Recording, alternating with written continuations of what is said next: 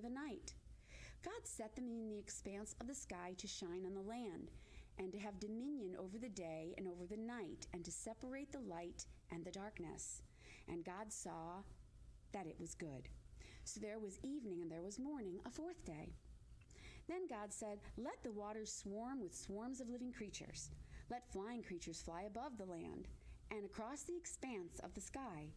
Then God created the large sea creatures and every living creature that crawls, with which the water swarms according to their species, as well as every winged flying creature according to their species. And God saw that it was good. Then God blessed them by saying, "Be fruitful and multiply and fill the water in the seas. Let the flying creatures multiply on the land." So there was evening and there was morning, a fifth day. I know why they have a pointer now. I wish I had a yacht, a pointer to do this with. Totally have one. We totally have one. We'll make sure we get one. We'll keep moving. So where are we now? So there was morning and there was evening and there was morning, a fifth day. Okay, good. Then God said, "Let the land bring forth living creatures according to their species, livestock, crawling creatures, and wild animals according to their species." And it happened so. God made the wild animals according to their species, the livestock according to their species, and everything that crawls on the ground, each according to its species. And God saw that it was good. Then God said, "Let us make man in our image, after our likeness. Let them rule over the fish of the sea, over the flying creatures of the sky, over the livestock, over the whole earth, and over every crawling creature that crawls on the land." God created humankind in his image. In the image of God, he created him. Male and female, he created them. God blessed them, and God said to them, "Be fruitful and multiply, fill the land and conquer it. Rule over the fish of the sea, the flying creatures of the sky, and over every animal that crawls on the land." Then God said, "I have just given you every green plant yielding seed that is on the surface of the whole land, and every tree which has the fruit of a tree yielding seed.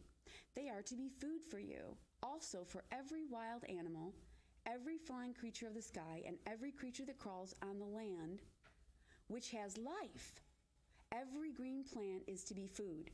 And it happened so. So God saw everything that he made, and behold, it was very good. So there was evening, and there was morning, the sixth day. So the heavens and the earth were completed along with their entire array. God completed on the seventh day his work that he made, and he ceased on the seventh day from all his work that he made. Then God blessed the seventh day and sanctified it, for on it he ceased from all his work that God created for the purpose of preparing. These are the genealogical records. These are the genealogical records of the heavens and the earth when they were created at the time when Adonai Elohim made land and sky. Now no shrub of the field was in the land yet, and no green plants of the field had sprouted yet, for Adonai Elohim had not caused it to rain upon the land, and there was no one to work the ground. But a mist came up from the land and watered the whole surface of the ground. Then Adonai Elohim formed the man out of the dust from the ground, and he breathed into his nostrils a breath of life. So the man became a living being. Then Adonai Elohim planted a garden in Eden in the east, and there he put the man whom he had formed. Then Adonai Elohim caused to sprout from the ground every tree that was desirable to look at and good for food. Now the tree of life was in the middle of the garden, and also the tree of knowledge of good and evil. A river flowed out of Eden to water the garden. From there it divided and became 4 riverheads. The name of... We're going to remember the words, the name of. This is where we have our first art pictures in the Bible. And Hannah did the art pictures so that you can actually see them in here. It's just going to be great. So they're in this book. So we move on to this next page, right? We got to get the piece of, yeah, that's the Torah back there. Okay, good. So we've got, she's going to get the pointer for me because this will be easier. Do you know that Jewish people, when they read out of Torah scrolls like that, they actually use a pointer to follow the lines of Scripture. And you always read with another person sitting with you so that they can watch to make sure that you don't miss something. And that way we don't miss a word inside the text. So Hannah and I are doing this together, right? Because everything is established by two witnesses. So she's my witness of what I'm reading, and that what I'm reading and I'm telling you is actually in the word. So this is called a yad, which means hand, right? So we're going to start at the end of this page, flip past the pictures, and go on with the rest of this story. So at verse 11, we're saying, chapter 2, verse 11, the name of the first is Pishon, the one that winds around the whole land of the Havilah, where there is gold. The gold of that land is good. Bdellium and lapis lazuli stones are also there. The name of the second river is Gihon. It winds around the whole land of Cush. The name of the third river is Tigris. Tigris. It's there. Tigris. Yeah. It runs east of Assyria, and the fourth river is Euphrates. Then Adonai Elohim took the man and gave him rest in the Garden of Eden in order to cultivate it and watch over it. Then Adonai Elohim commanded the man, saying, "From all the trees of the garden you are most welcome to eat. But of the tree of the knowledge of good and evil you must not eat. For when you eat from it, you most assuredly will die." Then Adonai Elohim said, "It is not good for the man to be alone. Let me make a well-matched helper for him." Adonai Elohim had formed from the ground every animal of the field and every flying creature of the sky, so he brought them to the man to see what he would call them. Whatever the man called them, each living creature, that was its name. So the man gave names to all of the livestock and to the flying creatures of the sky and to all the animals of the field. But for the man he did not find a well-matched helper for him. Adonai Elohim caused a deep sleep to fall on the man, and he slept. And he took one of his ribs and closed up the flesh in its place. Adonai Elohim built the rib which he had taken from the man into a woman. Then he brought her to the man. Then the man said, "This one at last is bone of my bones and flesh from my flesh. This one is called woman, for from man was taken this one." This is why a man leaves his father and his mother and clings to his wife, and they become one flesh. Now both of them were naked, the man and his wife, and they were not ashamed. But the serpent was shrewder than any animal of the field that Adonai Elohim made. So it said to the woman, "Did God really say you must not eat from all the trees of the garden?" The woman said to the serpent, "Of the fruit of the trees we may eat, but of the fruit of the tree which is in the middle of the garden, God said, you must not eat of it, and you must not touch it, or you'll die." The serpent said to the woman, "You most assuredly won't die, for God knows that when you eat of it, your eyes will be opened, and you will be like God, knowing good and evil." Now the woman saw that the tree was good for food, and that it was a thing of lust for the eyes, and that the tree was desirable for imparting wisdom. So she took of its fruit, and she ate. She also gave to her husband, who was with her, and he ate. Then the eyes of both of them were opened, and they knew they were naked. So they sewed fig leaves together and made for themselves loin coverings. And they heard the sound of Adonai Elohim going to and fro in the garden in the wind of the day. So the man and his wife hid themselves from the presence of Adonai Elohim in the midst of the tree of the garden. Then, in the midst of the tree of the garden. Got it. Sorry. Then I don't know. It's good. See, I know, right? Isn't it great? Got to read what it actually says because it's amazing. Then Adonai Elohim called to the man, and he said to him, "Where are you?" Then he said, "Your sound. I heard it in the garden, and I was afraid. Because I am naked, I hid myself." Then he said, "Who told you that you are naked? Have you eaten from the tree from which I commanded you not to eat?" Then the man said, "The woman whom you gave to be with me, she gave me of the tree, and I ate." Adonai Elohim said to the woman, "What did you do?" The woman said, "The serpent deceived me, and I ate." Adonai Elohim said to the serpent, "Because you did this, cursed are you above all the livestock, and above every animal of the field. On your belly will you go, and dust will you eat all the days of your life. I will put animosity between you and the woman, between your seed and her seed. He will crush your head, and you will crush his heel." To the woman he said, "I will greatly increase your pain from conception to labor. In pain will you give birth to children. Your desire will be toward your husband, yet he must rule over you." Then to the man he said, because you listened to your wife's voice and ate of the tree which I commanded you not, saying, you must not eat of it. Cursed is the ground because of you. With pain will you eat of it all the days of your life. Thorns and thistles will sprout for you, and you will eat the plants of the field. By the sweat of your brow will you eat food, until you return to the ground, since from it were you taken. For you are dust, and to dust will you return. Now Adam named his wife Eve, because she was the mother of all the living. Adonai Elohim made Adam and his wife tunics of skin, and he clothed them. Then Adonai Elohim said, behold, the man has become like one of us, knowing good and evil. So now, in case he stretches out his hand and takes also from the tree of life, and eats and lives forever, Adonai Elohim sent him away from the Garden of Eden to work the ground from which he had been taken. And he expelled the man, and at the east of the Garden of Eden he had cheruvim dwell, along with the whirling sword of flame, to guard the way to the tree of life.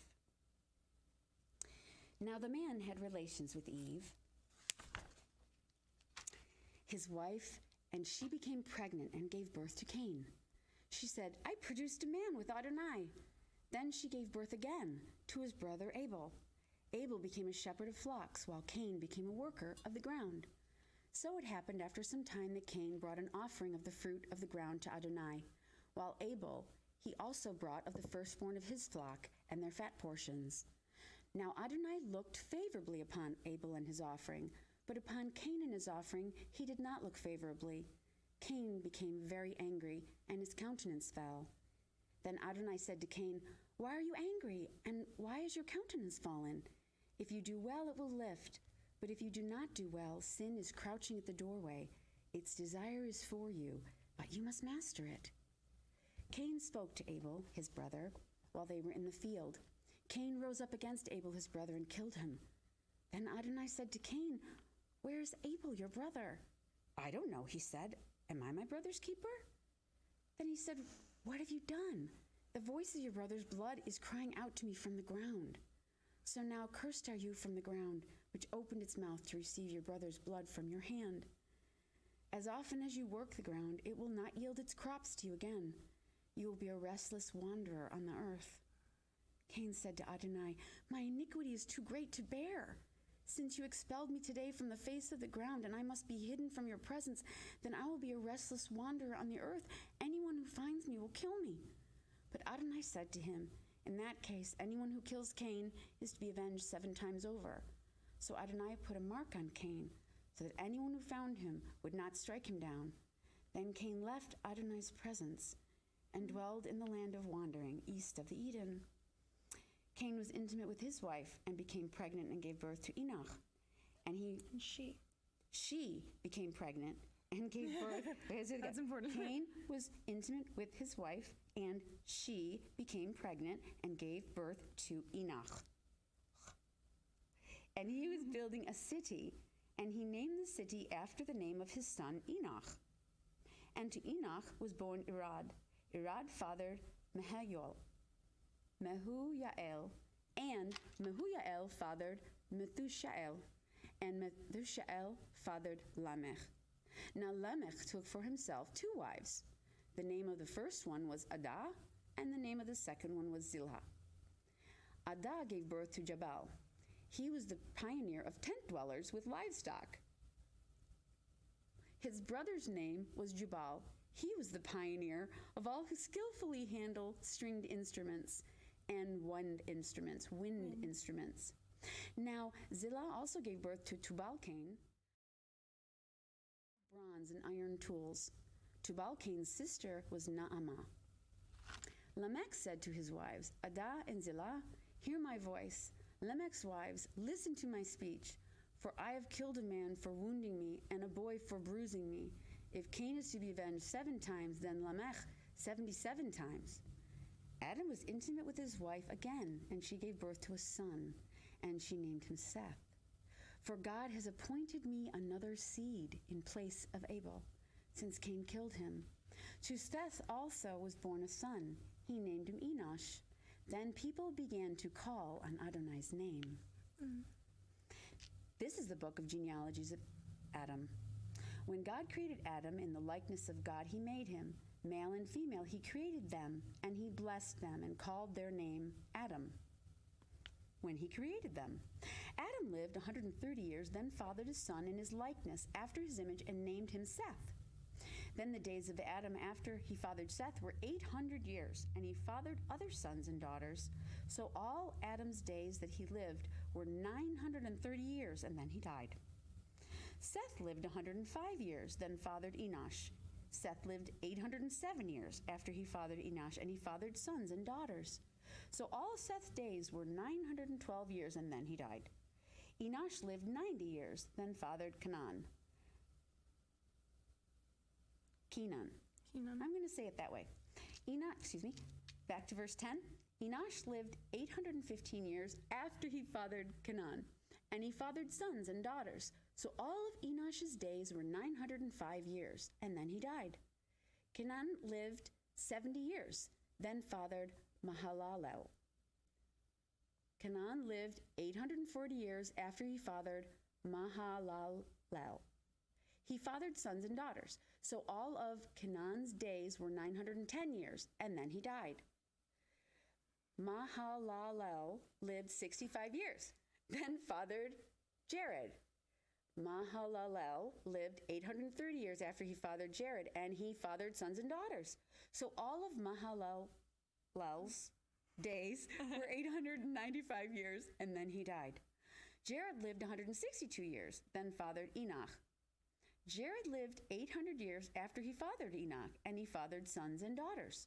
So all of Jared's days were 962 years, and then he died. Enoch lived 65 years, then fathered Methuselah. Now Enoch walked with God continually for 300 years after he fathered Methuselah, and he fathered sons and daughters. So all of Enoch's days were 365 years. And Enoch continually walked with God, and then he was not there because God took him. Methuselah lived 187 years and fathered Lamech. And Methuselah lived 782 years after he fathered Lamech, and he fathered other sons and daughters. So all of Methuselah's days were 969 years, and then he died. Lamech lived 182 years, and he fathered a son. And he named him Noah, saying, "This one will comfort us from all our work and from the pain." From our work. Okay, great. And again, from verse 29, 5:29, and he named him Noah. We pronounce it Noach. He named him Noach, saying, "This one will comfort us from our work and from the pain of our hands because of the ground which Adonai cursed." Lamech lived 595 years after he fathered Noach, and he fathered sons and daughters. So all of Lamech's days were 777 years, and then he died. And Noah was 500 years old when he fathered Shem, Ham, and Japheth. Now when humankind began to multiply on the face of the ground, and daughters were born to them, then the sons of God saw that the daughters of men were good, and they took for themselves wives, any they chose. Then Adonai said, "My spirit will not remain with humankind forever, since they are flesh. So their days will be 120 years. The Nephilim were on the earth in those days, and also afterward, whenever the sons of God came to the daughters of men and gave birth to them. Those were the mighty men of old, men of renown.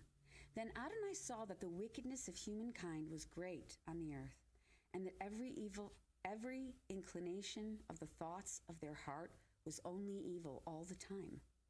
So Adonai regretted that he made humankind on the earth, and his heart was deeply pained. So Adonai said, "I will wipe out humankind whom I've created from the face of the ground, from humankind to livestock, crawling things, and the flying creatures of the sky, because I regret that I made them." But Noah found favor in Adonai's eyes. That was one whole parsha reading, and Jewish people read the entire Torah, all the way from the beginning of Genesis to the end of Deuteronomy every year. And what we just read is in the beginning. And this reading is what we'll be reading 1 week from today, if you'd like to start reading the Bible on the journey that Israel makes around the Word of God from the beginning of Genesis to the end of Deuteronomy every year.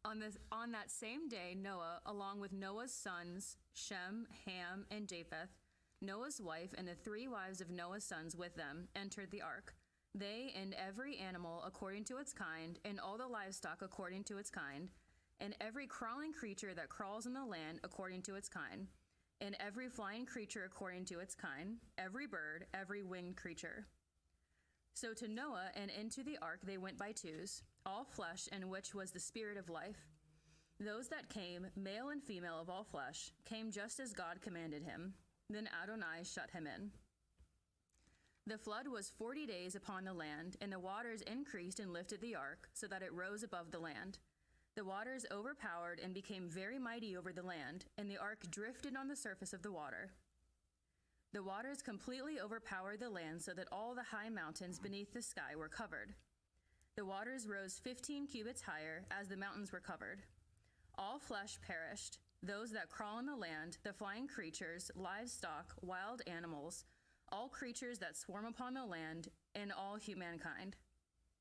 Everything that had the breath of the spirit of life in its nostrils, everything on dry land died. So he wiped out all existence that was upon the surface of the ground, everything from people to livestock, to crawling creatures, and to flying creatures of the sky. They were wiped out off the land. Only Noah and those with him in the ark survived. The waters overpowered the land for 150 days.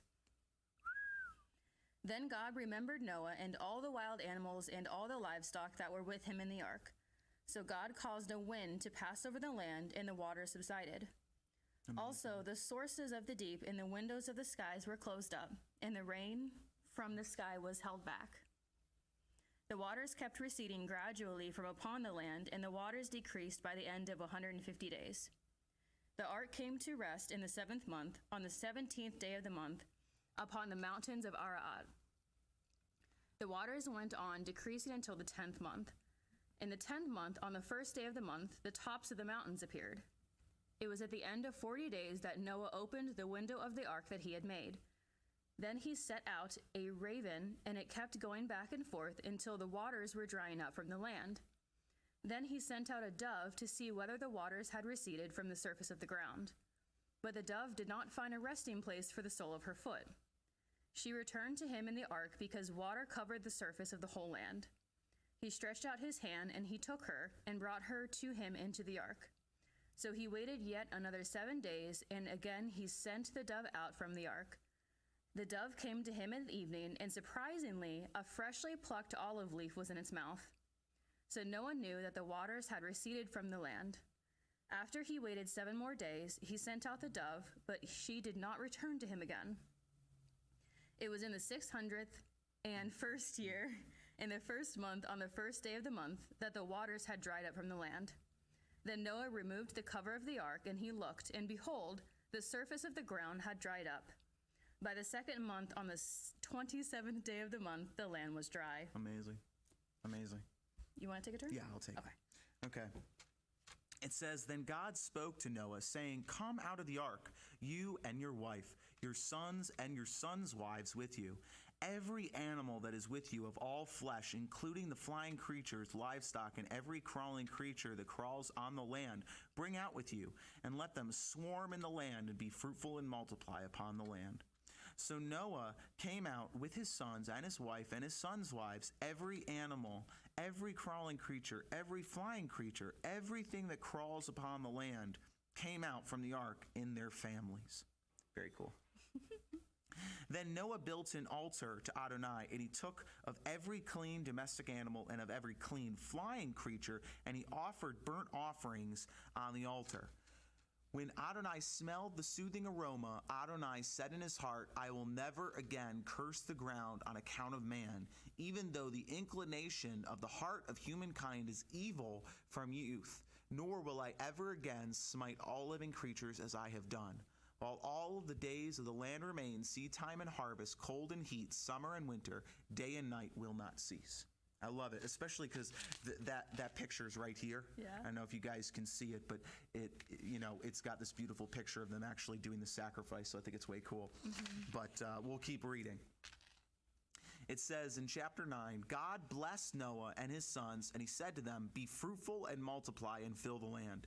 The fear and terror of you will be on every animal and on every flying creature of the sky, with everything that crawls on the ground and with all the fish of the sea. Into your hand they are given. Every crawling creature that is alive will be food for you, as are the green plants. I have now given you everything.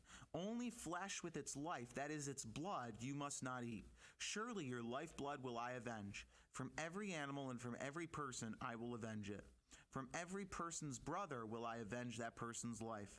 The one who sheds human blood by a human will his blood be shed, for in God's image he made humanity." Wow. It's very beautiful. "But as for you, be fruitful and multiply, flourish in the land and multiply in it." Then God said to Noah and to his sons with him, saying, "Now behold, I am about to establish my covenant with you and with your seed after you, and with every living creature that is with you, including the flying creatures, the livestock, and every wild animal with you, of all that is coming out of the ark. Every animal of the earth, I will confirm my covenant with you. Never again will all flesh be cut off by the waters of the flood, and never again will there be a flood to ruin the land." Then God said, "This is the sign of the covenant that I am making between me and you, and every living creature that is with you for all future generations. My rainbow do I place in the cloud, and it will be a sign of the covenant between me and the land. Whenever I bring clouds over the land and the rainbow appears in the clouds, I will remember my covenant that is between me and you and every living creature of all flesh. Never again will the waters become a flood to destroy all flesh. When the rainbow is in the cloud, I will look at it to remember the perpetual covenant between God and every living creature of all flesh that is on the land." Then God said to Noah, "This is the sign of the covenant that I have confirmed between me and all flesh that is on the land." Noah's sons who came out from the ark were Shem, Ham, and Japheth, and Ham was the father of Canaan. These three were Noah's sons, and from these the whole earth dispersed. Then Noah, a man of the soil, was first to plant a vineyard. He drank some of the wine, got drunk, and was uncovered in his tent. Then Ham, Canaan's father, saw his father's private parts and told his brothers outside. So Shem and Japheth took the cloak and laid it over both their shoulders and walked backwards, and with it covered their father's private parts. But their faces were turned away, so they did not see their father's private parts. When Noah woke up from his wine, he learned about what his youngest son had done to him. So he said, "Cursed is Canaan, the lowest slave will he be to his brothers." He also said, "Blessed be Adonai, God of Shem, and let Canaan be his servant. May God enlarge Japheth, may he dwell in the tents of Shem, and may Canaan be his slave." It's very honoring. Yeah. It's very honoring. It says, "Now Noah lived 350 years after the flood. So all Noah's days were 950 years. Then he died." It's a long time to be alive. Chapter 10. And these are the genealogical records of Noah's sons, Shem, Ham, and Japheth. Sons were born to them after the flood. Japheth's sons were Gomer, Magog, Madai, Javan, Tubal, Meshech, and Teras. Gomer's sons were Ashkenaz, Riphath, and Togarmah. Java's sons were Elisha and Tarshish, Kittites, and Dodanites. From these, the coastlands of the nations spread out in their land, each one according to his language, according to their families, into their nations. Ham's sons were Cush, Mizraim, Put, and Canaan. Cush's sons were Seba, Havilah, Sabta, Ra'amah, and Sabtacha. And Ramah's sons were Sheba and Dedan. Now, Cush fathered Nimrod. He started to become mighty in the land. He was a mighty hunter before Adonai. This is what is said, like Nimrod, a mighty hunter before Adonai. The beginning of his kingdom included Babel, Erech, Akkad, and Calneh in the land of Shinar. From that land he went out to Assyria and built Nineveh, Ovart, Ir, Calah, and Rezin, between Nineveh and Calah, and it is the great city. Mizraim fathered the Ludites, the Anamites, the Lehabites, the Nephtuhites, the Pathrusites, the Casluhites, from whom came the Philistines and the Caphtorites. Just saying, people, this is tough stuff to read. You're doing such a good job. Canaan fathered Sidon, his firstborn, Heth, the Jebusite, the Amorite, the Girgashite, the Hivite, the Archite, the Sinite, the Arvadite, the Zemarite, and the Hamathite. And afterwards, the Canaanite families were scattered. Now, the Canaanite border was from Zidon as you go toward Gerar, as far as Gaza, as you go toward Sodom and Gomorrah, Admah and Zeboim, as far as Lasha. These are Ham's sons according to their families, according to their languages, in their lands, in their nations. Praise the Lord. Sons were also born to Shem, who was Japheth's older brother and the father of all the sons of Eber. Shem's sons were Elam, Asur, Arbashad, Lud, and Aram. Aram's sons were Uz, Hul, Gether, and Mash. Arpachshad fathered Shelah, and Shelah fathered Eber. 2 sons were born to Eber. The name of the first was Peleg, because in his days the land was divided, and his brother's name was Joktan. Joktan fathered Elamodad, Shelef, Hazar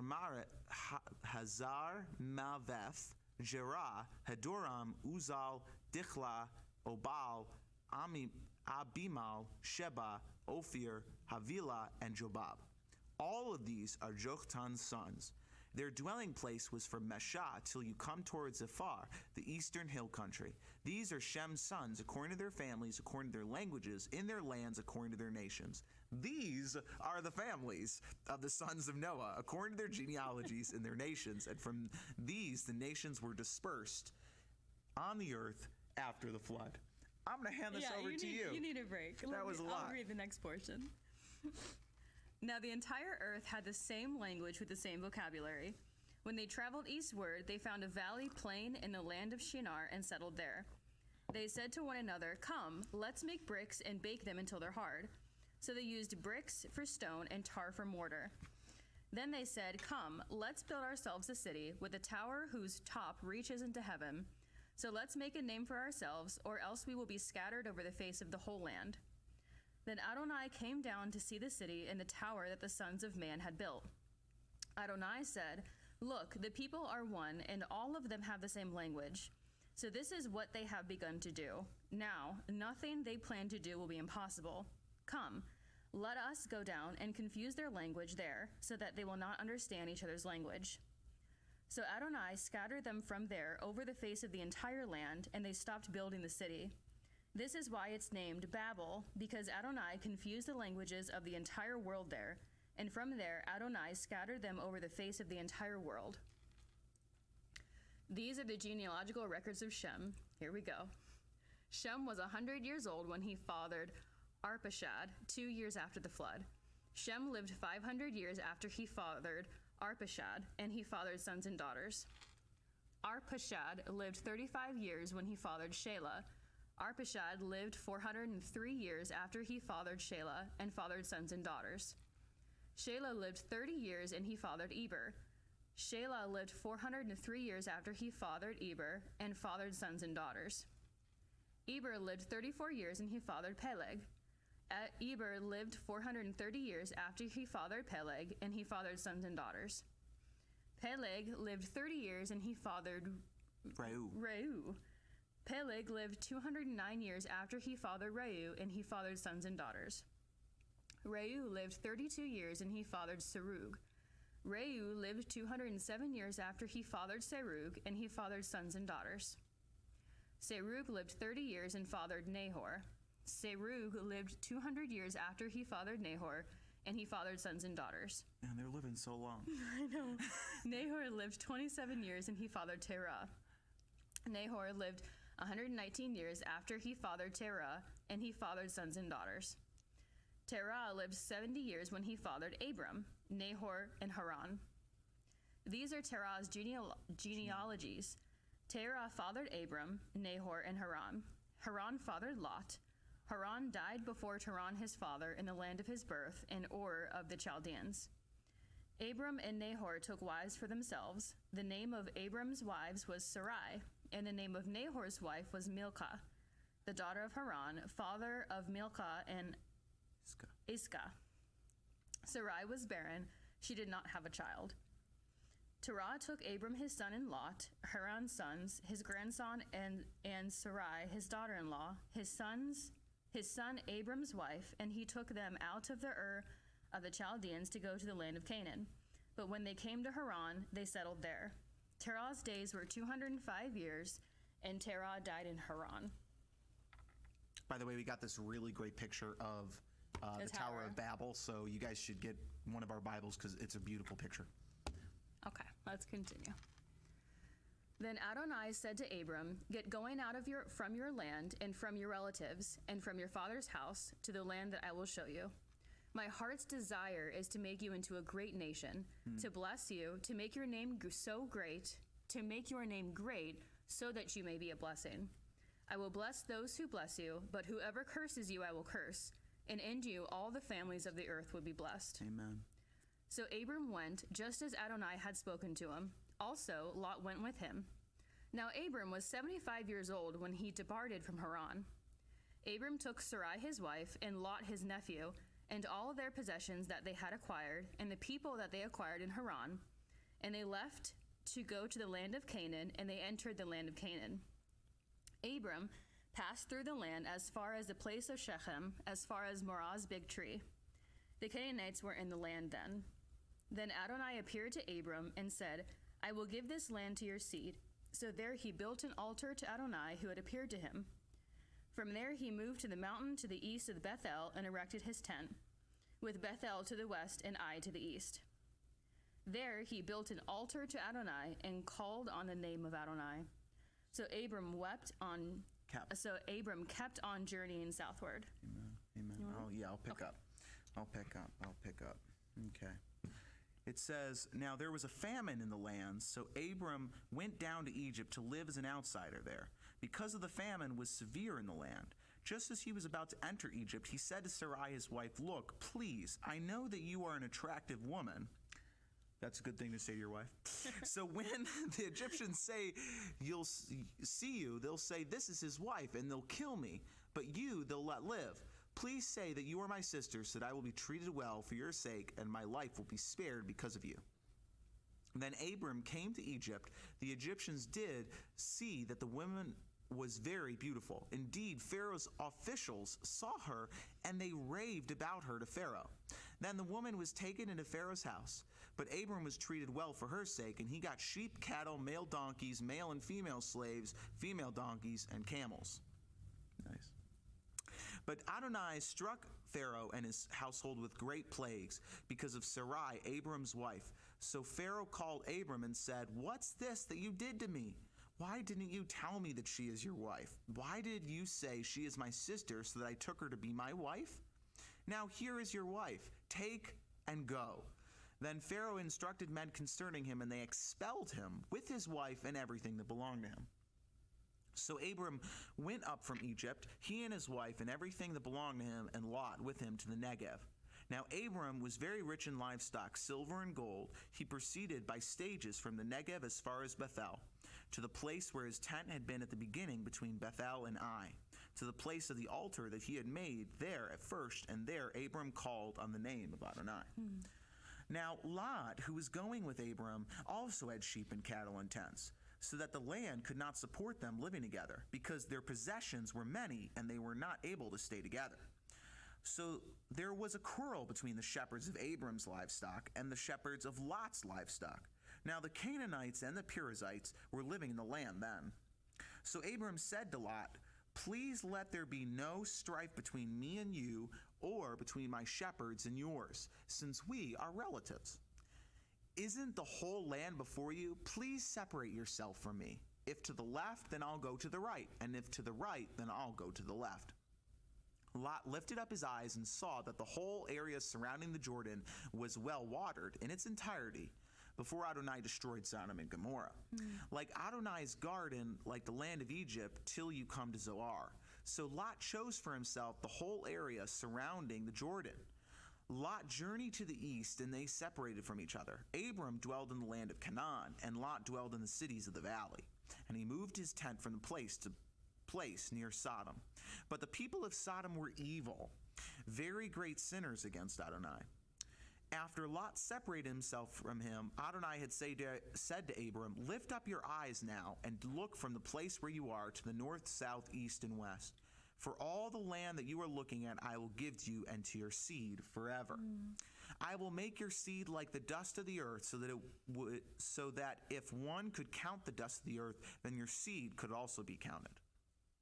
Get up, walk about the land through its length and width, for I will give it to you." So Abram moved his tent from place to place and came and dwelt by Mamre's large trees, which are in Hebron, and there built an altar to Adonai. Chapter 14.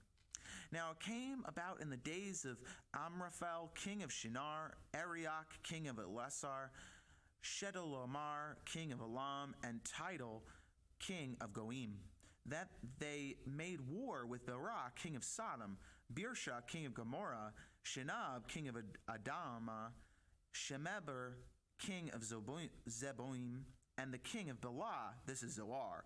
And all these kings joined forces in the valley of the Siddim, that is the Salt Sea. For 12 years they had served Chedorlaomer, but in the 13th year they rebelled. In the 14th year, Chedorlaomer came with the kings who were with him, and they defeated the Rephaim. And in Ashtaroth Karnaim, with Zuzim in Ham, and the Emim in Sheveh Kiratim, and the Horites in the hill country of Seir, as far as El Paran, which is beside the wilderness. Then they came again to En Mishpat, that is Kadesh, and they subdued all the territory of the Amalekites, as well as the Amorites, who live in Hazan Tamar. Then the king of Sodom, the king of Gomorrah, the king of Admah, the king of Zeboim, and the king of Bela, this is Zor, went out and lined themselves up for battle with them in the valley of Siddim, against Chedorlaomer, king of Elam, Tidal, king of Goim, Amiraphel, king of Shinar, and Arioch, king of Elasar. 4 kings against 5. Quite a showdown. Now the valley of the Siddim was full of tar pits, and as the kings of Sodom and Gomorrah fled, they fell into them, and those who remained fled to the hills. So they took all of Sodom and Gomorrah possessions and their food and left. They also took Lot, Abram's nephew, and his possessions, and they left, as he was living in Sodom. Then a survivor came and told Abram the Hebrew, who was dwelling by the large trees belonging to Mamre, the Amorite, the brother of Eshcol, and the brother of Aner. They were Abram's allies. When Abram heard that his kinsmen had been taken captive, he rallied his trained men, those born in his household, 318 of them, and went in pursuit as far as Dan. Then he divided his servants against them at night. He defeated them and pursued them as far as Hovah, which is in north of Damascus. He brought back all the possessions and also brought back his kinsman Lot and his possessions, as well as the women and the other people. Go Abram. Now, after he returned from defeating Chedorlaomer and the kings who were with him, the king of Sodom went out to meet him in the valley of Sheva. This is the king's valley. Then Melchizedek, king of Salem, brought out bread and wine. He was a priest of El Elyon. He blessed him and said, "Blessed be Abram by El Elyon, creator of heaven and earth, and blessed be El Elyon, who gave over your enemies into your hand." Then Abram gave him 1/10 of everything. Then the king of Sodom said to Abram, "Give me the people, the possessions take for yourself." But Abram said to the king of Sodom, "I raise my hand in oath to Adonai, El Elyon, creator of heaven and earth. Not a thread or even a sandal strap of all that is yours will I take, so you will not say, 'I've made Abram rich.' I claim nothing, but when the young men have eaten, and the share of the men who went with me, Aner, Eshcol, and Mamre, let them take their share." Well, I'm going to pick up right here. Yes, This is my favorite part. this is a good the problem. section. Every part is my favorite part, though. So, after these things, the word of Adonai came to Abram in a vision, saying, "Do not fear, Abram. I am your shield, your very great reward." But Abram said, "My Lord Adonai, what will you give me, since I am living without children, and the heir of my household is Eliezer of Damascus?" Then Abram said, "Look, you have given me no seed, so a house-born servant is my heir." Then behold, the words of Adonai came to him, saying, This one will not be your heir, but in fact, one who will come from your own body will be your heir. He took him outside and said, Look up now at the sky and count the stars, if you are able to count them. Then he said to him, So shall your seed be. It's way cool. Then he believed in Adonai, and he reckoned it to him as righteousness. Then he said to him, I am Adonai, who brought you out from Ur of the Chaldeans, in order to give you this land to inherit it. So he said, My Lord Adonai, how will I know that I will inherit it? Then he said to him, Bring me a 3-year-old young cow, a 3-year-old she-goat, a 3-year-old ram, a turtle dove, and a young bird. So he brought all these to him and cut them in half, and put each piece opposite each other. But he did not cut the birds. Then birds of prey came down upon the carcasses, but Abram drove them away. When the sun was about to set and a deep sleep fell on Abram, behold, terror of great darkness was falling upon him. Then he said to Abram, Know for certain that your seed will be strangers in a land that is not theirs, and they will be enslaved and oppressed 400 years. But I am going to judge the nation that they will serve. Afterward, they will go out with many possessions. But you will come to your fathers in peace. You will be buried at a good old age. Then in the 4th generation they will return here, for the iniquity of the Amorites is not yet complete. When the sun set and it became dark, behold, there was a smoking oven and a fiery torch that passed between these pieces. That's so right cool here, to right read. here. If you guys can see this, that's what this picture is illustrating. It's So one of my keep going, favorite keep going. pictures. On that day, Adonai cut a covenant with Abram, saying, I will give this land to your seed, from the river of Egypt to the great river, the Euphrates River, the Canaanites, the Kenizzites, the Kadmonites, the Hittites, the Perizzites, the Raphites, the Amorites, the Canaanites, the Girgashites, and the Jebusites. There's a lot of ites. Now Sarai, Abram's wife, had not borne him children, but she had an Egyptian slave girl. Her name was Hagar. So Sarai said to Abram, Look now, Adonai has prevented me from having children. Go, please, to my slave girl. Perhaps I'll get a son by her. Abram listened to Sarai's voice. So Sarai, Abram's wife, took her slave girl, Hagar the Egyptian, after Abram had lived 10 years in the land of Canaan, and gave her to Abram, her husband, to be his wife. Then he went to Hagar, and she became pregnant.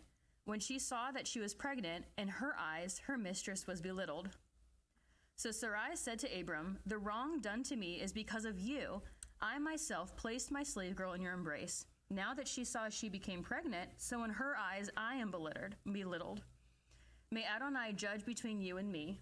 Abram said to Sarai, Look, your slave girl is in your hands. Do to her what is good in your eyes. So Sarai afflicted her, and she fled from her presence. Then the angel of Adonai found her by the spring water in the wilderness, next to the spring on the way to Shur. He said, Hagar, Sarai's slave girl, where have you come from, and where are you going? She said, I am fleeing from the presence of my mistress Sarai. The angel of Adonai said, Return to your mistress and humble yourself under her hand. Then the angel of Adonai said to her, I will bountifully multiply your seed, and they will be too many to count. Then the angel of Adonai said to her, Behold, you are pregnant and about to bear a son, and you shall name him Ishmael. For Adonai has heard your affliction. He will be a wild donkey of a man. His hand will be against everyone, and everyone's hand against him. And away from all his brothers will he dwell. So she called to Adonai who was speaking to her, You are the God who sees me. For she said, Would I have gone here indeed looking for him who looks after me? That is why the well is named, the well of the living one who sees me. Behold, it is between Kadesh and Bered. It's a beautiful story. Then Hagar gave birth to a son for Abram, and Abram named his son, whom Hagar bore, Ishmael. Abram was 86 years old when Hagar gave birth to Ishmael for Abram. Amen. When Abram was 99 years old, Adonai appeared to Abram, and he said to him, I am El Shaddai. Continually walk before me, and you will be blameless. My heart's desire is to make my covenant between me and you, and then I will multiply you exceedingly much. Abram fell on his face, and God spoke with him, saying, For my part, because my covenant is with you, you will be the father of a multitude of nations. No longer will your name be Abram, but your name will be Abraham, because I make you the father of a multitude of nations. Yes, I will make you exceedingly fruitful, and I will make you into nations, and kings will come forth from you. Yes, I will establish my covenant between me and you and your seed, and after you throughout their generations for an everlasting covenant, in order to be your God and your seed's God after you. I will give to you and to your seed after you the land where you are an outsider, the whole land of Canaan, as an everlasting possession, and I will be their God. God also said to Abraham, as for you, my covenant you must keep, you and your seed after you throughout their generations. This is my covenant that you must keep between me and your seed after you. All your males must be circumcised. You must be circumcised in the flesh of your foreskin, and this will become a sign of the covenant between me and you. Also, your 8-day-olds must be circumcised, every male throughout your generations, including a houseborn slave or a slave bought with money from any foreigner who is not of your seed. Your houseborn slave and your purchased slave must surely be circumcised. So my covenant will be in your flesh for an everlasting covenant. But the uncircumcised male, who is not circumcised in the flesh of his foreskin, that person will be cut off from his people. He has broken my covenant. God also said to Abraham, as for Sarai your wife, you shall not call her by the name Sarai. Rather, Sarah is her name. And I will bless her, and moreover, I will give you a son from her. I will bless her, and she will give rise to nations. Kings of the peoples will come from her. Then Abraham fell on his face and laughed, and said to his heart, will a son be born to a 100-year-old man? Or will Sarah, who is 90 years old, give birth? So Abraham said to God, if only Ishmael might live before you.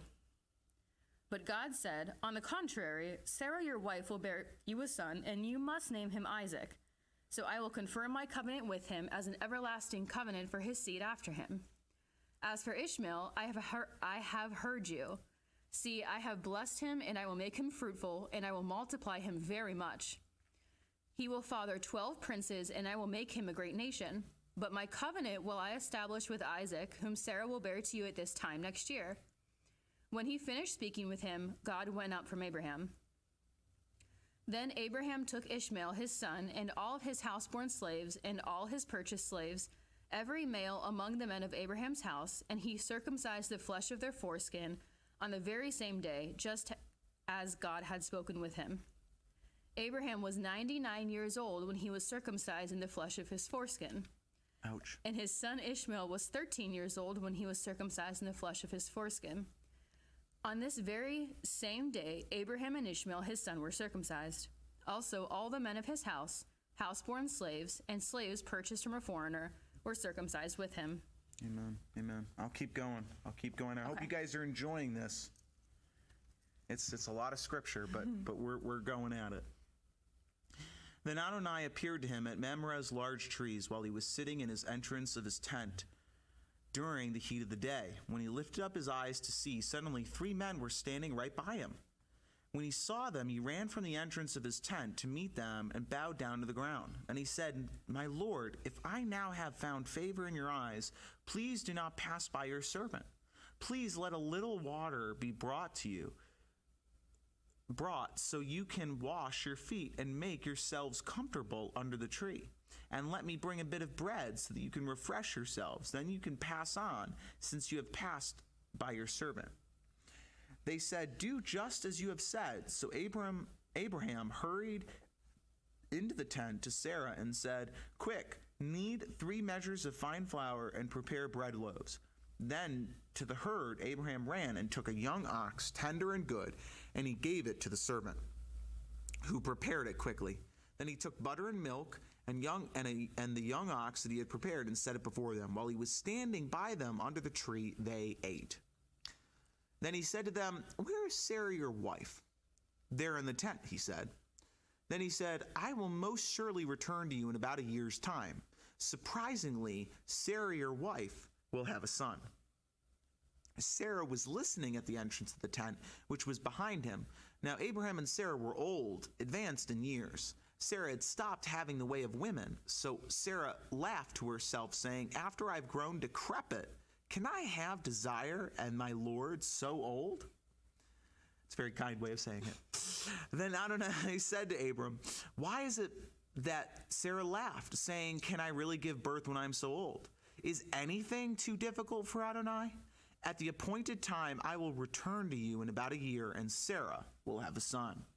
Sarah denied it, saying, I didn't laugh, for she was afraid. But he said, no, for you did laugh. Then the men got up from there and looked down over Sodom. Abraham was walking with them to send them off. When Adonai said, should I keep secret from Abraham what I am about to do, seeing that Abraham will most certainly become a great and mighty nation, and in him all the nations of the earth will be blessed? For I have made myself known to him, so that he will command his sons and his household after him to keep the way of Adonai by doing righteousness and justice, so that Adonai may bring upon Abraham what he has spoken about him. And then Adonai said, the outcry against Sodom and Gomorrah is great indeed, and their sin is very grievous indeed. I want to go down now and see if they deserve destruction, as its outcry has come to me, and if not, I will know. And then the men turned from there and went towards Sodom, but Abraham was still standing before Adonai. Abraham drew near and said, will you really sweep away the righteous with the wicked? Oh, I love this story. Suppose there are 50 righteous within the city. Will you really sweep them away and not spare the place for the sake of 50 righteous who are in it? For far be it from you to do such a thing, to cause the righteous to die with the wicked, so that the righteous and the wicked share the same fate? Far be it from you. Shall the judge of the whole world not exercise justice? Then Adonai said, if I find in Sodom 50 righteous people within the city, I will spare the whole place for their sake. Then Abraham answered and said, look, pray, I have decided to speak to my Lord, though I am dust and ashes. Suppose the 50 righteous people are lacking 5. Will you destroy the whole city for lack of 5? And he said, I will not destroy it if I find 45 there. So he spoke to them yet again and said, perhaps 40 will be found there. And he said, I will not do it for the sake of 40. I love how he's basically negotiating with God. It's really quite awesome. So Jewish, so Jewish. Then he said, please let my Lord not be angry so I may speak. Perhaps 30 will be found there. And he said, I will not do it if I find 30 there. Then he said, look, pray. I have decided to speak to my Lord. Perhaps 20 will be found there. And he said, I will not destroy it for the sake of 20. Then he said, please, let my Lord not be angry, so I may speak once more. Perhaps 10 will be found there. And he said, I will not destroy it for the sake of the 10. Now, when he had finished speaking to Abraham, Adonai left, and Abraham returned to his place. It's a very entertaining story. I feel like I've had these conversations with my daughter. Yeah. If Mom, can I have this? Yeah. And then can I have this? All right, chapter 19. It says, now the 2 angels came to Sodom in the evening while Lot was sitting at the gate of Sodom. When Lot saw them, he got up to meet them and bowed down with his face to the ground. Then he said, here, please, my Lord, please turn aside to your servant's house. Spend the night and wash your feet. Then you can get up early and go on your way. But they said, no, we will spend the night in the open plaza. But he urged them strongly, so they turned aside to him, and they came into his house. He prepared a feast for them and baked matzot, and they ate. That they had not yet laid down the men of the city, the men of Sodom, surrendered the house, from youth to elderly, all the peoples without exception. And they called out to Lot and said to him, what are the men who came to you tonight? Bring them out to us so that we can have relations with them. But Lot went out to them at the doorway and shut the door behind him, and he said, please, my brothers, don't act wickedly. Look, I have 2 daughters who have not been intimate with a man. Please let me bring them out to you. Do to them whatever is good in your eyes. However, do nothing to these men, since they have come under the protection of my roof. Again. Gonna be a long time. Get out of the way, they said. And they said, This one came as an outsider and dares to judge. Now will treat you worse than them." So they strongly pressed against the man, Lot, and moved in close to break the door down. But the men reached out their hands, brought Lot into the house with them, and shut the door. Then they struck the men at the doorway of the house with blindness from youth to elderly, so that they gave up trying to find the doorway. Then the men said to Lot, "Who else related to you is still here? A son-in-law, your sons, and your daughters, whoever else is related to you in the city, bring them out of this place. For we are about to destroy this place, because their outcry has become so great before Adonai that Adonai has sent us to destroy it." So Lot went out and spoke to his son-in-law, who were going to marry his daughters. "Get up," he said, "get out of this place, for Adonai is about to destroy the city." But in the eyes of his sons-in-law, he was like a joker. So when morning dawned, the angels rushed Lot, saying, "Get up, take your wife and your daughters who are here with you, or else you will be swept away with the city's iniquity." But he hesitated. So the men grabbed his hand, his wife's hand, and his 2 daughters' hands because of Adonai's compassion for him. And they brought him out and left him outside the city. When they brought them outside, one said, "Flee for your life. Do not look behind you, and do not stop anywhere in the surrounding area. Escape to the hills, or else you will be swept away." But Lot said to them, "No, my lord, please look, please. Your servant has found favor in your eyes, and you have magnified your merciful loyalty, which you have shown me by letting me live. But I can't escape to the hill country, for the disaster will overtake me, and I'll die. Look, please, this city is close enough to flee there, and it's little.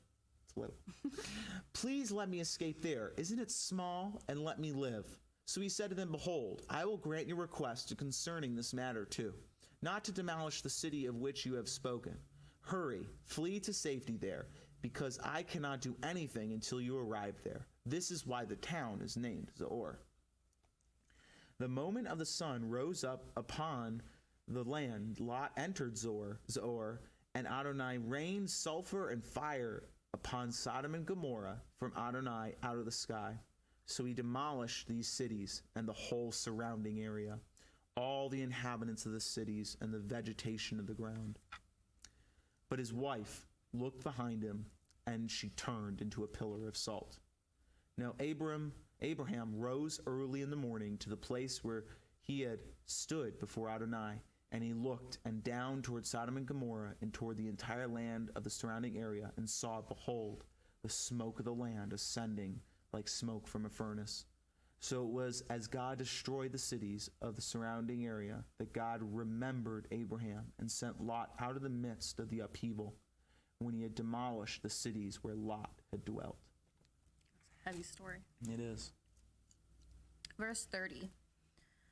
Then Lot went up from Zoar and dwelled on the mountain, his 2 daughters with him, because he was afraid to dwell in Zoar.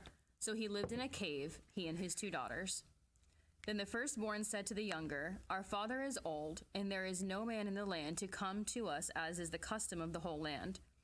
Come on, let's make our father drink wine, so that we can lie with him and keep the seed from our father alive."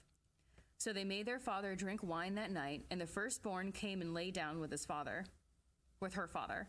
Yet he did not know that she lay down and got up.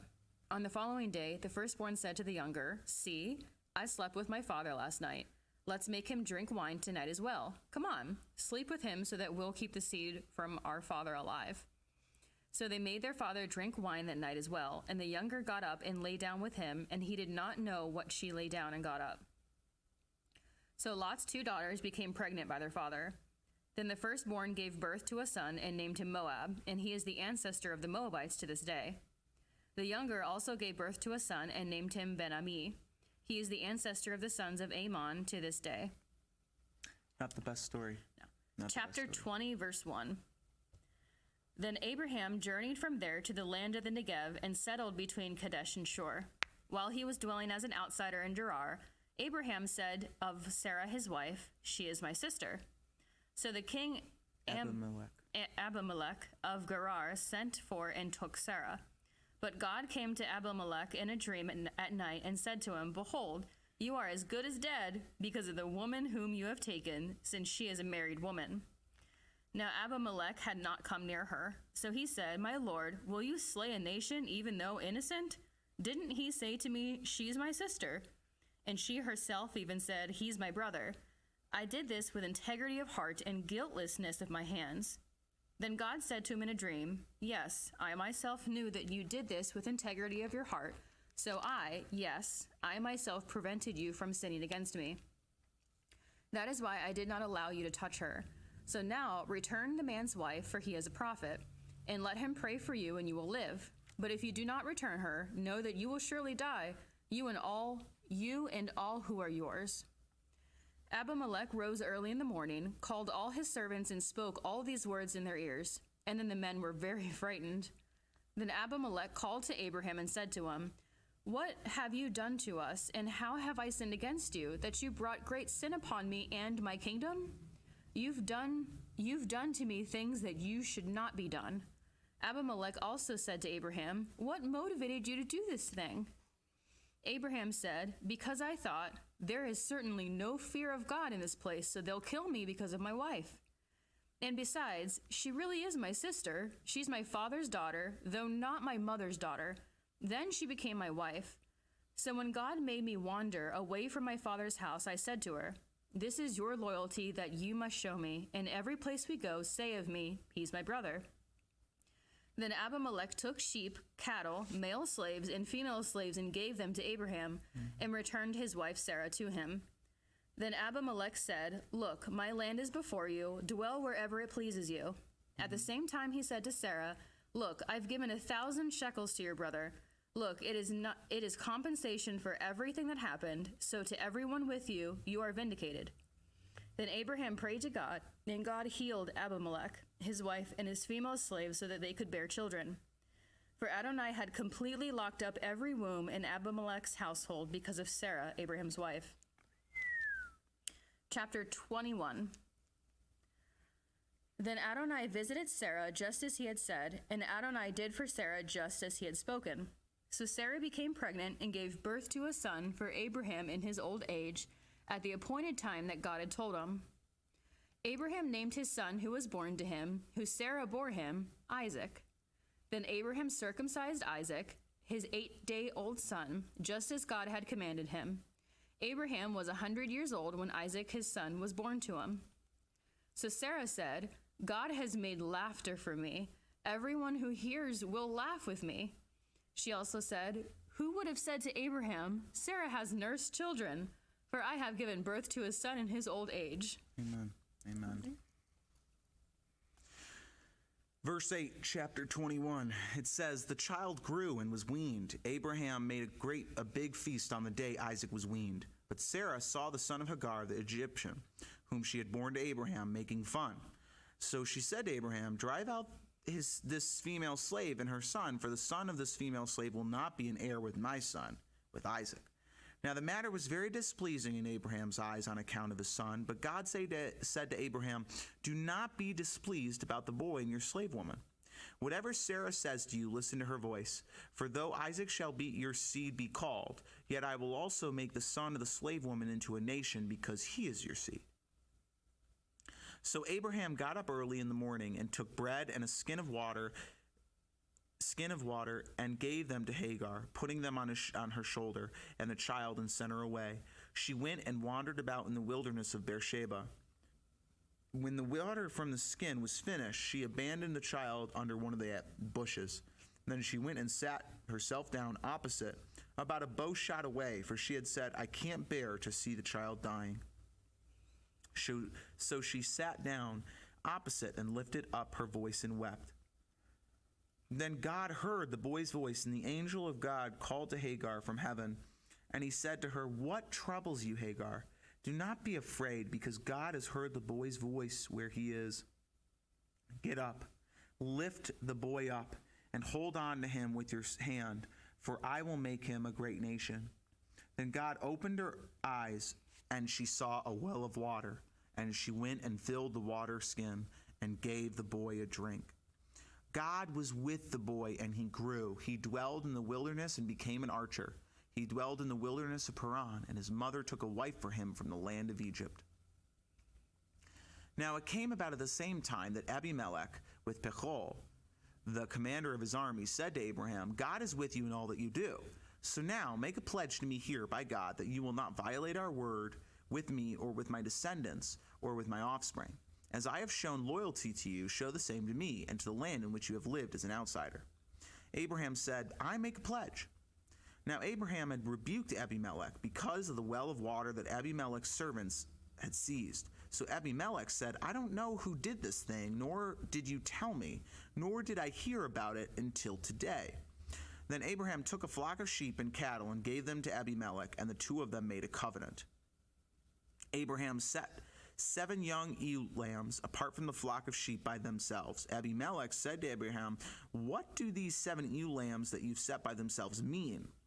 He said, you are to accept the 7 ewe lambs from my hand, so that they may be a witness for me that I dug this well. That is why this place is named Beersheba, because there both of them made a pledge, and they made a covenant in Beersheba. Then Abimelech got up with Pechol, the commander of his army, and they returned to the land of the Philistines. Then he planted a tamarisk tree in Beersheba and called there on the name of Adonai and the everlasting God. He lived as an outsider in the land of the Philistines for many days. Chapter 22. Now it was after these things that God tested Abraham. He said to Abraham, he said to him, Abraham, Hineni, he said. Then he said, take your son, your only son whom you love, Isaac, and go to the land of Moriah and offer him there as a burnt offering on one of the mountains about which I will tell you. So Abraham got up early in the morning, saddled his donkey, and took 2 of his young men with him, and Isaac his son. He split wood for the burnt offering and got up and went to the place about which God had told him. On the 3rd day, Abraham lifted up his eyes and saw the place from a distance. Abraham said to his young men, sit yourselves down here with the donkey. As for me and the young man, we'll go over there, worship, and return to you. And then Abraham took the wood for the burnt offering, put it on Isaac, his son. In his hand he took the fire and the knife. So the 2 of them walked on together. Then Isaac said to Abraham, his father, my father? Then he said, here I am, son, my son. He said, look, here is the fire and the wood, but where's the lamb for a burnt offering? Abraham said, God will provide for himself a lamb for a burnt offering, my son. The 2 of them walked on together. Then they came to the place about which God had told him, and Abraham built the altar there, laid out the wood, bound up Isaac his son, and laid on it the altar on top of the wood. Then Abraham reached out his hand and took the knife to slaughter his son. But the angel of Adonai called to him from heaven and said, Abraham, Abraham. He said, Hineni. Then he said, do not reach out your hand against the young man. Do nothing to him at all. For now I know that you are the one who fears God. You did not withhold your son, your only son, from me.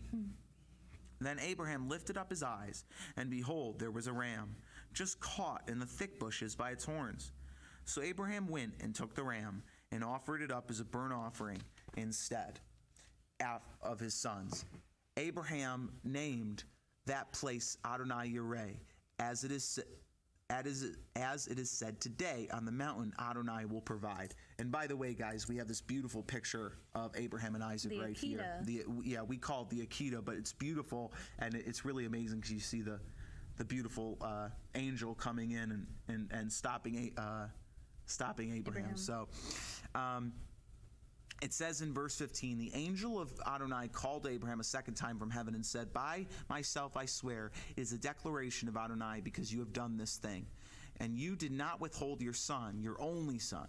I will richly bless you and bountifully multiply your seed like the stars of heaven and like the sand that is on the seashore. And your seed will possess the gate of his enemies. In your seed all the nations of the earth will be blessed, because you obeyed my voice.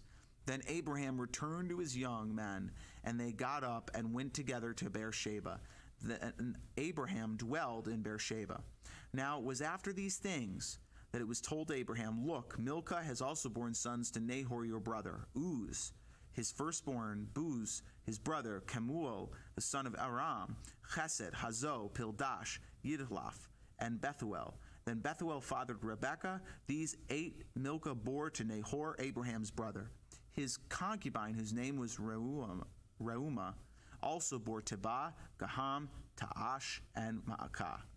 And with that, I have to say we are going to hand it over to my sister and Sir Alex to keep going in the story of Abraham and Isaac.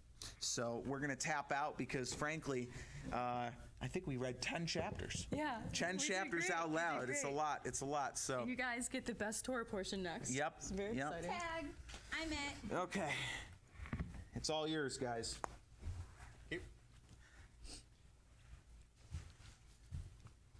Hey, everybody. Welcome to Torah in a Day. We're going to start back in Genesis 23, and I'm going to start. Is that okay? Yeah, no. Okay, great. Chayei Sarah. Parshat Chayei Sarah. Genesis 23. Now Sarah's life was 127 years, the years of Sarah's life. Sarah died in Kiriath Arba, that is Hebron, in the land of Canaan. Abraham came to mourn for Sarah and to weep over her. Then Abraham rose from before his dead one and spoke to the sons of Heth, saying, I am an outsider and a sojourner among you. Give me a gravesite among you so that I may bury my dead from before my presence. The sons of Heth answered Abraham, saying to him, Listen to us, my lord. You are a prince of God among us. Bury your dead in the best of our graves. None among us will withhold his grave from you to bury your dead one. Then Abraham got up and bowed down to the people of the land, to the sons of Heth, and spoke with them, saying, If you are of a mind to let me bury my dead from before my presence, listen to me. Plead with Ephron, the son of Zophar, on my behalf, that he may give me the cave of Machpelah that belongs to him, that is, at the end of his field. At the full price, let him give it to me in your midst for a gravesite. Now, Ephron was sitting in the midst of the sons of Heth, and Ephron the Hittite answered Abraham in the ears of the sons of Heth, all those who enter the gate of his city, saying, No, my lord, listen to me. The field, I hereby give it to you, also the cave that is in it, I hereby give it to you. In the eyes of the sons of my people, I hereby give it to you. Bury your dead one.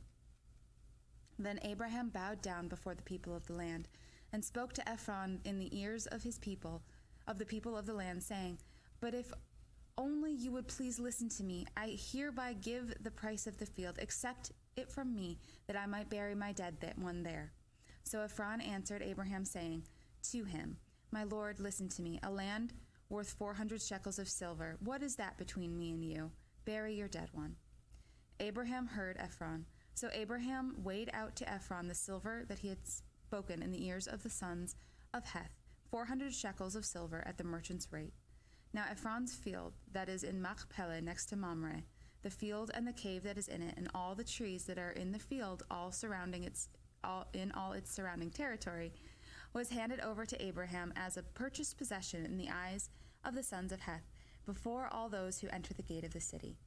Afterward, Abraham buried Sarah his wife in the cave of the field of Machpelah next to Mamre, which is Hebron, in the land of Canaan. So the field and the cave that was in it were handed over to Abraham as a gravesite from the sons of Heth. Chapter 24. Now Abraham was old, advanced in years, and Adonai blessed Abraham in everything. Then Abraham said to his servant, the oldest of his household, who managed everything that belonged to him, Now put your hand under my thigh, so that I may make you take an oath by Adonai, the God of heaven and the God of earth, that you will not take a wife for my son from among the daughters of the Canaanites, among whom I am dwelling. On the contrary, go to my land and to my relatives, you must go, and get a wife for my son Isaac. Heck yeah. But the servant said to him, Suppose the woman were unwilling to follow after me to this land. Should I then have your son go back to the land you came from? Abraham said to him, See to it that you don't return my son there.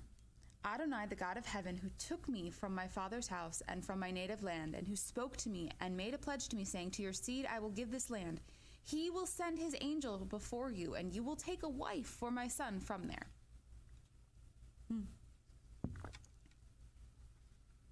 If the woman is not willing to follow after you, then you will be free from this oath of mine. Nevertheless, you must not return my son there." So the servant put his hand under the thigh of Abraham his master, and he made a pledge to him concerning this matter. Then the servant took 10 of his master's camels and left with all the best of his master's things in his hand.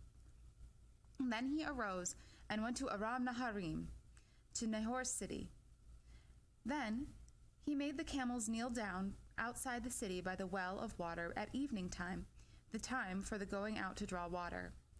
"Adonai, the God of Abraham my master," he said, "please make something happen before me today, and show loyalty to Abraham my master. Look, I am standing by the spring of water, and the daughters of the men of the city are going out to draw water. Now let it be that the young woman to whom I say, 'Please tip your jar so that I may drink,' and she will say, 'Drink, and I'll also water your camels,' let her be the one you have appointed for your servant Isaac. So by this I'll know that you have shown graciousness to my master." Now before he had finished speaking, behold, there was Rebekah, who was born to Bethuel, son of Milcah, wife of Nahor, Abraham's brother, going out with her jar on her shoulder. Now the young woman was very good-looking. That's a nice compliment in the Bible. A girl of marriageable age, and she was a virgin. She went down to the spring and filled her jar and came up. Then the servant ran to meet her and said, "Please, let me sip a little water from your jar." So she said, "Drink, my lord." And she quickly lowered her jar onto her hand and gave him a drink. Now when she finished giving him a drink, she said, "I'll also draw water for your camels until they've finished drinking." So she quickly poured out her jug into the trough, ran back to the well to draw water, and drew water for all his camels, while the man continued to pay close attention to her, keeping silent in order to know whether or not Adonai has made his way successful. Now after the camels had finished drinking, the man took out a nose ring of gold weighing 1/2 shekel, and 2 bracelets on her hands weighing 10 shekels of gold. "Whose daughter are you?" he said. "Please tell me, is there room in your father's house for us to spend the night?" And she said to him, I'm the daughter of Bethuel, son of Milcah, whom she bore to Nahor." She also said to him, "There's both straw and plenty of feed with us, as well as room to spend the night." Then the man bowed down and worshipped Adonai. And he said, "Blessed be Adonai, the God of my master Abraham, who has not forsaken his loyalty and his truth towards my master. As for me, Adonai has guided me in the way to the house of my master's brothers." Then the young woman ran and told her mother's house these things. Now Rebekah had a brother, and his name was Laban, and Laban ran outside to the man at the spring. As soon as he saw the nose ring and the bracelets on his sister's hands, and when he heard the words of Rebekah his sister saying, "Thus the man said to me," he went out to the man. There he was, standing by the camels at the spring. So he said, "Come in, blessed of Adonai. Why are you standing outside when I've tidied up the house and there is room for the camels?"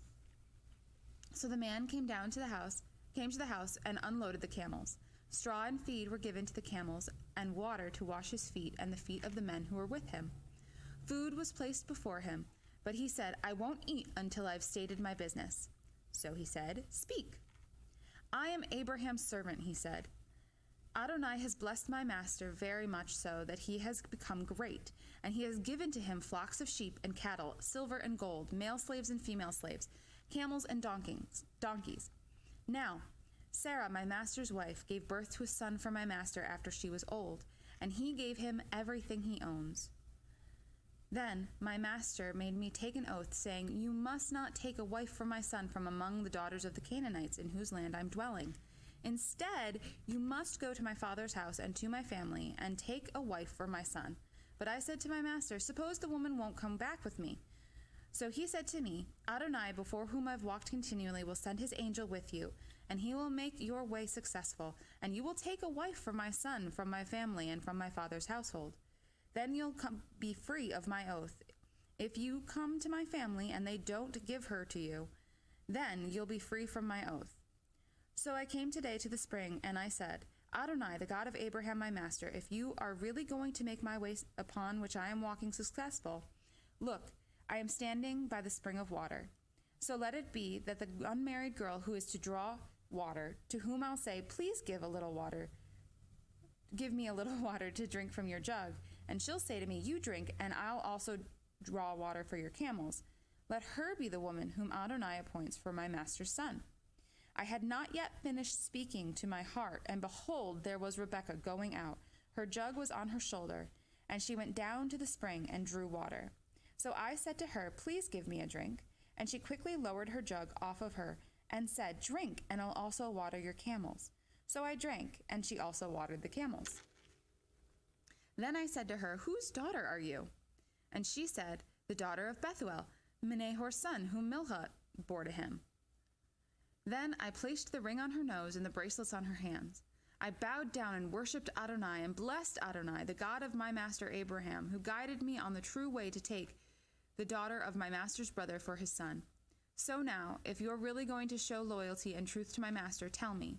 But if not, tell me, and I'll turn to the right or to the left. Then Laban and Bethuel answered, and they said, the matter proceeds from Adonai. We cannot speak to you good or bad. Rebekah is before you. Take her and go, and let her become a wife for our master's son, just as Adonai has spoken. Now when Abraham's servant heard their words, he bowed down to the ground to Adonai. Then the servant brought out articles of silver and gold and garments and gave them to Rebekah. He also gave precious gifts to her brothers and to her mother. Then they ate and drank, and he and the men who were with him, and spent the night.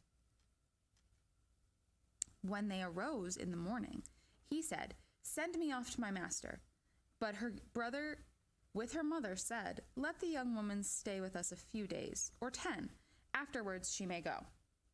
But he said to them, don't delay me, since Adonai has made my way successful. Send me off so that I can go to my master. So they said, we'll call the young woman and let's ask her opinion.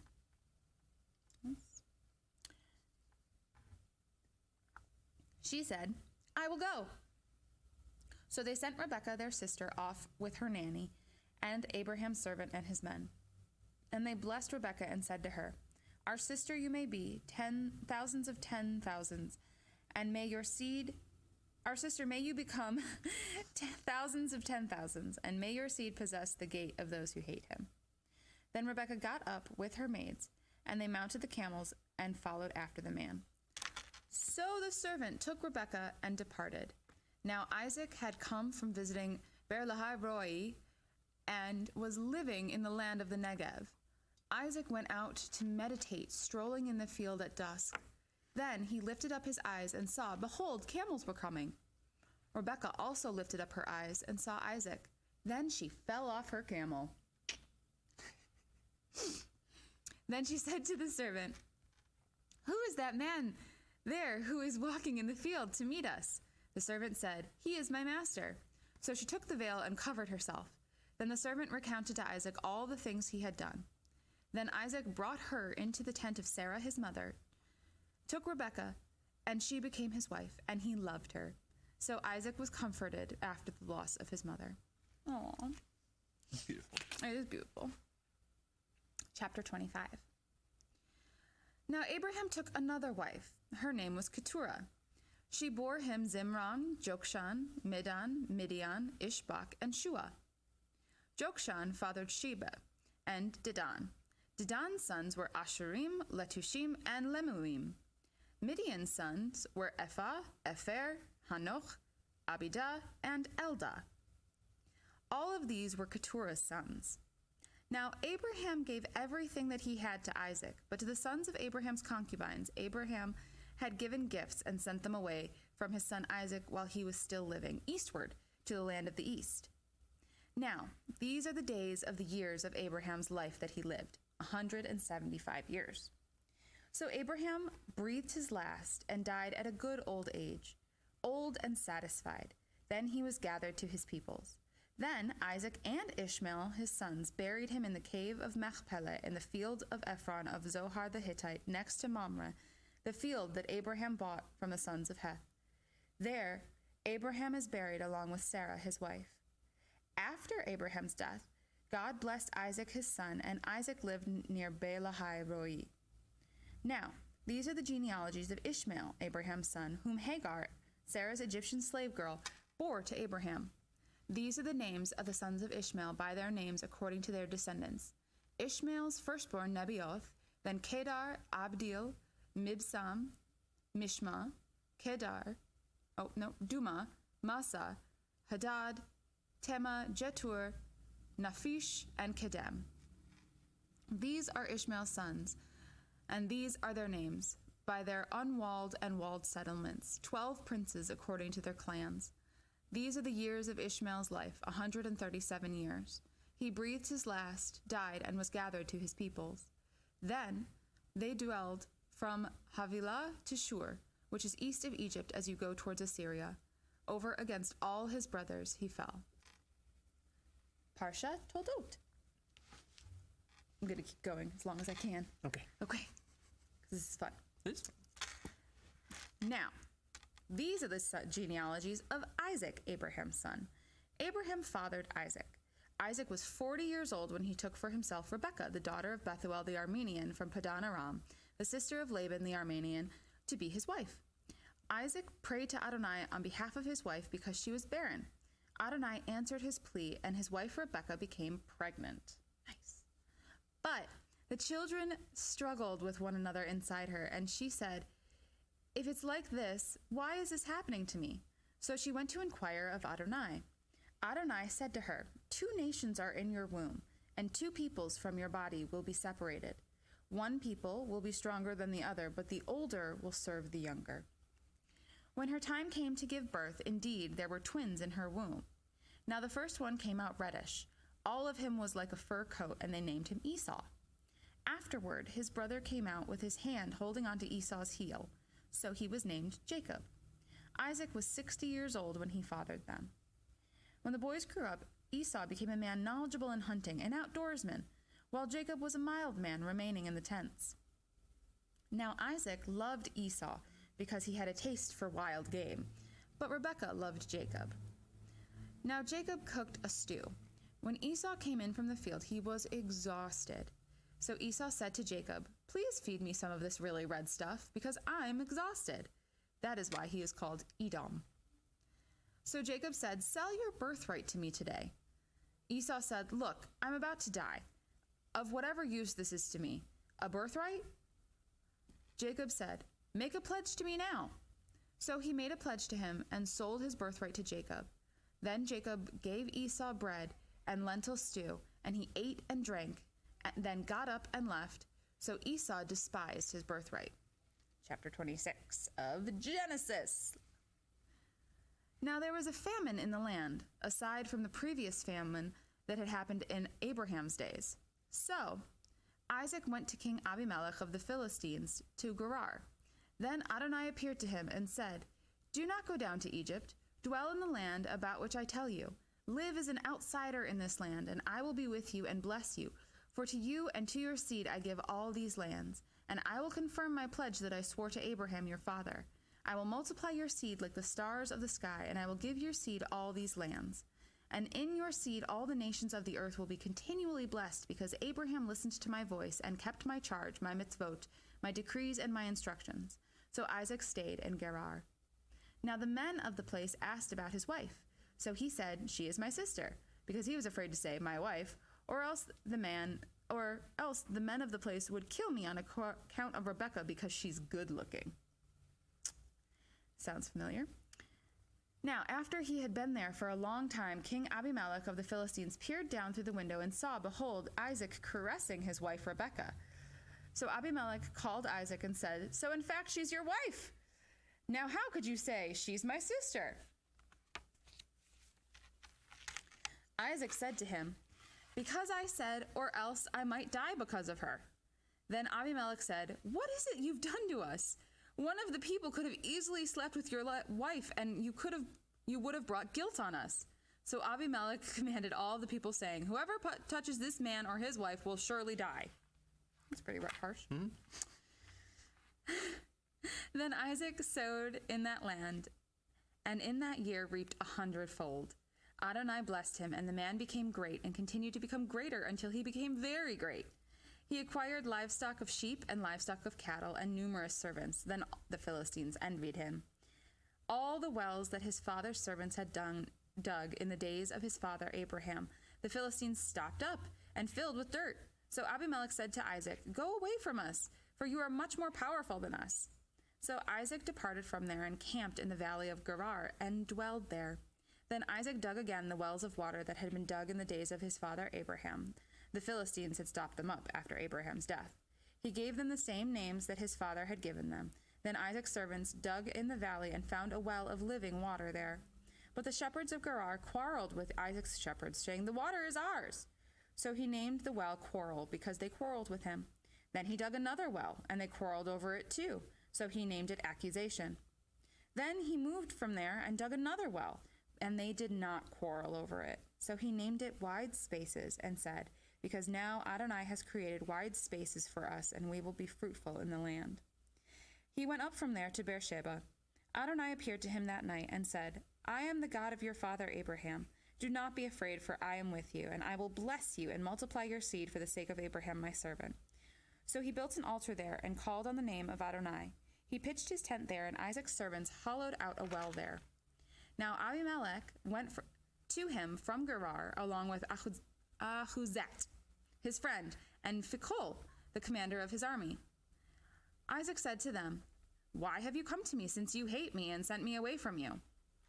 They said, "We've clearly seen that Adonai has been with you, so we said, let there now be an agreement between us and you, and let us make a covenant with you, that you will do us no harm, just as we haven't touched you, and just as we did nothing to you but good, and sent you away in shalom. You are now blessed by Adonai." Then he made a feast for them, and they ate and drank. Then they got up early in the morning and made a pledge, each to his brother. Then Isaac sent them away, and they departed from him in shalom. Now it happened that on the day that Isaac's servants came and told him about the well they had dug, they said to him, "We've found water." So he called it Pledge. That is why the city's name is Beersheba to this day. When Esau was 40 years old, he took as his wife Judith, the daughter of Beeri the Hittite, and Basemat, the daughter of Elon the Hittite. But they caused bitterness of spirit for Isaac and Rebekah. Chapter 27. Now it was when Isaac grew old, and his eyes were too dim to see, that he called Esau his elder son and said to him, "My son." "Here I am," he said to him. "Look, I am old," he said. "I don't know the day of my death. So now please take your weapons, your quiver and your bow, and go out to the field and hunt me some game. Then prepare me a delicious meal that I love, and bring it to me that I may eat, so that my soul may bless you before I die." Now Rebekah was listening when Isaac was speaking to Esau his son. So while Esau went into the field to hunt game to bring in, Rebekah said to Jacob her son, "Look, I heard your father speaking to your brother Esau, saying, 'Bring me some game and prepare me a delicious meal that I may eat and bless you in Adonai's presence before my death.' So now, my son, listen to my voice to what I am commanding you. Go now to the flock and bring me 2 good young goats from there, so that I may prepare them as a delicious meal for your father, that he'll love. Then you'll bring it to your father to eat, so that he may bless you before his death." But Jacob said to Rebekah his mother, "Look, my brother Esau is a hairy man, but I am a smooth man. Perhaps my father will touch me, and he'll take me for a mocker, and I'll bring upon myself a curse and not a blessing." Then his mother said to him, "Let your curse fall on me, my son. Just listen to me and go. Get them for me." So he went and got them, and brought them to his mother. And his mother prepared a delicious meal that his father would love. Rebekah also took her elder son's Esau's favorite clothes that were with her in the house, and she put them on her younger son Jacob, along with the skins of the young goats on his hands and the hairless part of his neck. She put the delicious meal and the bread she had prepared in the hand of Jacob her son. Then he came to his father and said, "My father." And he said, "I am here. Who are you, my son?" Then Jacob said to his father, "I'm your firstborn, Esau. I've done just what you said to me. Sit up, please, and eat some of my wild game so that your soul may bless me." Then Isaac said to his son, "How in the world were you able to find it so quickly, my son?" He said, "Because Adonai your God made it happen for me." Then Isaac said to Jacob, "Please come closer, so that I can feel you, my son, whether or not you are really my son Esau." So Jacob came closer to his father Isaac, and he felt him.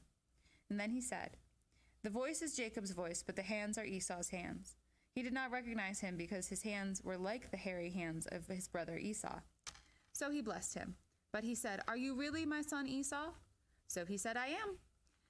Then he said, "Bring it to me, and I'll eat some of my son's wild game, so that my soul may bless you." So he brought it to him and ate, and he brought him wine, and he drank. Then his father Isaac said to him, "Please, come closer and kiss me, my son." So he came closer and kissed him.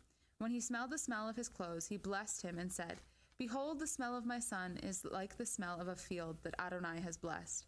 May God give you from the dew of the sky and the fatness of the land an abundance of grain and new wine. May people serve you, and may nations bow to you. Be master over your brothers. May your mother's sons bow down to you. May those who curse you be cursed, and may those who bless you be blessed." No sooner had Isaac finished blessing Jacob, and Jacob had gone out from his father Isaac's presence, than Esau his brother came in from his hunting.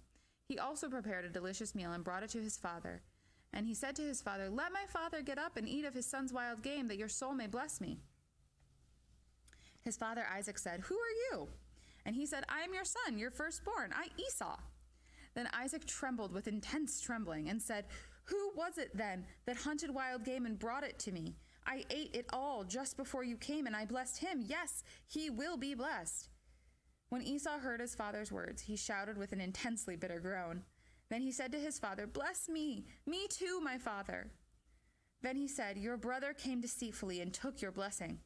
He said, "Is this why he was named Jacob, since he's tricked me twice already? My birthright he's taken. Look, now he's taken my blessing." Then he said, "Haven't you saved a blessing for me?" Isaac answered and said to Esau, "Behold, I have made him master over you, and all your brothers I have given to him as servants. I have provided him with grain and new wine. What then can I do for you, my son?"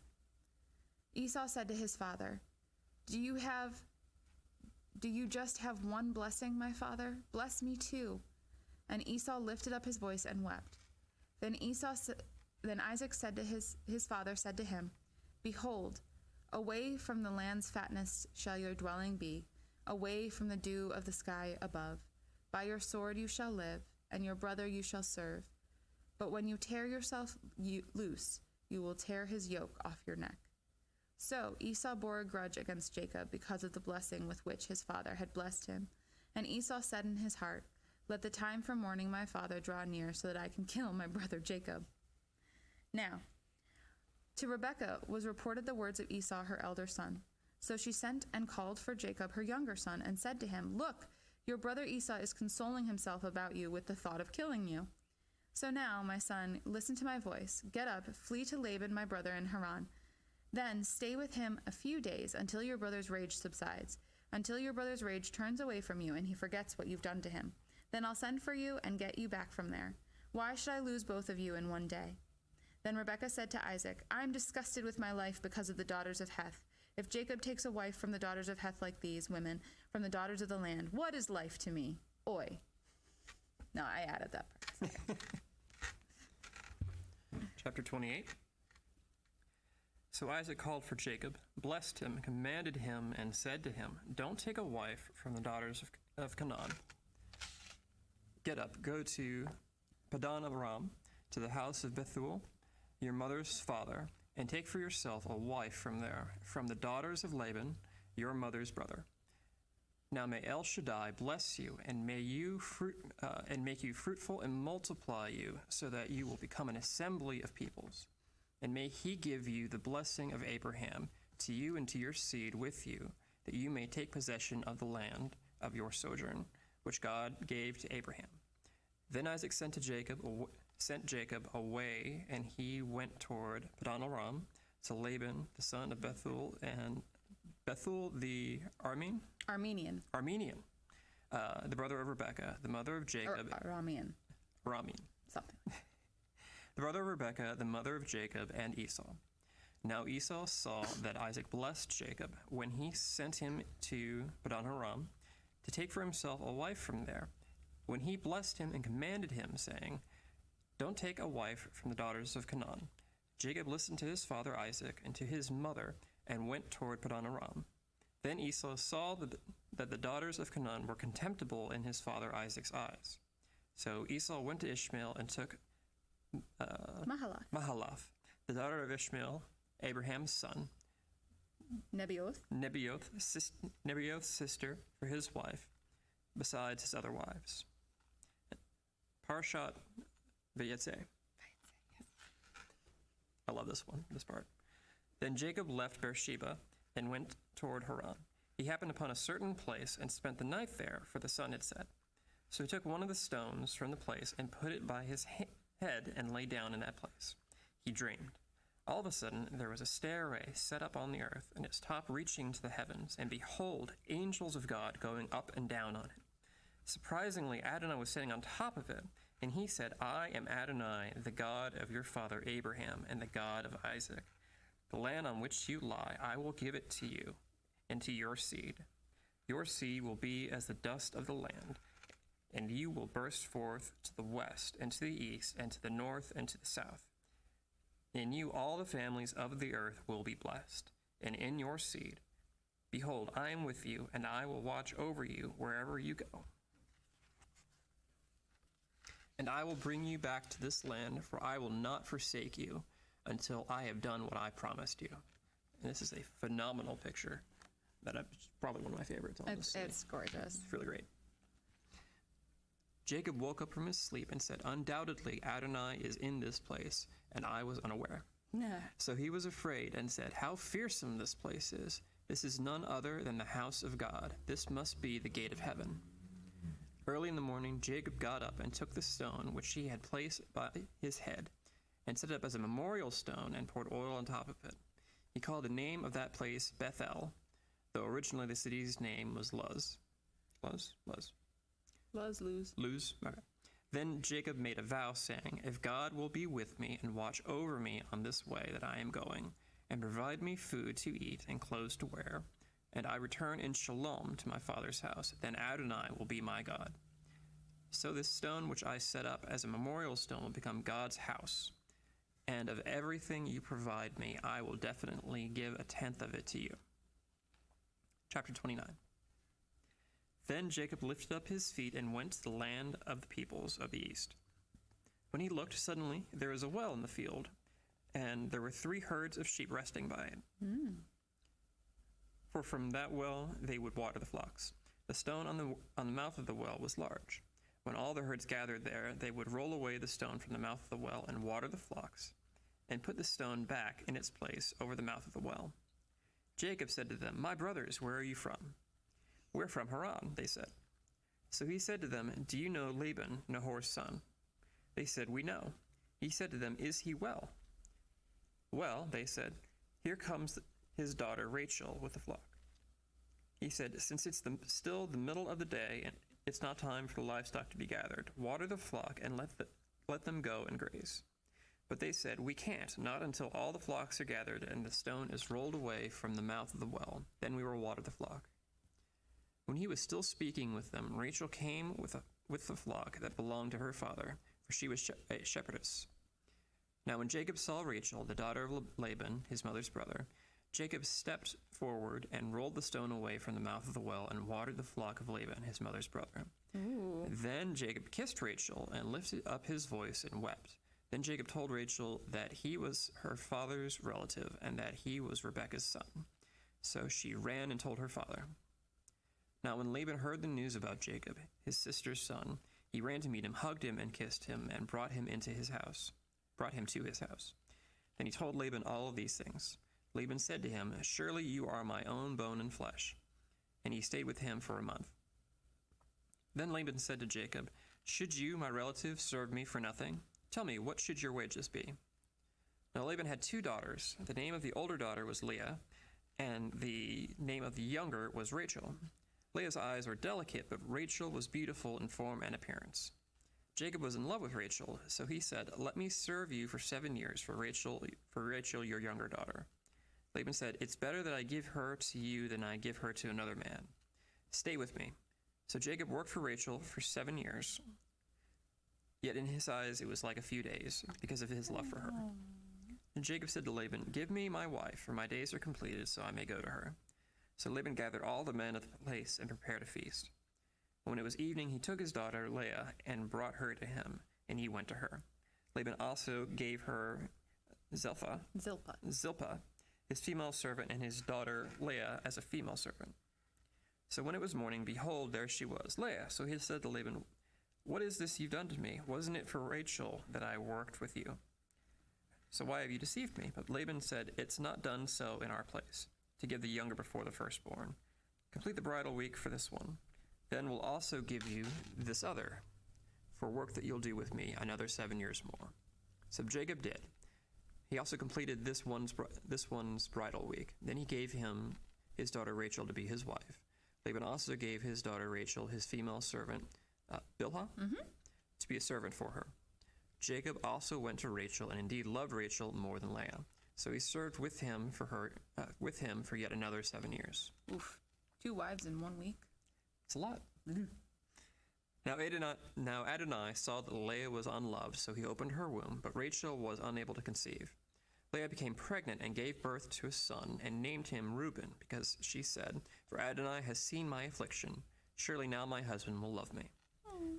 Then she became pregnant again and gave birth to a son and said, "For Adonai heard that I am hated, so he has given me this one also." And she named him Simeon. Then she became pregnant again and gave birth to a son and said, "Now this time my husband will join himself to me because I've given birth to 3 sons for him." For this reason he was named Levi. Then she became pregnant again and gave birth to a son and said, "This time I praise Adonai."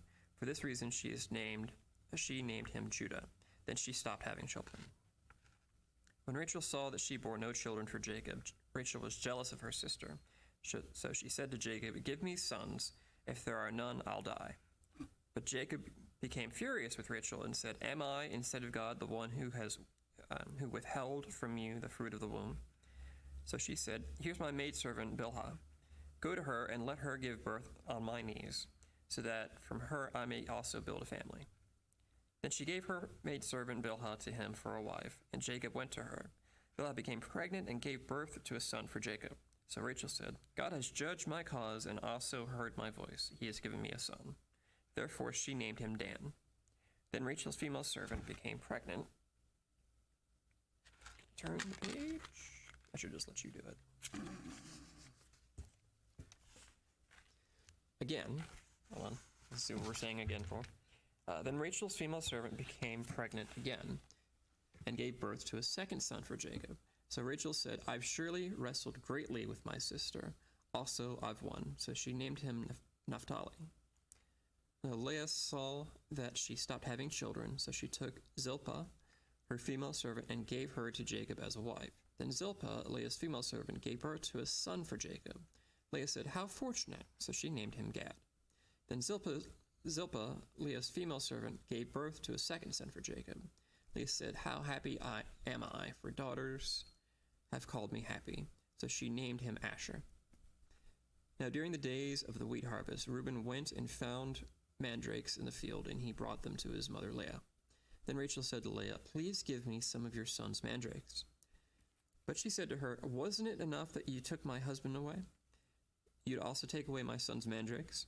So Rachel said, "That being so, let him lie with you tonight in exchange for your son's mandrakes." So when Jacob came from the field of the evening, Leah went out to meet him, and she said to him, "You must come with me, for I've actually hired you with my son's mandrakes." So he lay with her that very night. Moreover, God heard Leah, and she became pregnant and gave birth to a 5th son for Jacob. Leah said, "God gave to me my reward, because I gave my female servant to my husband." So she named him Issachar, I guess. Then Leah became pregnant again and gave birth to a 6th son for Jacob. Leah said, "God has presented me a good gift. This time my husband will honor me, for I've borne 6 sons for him." Then she named him Zebulun. Afterwards she gave birth to a daughter and named her Dinah. Then God remembered Rachel, and God listened to her and opened her womb. Then she became pregnant, and God gave birth to her a son. So she said, "God has taken away my disgrace." She named him Joseph, saying, "May Adonai add another son for me." Now it was after Rachel gave birth to Joseph that Jacob said to Laban, "Send me away so that I can go to my place and to my land. Give me my wives and my children for whom I've served you, and let me go. For you yourself know my labor, that I've served you." But Laban said to him, "If I found favor in your eyes, I've looked for good omens, and Adonai has blessed me because of you. Moreover, he has said, name your own price, and I'll pay it. Then he said to him, you yourself know how I've served you and how your livestock fared with me. For you had very little before I came, and it has been busting at the seams in abundance. So Adonai blessed you with my every step. So now, when am I myself going to make something for my household also? Then he said, what can I pay you? Jacob said, you don't need to pay me anything. If you will do this one thing for me, I will shepherd your flock again and watch it. Let me pass through your flock today, removing every colorful spotted lamb from there, and every dark-colored lamb from among the sheep, as well as the colorfully spotted among the goats. And that will be my salary. So tomorrow my honesty will testify on my behalf when you come to check on the salary you agreed to. Everyone that isn't colorfully spotted among the goats or dark-colored among the sheep with me, it is stolen. So Laban said, all right, may it be according to your word. On that day he removed the colorfully striped and colorful billy goats, as well as all of the colorfully spotted goats, everyone with white on it, and every dark-colored one among the lambs. And he put them in the hands of his sons. Then he put a 3 days' journey between them and Jacob, while Jacob was shepherding Laban's remaining flocks. But Jacob took fresh white poplar, almond, and plane tree branches, peeled away the white strip sections on them, exposing the white of the branches. Then he set the branches he had peeled in front of the flocks in the drinking troughs and watering channels where the flocks had come to drink. Since they were in heat when they came to drink, the flocks mated near the branches, and the flocks gave birth to striped, spotted, and colorful ones.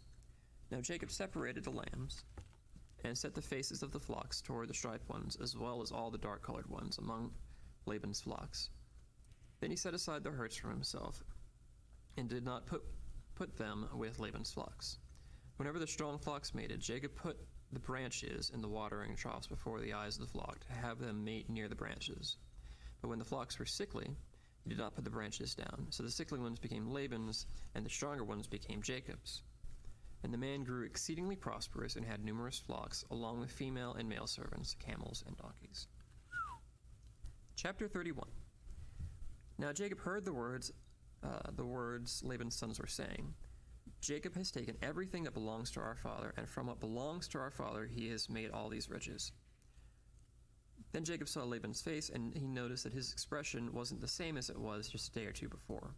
Then Adonai said to Jacob, return to the land of your fathers and to your relatives, and I will be with you. So Jacob sent and called for Rachel and Leah to come to the field, to his flock. He said to them, I can see by your father's face that his expression isn't the same as it was just a day or two ago, but the God of my father has been with me. Now you yourselves know that I've served your father with all my strength, yet your father has fooled around with me and has changed my salary 10 times. But God hasn't allowed me to harm him. God hasn't allowed him to harm me. Very different. If he would say, the spotted ones will be your salary, then the flocks would give birth to spotted ones. Or if he would say, the striped ones will be your salary, then all the flocks would give birth to striped ones. So God has taken away your father's livestock and has given them to me. Now it happened when the flocks were in heat that I lifted up my eyes and saw in a dream, behold, the males going up to the flocks were striped, spotted, and speckled. Then the angel of God said to me in the dream, Jacob. And I said, Hineni. He said, lift up your eyes and see that all the males going up to the flocks are striped, spotted, and speckled. For I have seen everything Laban has done to you. I am the God of Bethel, where you anointed a memorial stone, where you made a vow to me. Get up now and leave this land and return to the land of your relatives. Then Rachel answered along with Leah, and they said to him, is there still a portion and inheritance for us in your father's house? Aren't we considered foreigners to him? For he has sold us and has also completely used up our bridal price. For all the riches that God has taken away from our father is for us and for our children. So now everything God said to you, do it. Then Jacob got up and put his children and wives on camels. He drove away all his livestock and all of his possessions that he had acquired. The livestock in his possessions that he had acquired in Padan Aram, to go to his father Isaac in the land of Canaan. But when Laban went to shear his flocks, Rachel stole the idols that belonged to her father, while Jacob stole the heart from Laban the Aramean, by not telling him that he was fleeing. He himself fled with everything that belonged to him, and he got up and crossed the river and set his face toward the hill country of Gilead. When Laban was told on the third day after Jacob had fled, he took his relatives with him and pursued him on a seven days' journey. Then he overtook him in the hill country of Gilead. But God came to Laban the Aramean? I cannot get this one right. Aramean in the dream at night and said to him, "Watch yourself, lest you say anything to Jacob, good or bad." So Laban caught up to Jacob. Jacob had pitched his tent in the hill country, so Laban and his brothers pitched their tents in the hill country of Gilead as well. Then Laban said to Jacob, "What have you done that you've stolen my heart and have driven my daughters away like captives of the sword? Why did you secretly flee away and steal from me? Why didn't you tell me so I could send you away with joy and with songs, with tambourines and with lyres? And you didn't even let me kiss my sons and daughters. Now you behaved foolishly. It is in the power of my hand to do evil with you. But yesterday the God of your fathers spoke to me, saying, 'Watch yourself, lest you say anything to Jacob, good or bad.' So now, when you up and left because you really misled your father's house, why did you when you really missed your father's house, why did you steal my gods?" In response, Jacob said to Laban, "Because I was afraid, for I thought, suppose you snatch your daughters away from me. Anyone with whom you find your God shall not live. In front of our relatives, identify whatever it is yours that is with me, and take it back." But Jacob did not know that Rachel had stolen them. So Laban went into Jacob's tent and Leah's tent, and into the tent of the two maids, but he found nothing. Then he went out of Leah's tent and entered Rachel's tent. Now Rachel had taken the idols, put them in the camel's saddlebag, and sat on them. So Laban felt around the entire tent, but did not find them. She said to her father, let not my lord be angry that I cannot rise before you, for I am having the way of women." So he searched, but did not find the idols. Then Jacob got angry and argued with Laban. Jacob answered and said to Laban, "What's my crime? What's my sin that you've hotly pursued me? For you felt through all my things. What did you find? Any of your household things? Put them here in front of my relatives and yours, so they can decide between the two of us. These past 20 years I've been with you. Your ewes and female goats have never miscarried, and I've never eaten the rams of your flock. I didn't bring you animals torn by wild beasts. I myself would bear the loss. You would require it from my hand, whether stolen by day or stolen by night. I was consumed by heat during the day, consumed by frost during the night, and my sleep fled from my eyes. This is how it's been for me 20 years in your house. I served you 14 years for your 2 daughters and 6 years for your flocks, and you changed my salary 10 times. Had I not had the God of my father, the God of Abraham, and the fear of Isaac, you would have sent me away empty-handed now. But God saw my misery and the toil of my hands, and last night he became the judge." In response, Laban said to Jacob, The daughters are my daughters, and the sons are my sons, and the flocks are my flocks. Everything you see is mine. But what can I do for these, my daughters, today, or for their sons to whom they've given birth? So now come, let's make a covenant, you and I, and let it be a witness between you and me. So Jacob took a stone and set it up as a pillar. And Jacob said to his relatives, "Gather stones." So they took the stones and made a pile. Then they ate there on the pile. Laban called it Shahadutha? Sahadutha. Yeah, that's okay. And Jacob called it Galed. Galad. And Laban said, "This pile is a witness between me and you today. This is why it is named Galad, or Mitzpah. For he said, let Adonai keep watch between you and me when we are out of one another's sight. If you mistreat my daughters, and if you take wives beside my daughters, though no one is with us, look, God is the witness between you and me." Laban said further to Jacob, "Behold, this pile and this pillar which I've set up between you and me, this pile serves as a witness that I won't pass by this pillar to go to you, and that you won't pass this pile and this pillar to go to me with evil intent. May the God of Abraham and the gods of Nahor, the gods of their father, judge between us." Jacob also made an oath by the fear of his father Isaac. Then Jacob offered a sacrifice on the mountain, and he invited his relatives to eat bread. So they ate bread and spent the night on the mountain. Chapter 32. Early in the morning, Laban got up, kissed his grandchildren and daughters, and blessed them. Then Laban left and returned to his place. When Jacob left on his way, the angels of God met him. Then Jacob said when he saw them, "This is God's camp." And he named that place Mahanaim. I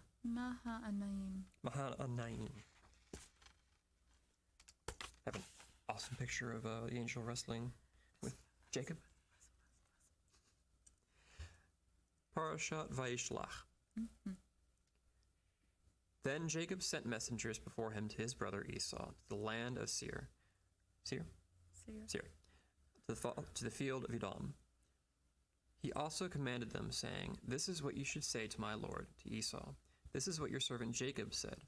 I've been staying with Laban, and have lingered until now. Now I've come to possess oxen and donkeys, flocks, male servants, and female servants. I sent word to tell my lord in order to find favor in your eyes." The messengers returned to Jacob, saying, "We went to your brother, to Esau, and he's also coming out to meet you, and 400 men with him." So Jacob became extremely afraid and distressed. He divided the people with him, along with the flocks and herds and camels, into two camps. For he thought, if Esau comes to one camp and strikes it, the camps that's left will escape. And Jacob said, "O God of my father Abraham and God of my father Isaac, Adonai, who said to me, 'Return to your land and to your relatives, and I will do good with you.'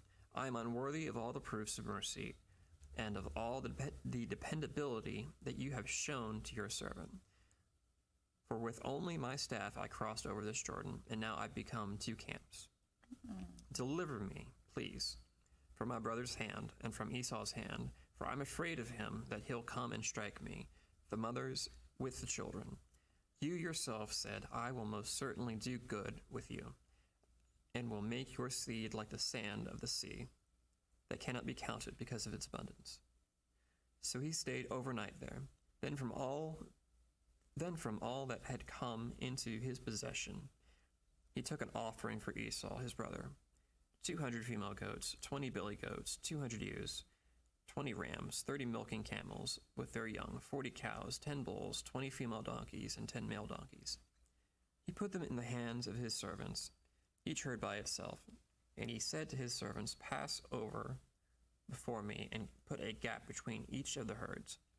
Then he commanded the first one, saying, "When my brother Esau meets you and asks you, saying, 'To whom do you belong, and where are you going, and to whom do you do all these before you belong?' Then you are to say, 'To your servant, to Jacob, it's an offering sent to my lord, to Esau. And look, he's also behind us.' And he also commanded the second one, the third one, and all those who were going behind the flock, saying, 'Say the same exact thing to Esau when you find him. Then you are to say, Look, your servant Jacob is also behind us, for he thought, let me appease him with the offering that goes ahead of me, and afterwards see his face. Perhaps he'll lift up my face.' So the offering passed over ahead of him while he spent the night in the camp. Then he got up that night and took his 2 wives, his 2 female servants, and his 11 sons, and crossed over the ford of the Jabbok. He took them and sent them across the stream, and he sent across whatever he had. So Jacob remained all by himself. Then a man wrestled with him until the break of dawn. When he saw that he had not overcome him, he struck the socket of his hip. So he dislocated the socket of Jacob's hip. And when he wrestled with him, then he said, 'Let me go, for the dawn has broken.' But he said, I won't let you go unless you bless me. Then he said to him, What is your name? Jacob, he said. Then he said, Your name will no longer be Jacob, but rather Israel, for you have struggled with God and with men, and you have overcome. Then Jacob asked and said, Please tell me your name. But he said, What's this? You are asking my name. Then he blessed him there. So Jacob named the place Peniel. Peniel.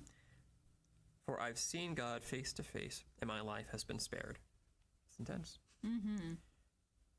Now the sun rose upon him just as he crossed by Peniel, limping because of his hip. That is why the children of Israel do not eat the tendon of the hip socket to this very day, because he struck the socket of Jacob's thigh on the tendon of his hip. Well, we're going to hand it over to our next crew of Simeon and Hannah. And if you are enjoying us doing this, you should definitely get one of these. Go to our website, tlvbiblesociety.org, and get you one of these really big Bibles, because it makes reading out loud as a family really easy. And so, as you can see, we've got all the pictures. It's got all the phenomenal. It's even got, I think, 3 ribbons, 3 columns, and you can even write in all of your family stuff. So not only is this Israel's family diary, but it can be your family diary as well. So Sim and Hannah are tagging in. Oh, I think Hannah has the baby. We might be handing off the baby, because baby. Sim, actually. Sure. I can go see about him. I'll hop in for the time being. Hop in. Hello, folks. 'Tis I. Welcome, Simeon. Welcome. I'm prepared. Where are we at? We're at Genesis 33. Very beginning? Yes. Wonderful. Genesis 33.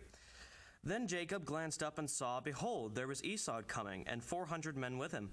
So he divided the children among Leah, Rachel, and the 2 female servants. He put the female servants and their children first, then Leah and her children behind them, then Rachel and Joseph behind them. But he himself passed on ahead of them and bowed to the ground 7 times until he came near to his brother. But Esau ran to meet him, hugged him, and fell on his neck and kissed him. And they wept. I would do that with Joe, honestly. I would fall on your neck. That's a lot. I probably wouldn't. His eyes glanced up, and he saw the woman and the children, and said, Who are these with you? The children whom God has graciously given your servant, he said. Then the female servants approached, they and their children, and bowed down. Leah also approached, along with her children, and they bowed down. And finally, Joseph and Rachel approached and bowed down. What do you mean by this whole caravan that I've met? So he said, To find favor in your eyes, my lord.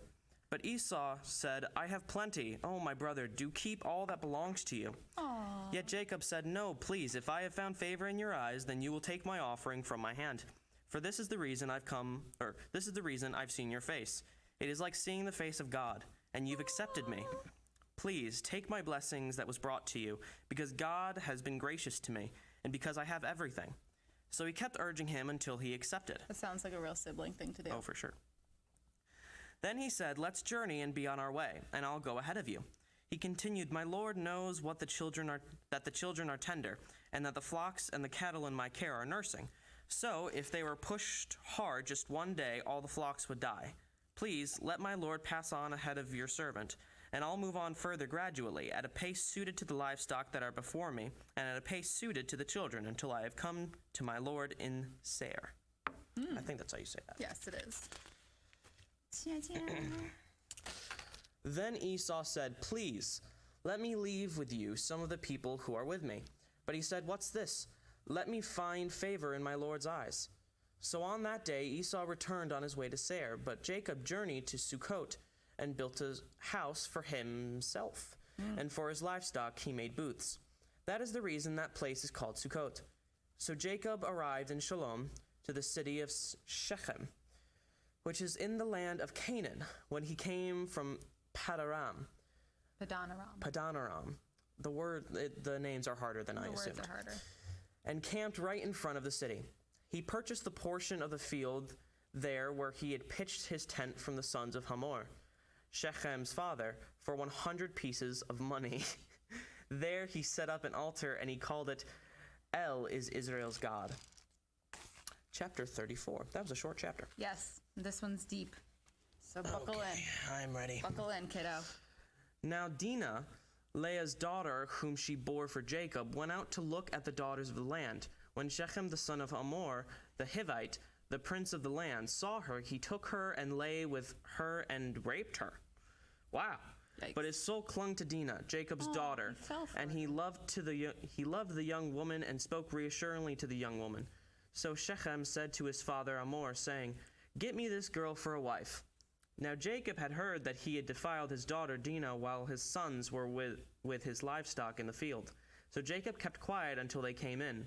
Meanwhile, Shechem's father Hamor went out to Jacob in order to speak with him. Jacob's sons had already come in from the field when they heard, and the men were deeply grieved and furious, because he had committed a vile deed in Israel by lying with Jacob's daughter, which ought never to be done. This is such a sad story. It is. But Hamor spoke with them, saying, this is going to have to move down here just a little bit. Yeah. Okay. But Hamor spoke with them, saying, "My son Shechem, he's very attached to your daughter. Please give her to him for a wife. Intermarry with us. You can give your daughter to us, and you can take our daughters for yourselves. You can live with us, and the land will be open to you. Live in it, move about freely in it, and settle down in it." Shechem also said to her father and to her brothers, "Would that I find favor in your eyes. Whatever you say to me, I'll give. Set the dowry and the presents as high as you like, and I'll give whatever you say to me. But give me the young woman as a wife." But Jacob's sons answered Shechem and his father Hamor deceitfully as they spoke, because he had defiled their sister Dinah. They said to them, "We can't do this thing. Give our sister to a man who is uncircumcised, for this is a disgrace to us. Only by this will we consent to you. If you will become like us by circumcising every male, then we'll give you our daughters and take your daughters for ourselves and live with you and become one people. But if you don't listen to us and be circumcised, we'll take our daughter and leave." Now their words seemed good to Hamor, as well as Hamor's son Shechem. So the young man did not hesitate to do it, since he delighted in Jacob's daughter.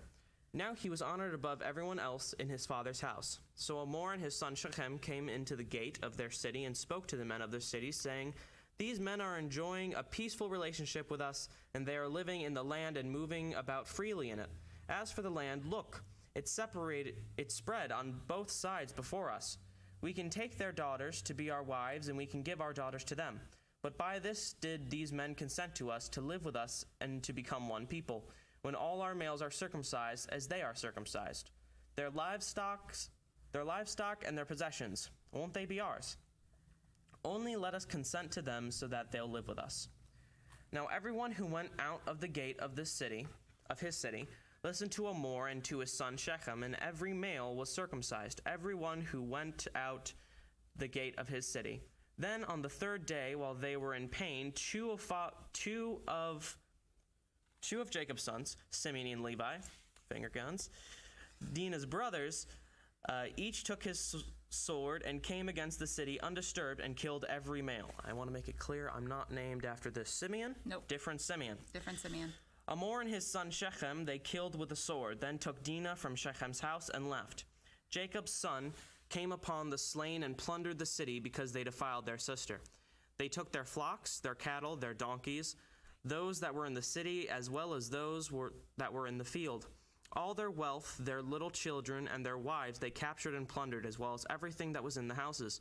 But Jacob said to Simeon and Levi, "You've brought trouble on me, making me a stench among the inhabitants of the land, among the Canaanites and the Perizzites.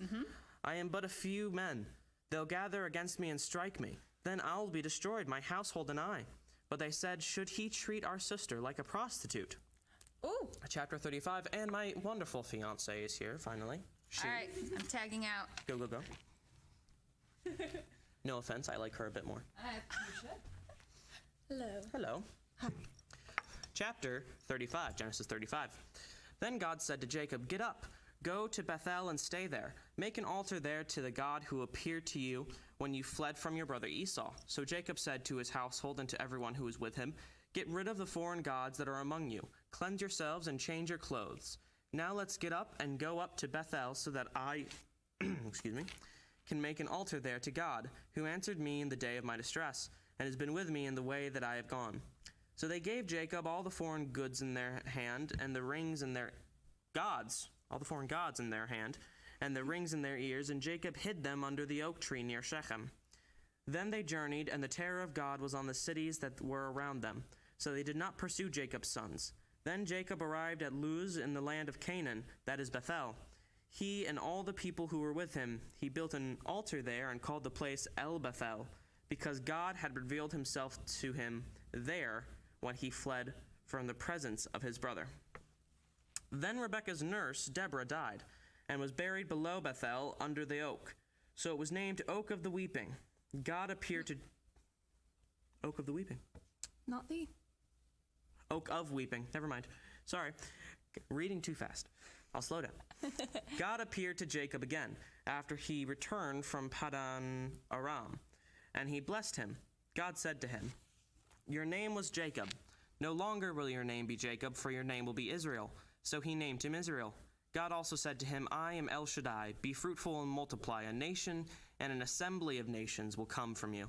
From your loins will come forth kings. The land that I gave to Abraham and to Isaac, I give it to you, and to your seed after you I will give the land." Then God went up from him at the place where he had spoken with him. Jacob set up a memorial stone in the place where he had spoken with him, a stone pillar, and he poured a drink offering on it and poured oil on it. Jacob named the place where God spoke with him Bethel. Then they traveled from Bethel, and while they were still a distance from entering Ephrath, Rachel began to give birth, but her labor was difficult. While she was struggling to give birth, the midwife said to her, "Don't be afraid, for this is also a son for you." Now as her soul was departing, for she died, she named him Ben-Oni, but his father named him Benjamin. Then Rachel died and was buried on the way to Ephrath, that is Bethlehem. Jacob set up a memorial stone over her grave. It is the memorial stone over Rachel's grave to this day. Then Israel journeyed on and set up his tent beyond the tower of Eder. While Israel was living in that land, Reuben went and slept with his father's concubine Bilhah, and Israel heard about it. Now Jacob had 12 sons. Leah's sons were Jacob's firstborn, Reuben, Simeon, Levi, Judah, Issachar, and Zebulun. Rachel's sons were Joseph and Benjamin. The sons of Bilhah, Rachel's female servant, were Dan and Naphtali, and the sons of Zilpah, Leah's female servant, were Gad and Asher. These are Jacob's sons, who were born to him in Padan Aram. Then Jacob came to his father Isaac at Mamre of Kiriath Arba, that is Hebron, where Abraham and Isaac had stayed. Now Isaac's days were 180 years. Then Isaac breathed his last and died, and was gathered to his peoples old and full of days. So his sons Esau and Jacob buried him. Chapter 36. Now these are the genealogies of Esau. I love reading genealogies. That is Edom. Esau took his wives from the daughters of Canaan, Adah, daughter of Elon the Hittite, Aholibamah, daughter of Anah, daughter of Sivion the Hivite, and Basemath, daughter of Ishmael, sister of Nebaioth. Adah bore Eliphaz to Esau, Basemath bore Reuel, and Oholibamah bore Jeush, Jalam, and Korah. These were Esau's sons, who were born to him in the land of Canaan. Now Esau took his wives, his sons, his daughters, and all the people of his household, as well as his livestock, all his cattle, and all his possessions that he had acquired in the land of Canaan, and went to a land away from his brother Jacob. For their possessions were too numerous for them to dwell together, and the land where they were residing was unable to support them because of their livestock. So Esau lived in Mount Seir. Esau is Edom. So these are the genealogies of Esau, the father of Edom, in the hill country of Seir. These are the names of Esau's sons: Eliphaz, son of Esau's wife Adah, and Reuel, son of Esau's wife Basemath. The sons of Eliphaz were Teman, Omar, Zepho, Gatam, and Kenaz. Now Timnah was a concubine to Esau's son Eliphaz, and she bore Amalek and Amalek to Eliphaz. These are the sons of Esau's wife Adah. These are Reuel's sons: Nahath, Zerah, Shammah, and Mizah. These were the sons of Esau's wife Basemath. These were the sons of Oholibamah. I do not think I'm saying that right, but I really hope I am. Daughter of Anah, daughter of Esau's wife, Zibeon. She bore to Esau Jeush, Jalam, and Korah. These are the chiefs from Esau's sons. The sons of Eliphaz, Esau's firstborn, were Chief Teman, Chief Omar, Chief Zepho, Chief Kenaz, Chief Korah, Chief Gatam, Chief Amalek. These are the chiefs born from Eliphaz in the land of Edom. These are the sons of Adah. These are the sons of Esau's son Reuel. Chief Nahath, Chief Zerah, Chief Shaman, Chief Mizah. These are the chiefs from Reuel in the land of Edom. These are the sons of Esau's wife Basemath. These are the sons of Esau's wife Oholibamah. Chief Jeush, Chief Jalam, Chief Korah. These are the chief of Oholibamah, daughter of Esau's wife Anah. These are Esau's sons, and these are their chief, that is Edom. Chiefs, that is Edom. These are the sons of Seir, the Horite, the inhabitants of the land, Lotan, Shobal, Zibeon, Anah, Dishon, Ezer, and Dishan. These are the chiefs of the Horites, the sons of Seir in the land of Edom. The sons of Lotan were Hori and Hemam. Lotan's sister is Timnah. These are Shobal's sons, Alvan, Manahath, Ebal, Shepho, and Onam. These are Zibeon's sons, Ayah, that's just a bunch of vowels, Ayah and Anah. That is the Anah who found the hot springs in the desert while he was pasturing the donkeys of his father Zibeon. These are the children of Anah, Dishon and Oholibamah, Anah's daughter. These are Dishon's sons, Hemdan, Eshban, Itran, and Chiran. These are Ezer's sons, Bilhan, Zavan, and Akan. These are Dishan's sons, Uz and Aran. These are the chiefs of the Horites, Chief Lotan, Chief Shobal, Chief Zibeon, Chief Anah, Chief Dishon, Chief Ezer, Chief Dishan. These are the chiefs of the Horites according to their chiefly divisions in the land of Seir. Now, these are the kings who reigned in the land of Edom before any king reigned over the sons of Israel. Bela, son of Beor, reigned in Edom. I'm gonna get this. The name of his city was Dinhabah. When Bela died, Joab, son of Zerah from Basra, reigned in his place. When Jobab died, Husham from the land of the Temanites reigned in his place. When Husham died, Hadad, son of Bedad, who struck down the Midianites in the field of Moab, reigned in his place. The name of his city was Avit. When Hadad died, Samlah from Masrekah reigned in his place. When Samlah died, Shaul from Rehovot by the river reigned in his... Oh, not Shaul. That's a whole different thing. Shaul. I think it might be Shaul. It might be...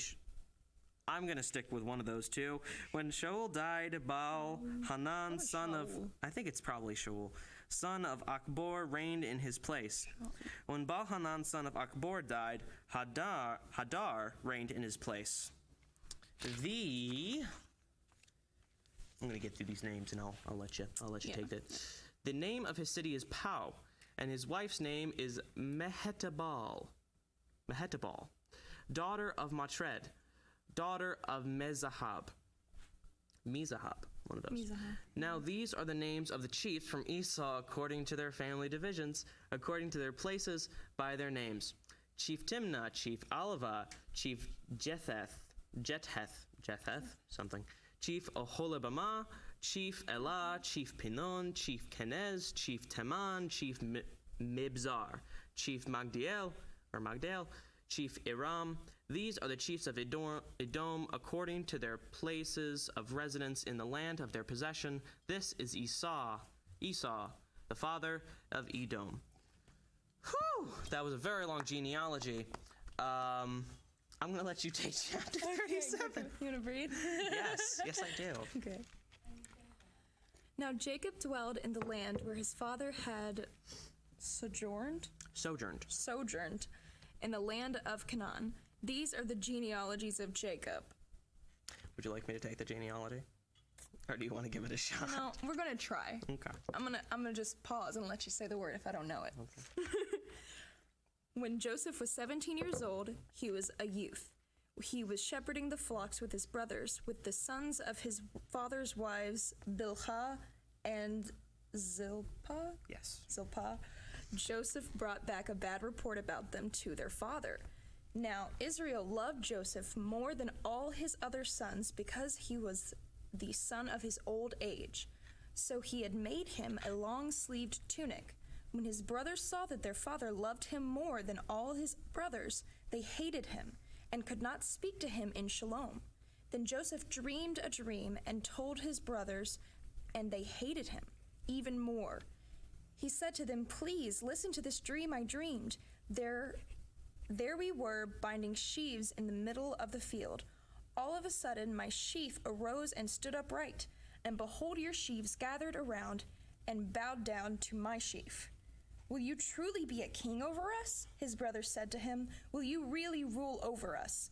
So they hated him even more because of his dreams and because of his words. But then he dreamed another dream and told it to his brothers, saying, "I have just dreamed another dream. Suddenly there was the sun and the moon and the 11 stars bowing down to me." He told it to his father as well as his brothers. Then his father rebuked him and said to him, "What's this dream you dreamed? Will we really come, your mother and I with your brothers, to bow down to the ground to you?" So his brothers were jealous of him, but his father kept the speech in mind.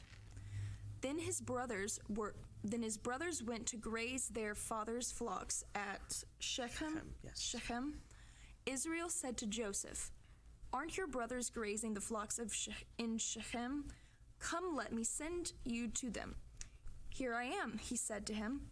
Then he said to him, "Go now and check on the welfare of your brothers and the welfare of the flocks and bring word back to me." So he sent him from the valley of Hebron, and he went to Shechem. A man found him there wandering in the field. Wandering. A man found him there wandering in the field, and the man asked him, "What are you looking for?" "I'm looking for my brothers," he said. "Please tell me where they're grazing." The man said, "They moved on from here, for I heard them saying, 'Let's go to Dothan.'" So Joseph went after his brothers and found them in Dothan. Now they saw him from a distance. Before he was close to them, they plotted together against him in order to kill him. They said to one another, "Here comes the master of dreams. Come on now, let's kill him and throw him into one of those pits, so we can say that an evil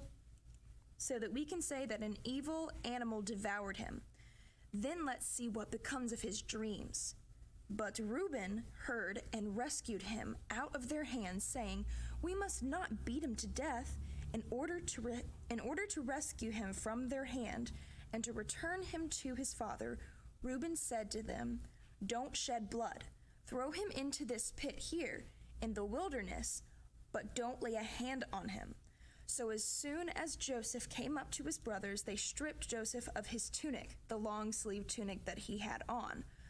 Then they took him and threw him into the pit. Now the pit was empty, with no water in it. Then they sat down to eat bread. When they looked up, behold, there was a caravan of Ishmaelites coming from Gilead. Gilead. Took me a second. Coming from Gilead with their camels carrying gum, balsam, and myrrh, going to bring them down to Egypt. Then Judah said to his brothers, "What profit is there if we kill our brother and cover up his blood?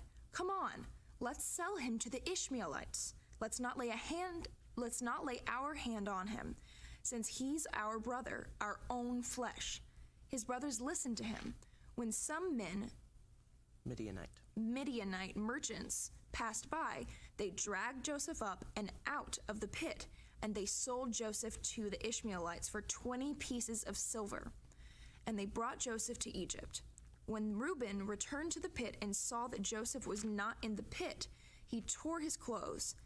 Then he returned to his brothers and said, "The boy is gone, and where should I go?"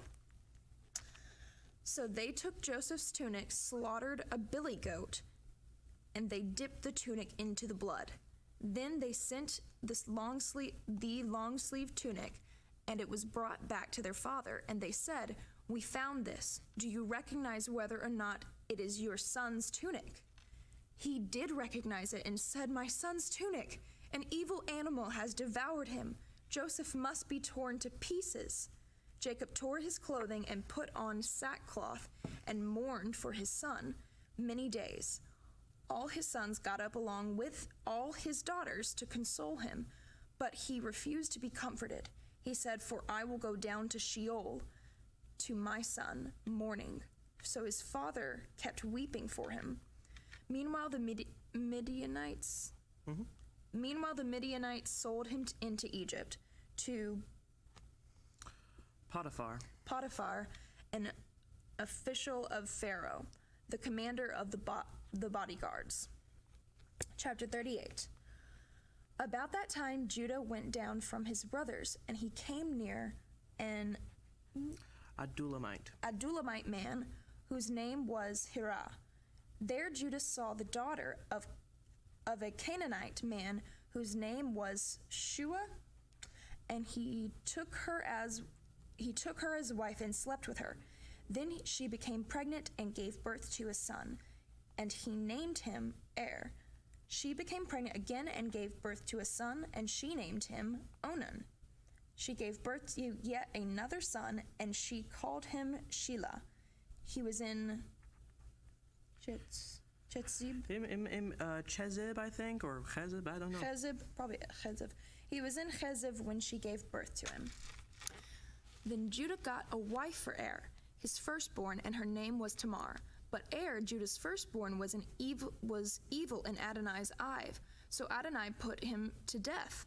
Then Judah said to Onan, "Go to your brother's wife to perform the duty of a brother-in-law to her, and and raise up a seed for your brother."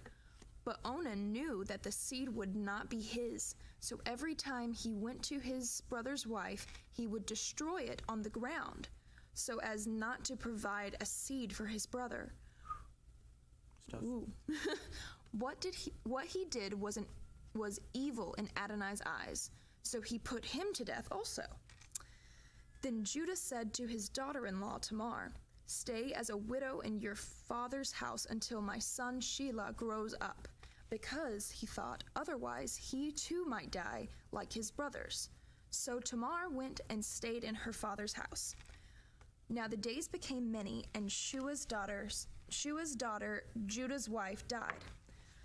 After Judah consoled himself, he went up to Timnah to his sheep shears.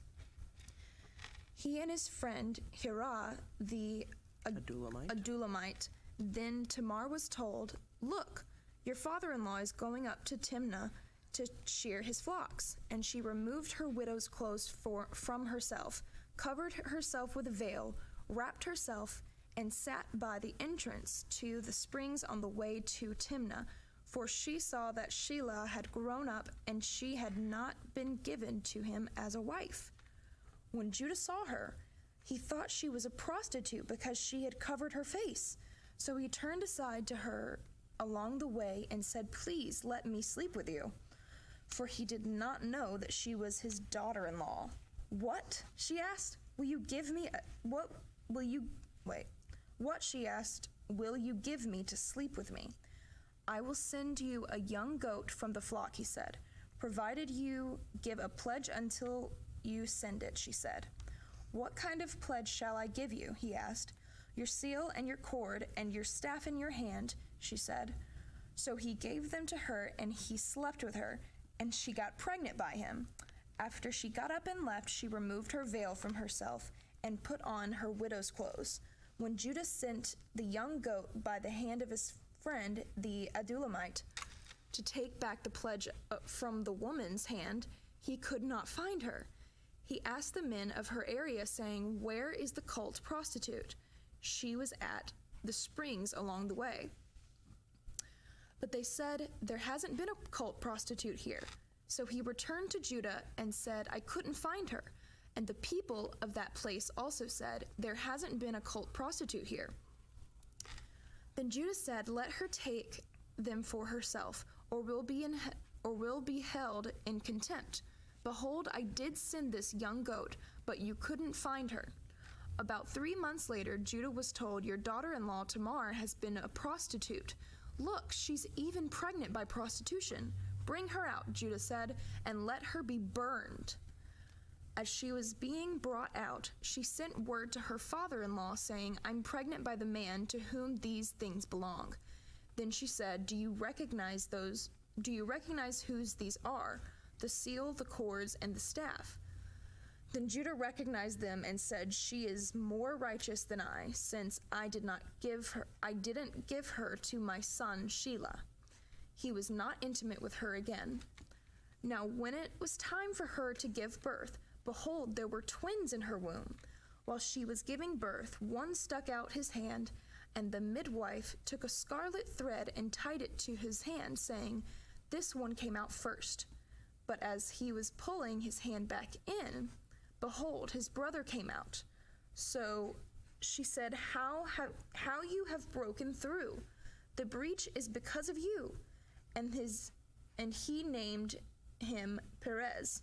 Afterward, his brother, on whose hand was the scarlet thread, came out, and he named him Zerah. Want me to take this one? I knew this last one. Yeah. Chapter 39. Actually, you probably should, because it's way over there. Okay. A bit closer to me. Yeah. Chapter 39. We'll switch back when it's closer to me. Now Joseph had been brought down to Egypt. Potiphar, an official of Pharaoh, commander of the bodyguards, bought him from the hand of the Ishmaelites, who had brought him down there. But Adonai was with Joseph, so he became a successful man in the house of his master, the Egyptian. His master saw that Adonai was with him, and that Adonai made everything he set his hand to successful. Joseph found favor in his eyes, so he served him as a personal servant, and he made him an overseer over his household. Everything that was his he entrusted into his hand. From the time that he made him an overseer in his house and over everything that belonged to him, Adonai blessed the Egyptian's house because of Joseph. Adonai's blessing was on everything that belonged to him, in the house and in the field, so he released everything he owned into Joseph's hand. With him in charge, he did not think about anything except the food he ate. Now Joseph was handsome in form and handsome in appearance. Now after these things, the master's wife lifted up her eyes at Joseph and said, "Come, lie down with me." But he refused. "Look," he said to his master's wife, "my master doesn't think about anything in the house with me in charge. And everything that belongs to him he's entrusted into my hand. No one in this house is greater than I, and he has withheld nothing from me, except you, because you are his wife. So how could I commit this great evil and sin against God?" So whenever she spoke to Joseph day after day, he did not listen to her invitation to lie down beside her, to be with her. Now on one such day he came into the house to do his work, and none of the people of the house were there in the house. Then she grabbed him by his garment, saying, "Come lie with me." But he left his garment in her hand, fled, and went outside. When she saw that he had left his garment in her hand and fled outside, she screamed to the men of her house and said, "Look, someone brought a Hebrew man to us to fool us. He approached me to lie with me, so I screamed out loud. When he heard me raise my voice and scream, he left his garment with me, fled, and went outside. Then she kept the garment with her until his master came home. She spoke the same words to him, saying, "The Hebrew slave that you brought us approached me to fool with me. When I raised my voice and screamed, he left his garment with me and fled outside." Here, I'll let you take that over there. Okay. Verse 19. Now when his master heard the words his wife spoke to him, saying, "Such are the things your slave did to me," his anger burned. Then Joseph's master took him and put him in prison, the place where the king's prisoners were confined. So there he was in the prison. But Adonai was with Joseph, and extended kindness to him, and gave him favor in the eyes of the commander of the prison. The commander of the prison entrusted into Joseph's hand all the prisoners who were in the prison, so that everything that was done there, he was responsible for it. The commander of the prison did not concern himself with anything at all under his care, because Adonai was with him, and Adonai made whatever he did successful. Chapter 40. Now it was after these things that the cupbearer and the baker of the king of Egypt offended their master. The king of Egypt, Pharaoh, was angry with his two officials, with the chief of the cupbearers and with the chief of the bakers. So he put them in custody of the house of the commander of the bodyguards. In the prison, the place where Joseph was confined, the commander of the bodyguards assigned Joseph to be with them and served them as their personal servant. They were in custody for some time. Then the two of them each dreamed a dream on the same night. The dream of each man, the cupbearer and the baker of the king of Egypt, who were confined in the prison, each had its own interpretation. When Joseph came to them in the morning, he observed them, and there they were, looking miserable. So he asked Pharaoh's officials, who were with him in the custody of the house of his master, saying, "Why are your faces so sad today?" They said to him, "We dreamed a dream, and there is no one to interpret it." Then Joseph said to them, "Don't interpretations belong to God? Please tell me."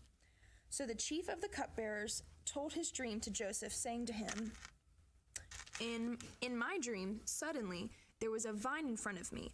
On the vine there were 3 branches, and it was a budding. And as it was budding, its blossoms came out.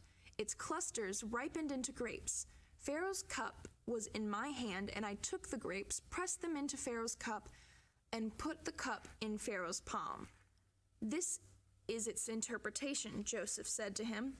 The 3 branches, they are 3 days. In another 3 days, Pharaoh will lift up your head and restore you to your position.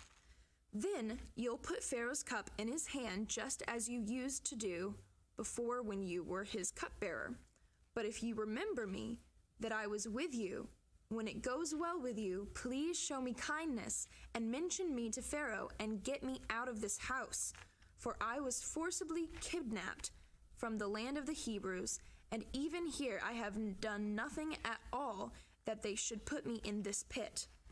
When the chief of the bakers saw that the interpretation was good, he said to Joseph, I also was in my dream.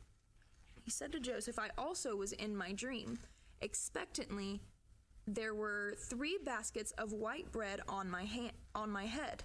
In the top basket was food for Pharaoh, all kinds of baked goods, but the birds were eating them from the basket on my head. When Joseph answered and said, "This is his interpretation. The 3 baskets, they are 3 days. In another 3 days, Pharaoh will lift up your head off of you. Completely different thing. Okay, Pharaoh will lift up your head off of you and will hang you on a tree. Then the birds will eat your flesh off of you." Okay. Oh. Verse 20. Then it happened on the 3rd day, Pharaoh's birthday, that he held a banquet for all his servants. He lifted up the head of the chief of the cupbearers and the head of the chief of the bakers among his servants. He restored the chief of the cupbearers as his cupbearer, and he put the cup on the palm of Pharaoh's hand. But the chief of the bakers he hung. It was just as Joseph had interpreted for them. Yet the chief of the cupbearers did not remember Joseph. Indeed, he forgot him. Chapter 41. Now at the end of 2 whole years, Pharaoh was dreaming. Behold, there he was standing by the Nile. Then behold, there were 7 cows, good-looking and beefy, and they grazed in the reeds. Then behold, there were 7 other cows coming up after them from the Nile, ugly and emaciated, and they stood beside the cows at the edge of the Nile. Then the ugly, emaciated cows ate the 7 good-looking, beefy cows, and Pharaoh woke up. Then he slept and dreamed a second time. Behold, there were 7 ears of corn coming up on one stalk, plump and good. Then behold, there were 7 ears of corn, thin and scorched by the east wind, sprouting up after them. Then the 7 thin ears of corn swallowed up the 7 plump and full ears of corn. Then Pharaoh woke up. It was a dream. But in the morning he was disturbed in his spirit. So he sent and called for the fortune-telling priests of Egypt and all its wise men, and Pharaoh told them his dream. But no one could interpret them for Pharaoh. Then the chief of the cupbearers spoke with Pharaoh, saying, I am reminded of my sins today. Pharaoh had been angry with his servants and put me in custody of the house of the commander of the bodyguards, me and the chief of the bakers. Then we each dreamed a dream on the same night, he and I. We both dreamed, yet each dream had its own interpretation. Now there with us was a Hebrew youth, a slave belonging to the commander of the bodyguards. When we told him, he interpreted our dreams for us. Each man's dream he interpreted. Then it came about just as he interpreted for us, so it happened. Me he restored to my position, but him he hung. Then Pharaoh sent and called for Joseph. So they quickly fetched him from the pit. He shaved, changed his clothes, and came to Pharaoh. Then Pharaoh said to Joseph, I dreamed a dream, and there's no one to interpret it. I heard about you. It's said that you can listen to a dream to interpret it. Then Joseph answered Pharaoh, saying, It's not within me. God will answer with shalom for Pharaoh. Verse 17. So Pharaoh said to Joseph, In my dream there I was, standing by the bank of the Nile, and to my surprise out of the Nile 7 cows were coming up, beefy and good-looking. I love the word beefy. And they grazed in the reeds. Then all of a sudden there were 7 other cows coming up after them, feeble, very ugly, and emaciated. I've never seen the likes of these in the whole land of Egypt for ugliness. Then the emaciated and ugly cows ate the first 7 beefy cows. When they were devoured, one couldn't tell that they had been devoured. Their appearance was as ugly as it was at first. Then I woke up. Then I saw in my dream there were 7 ears of corn coming up on one stalk, plump and good. Then suddenly there were 7 ears of corn, dried up, thin, and scorched by the east wind, sprouting up after them. Then the thin ears of corn swallowed up the 7 good ears of corn. So I told the fortune-telling priests, but no one could provide me with an explanation. Then Joseph said to Pharaoh, Pharaoh's dream is one. God has told Pharaoh that he is about what he is about to do. The 7 good cows, they are 7 years. Also the 7 ears of corn. The 7 emaciated and ugly cows coming up after. Did I skip one? I skipped a line. Also the 7 ears of corn. They're 7 years. It is one dream. The 7 emaciated and ugly cows coming up after them. They're 7 years. Also the 7 empty ears of corn scorched by the east wind. There will be 7 years of famine. It is the word that I have already said to Pharaoh. What God is about to do, he has shown to Pharaoh. 7 years of abundance are about to come in the whole land of Egypt. Then 7 years of famine will come up after them.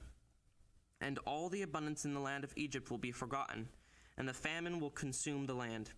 So the abundance in the land will be unknown because of the famine that follows, for it will be a very oppressive famine.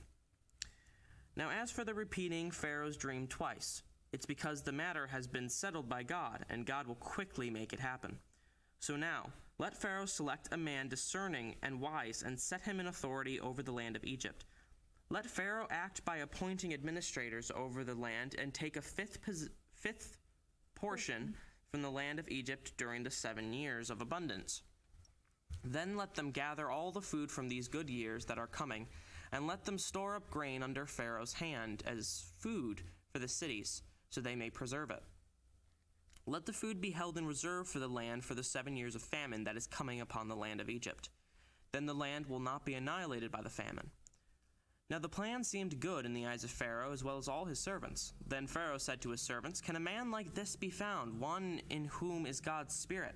Then Joseph said to Pharaoh, Then Pharaoh said to Joseph, Since God has made all this known to you, there is no one as discerning and wise as you. You will be over my house, and all my people will pay homage to you. Only in relation to the throne will I be greater than you. Then Pharaoh said to Joseph, See, I'm nervous now. See, I appoint you over the whole land of Egypt. Then Pharaoh removed his signet ring from his hand and put it on Joseph's hand, clothed him with fine linen garments, and put a chain of gold around his neck. Then he had him ride in the chariot as second in command, the one that belonged to him. And they called out before him, "Kneel down." So he appointed him over the whole land of Egypt. Pharaoh also said to Joseph, "I am Pharaoh, yet without your permission no one will lift up his hand or his foot in the whole land of Egypt." Then Pharaoh named Joseph Zaphanath-Paneah, and gave him Asenath, daughter of Potiphera, priest of On, as his wife. Then Joseph went out in charge of the land of Egypt. Now Joseph was 30 years old when he began serving as representative of Pharaoh, king of Egypt. Joseph went out from Pharaoh's presence and passed throughout the whole land of Egypt. During the 7 years of abundance, the land produced in heaps. So he gathered all the food in the land of Egypt during the 7 years and put food in the cities. I'm right. I went ahead. You. The food from the city fields surrounding the cities he put in each city. The food from. The food from the city fields surrounding the cities he put in each city. That's a lot of cities. Yeah, that's a lot. So Joseph stored up grain like the sand of the sea, vast amounts, until he stopped keeping record because it was beyond counting. 2 sons also had been born to Joseph before the year of famine came, born to him by Asenath, daughter of Potiphera, priest of On.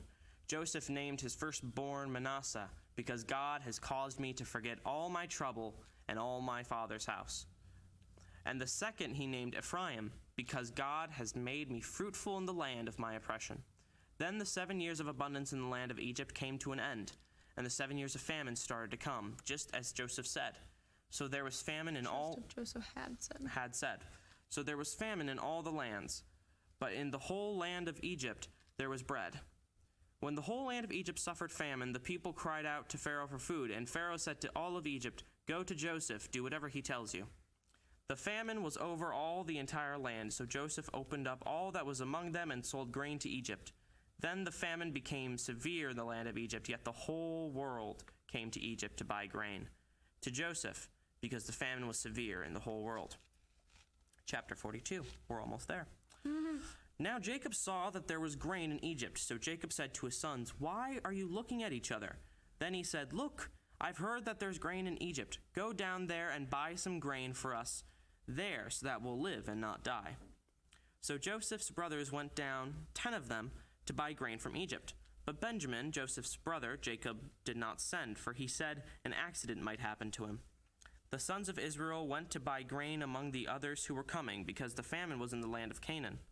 Now Joseph was the ruler over the land. He was the provider of grain for all the people of the earth. Then Joseph's brothers came and bowed down to him with faces to the ground. When Joseph saw his brothers, he recognized them, but he made himself unrecognizable to them. Then he spoke harshly and said to them, "Where have you come from?" "From the land of Canaan," they said, "to buy grain as food." Though Joseph recognized his, I'm guessing the next word's going to be brothers. Brothers. So good. Recognized his brothers, they did not recognize him. Then Joseph remembered the dreams he had dreamed about them. He said to them, "You're spies. You've come to see the undefended places in the land." "No, my lord," they said to him. "Your servants came to buy grain as food, all of us. We are sons of one man. We're honest. Your servants have never been spies." "Not so," he said to them. "Rather, you've come to see the undefended places in the land." But they said, "We, your servants, are 12 brothers, sons of one man in the land of Canaan. Look, the youngest is with our father today, and the other one is no more." Joseph said to them, "It's just like I told you when I said, 'You're spies.' But this you'll be tested. By this you'll be tested. By the life of Pharaoh, you'll not leave from here until your youngest brother comes here. Send one from among yourselves to get your brother, while you remain confined, in order to test your words, to see whether the truth is with you. If not, by the life of Pharaoh, you're definitely spies." So he put them together in custody for 3 days. Then Joseph said to them on the 3rd day, Do this, and you will live. I fear God. If you're honest, let one of your brothers remain as a prisoner in the guardhouse where you've been, while you go and bring grain for the hunger in your homes. And your youngest brother bring to me so that your words can be verified, and you won't die. So they did. Then each man said to his brother, We're truly guilty for our brother. We saw the distress of his soul when he begged us for mercy, but we didn't listen. That's why this distress has come to us. Reuben answered them and said, Didn't I tell you, don't sin against the boy? Didn't I tell you, don't sin against the boy? But you didn't listen. Now see how his blood is now being accounted for. They did not know that Joseph was listening, since there was an interpreter between them. He turned away from them and wept. When he turned back to them and spoke to them, he took Simeon from them and tied him up before their eyes. Then Joseph gave orders to fill their bags with grain, to return each man's money to his sack, and to give them provisions for the journey. So it was done for them. Then they loaded their grain on their donkeys and left from there. As one of them opened his sack to give fodder to his donkey at the lodge, he saw his money. Behold, it was in the opening of his bag. So he said to his brothers, My money has been returned. Look, it's in my bag. Their hearts sank. Trembling, each one turned to his brother and said, What is this that God has done to us? When they came to their father Jacob in the land of Canaan, they told him all that had happened to them, saying, The man, the Lord of the land, spoke with us harshly and took us as spies of the land. But we said to him, We're honest, we've never been spies. We are 12 brothers, sons of our father. One is no more, and the youngest is with our father today in the land of Canaan. Then the man, the Lord of the land, said to us, By this I'll know if you're honest. Leave one of your brothers with me. As for the hunger of your homes, take and go. Then bring your youngest brother to me, so that I may know you are not spies, but you are honest. I'll give you back your brother, and you can move about freely in the land. Now as they were emptying their sacks, behold, there was each man's bundle of money in his sack. When they saw their money bundles, they and their father, they were afraid. Then their father Jacob said to them, You've made me childless. Joseph is no more. Now Simeon is gone, and next you'll take Benjamin. Everything is against me. Then Reuben spoke to his father, saying, You can put my 2 sons to death if I don't bring him back to you. Put him in my hand, and I will return him to you. But he said, My son will not go down with you, for his brother is dead, and he alone remains. And if harm should happen to him along the way you're going, you'll bring my gray hair down to Sheol in grief. Chapter 43. Take a little sip of little sip of water. Hydrate the vocal cords. Okay, chapter 43. Now the famine was severe in the land. When they finished eating their grain they had brought from Egypt, their father said to them, Go back, buy us a little food. But Judah said to him, The man warned us firmly, saying, You won't see my face unless your brother is with you. If you send our brother with us, we will go down and buy grain for you for food. But if you won't send him, we won't go down, because the man said to us, You won't see my face unless your brother is with you.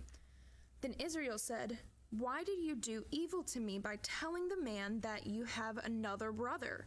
They said, The man questioned particularly about us and about our relatives, saying, Is your father still alive? Do you have a brother? So we spoke to him on the basis of these words. How could we possibly know that he would say, Bring your brother down? Then Judah said to his father Israel, Please send the boy with me, and we'll get up and go, so that we'll live and not die. We and you and our children, I myself will be his pledge. You can demand him back from my own hand. If I don't bring him back to you and place him before you, then you can blame me all my days. If we had not delayed, we could have returned twice by now. Then their father Israel said to them, "If it must be so, then do this. Take some of the best products of the land in your bags and bring an offering down to the man, a little balsam and a little money. A little balsam and a little honey. Not money. A little honey, gum, and myrrh. Pistachios and almonds. Also take in your hand a double portion of silver, and bring back in your hand the silver that had returned in the mouth of your sacks. Perhaps it was a mistake. Take your brother too now. Get up, go back to the man. May El Shaddai grant you mercy before the man, so that he may release your other brother to you, along with Benjamin. As for me, if I am bereaved, I am bereaved." Then the men took his offering. They also took the double portion of silver in their hand, as well as Benjamin. So they got up and went down to Egypt and stood before Joseph. When Joseph saw Benjamin with them, he said to the one over his house, "Bring the men into the house, slaughter an animal and prepare it, for the men will eat with me this afternoon." So the man did as Joseph said, and the man brought the men into Joseph's house. But the men were afraid because they had been brought into Joseph's house. They said, "It's because of the silver that was returned to our sacks the first time that we were being brought in, to pounce on us and fall on us and take us as slaves along with our donkeys." So they approached the man who was over Joseph's house and spoke to him at the entrance of the house. "I beg your pardon, my lord," they said. "We indeed came down on the previous occasion to buy grain for food. When we came to the lodge and opened our sacks, behold, there was..." Oh, I lost my place. "Behold, there was each man's money at the opening of the sack, the full amount of our money. So we've returned it in our hand. Moreover, we've brought down other money in our hand to buy grain for food. We didn't know who put our money into our sacks." "Be at peace," he replied. "Don't be afraid. Your God and the God of your father has given you treasure in your sacks. Your money had come to me." Then he brought Simeon out to them, and the man brought the men into Joseph's house, gave them water, and they washed their feet. He also provided fodder for their donkeys. So they prepared the offering for Joseph's coming at noon, for they had heard that they were going to eat there.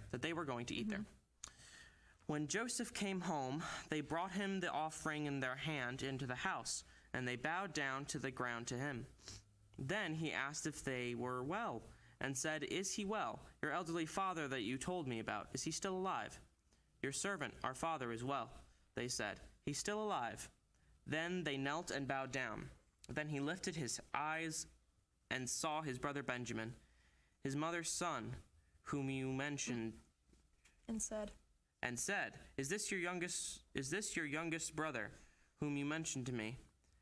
Then he said, "May God be gracious to you, my son." Then Joseph hurried out because his compassion grew warm and tender toward his brother, so that he wanted to cry. So he went into an inner room and wept there. Then he washed his face, came out, and controlled himself. "Serve the food," he said. So they served him by himself, them by themselves, and the Egyptians who were eating with them by themselves.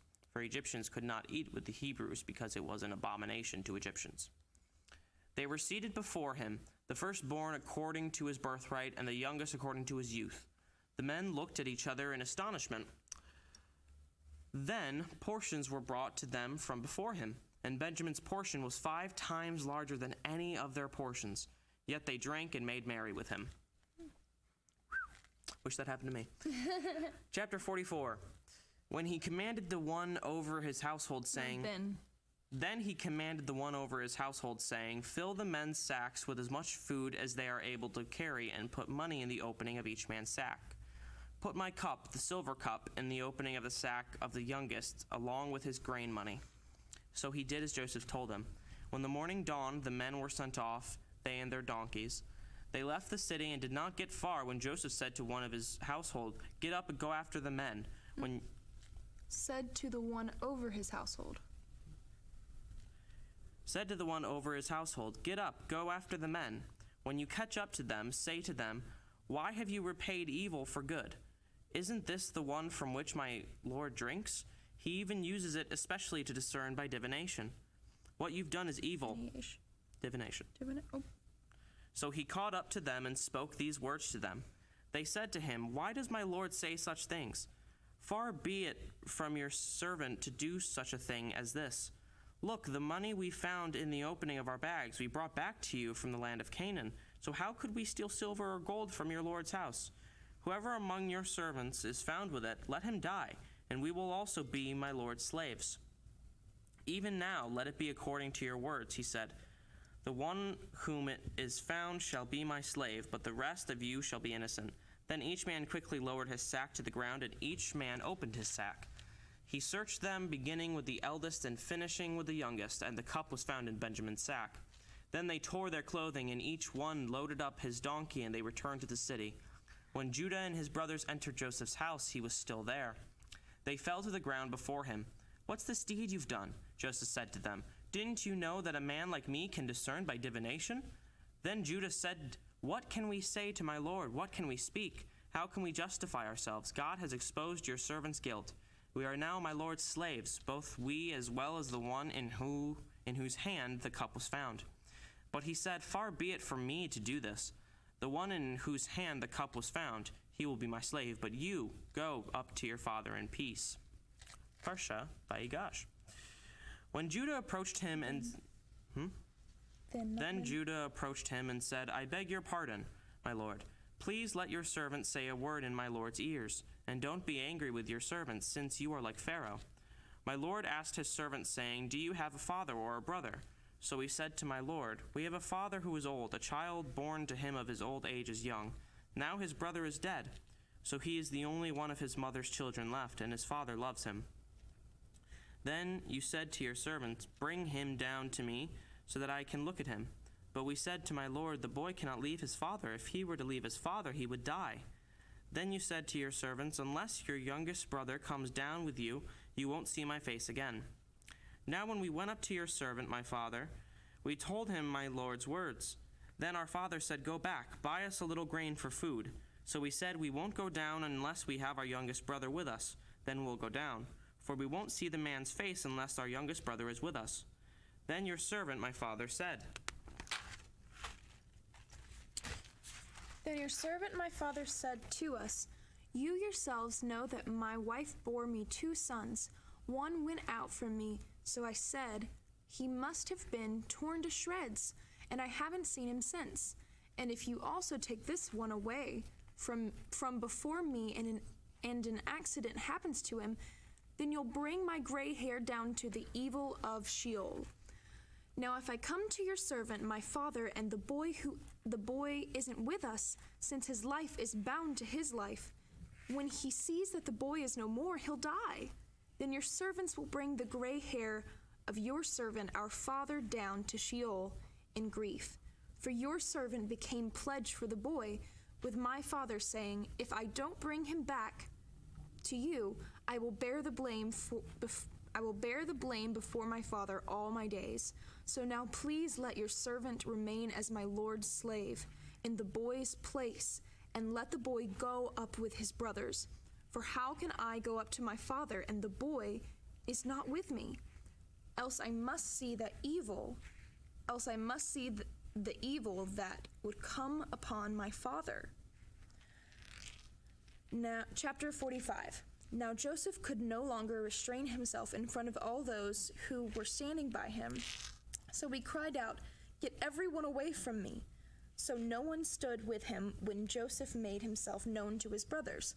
But he gave his voice to weeping, so that the Egyptians heard, and Pharaoh's household heard. Joseph said to his brothers, "I am Joseph. Is my father still alive?" And his brothers were unable to answer him because they were terrified at his presence. Then Joseph said to his brothers, "Please come near me." So they came near. "I'm Joseph, your brother, the one who sold you to Egypt, the one you sold to Egypt," he said. "So now don't be grieved and don't be angry in your own eyes that you sold me here, since it was for preserving life that God sent me here before you. For there has been 2 years of famine in the land, and there will be 5 more years, yet with no plowing or harvesting. But God sent me ahead of you to ensure a remnant in the land and to keep you alive for a great escape. So now it wasn't you. You didn't send me here, but God. And he made me as a father to Pharaoh, lord over his whole house and ruler over the entire land of Egypt. Go up quickly to my father and say to him, thus says your son Joseph, God has made me lord over all Egypt. Come down to me, don't delay. Then you'll live in the land of Goshen. Then you'll live in the land of Goshen and be close to me, you and your children and your children's children, your flocks and your cattle, and everything that belongs to you. I'll provide food for you there, for the famine will last another 5 years. Otherwise, you'll lose everything, you and your household, and everything that belongs to you. And look, you and my brother Benjamin can see with your own eyes that it's my mouth that's speaking to you. You must tell my father about all my honor in Egypt and about all that you've seen, and you must quickly bring my father down here. Then he fell upon his brother Benjamin's neck and wept, while Benjamin wept upon his neck. And he kissed all his brothers and went up and wept upon them. Finally, after this, his brothers talked with him. When the commotion was heard in Pharaoh's house, Joseph's brothers have come. It was good in the eyes of Pharaoh and his servants. So Pharaoh said to Joseph, say to your brothers, do this, load your animals and go to the land of Canaan. Then get your father, your households, and come to me. I'll give you the best of the land of Egypt, and you will eat the fat of the land. You are also commanded to say, do this, take for yourselves wagons from the land of Egypt, for your little children and for your wives, and pick up your father and come. Don't be concerned about your goods, because the best of all the land of Egypt is yours. So the son of Israel did so. Joseph and he gave them provisions for the journey. To each of them he gave a change of clothes, while to Benjamin he gave 300 pieces of silver and 5 sets of clothes. Also to his father he sent the following: 10 donkeys carrying from the best of Egypt, and 10 female donkeys carrying grain and food, and provisions for his father's journey. Then he sent his brothers off, and as they departed, he said to them, don't be anxious on the way. Then they went up from Egypt and came to the land of Canaan. To Jacob their father they told him saying, Joseph is still alive, and he is ruler of the whole land of Egypt. His heart went numb, for he did not believe them. But they told him all of Joseph's words that he had told them. When we saw the wagons that Joseph had sent to pick him up, the spirit of their father, Jacob, revived. Then Israel said, enough, my son Joseph is still alive. I must go and see him before I die. Chapter 46. You're doing great. Trying. Chapter 46. So Israel set out along with everything that belonged to him. When he came to Beersheba, he offered sacrifices to the God of his father Isaac. In visions of the night, God said to Israel, Jacob, Jacob. Hineni, he said. Hineni, he said. I am God, the God of your father. He said, do not be afraid to go down to Egypt, for I will turn you into a great nation there. I myself will go down with you to Egypt, and I myself will also most certainly bring you up. Joseph will put his hands on your eyes. Then Jacob arose from Beersheba, and Israel's son carried Jacob, their father, their little children, and their wives in the carts that Pharaoh had sent to carry him. They also took their livestock and their possessions they had acquired in the land of Canaan, and they came to Egypt, Jacob and all his offspring with him. His sons and his grandsons with him, his daughters and his granddaughters, and all his offspring he brought with him to Egypt. Now these are the names of the sons of Israel who came to Egypt: Jacob and his sons, Jacob's firstborn, Reuben, and Reuben's sons, Hanok, Palu, Jemuel, Jamin. Where was I? Ohad, Jachin, Zohar, and You skip. Okay, so just start with them. I didn't skip anything. You skip Simeon's sons. Hanok, Palu, Hezron, and Carmi. Simeon's sons, Jemuel, Jamin, Ohad, Jachin, Zohar, and Shaul. Shaul? Yeah, Shaul. Shaul. The son of the Canaanite woman. Levi's sons, Gershon, Kohath, and Merari. Judah's sons, Onan, Shelah, Perez, and Zerah. Died along with Onan in the land of Canaan. Perez's sons were Hezron and Hamul. Issachar's sons, Tola, Puvah, Lob, and Shimron. Zebulun's sons, Sered, Elon, and Jaleel. Oh, hi. Hi, Mom. She'll be here soon. I'm almost done. Jaleel. These are Leah's sons. Also, beautiful picture. Just saying. Beautiful. Look at it. This is actually one of my favorite pictures. I love seeing Joseph crack. And okay. I'm reading. We're still reading. I feel like I didn't have much to read there. No, I just wanted you to read the names. Oh, okay. Remember? Sorry. Here. Yeah, you got it. Okay. I like reading the Bible, so. Okay. Genesis 40. Okay. What's that last sentence? Leah's sons. These are Leah's sons. I'm going to keep reading because they're still named. I'm going to keep reading. These are Leah's sons, whom she bore to Jacob in Padan Aram, along with his daughter Dinah. The tally of all his sons and daughters was 33 people. That's a lot of names. Gad's sons, Ziphion, Hagi, Shuni, Esban, Eri, Arodi, and Areli. Asher's sons, Imna, Ishva, Ishvi, Beriah, and Malchiel. These are the Sarah their sister. Beriah's sons, Heber and Malchiel. These are the sons of Zilpah, whom Laban gave to Leah his daughter. She bore these to Jacob, 16 people. The sons of Jacob's wife, Rachel, Joseph, and Benjamin. Manasseh and Ephraim were born to Joseph in the land of Egypt. Azanath, the daughter of Potipharah, priest of On, bore them to him. I'm going to get to the end of this chapter. I got it. My mom is looking at me. She wants to read so badly. Okay. Where was I? On bore to him. Benjamin's sons. Bela, Becher, Ashbel, Gerah, Naaman, Ehi, Rosh, Mupim, Hupim, and Ard. These are Rachel's sons, who were born to Jacob. The tally of all the people was 14. The sons of Dan. Hushim. Okay. Naphtali's sons.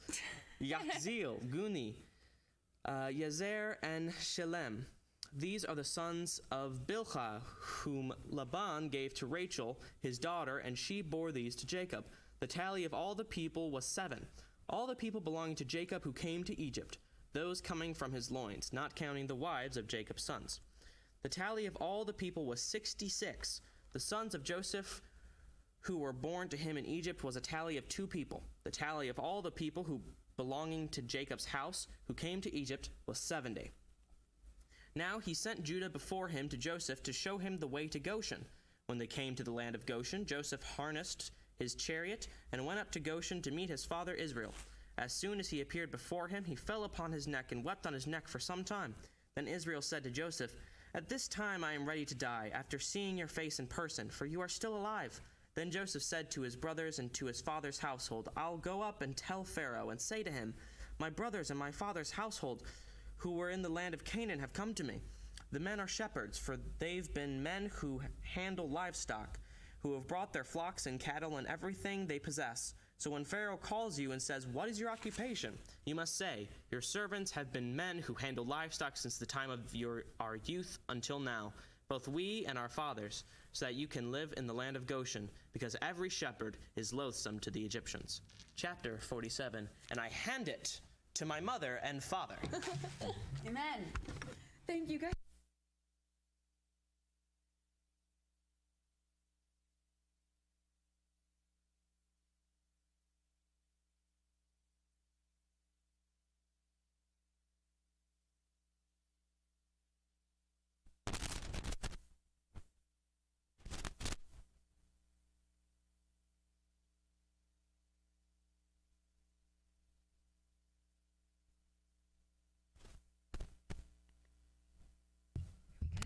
muted itself.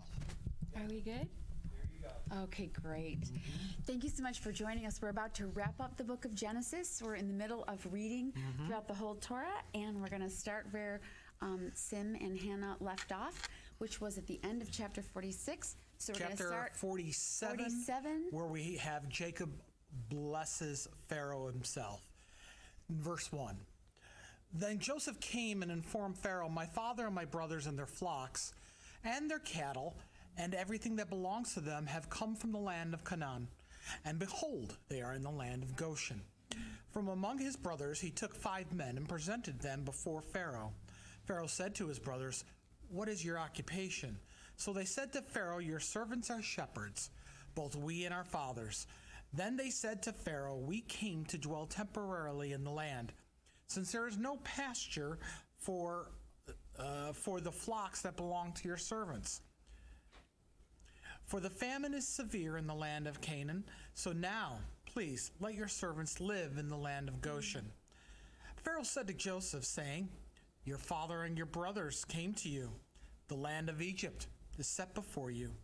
Settle your father and your brothers in the best part of the land. Let them live in the land of Goshen. If you know of any capable men among them, make them overseers of the livestock over those that are mine. Then Joseph brought his father Jacob and presented him before Pharaoh. And Jacob blessed Pharaoh. Pharaoh asked Jacob, how many days are the years of your life? And Jacob said to Pharaoh, the days of the years of my sojourn are 130 years. Few and evil have been the days of my years of my life. Moreover, the days of the years of my life have not attained the days of the years of the lives of my fathers in the days of their sojourn. And Jacob blessed Pharaoh and went out from Pharaoh's presence. Joseph settled his father and his brothers and gave them property in the land of Egypt, in the best part of the land, in the land of Ramses, just as Pharaoh commanded. And Joseph supported his father and his brothers and his father's entire household with food for the mouths of the little ones. As a dad, that makes me go. Verse 13. Now there was no food in all the land because the famine was very severe. Both the land of Egypt and the land of Canaan languished because of the famine. Joseph collected all the money that could be found in the land of Egypt and in the land of Canaan for the grain, and they bought. And Joseph brought the money into Pharaoh's house. Then the money of the land of Egypt and all the land of Canaan ran out. And all of Egypt came to Joseph saying, give us food. Why should we die in front of you because the money is gone? Joseph said, give your livestock and I'll give it to you for your livestock if the money is gone. So they brought the livestock to Joseph, and Joseph gave them food in exchange for horses, for flocks of sheep, for herds of cattle, and for donkeys.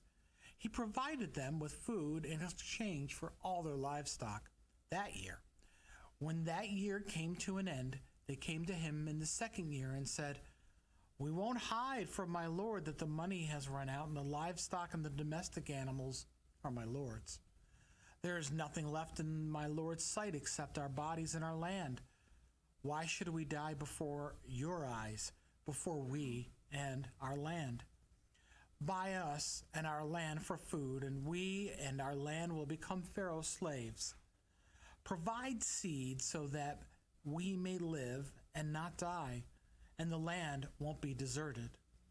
So Joseph bought all the land of Egypt for Pharaoh because the Egyptians, each one, sold his field for the famine overcame them. Thus the land became Pharaoh's. These are details you don't get in the Ten Commandments, the movie. It's true. He made the people slaves from one end of the Egypt's border to the other. Wow. Only he did not buy the land belonging to the priests, because the priests had an allotment from Pharaoh, and they ate their allotment that Pharaoh gave them. Therefore they did not sell their land. Then Joseph said to the people, behold, I have brought you and your land today for Pharaoh. Here, Bought you. excuse me? I have bought you and your land today for Pharaoh. Ay, ay, ay. That's what we say in Italian. Ay, ay, ay. Oy You vey guys in say Yiddish. oy vey, and we say ay, ay, ay. Yes. Here is seed for you so that you can sow the land. During the harvest, you must give a fifth part to Pharaoh, and 4/5 will be for you. In other words, it was a 20-80 split. I like the math. It's like the double type. Yes. Yeah, I get it. For seed for the field and for your food, and for those in your houses, and for food for your little ones. You saved our lives, they said. We find favor in the eyes of my Lord and will be Pharaoh's slaves. So Joseph set it as a statute until this very day concerning the land of Egypt. A fifth part goes to Pharaoh. Only the priest's land did not become Pharaoh's. Meanwhile, Israel settled in the land of Egypt, in the land of Goshen, acquired property in it, and were fruitful and multiplied greatly. Now we're at Parsha Vayechi, verse 28 of chapter 47. Now Jacob lived in the land of Egypt for 17 years. So the days of Jacob, the years of his life, were 147 years. I'd say that's a ripe, long life. Yes. As the time of Israel's death drew near, he called for his son Joseph and said to him, "If I have found favor in your eyes, please put your hand under my thigh and show me faithful kindness. Please do not bury me in Egypt. You must carry me out of Egypt and bury me in their burial place." So he said, "I myself will do according to your word. Swear to me," he said. So he swore to him. Then Israel bowed down and worshiped on the head of his staff. Chapter 48 of Genesis. You want to keep going, or you want me to read? I'll keep going. Okay, good. After these things, someone told Joseph, "Behold, your father is sick." So he took his two sons, Manasseh and Ephraim, with him. When someone told Jacob, saying, "Behold, your son Joseph has come to you," Israel summoned his strength. Summoned his strength. I like Summoned that. his strength and sat up in the bed. Then Jacob appeared to Joseph. El Shaddai appeared to me in Luz, in the land of Canaan, and blessed me.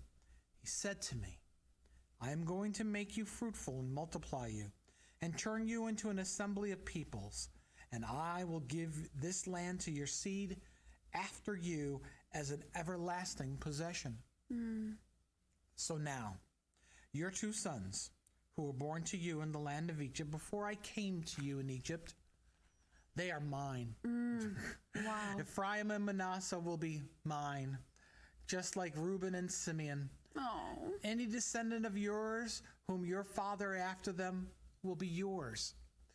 Your father after them Will be yours. will be yours. They will be be identified by the names of their brothers for their inheritance. Now, Wow. as for me, when I came from Padan, to my sorrow, Rachel died along the way, in the land of Canaan, while we were still a distance from entering Ephrath.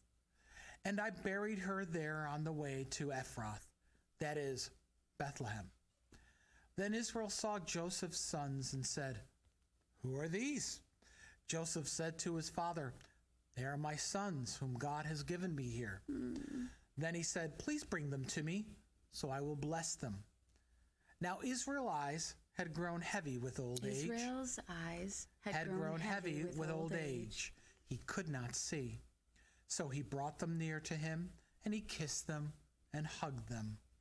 Then Israel said to Joseph, "To see your face, I didn't expect.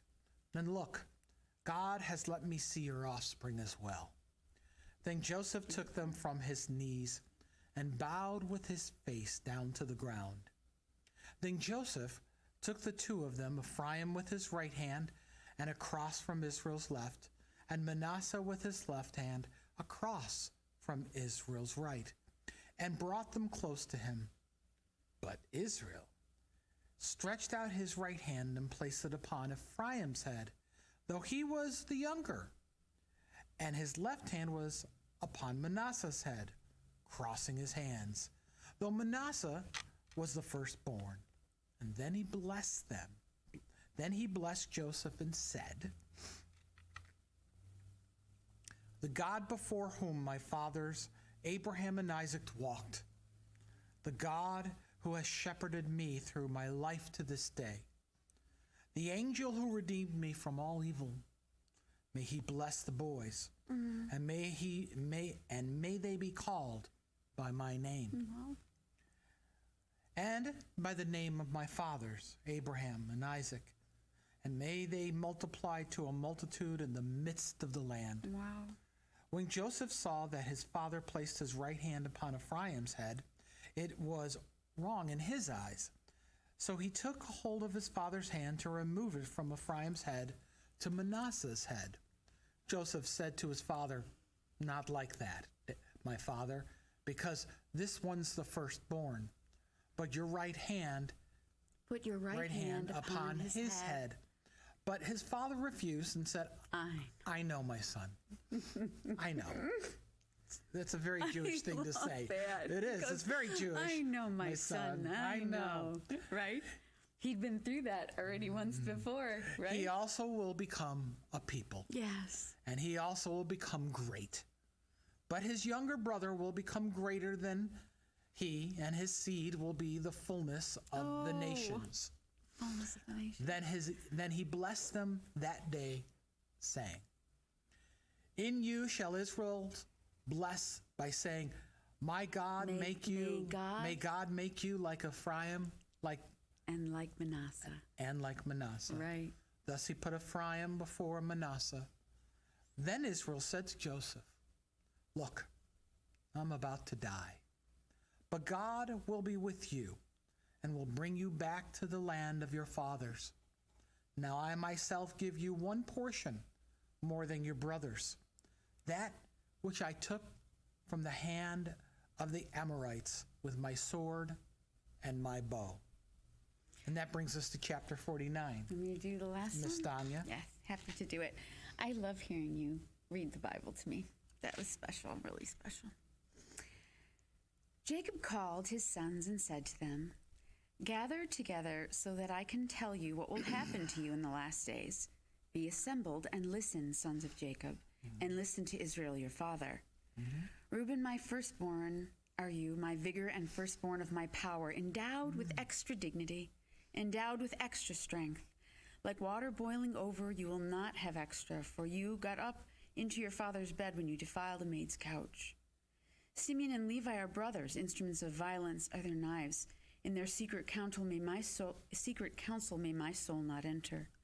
In their contingent may my honor never be united. For in their anger they slew men, and in their self-will they maimed oxen. Cursed be their anger. As we turn the page.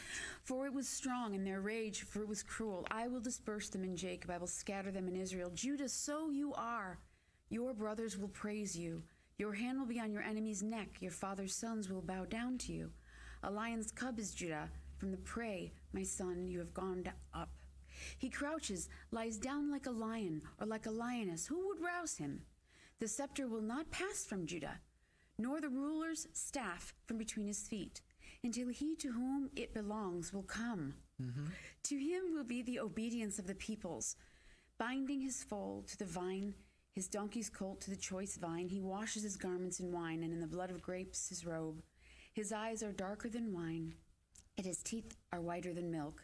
Zebulun will dwell by the seashore, and be by a harbor for ships. His distant border reaches Sidon. Issachar is a strong-boned donkey lying down between two saddlebags. He saw that a resting place was good, and that the land was pleasant. He leaned his shoulder to bear a burden and became a forced laborer. Dan will judge his people as one of the tribes of Israel. Let Dan be a serpent beside the road, a viper beside a path, who strikes a horse's heel so that its rider falls backwards. For your salvation I wait, Adonai. Gad, attackers will attack him, but he will attack at their heels. Asher, rich is his food. He will provide delicacies fit for a king. Naphtali is a doe let loose, who offers words of beauty. A fruitful son is Joseph, a fruitful son beside a spring. Daughters walk along a wall. The archers were bitter and shot arrows and were hostile toward him. Yet his bow was always filled, and his arms quick-moving by the hands of the mighty one of Jacob.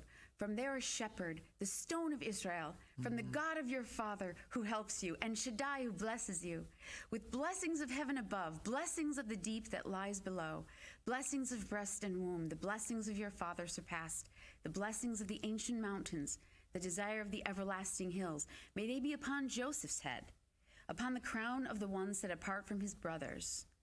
Benjamin is a ravening wolf. In the morning he devours spoils, and in the evening divides plunder. These are the tribes of Israel, 12 in all, and this is what their father spoke to them. He blessed them, each one he blessed with a suitable blessing.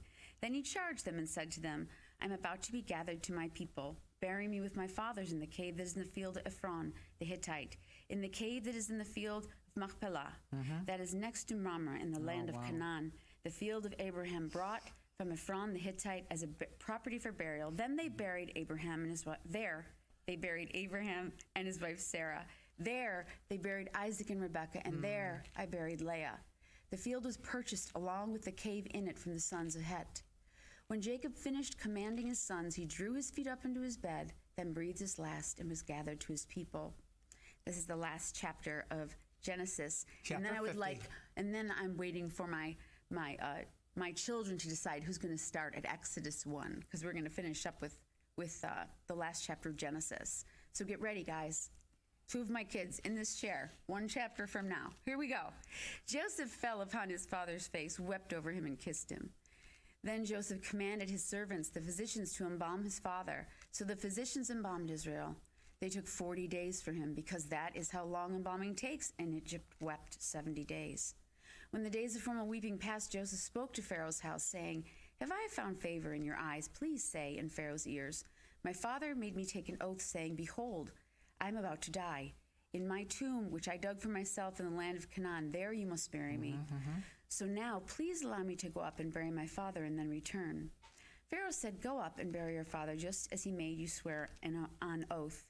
So Joseph went up to bury his father. Also all of Pharaoh's servants, the elders of his household, and all the elders of the land of Egypt went up with him, along with all of Joseph's house, his brothers, and his father's household. Only their children and their flocks and the cattle were left in the land of Goshen. Chariots and horsemen also went up with him. It was a very impressive company. That's love and honor right Yeah, there. it really That's is. a great description of love and honor. When they came to the threshing floor of the bramble on the other side of the Jordan, they mourned there a very great and solemn lamentation. He observed 7 days of mourning for his father. When the inhabitants of the land, the Canaanites, saw the mourning ritual at the threshing floor of the prickly bush, they said, A solemn mourning ritual this is for the Egyptians. That's right. That is why it's named Abel Mitzrayim, which is on the other side of the Jordan. So Jacob's sons did for him just as he commanded them. His sons carried him to the land of Canaan and buried him in the cave of the field of Machpelah, the field that Abraham brought as property for burial from the Ephron the Hittite next to Mamre. That's right. After burying his father, Joseph returned to Egypt, he and his brothers and all those who went up with him to bury his father. When Joseph's brothers saw that their father had died, they said, Maybe Joseph will be hostile toward us and pay us back in full for all the evil we showed him. So they charged Joseph, saying, Before his death your father gave a command, saying, Thus must you say to Joseph, Please forgive, I beg you, the transgression of your brothers in their sin, because they treated you wrongly. Therefore please forgive the transgression of the servants of the God of your father. This is forgiveness that shows up in the Torah for one for another. That's As right. Yeshua tells us, we're supposed to forgive each other. That's right. And this is the first place the word forgive is in the entire Torah, is when the brothers say it's the dad who told them to tell him to forgive them. It's fascinating to me. This is maybe, so I'm going to repeat it real quick and we'll Go ahead. finish up. Please forgive, I beg you, the transgression of your brothers in their sin, because they treated you wrongly. Therefore, please forgive the transgression of the servants of the God of your father. Then Joseph wept when they spoke to him, and his brothers also came and fell down before him and said, Behold, we are your slaves. But Joseph said to them, Don't be afraid. For am I in the place of God? Yes, you yourselves planned evil against me. God planned it for good, in order to bring about what it is this day, to preserve the lives of many people. So now, don't be afraid. I myself will provide food for you and your little ones. There we go. Makes me cry. So he reassured them, speaking kindly to them. Joseph remained in Egypt, he and his father's household. That's right. And Joseph lived 110 years. Joseph saw the third generation of Ephraim's sons. Also the sons of Machir, Manasseh's son, were born upon Joseph's knees. Whew. Then Joseph said to his brothers, I am about to die, but God will surely take notice of you and will bring you up from this land to the land that he swore to Abraham, to Isaac, and to Jacob. Then Joseph made Israel's sons swear an oath, saying, when God takes notice of you, you will bring my bones up from here. So Joseph died 110 years old, and they embalmed him and he placed him in a coffin in Egypt. This is the book of Genesis, and after this we And say... by the way, we should be able to say, because this is the end of one of the books, we say... Right? Chazak, chazak, v'nit chazak. Right? V'nit chazak. I've never gotten that right. One more time. Chazak, chazak, v'nit chazak, which means be strong, and let us be strengthened. Yeah. So there's a word. Yes, and there's a sense of an individual strength and a corporate strength. And that's why we read the Bible to our children and our children's children. That's exactly right. So we're going to get started in Exodus. The kids can come out and get started there. And this is where the word children of Israel, B'nai Israel, starts, right after the chapter of forgiveness.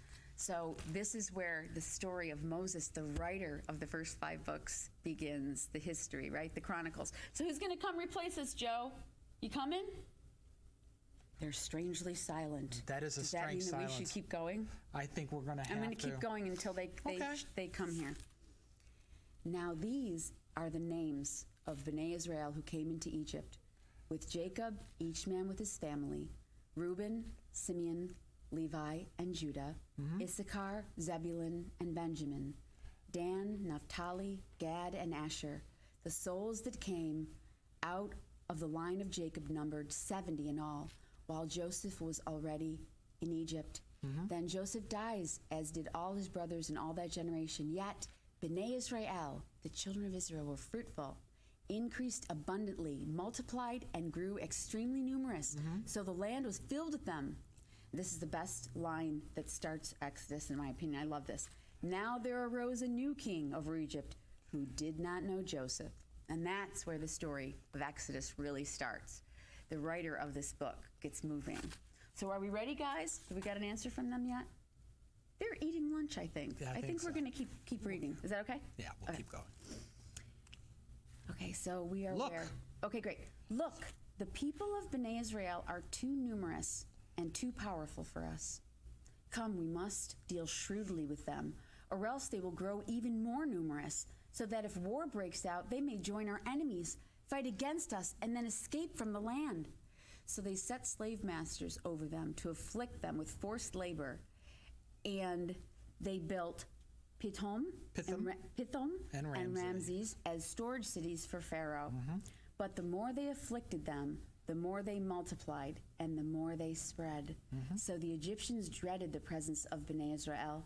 They worked them harshly and made their lives bitter with hard labor, with mortar and brick, doing all sorts of work in the fields. In all their labors they worked them with cruelty.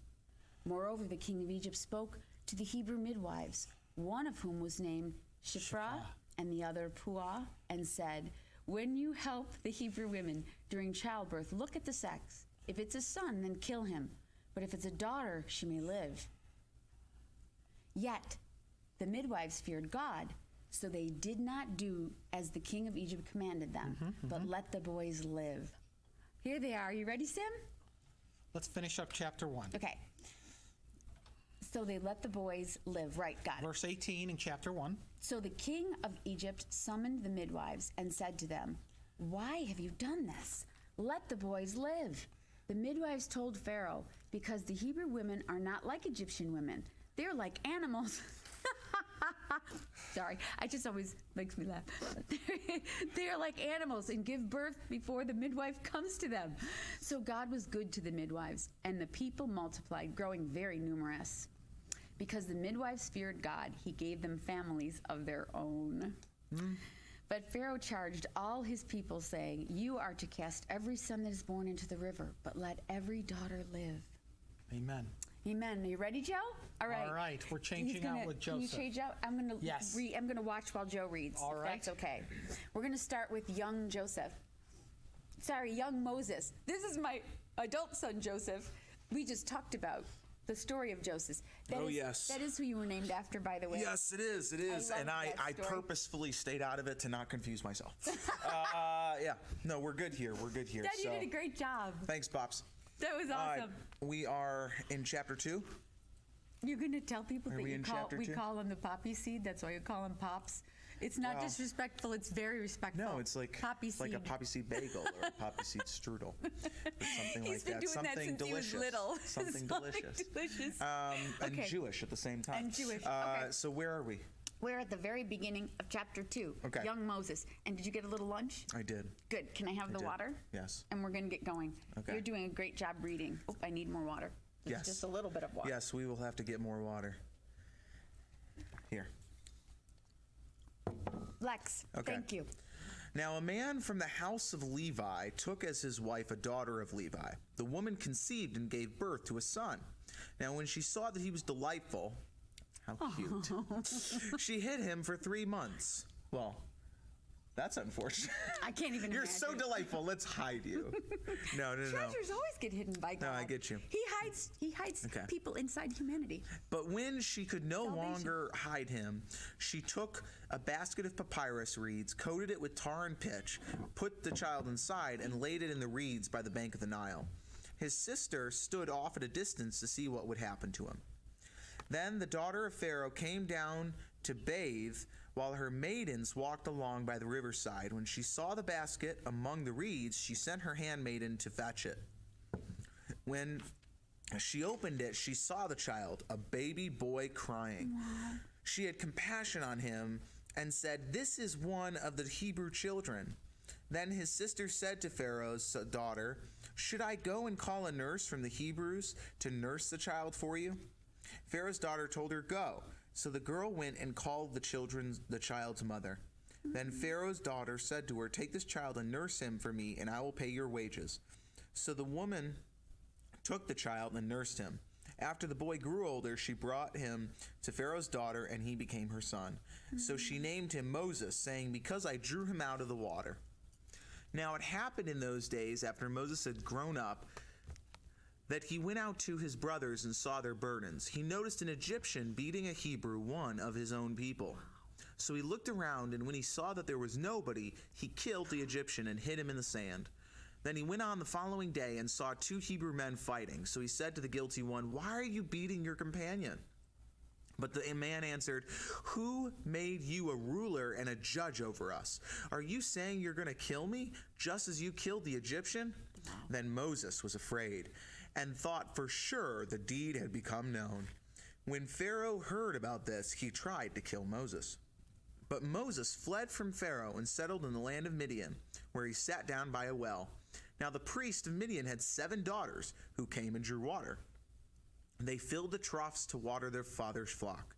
But shepherds came and drove them away. So Moses stood up, helped them, and watered their flock. When they came to a well, their father, he said, "How come you've returned so soon today?" So they told him, "An Egyptian delivered us out of the hand of the shepherds. He also drew water for us and watered the flock." "Where is he then?" he said to his daughters. "Why did you leave the man behind? Invite him to have some food to eat." I can appreciate Sounds like that. your dad. I can appreciate that. Why didn't you bring him on over? Yeah.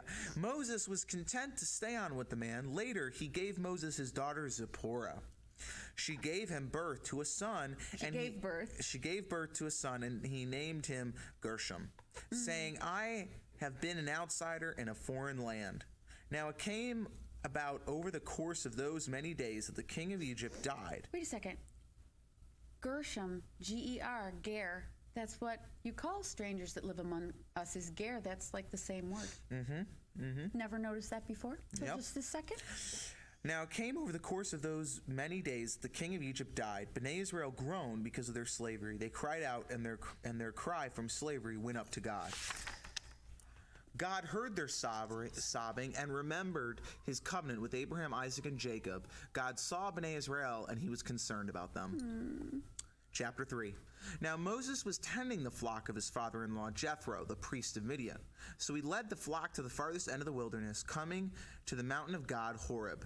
Then the angel of Adonai appeared to him in a flame of fire from within a bush. So he looked and saw the bush burning with fire, yet it was not consumed. Moses thought, I will go now and see this great sight. Why is the bush not burnt? When Adonai saw that he turned to look, he called to him out of the midst of the bush and said, Moses, Moses. So he answered, Hineni, which means, here I am. Then he said, come no closer. Take your sandals off your feet, for the place where you are standing is holy ground. Moreover, he said, I am the God of your father, the God of Abraham, Isaac, and Jacob. So Moses hid his face because he was afraid to look at God. So just FYI, if you guys can see this beautiful picture here, it's basically the picture that we're describing right now. And as you can tell, Moses is just a tad bit frightened. Yeah, he looks a little bit. He looks a little concerned. Freaked out. He does look a little bit like, whoa. We're going to keep going with the story because it gets better. Then Adonai said, I have surely seen the affliction of my people who are in Egypt and have heard their cry because of their slave masters, for I know their pains. So I have come down to deliver them out of the hand of the Egyptians, to bring them up out of that land into a good and large land, a land flowing with milk and honey, into the place of the Canaanites, Hittites, Amorites, Perizzites, Hivites, and Jebusites. Perizzites, not parasites. Yeah. Perizzites. Now behold, the cry of Bnei Israel has come to me. Moreover, I have seen the oppression that the Egyptians have inflicted on them. Come now, I will send you to Pharaoh, so that you may bring my people, Bnei Israel, out from Egypt. Bnei Israel is children of Israel, for those that are not familiar with it. It's actually sons, which includes daughters. Right. It says, but Moses said to God, who am I that I should go to Pharaoh and bring Bnei Israel out of Egypt? So he said, I will surely be with you, so that it will be the sign to you that it is I who have sent you. When you have brought the people out of Egypt, you will worship God on this mountain. But Moses said to God, suppose I go to Bnei Israel and I say to them, the God of your fathers has sent me to you. And they ask me, what is his name? What should I say to them? God answered Moses, I am who I am. Then he said, you are to say to Bnei Israel, I am has sent me to you. Wow. God had also said to Moses, you are to say to Bnei Israel, Adonai, the God of your fathers, the God of Abraham, the God of Isaac, and the God of Jacob, has sent me to you. This is my name forever, and the name by which I should be remembered from generation to generation. Wow. Go now, gather the elders of Israel together, and say to them, Adonai, the God of your fathers, the God of Abraham, Isaac, and Jacob, has appeared to me, saying, I have been paying close attention to you, and have seen what is done to you in Egypt. So I promise I will bring you up out of the affliction of Egypt into the land of the Canaanites, Hittites, Amorites, Perizzites, Hivites, and Jebusites, to a land flowing with milk and honey. They will listen to your voice, so you will go, you along with the elders of Israel, to the king of Egypt and say to him, Adonai, the God of the Hebrews, has met with us. Now please let us take a 3-day journey into the wilderness so that we may sacrifice to Adonai our God. That's cool. Nevertheless, I know that the king of Egypt will not let you go, except by a mighty hand. So I will stretch out my hand and strike Egypt with all my wonders that I will do in the midst of it. And after that, he will let you go. Then I shall grant these people favor in the eyes of the Egyptians. So it will happen that when you go, you will not leave empty-handed. Every woman is to ask her neighbor and the woman who lives in her house for silver and gold jewelry and clothing. You will put them on your sons and your daughters, so you will plunder the Egyptians. Totally a prophecy, totally comes true. Chapter 4. Very cool. And then Moses said, but look, they will not believe me or listen to my voice. They will say, Adonai has not appeared to you. Right. So Adonai said to them, what is that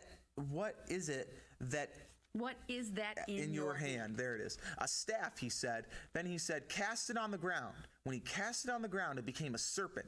So Moses fled from before it. Then Adonai said to Moses, stretch out your hand and take it by the tail. So he put out his hand and laid a hold of it, and it became a staff in his hands. This is so that they may believe Adonai, the God of their fathers, the God of Abraham, Isaac, and Jacob, has appeared to you. Adonai also said to him, now put your hand within your cloak. So he put his hand inside, and when he took it out, his hand had its sarat, which is leprosy. Right. White as snow. Then he said, put your hand back into your cloak. So he put his hand back in, and when he took it out, it was restored again as the rest of his skin. And then he said, if they do not believe you or listen to the voice of the first sign, they will believe the message of the later sign. But if they do not believe even these two signs, nor listen to your voice, you are to take the water of the river and pour it on the dry land. The water which you take out of the river will become blood on the ground. But Moses said to Adonai, Adonai, I am not a man of words. Not yesterday, nor the day before, nor since you have spoken to your servant, because I have a slow mouth and a heavy tongue. That is a tough.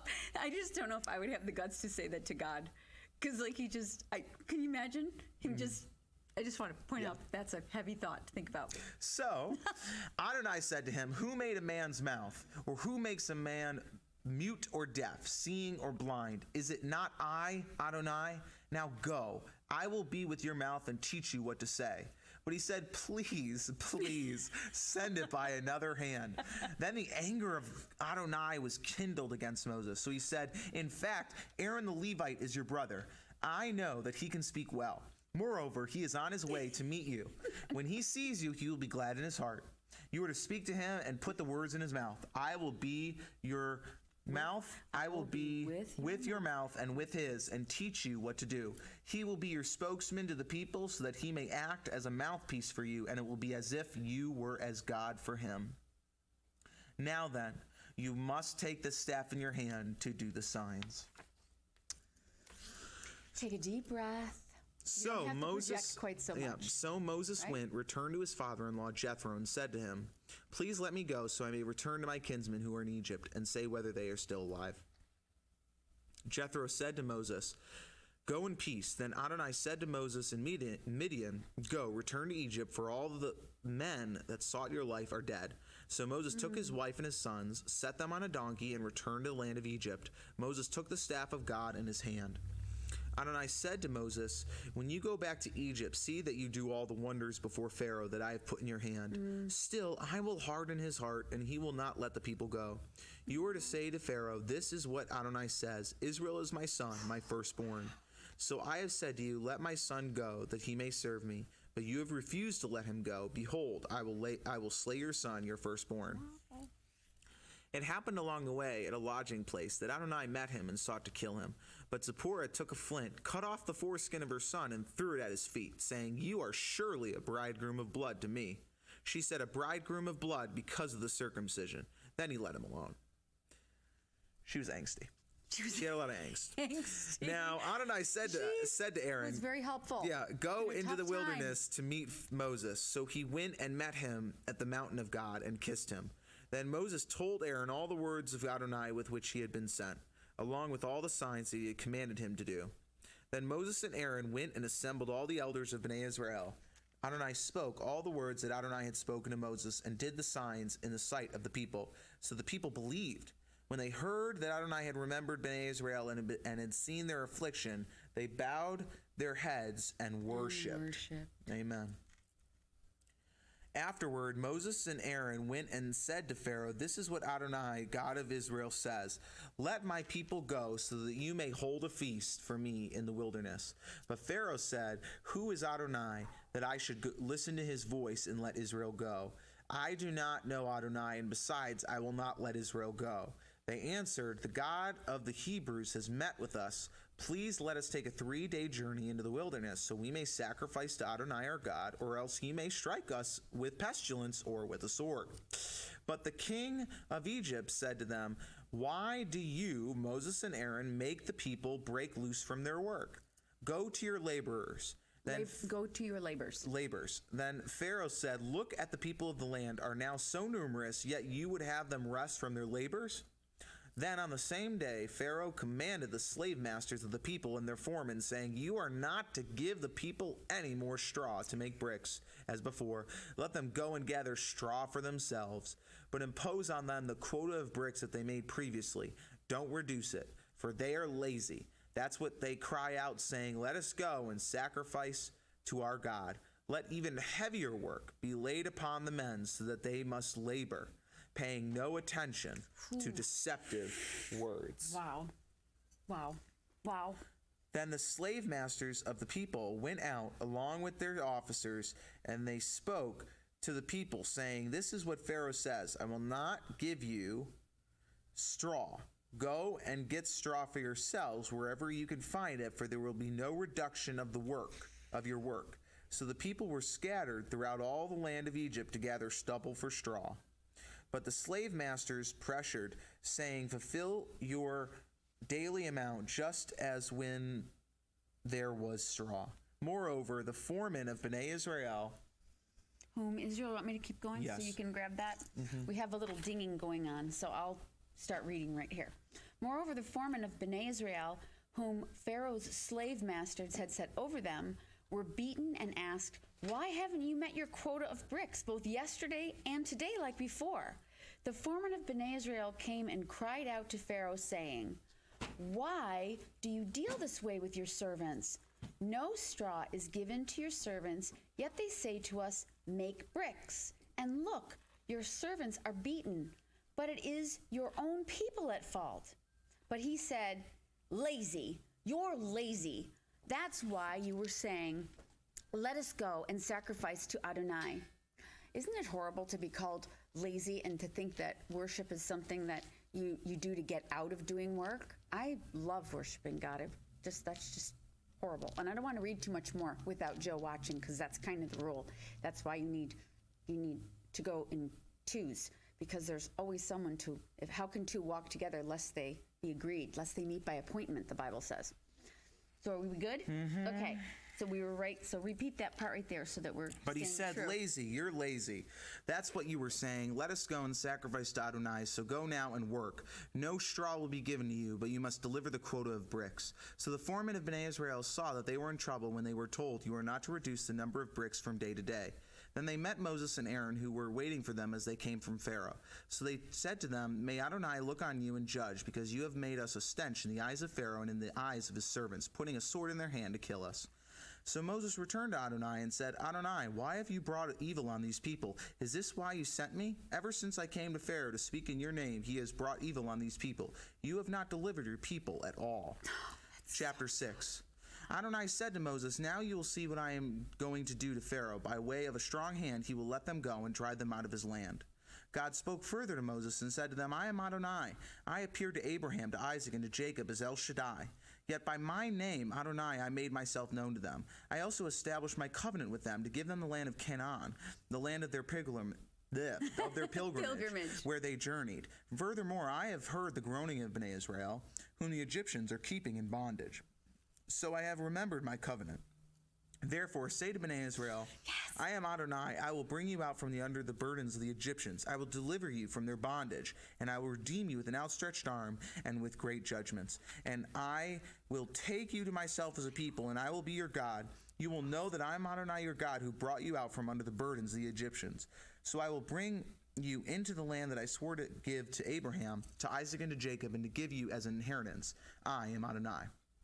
By the way, that's how we get the 4 cups of Passover. The 4 cups of right Passover. there. Moses spoke this way to Bnei Israel, but they did not listen to him because of their broken spirit and cruel bondage. So Adonai told Moses, "Go, speak to to Pharaoh, king of Egypt, so that he will let Bnei Israel go out of his land."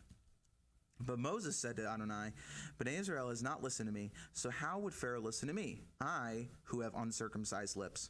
Then Adonai spoke to Moses and to Aaron, and to give them a charge for Bnei Israel and Pharaoh, king of Egypt, to bring Bnei Israel out of the land of Egypt. These are the heads of their fathers' houses. The son of Reuben, the firstborn of Israel, were Hanach, Palu, Hezron, and Carmi. These are the families of Reuben. The sons of Simeon were Jumel, Jemuel, Jamin, Ohad, Jachin, Zochar, and Shaul, the son of a Canaanite woman. These are the families of Simeon. These are the names of the sons of Levi according to their generations: Gershon, Kohath, and Merari. Levi lived 137 years. The sons of Gershon were Libni and Shimei, according to their families. The son of Kohath were Amram, Issachar, Hebron, and Uziel. Kohath lived 133 years. The sons of Merari were Mahali and Mushi. Mali and Mushi. These are the families of the Levites according to their generations. Amram married Jochebed. Yocheved. That's it, yeah. Yocheved. That's, like the really, name of the mother of Moses, Yocheved. Yeah, his father's sister, and she bore him Aaron and Moses. So it actually is. No, it is Yocheved. It is Moses. It's a great name, Yocheved. Yeah. Amram lived 137 years. The sons of Izhar were Korah, Nepheg, and Zichri. The sons of Uziel were Mishael, Elzaphan, and Zithri. And Aaron married Elisheba. Yeah, daughter of Aminadab, sister of Nashon. That's your dad's Hebrew name. Yeah. That's where Aminadab and she comes bore from. him Nadab and Abihu, Eleazar and Ithamar. The sons of Korah were Asir, Elkanah, and Abiasaph. These are the families of the Korahites.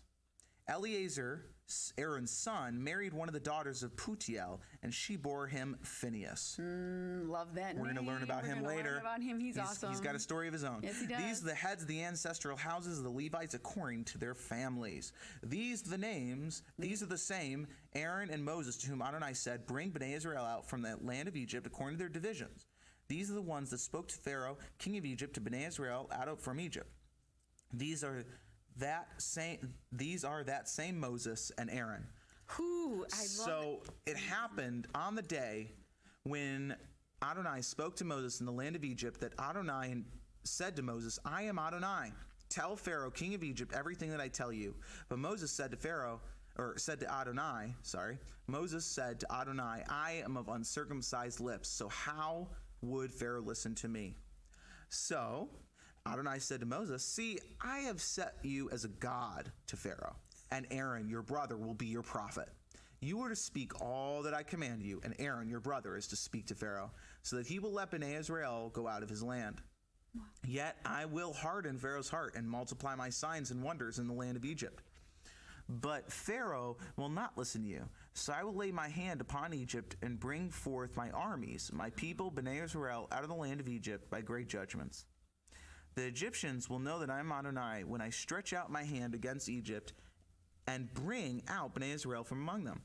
So Moses and Aaron did as Adonai commanded them. Moses was 80 years old and Aaron 83 years old when they spoke to Pharaoh.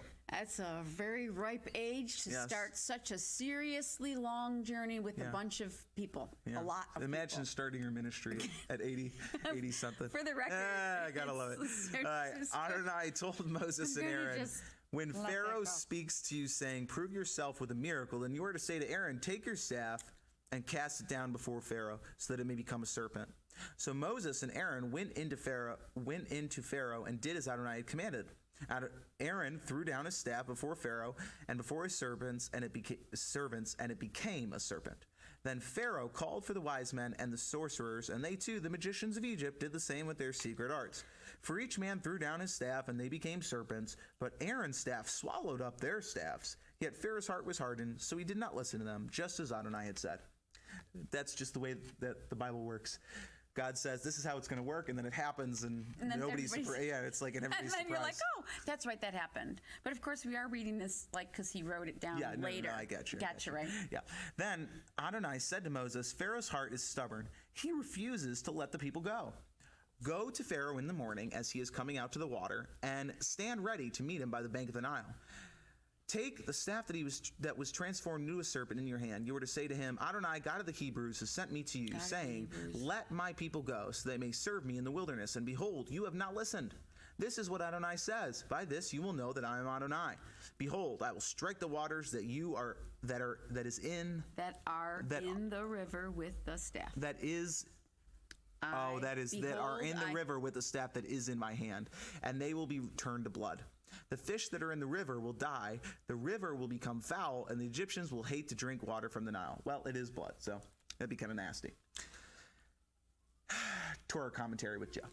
All right, Adonai said to Moses, say to Aaron, take your staff and stretch out it's color commentary, by the way, it's not academic, over their rivers, over their streams. Wait, is that the difference? Color commentary? Color commentary is non-academic? No, absolutely. It's just for fun. It's just for fun. Hey, the Bible's fun, people. The Bible's very fun. Okay, there will be blood throughout all the land of Egypt. And it's very helpful. Even in wooden and stone containers. Wow, that's intense. Yeah, that's a straight up miracle. That I think of that reminds me of the movie, the Ten Commandments movie. When who doesn't love that movie? Who doesn't well, love that I'll movie? tell you, it's incredibly politically incorrect. It's politically incorrect, and frankly, there's a lot of biblical anachronisms. We really love God a lot, Yes. and we think you should read your Bible. Yes, and read the learn Bible. The story Don't from read the Bible. movie. Right. Don't watch the Don't read. Just read your Bible. Read your Bible. Go Okay. ahead. Hashtag read your Bible. Okay. That's too funny. That's why it's color commentary. We literally. So no, Moses not and kidding. Aaron did. We literally tried to watch that movie with Miss Hannah, Oh, who joined stop. the family, and we had to turn it off because we realized we were offended with ourselves. Yeah, okay. We were just So crazy. Moses and Aaron did as Adonai commanded. He lifted up the staff and struck the waters that were in the river in the sight of Pharaoh and his servants, and all the water of the Nile turned to blood. When the fish that were in the river died, the river became so foul that the Egyptians could not drink water from the river. The blood was throughout all the land of Egypt. But the magicians of Egypt did the same with their secret arts. So Pharaoh's heart was hardened, and he did not listen to them, just as Adonai had said. Shocker. Pharaoh turned and went into his house and did not even take it to heart. Didn't even take it to heart. That's a really interesting translation. So all the Egyptians dug around the river for water to drink because they could not drink of the water from the Nile. 7 days were fulfilled after Adonai had struck the Nile. Then Adonai said to Moses, "Go to Pharaoh and say to him, 'This is what Adonai says. Let my people go so they may serve me. If you refuse to let them go, see, I will strike all your territory with frogs. The river will swarm with frogs. They will go up and enter your house, into your bedroom, upon your bed, into the houses of your servants, and upon your people, in your ovens, and in your kneading bowls.'" It's kind of gross. I actually started looking up. That's definitely not a Martha Stewart thing, Looking right? up That's definitely no, not but you can actually find pictures about frog invasions. It's Frog like a thing. invasions? It's a real thing. I Hashtag got frog totally invasion. That's great. grossed Okay. out. The I frogs did a will great climb up picture on for you, your children people, and all on your that. servants. You know that? And that's why we're going into chapter 8, because there's more to come. I made a really cute picture of idols all covered with little frogs hopping all over them for the kids. You should check out our coloring pages. Okay. Because they're fun. Then Adonai told Moses, "Say to Aaron, stretch out your hand with your staff over the rivers, canals, pools, and cause frogs to come up over the land of Egypt." So Aaron stretched out his hand over the waters of Egypt, and the frogs came up and covered the land. But the magicians did the same with their secret arts and brought up frogs over the land of Egypt. Then Pharaoh called for Maybe they just took Moses credit for it. and Aaron and said, "Pray to Adonai that he would take the frogs away from me and from my people. Then I will let the people go, so they may sacrifice to Adonai."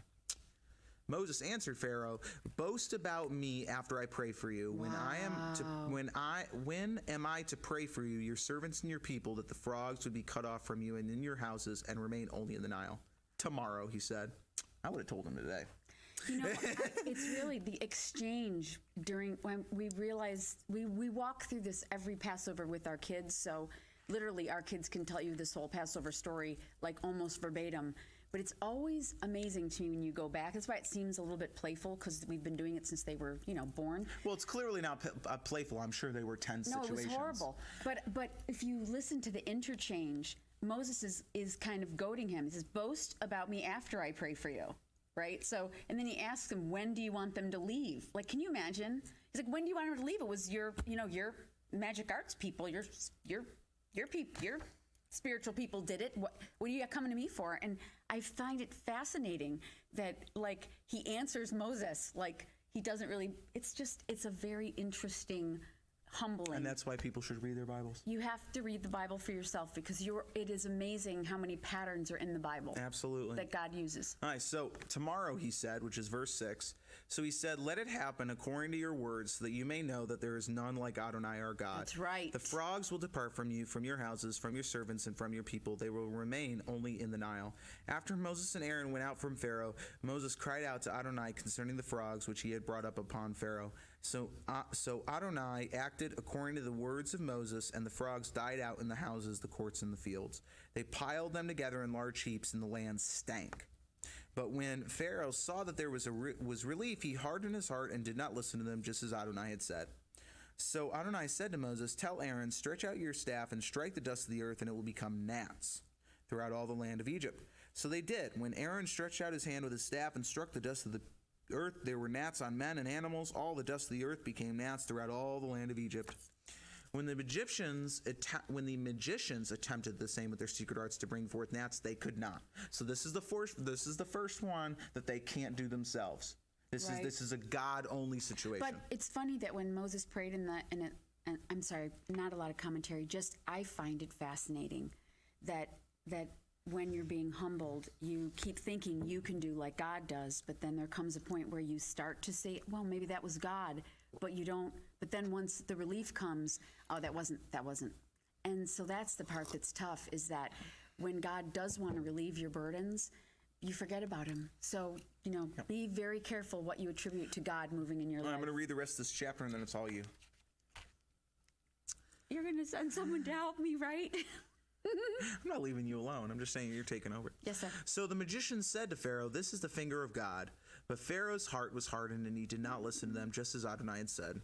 Then Adonai said to Moses, "Rise up early in the morning and stand before Pharaoh. As he comes to the water, say to him, 'This is what Adonai says. Let my people go, that they may serve me. Or else, if you do not let my people go, I will send the swarm of flies on you and on your servants and on your people and into your houses. The houses of the Egyptians will be full of the swarm of flies, including the ground that they stand on.'" Kind of nasty. "But on that day, I will set apart the land of Goshen, where my people are dwelling, except no swarm of flies will be there, so that you may know that I, Adonai, am in the midst of the earth. I will make a distinction between my people and your people. By tomorrow, this sign will happen." Adonai did just so. A massive swarm of flies went into the house of Pharaoh and into his servant's house. All the land of Egypt was ruined because of the swarm of flies. So Pharaoh called for Moses and for Aaron and said, "Go, sacrifice to your God in the land." But Moses said, "That would not be right, for the offering we intend to sacrifice to Adonai our God are an abomination to the Egyptians. If we sacrifice what is an abomination to the Egyptians, wouldn't they stone us? We must walk a 3-day journey into the wilderness and sacrifice to Adonai our God, just as he tells us." Whoa. Pharaoh said, "I will let you go, so that you may sacrifice to Adonai your God in the wilderness. Only you must not go very far away. Pray for me." Isn't it funny? People that don't even believe in God, they always say, "Yeah, I could use a prayer." I could use a prayer. Yeah. Yeah, I could use a prayer. Yeah, that whole "live and by a prayer" song. Yeah. Yeah, it's not a joke. So Moses said, "See, I am leaving you, and I will pray for Adonai that the swarm of flies will depart from Pharaoh, his servants, and from his people tomorrow. However, let Pharaoh no longer deal deceitfully by not letting the people go sacrifice to Adonai." Then Moses went out from Pharaoh and prayed to Adonai. Adonai acted according to the word of Moses and removed the swarm of flies from Pharaoh, from his servants, and from his people. Nothing remained, but Pharaoh hardened his heart this time also and did not let the people go. I'm seeing a pattern. I know, hon. Let's keep reading the Bible. Then Adonai said to Moses, "Go into Pharaoh and tell him, 'This is what Adonai, the God of the Hebrews, says. Let my people go so they may serve me. For if you refuse to let them go and hold them still, behold, the hand of Adonai will fall upon your livestock that are in the field, on the horses, donkeys, camels, herds, and flocks. There will be a crushing plague, but Adonai will make, Adonai will make a distinction between the cattle of Israel and the cattle of Egypt, and nothing will die that belongs to Bnei Israel.' Also, Adonai set a specific time, saying, 'Tomorrow Adonai will do this thing in the land.'" So he even gives them like a waiting period. Then the next day, Adonai did the deed. All the cattle of Egypt died, yet of the cattle of Bnei Israel, not one died. When Pharaoh inquired, there was not so much as one of the cattle of Bnei Israel dead. But the heart of Pharaoh was stubborn, and he did not let the people go. Then Adonai said to Moses and Aaron, "Take handfuls of soot from the furnace and have Moses throw it heavenward in the sight of Pharaoh. It will become fine dust over all the land of Egypt and will become boils erupting with sores on both men and animals throughout all the land." Pretty nasty. So they took soot from the furnace and stood before Pharaoh. When Moses threw it heavenward, it became boils erupting with sores on both men and animals. Moreover, the magicians could not stand before Moses because of the boils, because they were on the magicians, as on all the Egyptians. So creepy. But Adonai hardened the heart of Pharaoh, so he did not listen to them, just as Adonai had said to Moses. Then Adonai said to Moses, "Rise up early in the morning, stand before Pharaoh, and say to him, 'This is what Adonai, the God of the Hebrews, says.'" I love how he keeps using that title. "This is what Adonai, the God of the Hebrews, says. let my people go. Well, there were a lot of gods back then, so you got to tell them. You had to got to discern. Distinction, right? Let my people go. Adonai, the God of the Hebrews, says, let my people go. I never counted how many times he says that in the Bible. I bet that's cool. Let my people go so they may serve me. For this time I will send all my plagues to your heart and on your servants and your people, so that you may know that there is none like me in all the earth. I'm just always constantly amazed when I read the Bible how many things I discover like for the first time. If you ever want to just discover new stuff, open your Bible. You definitely hear things differently. You hear things so differently. Different things pop out to you. But he says he's going to send all my plagues to your heart and on the servants and your people, so that you may know that there is none like me in all the earth. Surely by now I could have stretched out my hand and struck you and your people with the plague that would have wiped you off the earth. However, I have let you stand for this reason, to show you my power, and that my name might be proclaimed throughout all the earth. Well, that's what we're doing. That's what we're doing. That's what we're doing today. That's really cool. That his power might be proclaimed over all the earth. This is really That's about what we're making a doing. platform for God's word. Everything that we do is that we might proclaim his word, because it's not us, right? We're not the ones with power. Who's the only one with power? God. Amazing. To show you my power, and that my name, and the word my is capitalized, my power, says God, my name, says God, might be proclaimed throughout all the earth. Yet still you exalt yourself over my people with a capital M, God's people, by not letting them go. Behold, tomorrow at about this time I will cause it to rain a very severe hailstorm, the likes of which have not occurred in Egypt since the day it was founded until now. Send word. Shelter your cattle. Send word, shelter your cattle, and all that you have in the field. Send forth your word, the Bible says, right? Shelter, right? It's so interesting. So, okay, moving on. For every person. I know. Where are we now? Because that just blew my mind. I'm going to have to get back. This is why I could read the Bible all the time. It's just, God amazes me. Send word, shelter your cattle, and all that you have in the field. For every person and animal found in the field and not brought home, when the hail comes down on them, they will die. Whoever feared the word of Adonai among the servants of Pharaoh had his own servants and cattle flee into the houses. But whoever disregarded the word of Adonai left his servants and cattle in the field. Seriously, shelter in place. You know, you and your whole household. It's amazing to me. Then Adonai said to Moses, I'm going to try to calm down. Then Adonai said to Moses, stretch out your hand toward heaven, and let there be hail in all the land of Egypt, on people, animals, and every plant of the field throughout all the land. So Moses stretched out his staff toward heaven, and Adonai sent thunder and hail. Fire came down on the earth as Adonai rained hail on the land of Egypt. The hail fell very severely, with fire flashing up amidst the hail, the likes of which had not occurred in all the land of Egypt since it had become a nation. Just one quick thing, what is the oldest language? I looked on, on my phone. The oldest language was Egyptian hieroglyphics. The only thing older is the Bible. It's serious. The word is this, that God preserved this for us to know. The hail fell very severely, with fire flashing up against the hail, the likes of which had not occurred in all the land of Egypt since it became a nation. The hail struck down everything that was in the fields, both men and animals, all throughout the land of Egypt. It also struck every plant of the field and broke down every tree. Mm-hmm. Only in the land of Goshen, where Bnei Israel were, was there no hail. Mm. So Pharaoh called for Moses and Aaron, and said to them, I have sinned this time. Adonai is righteous, while I and my people are wicked. Pray to Adonai that That's a could have had a V8 moment. I just right there. Can't even imagine. Nobody. Where do you ever hear that the Pharaoh said that? I have sinned this time. Adonai is righteous, while I and my people are wicked. Pray to Adonai. There has been enough of God's thunder and hail.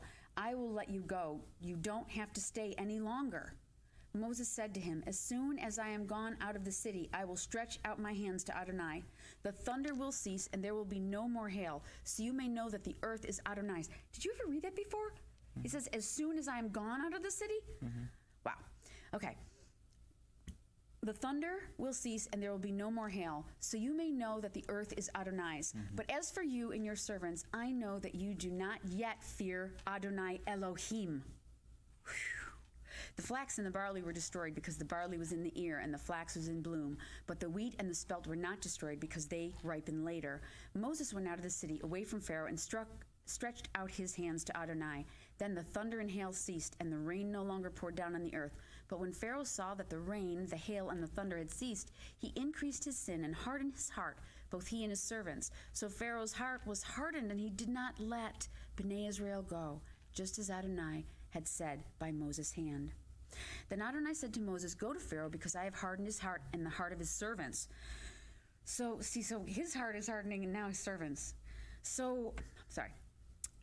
Because I have hardened his heart and the heart of his servants, so that I might show these my signs in their midst, so you may tell your son and your grandchildren what I have done in Egypt, as well as my signs that I did among them, so you may know that I am Adonai. So Moses and Aaron went to Pharaoh and said to him, "This is what Adonai, the God of the Hebrews, says. How long would you refuse to humble yourself before me? Let my people go, so they may serve me. Or else, if you refuse to let my people go, behold, tomorrow I will bring locusts into your borders. Then they will cover the face of the earth so that no one will be able to see the ground.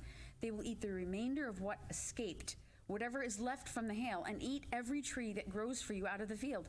Your houses will be filled, as will the houses of all your servants and the houses of all the Egyptians, as neither your fathers nor your grandfathers have seen since the day they were on the earth until today." Then he turned and went out from Pharaoh. Pharaoh's servants said to him, "How long will this man be a snare to us? Send the men, so they may serve Adonai their God. Don't you realize yet that Egypt is being destroyed?" So Moses and Aaron were brought to Pharaoh again. "Go serve Adonai your God," he said. "But who will be going?" Moses answered, "We will go with our young and our elderly, our sons and our daughters. We will go with our flocks and our herds, for we must have Adonai's feast for him." But he said to them, "So may Adonai be with you, if I ever let you go with your little ones. See clearly now, evil is in your face. Not so. Go now, the men, and serve Adonai, for that's what you were seeking." Then they were driven out from Pharaoh's presence. Then Adonai said to Moses, "Stretch out your hand over the land of Egypt for the locusts, so they may come up into Egypt and eat every plant in the land, everything the hail is left." So Moses stretched out his staff over the land of Egypt, and Adonai brought an east wind over the land all that day and all night. When it was morning, the east wind brought the locusts. The locusts came up over all the land of Egypt and rested on the entire territory of Egypt. So dense, there was nothing like it before them, nor will there ever be again. For they covered the face of the whole earth so that the land was darkened, and they ate every plant in the land and all the fruit from the trees that the hail had left. No green thing remained, not a tree or a plant of the field throughout all the land of Egypt. Then Pharaoh quickly called for Moses and Aaron and said, "I have sinned against Adonai your God and against you. Now forgive my sin only this once, please. So pray to Adonai your God, just so he would take this death away from me." So he went out from Pharaoh and prayed to Adonai. Then Adonai turned the wind from the west, very strong, and it came off the locusts and drove them into the Sea of Reeds. Not one locust remained in all the territory of Egypt, but Adonai hardened Pharaoh's heart, and he did not let Bnei Israel go.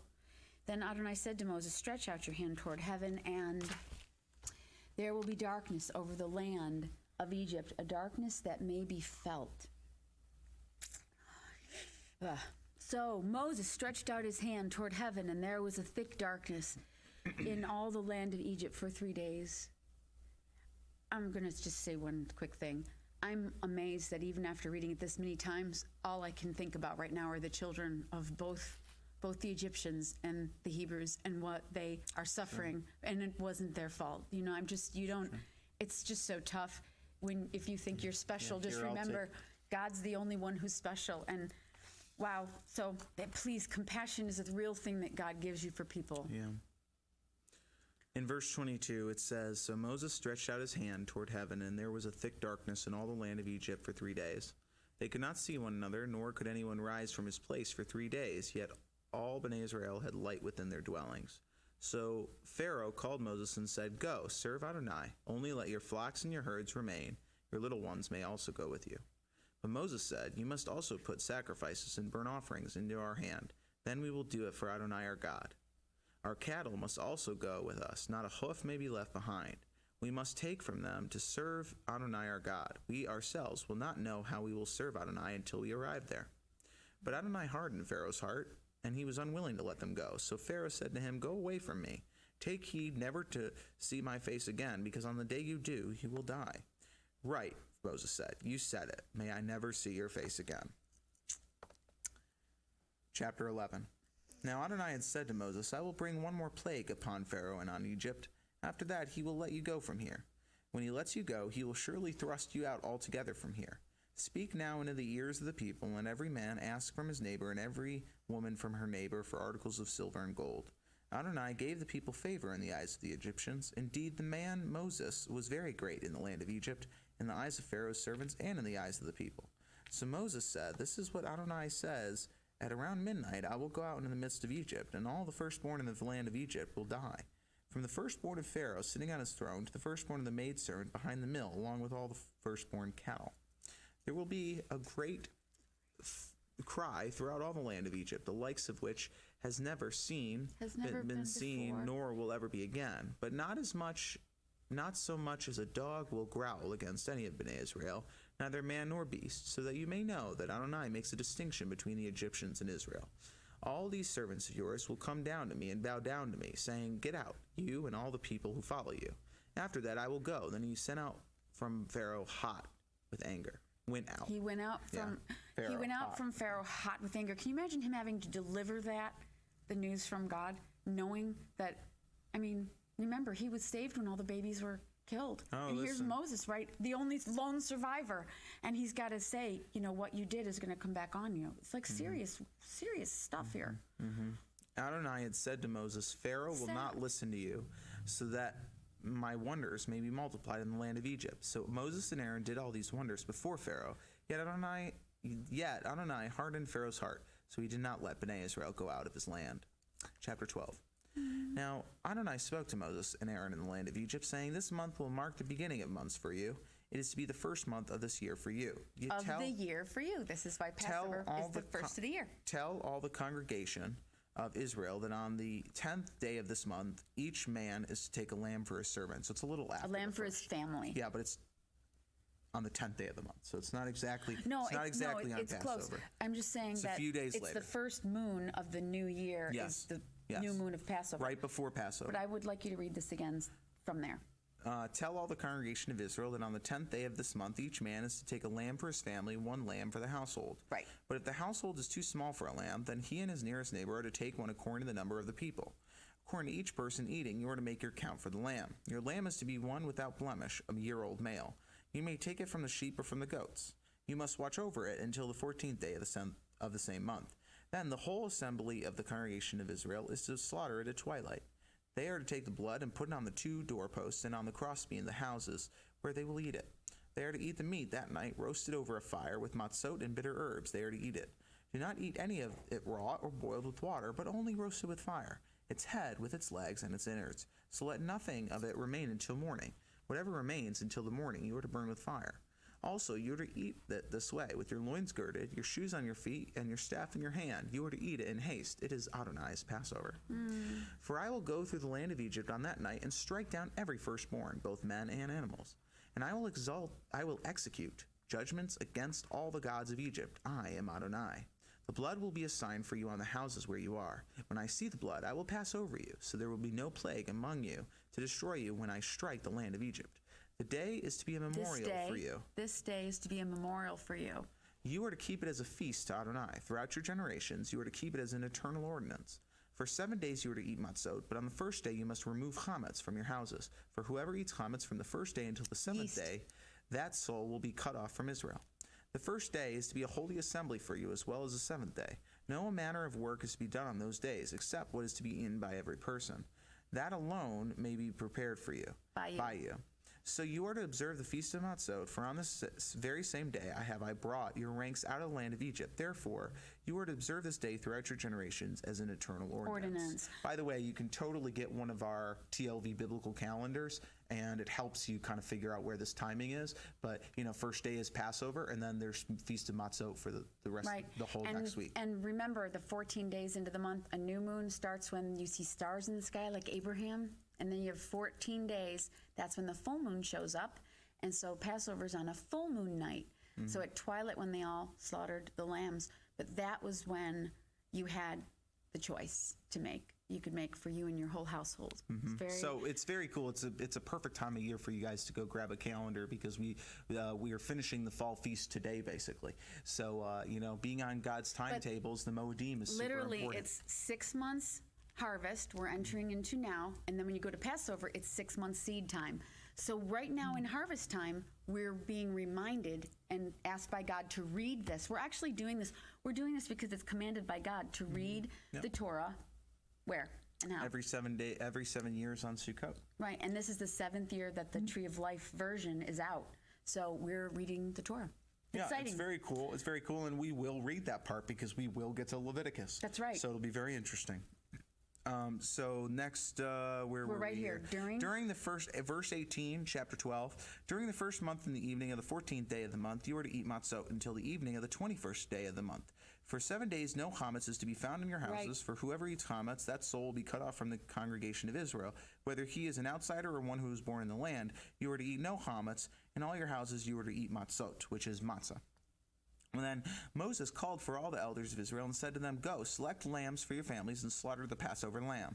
You are to take a bundle of hyssop, dip it in the blood that is in the basin, apply it to the crossbeam and 2 doorposts with the blood from the basin. None of you may go out the door of his house until morning. Adonai will pass through to strike down the Egyptians, but when he sees the blood on the crossbeam and the 2 doorposts, Adonai will pass over that door, and he will not allow the destroyer to come into your house to strike you down. Also, you are to observe this event as an eternal ordinance for you and your children. Because it's the whole household that God saves, anybody who put the blood on the doorposts of their house. Yes. So it wasn't, you got to, it's really important to remember that you get to choose. Even when your kids are too little to choose, God's counting on you to teach your children the right way. It's a very important intersection in God's timetable. Okay, it is. You're going to switch out. Okay. We have a baby switch. Just give us. We're bringing baby. Like we're just going to hang out for a minute. You guys are going to keep reading. All right. Okay. All right. Cool. I'm going to keep going. Keep reading. Okay. We got baby Levi. He's hearing the Torah this year. It's very important. Okay. Where was that? When you come into the land, verse 25, when you come into the land which Adonai will give you, as he has promised, you are to keep the ceremony. Now, when it happens that your children ask you, what does this ceremony mean to you?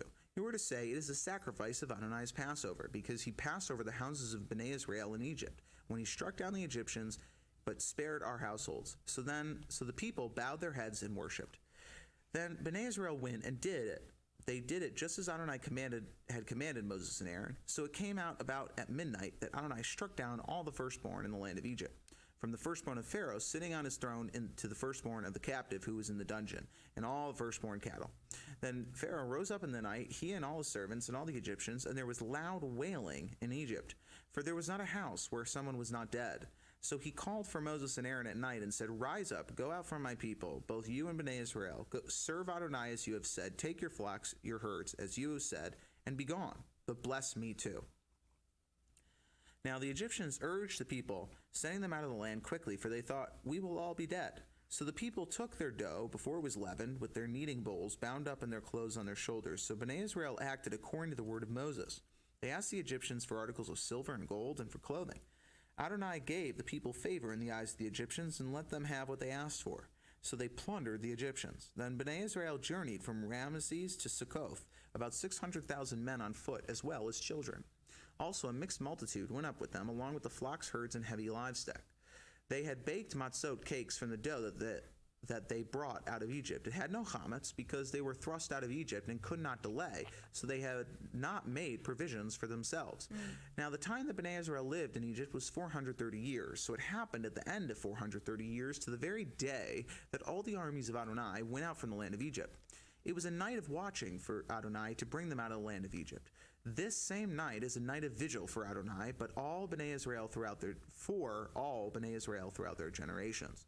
Then Adonai said to Moses and Aaron, "This is the ordinance of the Passover. No foreigner may eat it, but every man's servant that is bought for money, after you have circumcised him, he may eat it. Nor should a visitor or hired servant eat it. It is to be inside a single house. You are not to carry the meat out of the house, nor are you to break any of its bones.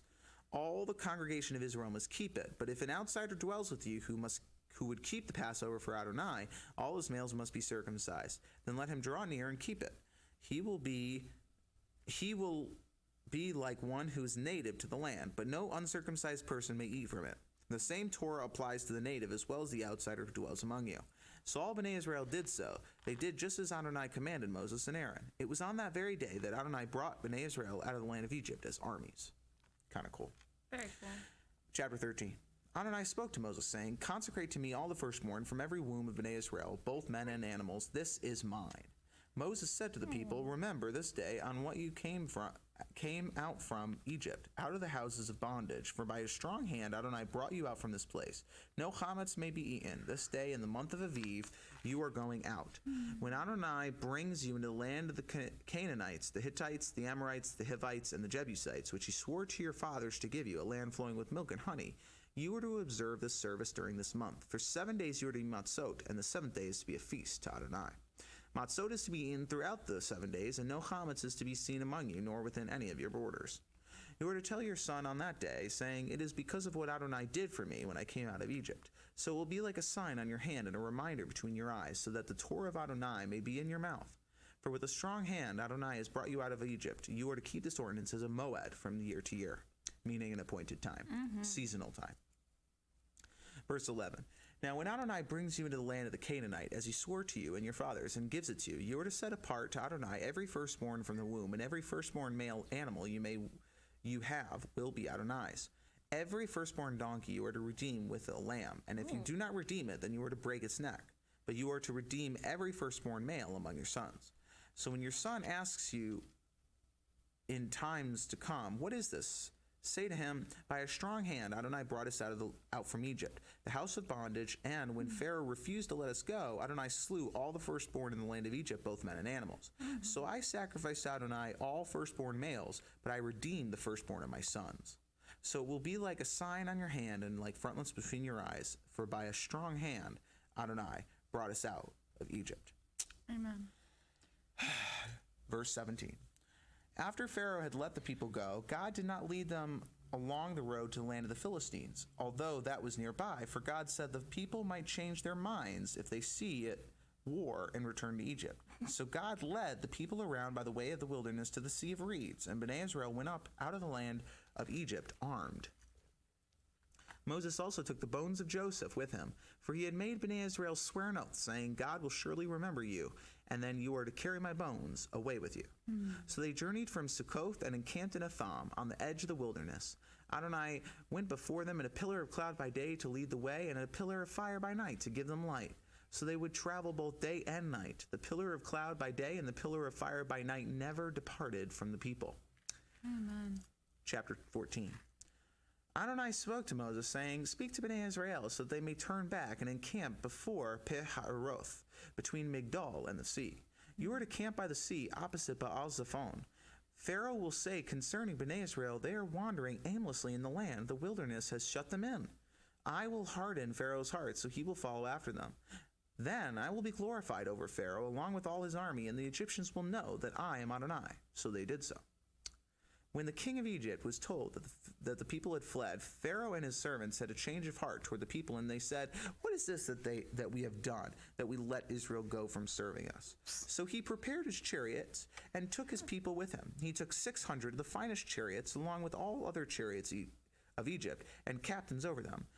Adonai hardened the heart of Pharaoh, king of Egypt, so he pursued Bnei Israel, for Bnei Israel went out with a high hand. But the Egyptians pursued them with all the horses and chariots of Pharaoh, as well as his charioteers and his army, and overtook them, as they were encamped by the sea, beside Pi-hahiroth and opposite Baal-zephon.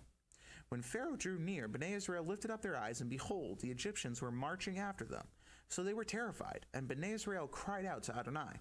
They said to Moses, "Have you taken us away to die in the wilderness, because there were no graves in Egypt?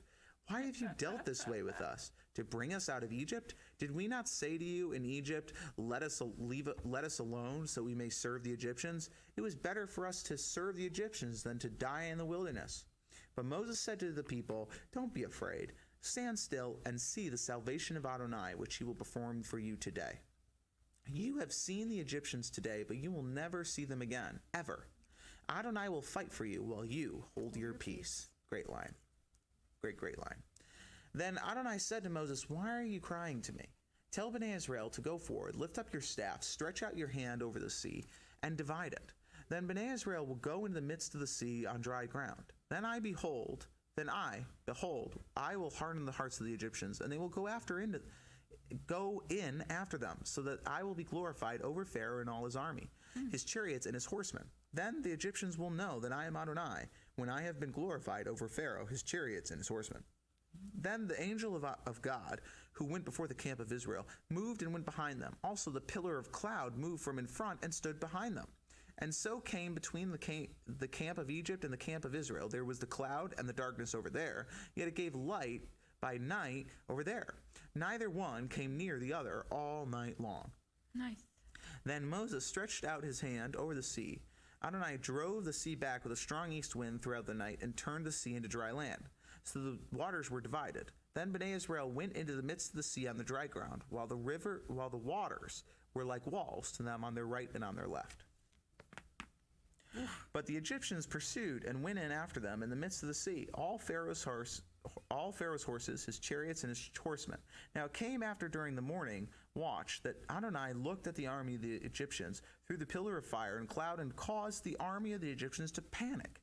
He took off their chariot wheels and caused them to drive heavily, so that the Egyptians said, "Get away from the presence of Israel, for Adonai fights for them against the Egyptians." Then Adonai said to Moses, "Stretch out your hand over the sea, so that the waters come back upon the Egyptians, over their chariots and their horsemen." So Moses stretched his hand out over the waters, and the sea returned to its strength at the break of dawn. The Egyptians were fleeing from it, but Adonai overthrew them in the midst of the sea. The waters returned and covered the chariots, the horsemen, and the entire army of Pharaoh that went after them into the sea. None of them remained. But Bnei Israel had walked on dry land in the midst of the sea, and the waters were like walls to them on their right hand and on their left. So Adonai saved Israel that day out of the hand of the Egyptians, and Israel saw the Egyptians dead on the seashore. When Israel saw the great work that Adonai did over the Egyptians, the people feared Adonai, and they believed in Adonai and in his servant Moses. Nice. I think I'm done. All right. Then I'm going to start. I'm going to give you that. Cool. I'm going to move this over just a little bit because I got a baby. So we're in Exodus chapter 15. And it says, "Then Moses and Bnei Israel sang this song to Adonai. I will sing to Adonai, for he is highly exalted. The horse and the rider he has thrown into the sea. Adonai is my strength and my song, and he has become my salvation. This is my God, and I will glorify him. My father's God, and I will exalt him. Adonai is a warrior. Adonai is his name. Pharaoh's chariots and his army he has hurled into the sea, and his chosen captives have sunk into the sea of reeds. The depths cover them. They sank to the depths like a stone. Your right hand, Adonai, is glorious in power. Your right hand, Adonai, dashes the enemy to pieces. In the greatness of your excellency, you overthrow those who resist you. You send forth your wrath. It consumes them as stubble. With the blast of your nostrils, the waters piled up. The floods stood upright as a heap. The depths became firm ground in the heart of the sea. The enemy said, I will pursue. I will overtake. I will divide the spoil. My lust shall gorge on them. I shall draw my sword. My hand will destroy them. You, Adonai, you blew with your wind. The sea covered them. They sank like lead in the mighty waters. Who is like you, Adonai, among the gods? Who is like you, glorious in holiness, awesome in praises, doing wonders? You stretched out your right hand, the earth swallowed them. You, in your loving kindness, led the people you have redeemed. You guided them in your strength to your holy habitation. When the peoples hear, they will tremble. Anguish they will seize, the inhabitants of Philistia. Then the chiefs of Edom are terrified. Trembling grips Moab's mighty men. All of Canaan's inhabitants will melt away. Terror and dread will fall on them. By the greatness of your arm, they will become still as a stone. Till your people cross over, Adonai. Till the people whom you purchased cross over. You bring them in and plant them in the mountain of your inheritance, the place, Adonai, that you have made for yourself to dwell in. The sanctuary, Adonai, which your hands have prepared, Adonai will reign forever and ever. Amen. For Pharaoh's horses with his chariots and his horsemen went into the sea, but Adonai brought the waters of the sea back over them. Yet Bnei Israel walked in the midst of the sea on dry ground. Then Miriam the prophetess, Aaron's sister, took a tambourine in her hand, and all the women went out after her with tambourines and with dancing, as Miriam sang, "Sing to Adonai, for he is highly exalted. The horse and the rider he has thrown into the sea." Then Moses led Israel onward from the Sea of Reeds. They went out into the wilderness of Shur, but they traveled 3 days in the wilderness and found no water. Then when they came to Marah, they could not drink from the waters because they were bitter. On account of this, it was called Marah. So the people complained to Moses, saying, "What are we going to drink?" So he cried out to Adonai, and Adonai showed him a tree. I need my afternoon coffee. That's not a bad idea. I know, right? Adonai showed him a tree. When he threw it into the waters, they were made sweet. There he made a statue and an ordinance for them. A statute and an ordinance for them. And there he tested them. He said, "If you diligently listen to the voice of Adonai your God, do what is right in his eyes, pay attention to his mitzvot, and keep all his decrees, I will put none of the diseases on you which I have put on the Egyptians, for I am Adonai who heals you." Then they came to Elim, where there were 12 springs of water and 70 palm trees, so they camped there by the waters. Chapter 16. They journeyed on from Elim, and the entire community of Bnei Israel came into the wilderness of Sin, which is between Elim and Sinai, on the 15th day of the second month after leaving the land of Egypt. But the whole congregation of Bnei Israel murmured against Moses and Aaron in the wilderness. Bnei Israel said to them, "If only we had died by the hand of Adonai in the land of Egypt when we sat by pots of meat, when we ate bread until we were full. But you have brought us into the wilderness to kill this entire congregation with hunger. Behold," Sounds so whiny. with hunger. Then Adonai said to Moses, "Behold, I will rain bread from heaven for you. The people will go out and gather a day's portion so that I can test them to find out whether they will walk according to my Torah or not. So on the 6th day, when they prepare what they bring in, it will be twice as much as what they gather day by day." So Moses and Aaron said to all Bnei Israel, "In the evening you will know that Adonai has brought you out from the land of Egypt, and in the morning you will see the glory of Adonai, for he heard your complaining against him. What are we? You complain against us?" Then Moses said, "Adonai will give you meat in the evening, enough bread to fill you in the morning, since Adonai hears your complaints that you mutter against him. What are we? Your complaining is not against us, but against Adonai." All right, we're going to take a break. Tapping out? Yep, I might go get that coffee. Ooh. It's all you, Alex. Yes, sir.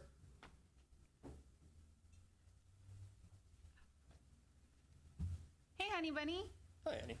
We are in Exodus 16. I love Exodus. It's a good time. So, in Exodus 16, verse 9, it says, "Moses said to Aaron, 'Say to all the congregation of Bnei Israel, come near before Adonai, because he has heard your complaining.' Then, as Aaron spoke to the whole congregation of Bnei Israel, they looked toward the wilderness, and the glory of Adonai appeared in the cloud. Adonai spoke to Moses, saying, 'I have heard the complaining of Bnei Israel. Speak to them, saying, at dusk you will eat meat, and in the morning you will be filled with bread. Then you will know that I am Adonai your God.'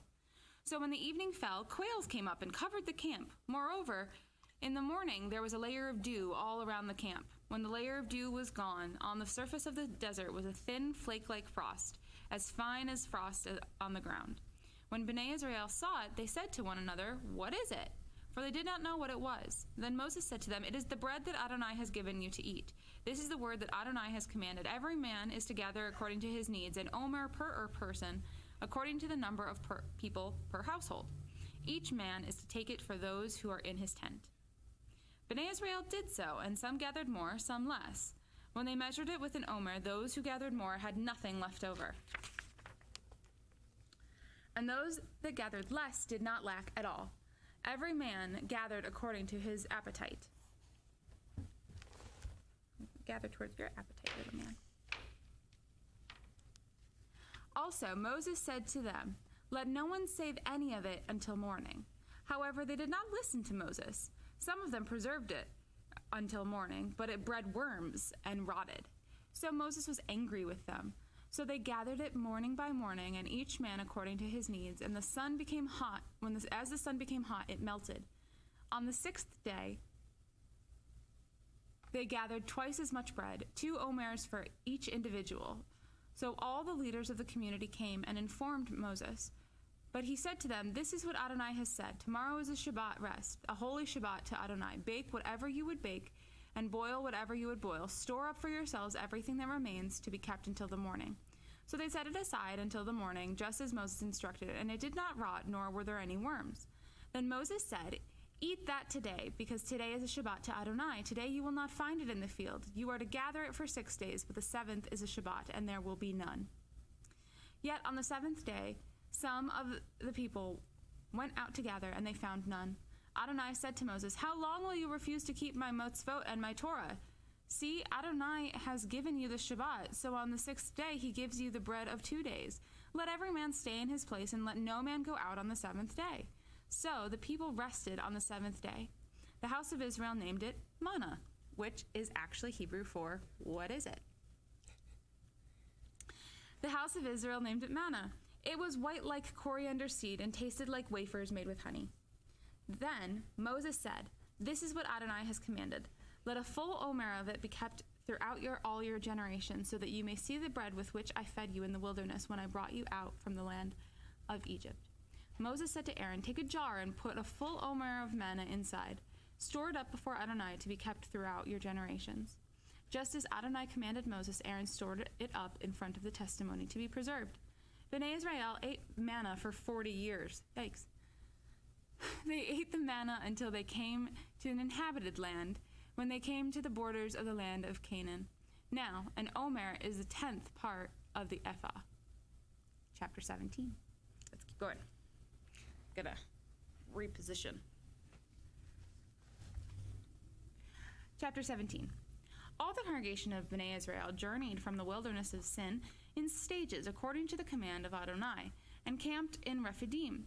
But there was no water for the people to drink, so the people quarreled with Moses and said, "Give us water to drink." And Moses said to them, "Why do you quarrel with me? Why do you test Adonai?" But the people thirsted for water there, and they complained against Moses and said, "Why have you brought us up out of Egypt, to kill us with thirst along with our children and cattle?" So Moses cried out to Adonai, saying, "What am I to do for these people? They are about ready to stone me." Adonai said to Moses, "Walk before the people and take of the elders of Israel with you, along with your staff, with which you struck the river. Take it in your hand and go. Behold, I will stand before you there upon the rock in Horeb. You are to strike the rock, and water will come out of it, so that the people can drink." Then Moses did just so in the eyes of the elders of Israel. The name of the place was called Massah and Meribah, because of the quarreling of Bnei Israel, and because they tested Adonai, saying, "Is Adonai among us or not?" Verse 8.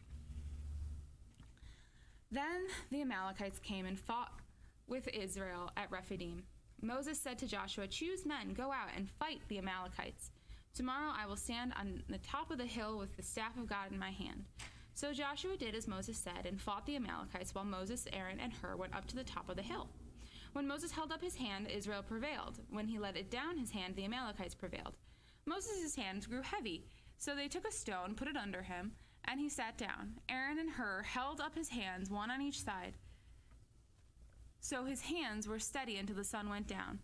So Joshua overpowered the Amalekites and his army with the edge of the sword. Adonai said to Moses, "Write this for a memorial in the books and rehearse it in the hearing of Joshua, for I will utterly blot out the memory of the Amalekites from under heaven." Then Moses built an altar and called the name of it Adonai Nisi. Then he said, by the hand upon the throne of Adonai, Adonai will have war with Amalek from generation to generation. Chapter 18. This is Parsha Yitro. Yitro. Now, Jethro, the priest of Midian and Moses' father-in-law, heard about everything God had done for Moses and for his people Israel, and how Adonai had brought Israel out of Egypt. Jethro, Moses' father-in-law, had taken in Moses' wife Zipporah after he had sent her away with her two sons. One was named Gershom because he said, I have been an outsider in a foreign land. And the name of the other was Eleazar because he said, for my father's God is my help, and delivered me from the sword of Pharaoh. So Jethro, Moses' father-in-law, came with his sons and his wife to Moses in the wilderness where he was encamped at the mountain of God. He told Moses, I, Jethro, your father-in-law, am coming to you along with your wife and two sons. So Moses went out to meet his father-in-law, then bowed down and kissed him. They asked each other about their welfare and went into the tent. Moses told his father-in-law all that Adonai had done to Pharaoh and the Egyptians for Israel's sake, as well as all the travail that had come upon them along the way, and how Adonai had delivered them. Jethro rejoiced for all the goodness that Adonai had shown Israel, since he had delivered them out of the hand of the Egyptians.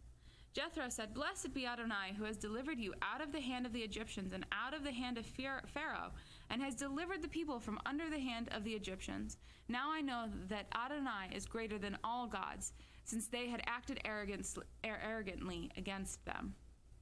Then Jethro, Moses' father-in-law, presented a burnt offering and sacrifices to God. Aaron also came along with all the elders of Israel to eat bread with Moses' father-in-law before God. Oh, that's so nice. The next day, Moses sat to judge the people, and they stood around Moses from morning till evening. When Moses' father-in-law saw all that he did for the people, he said, What's this you're doing to the people? Why sit by yourself alone with all the people standing around from morning until evening? And Moses answered his father-in-law, It's because the people have come to me to inquire of God. When they have an issue, it comes to me, and I judge between a man and his neighbor, so I make them understand God's statutes and his laws. But Moses' father-in-law said to him, What you're doing is no good. You will surely wear yourself out, as well as the people who are with you, because the task is too heavy for you. You cannot do it alone by yourself. Now listen to my voice. I will give you advice, and may God be with you. You represent the people before God, and bring their cases to God. Enlighten them as to the statutes and the laws, and show them the way by which they must walk and do the work they must do. But you should seek out capable men out of all of the people, men who fear God, men of truth, who hate bribery. Appoint them to be rulers over thousands, hundreds, fifties, and tens. Let them judge the people all the time. Then let every major case be brought to you, but every minor case they can judge for themselves. Make it easier for yourself, as they bear the burden with you. If you do this thing as God commands you, then you will be able to endure, and all these people will go to their places in shalom. So Moses listened to his father-in-law and did everything he said. Moses chose capable men out of all of Israel, and made them heads of the people, rulers of thousands, hundreds, fifties, and tens. They judged the people all the time. The hard cases were brought to Moses, but every small matter they judged themselves. Then Moses let his father-in-law depart, and he went on his way to his own land. Chapter 19.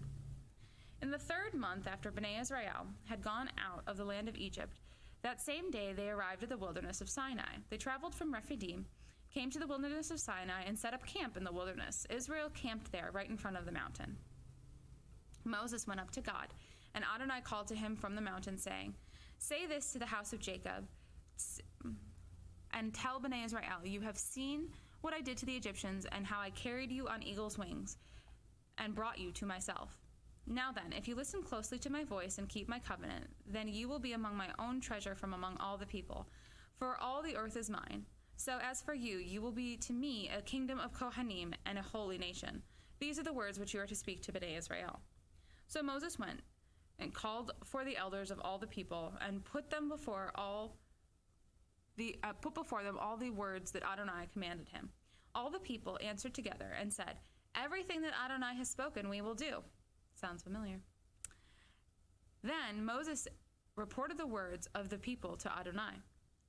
Adonai said to Moses, I am about to come to you in a thick cloud, so that the people will hear when I speak with you and believe you forever. Then Moses told the words of the people to Adonai. Adonai said, Go to the people and sanctify them today and tomorrow. Let them wash their clothing. Be ready for the third day. For on the third day Adonai will come down upon Mount Sinai in the sight of all the people. You are to set boundaries for the people, saying, Be very careful not to go onto the mountain or to touch the border of it. Whoever touches the mountain will surely be put to death. Not a hand is to touch it, but he will surely be stoned or shot through. Whether it is an animal or a man, they may not live. When the shofar sounds, they may come up to the mountain. Then Moses went down from the mountain and to the people, consecrated them, and then they washed their clothing. He said to the people, Be ready for the third day. Do not draw near your wives. In the morning of the third day, there was thundering and lightning, a blast, a thick cloud on the mountain, and a blast of an exceedingly loud shofar. All the people in the camp trembled.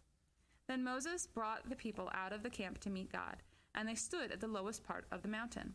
Now because Mount Sinai was in smoke, the entire Mount Sinai was in smoke because Adonai had descended upon it in fire. The smoke ascended like the smoke of a furnace. The whole mountain quaked greatly. When the sound of the shofar grew louder, Moses spoke, and God answered him with a thunderous sound. Then Adonai came down onto Mount Sinai, to the top of the mountain. Adonai called Moses to the top of the mountain, so Moses went up. Then Adonai said to Moses, Go down and warn the people, lest they break through to see Adonai, and many of them die.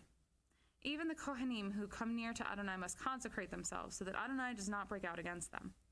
Moses said to Adonai, The people cannot come up to Mount Sinai, for you are the one who warned us, saying, Set boundaries around the mountain, and consecrate it. Then Adonai said to him, Go down. You are to come back up, you and Aaron with you. Do not let the Kohanim and the people break through to come up to Adonai, or he will break out against them. So Moses went down to the people and told them. Chapter 20, the 10 words. Then God spoke all of these words, saying, I am Adonai. Sorry, there's a glare on the page. I am Adonai your God, who brought you out of the land of Egypt, out of the house of bondage. You shall have no other gods before me. Do not make for yourself a graven image, or any likeness of anything that is in heaven above, or on the earth below, or in the water underneath the earth. Do not bow down to them. Do not let anyone make you serve them. For I, Adonai, am a jealous God, bringing the iniquity of the fathers upon the children to the third and the fourth generation of those who hate me, but showing loving kindness to the thousands of generations of those who love me and keep my mitzvot. You must not take the name of Adonai your God in vain, for Adonai will not hold him guiltless that takes his name in vain. Remember Yom Shabbat to keep it holy. You are to work 6 days and do all your work, but the seventh day is a Shabbat to Adonai your God. In it you shall not do any work, not you, nor your son, your daughter, your male servant, your female servant, your cattle, nor the outsider that is within your gates. For in 6 days Adonai made the heaven and the earth and the sea, and all that is in them, and rested on the seventh day. Thus Adonai blessed Yom Shabbat and made it holy. Honor your father and mother, so that your days may be long upon the land which Adonai is giving you. Do not murder, do not commit adultery, do not steal, do not bear false witness against your neighbor, do not covet your neighbor's house, your neighbor's wife, his manservant, his maidservant, his ox, his donkey, or anything that is your neighbor's. All the people witnessed the thundering and the lightning, and the sound of the shofar, and the mountain smoking. When the people saw it, they trembled and stood far off. So they said to Moses, You speak to us, and we will listen, but do not let God speak to us, or we will die. So Moses said to the people, Do not be afraid, for God has come to test you, so that his fear may be in you, so that you do not sin. The people stood far off, while Moses drew near to the dark thickness where God was. Then Adonai said to Moses, Say to Bnei Israel, You yourselves have seen that I have spoken to you from heaven. Do not make gods of silver alongside me, and do not make gods of gold for yourselves. You are to make an altar of earth for me, and there you will sacrifice your burnt offerings, your fellowship offerings, your sheep, and your cattle. In every place where I cause my name to be mentioned, I will come to you and bless you. When you make for me an altar of stones, do not build it from cut stones, for if you use a tool on it, you will have profaned it. Nor are you to go up to my altar on steps, so that your nakedness would not be uncovered while on it. Chapter 21. Would you let me zoom? Sure. Okay. Because I have a baby. Yes, you do. You have the greatest baby. Second greatest.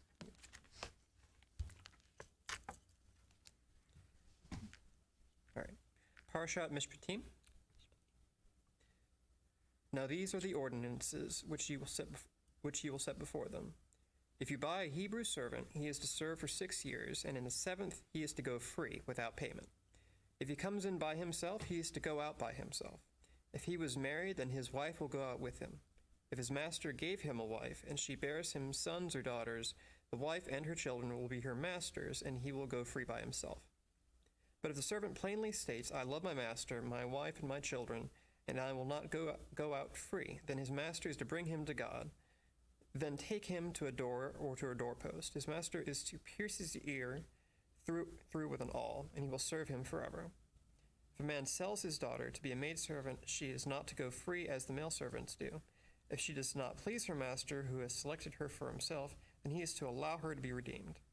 He will have no power to sell her to a foreign people, seeing as he has dealt deceitfully toward her. If he betroths her to his son, he must give her the rights of a daughter. If he takes another wife, he is not to diminish her food, her clothing, or her marriage rights. If he does not provide these three to her, then she is to go free without payment. Whoever strikes a man so that he dies must surely be put to death. But if he did not hunt him down, yet God caused it to happen, then I will appoint for you a place where he may run. If a man presumes to kill his neighbor with craftiness, then you are to take him from my altar and put him to death. Anyone who strikes his father or his mother must surely be put to death. Anyone who steals a person and sells him, or is found with him under his hand, must surely be put to death. Whoever curses his father or his mother must surely be put to death.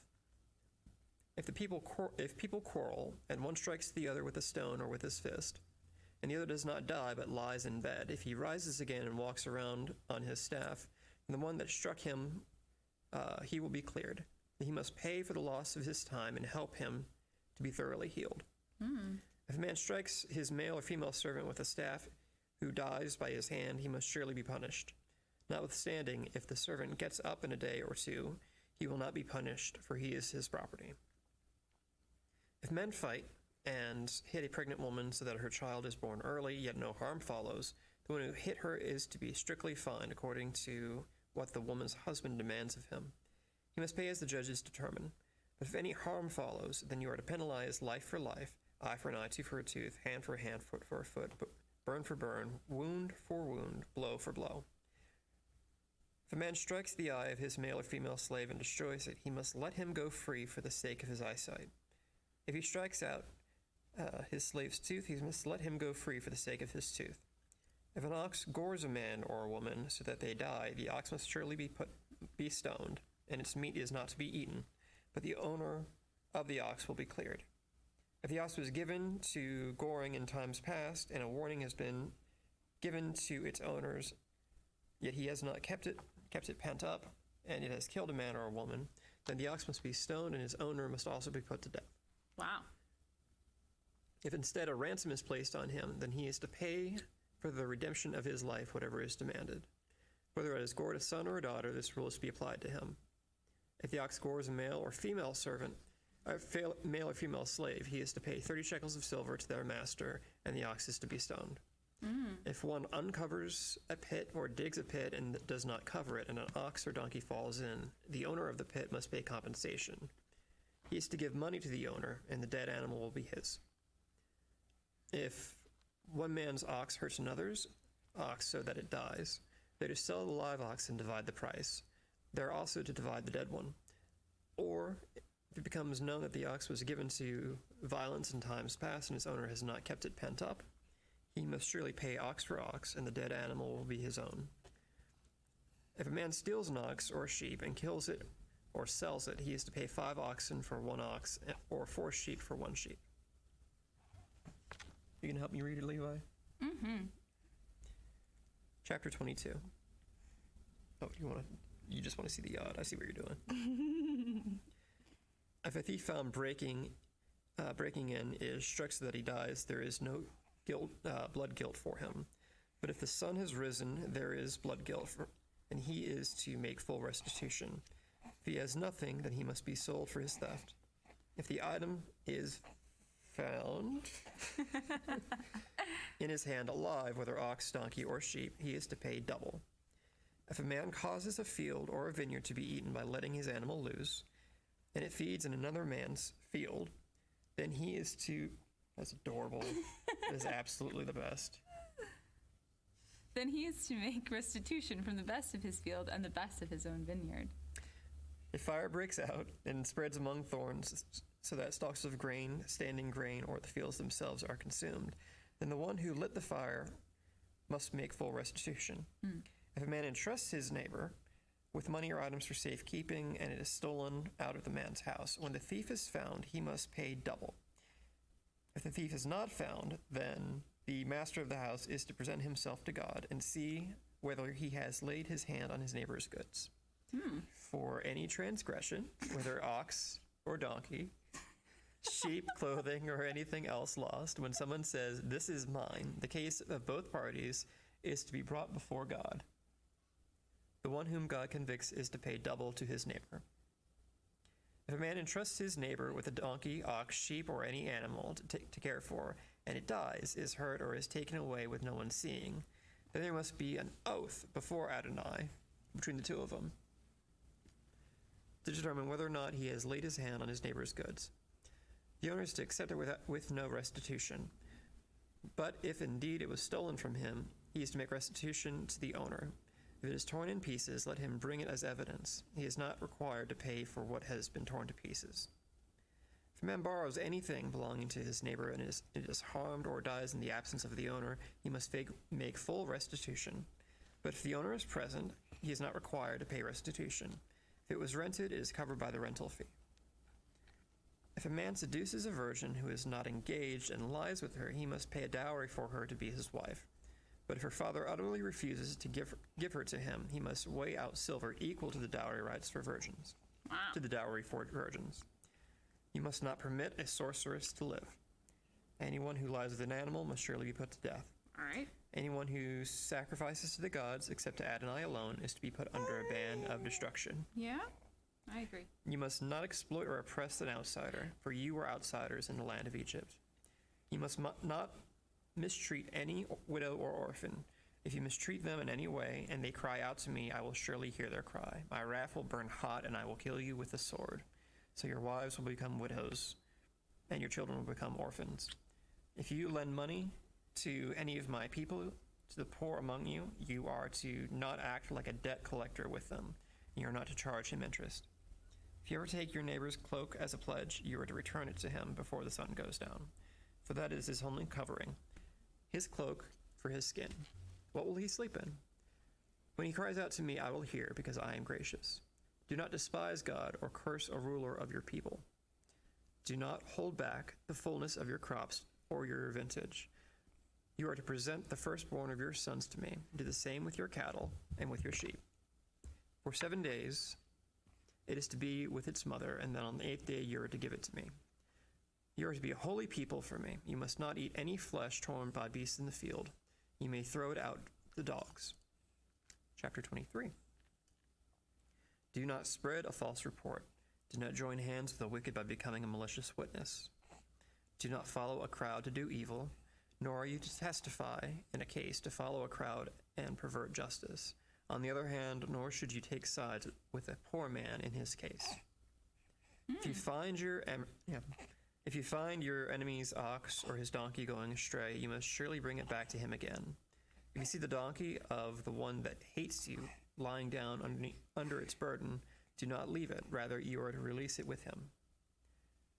You are not to pervert justice to your poor in his dispute.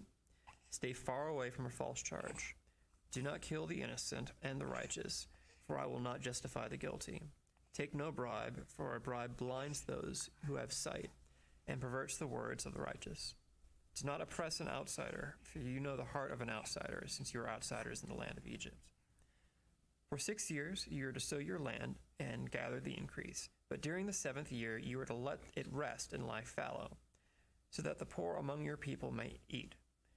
Whatever they leave behind, the animals of the field may eat. You are to deal with your vineyard and your olive grove in the same way. You are to do no work for 6 days, but on the 7th day you are to do your work. Slightly different. For 6 days, but on the 7th day you will rest, so that your ox and your donkey may have rest, and also the son of your handmaid and the outsider may be refreshed. With all the things that I have said, to you, take heed. Make no mention of the names of other gods, and do not let them be heard in your mouth.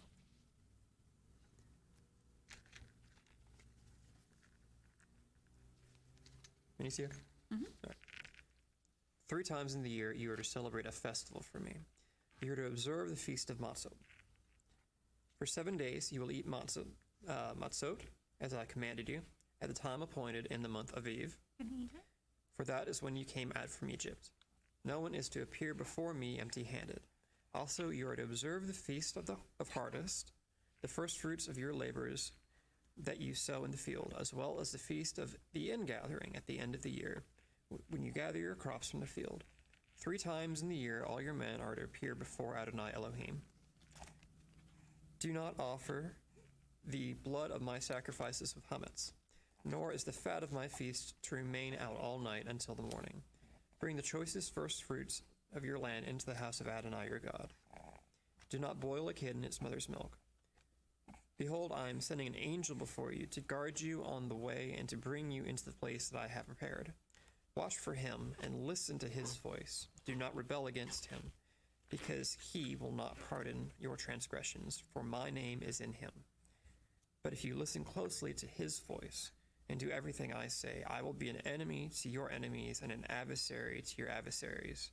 For my angel will go before you and bring you to the Amorites, the Hittites, Perizzites, Canaanites, Hivites? Yeah, Hivites. Hivites, and the Jebusites, and I will cut them off.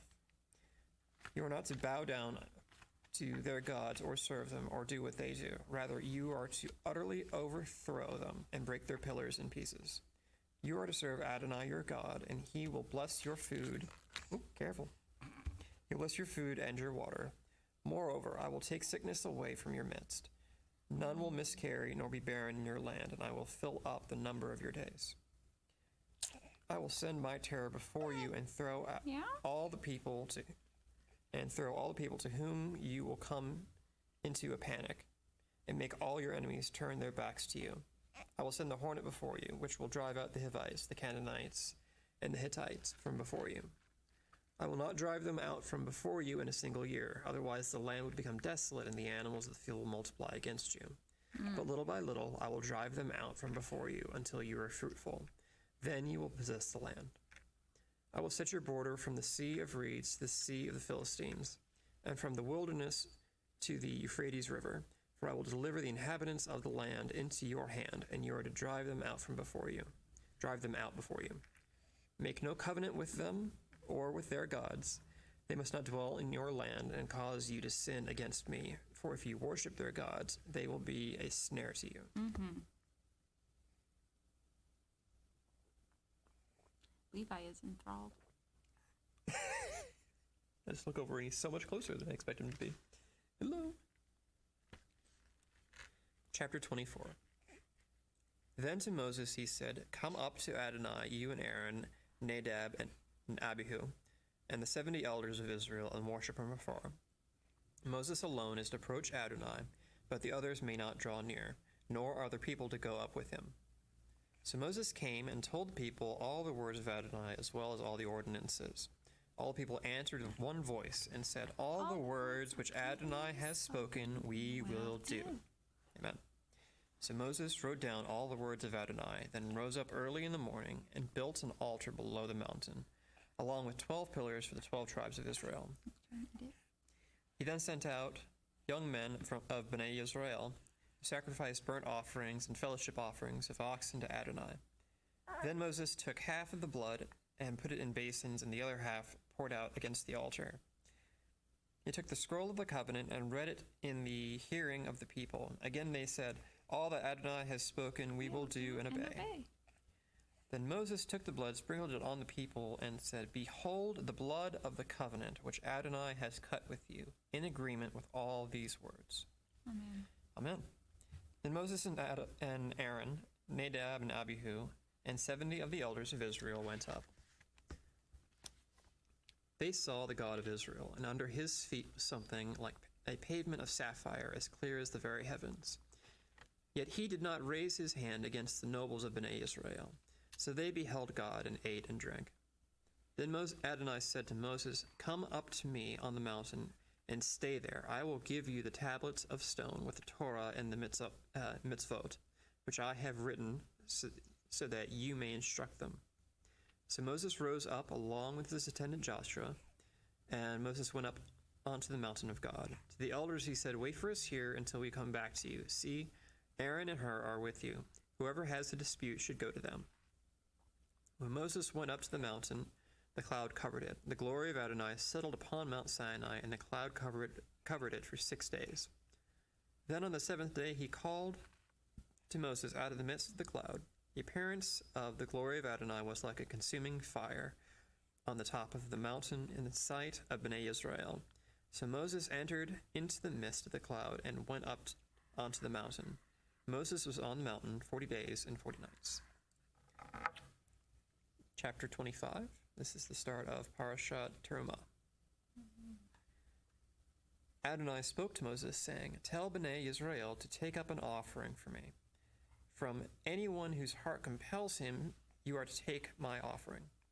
These are the contributions which you are to receive from them: gold, silver, and bronze, blue, purple, and scarlet cloth, fine linen, and goat hair, ram skins dyed red, sealskins, acacia wood, oil for the light, spices for the anointing oil, and for the sweet incense, onyx stones and setting stones for the ephod and for the breastplate."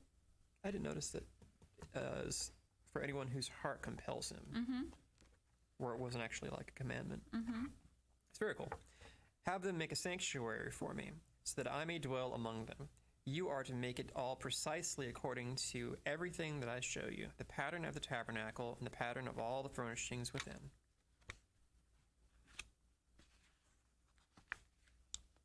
Just so you must make it. Now they are to make an ark of acacia wood, 2.5 cubits in length, 1.5 cubits wide, and 1.5 cubits high. You are to overlay it with pure gold inside and out, and make a crown of gold around it. You are to cast 4 rings of gold for it, and place them in its 4 feet. 2 rings will be on one side and 2 rings on the other side. Also make poles of acacia wood and overlay them with gold. You are to put the poles into the rings on the sides of the ark in order to carry the ark. The poles are to remain in the rings of the ark and not to be taken from it. You are to put the testimony, which I will give you, into the ark. You are to make an atonement cover of pure gold, 2.5 cubits long, 1.5 cubits wide. Also make 2 cherubim of gold from hammered work at the 2 ends of the atonement cover. Make 1 cherub at one end and 1 cherub at the other end. Of one piece with the atonement cover, you are to make the cherubim at its 2 ends. The cherubim are to spread out their wings above, shield. The faces of the cherubim are to be turned toward the atonement cover. You are to put the atonement cover on top of the ark, and inside the ark you will put the testimony that I will give you. I will meet with you there. I will speak with you from above the atonement cover, from between the 2 cherubim that are on the ark of the testimony, about all that I will command you for Bnei Israel. You will make a table of acacia wood, 2 cubits long, 1 cubit wide, and 1.5 cubits high. You are to overlay it with pure gold, and make a crown of gold around it. Make a border a single hand width wide around it. You are to make 4 gold rings for it, and put the rings in the 4 corners that are on its 4 feet. The rings are to be close to the borders as holders of the poles to carry the table. You are to make poles of acacia wood and overlay them with gold, so that the table may be carried with them. You are also to make the dishes, pans, jars, and bowls to pour drink offerings from pure gold.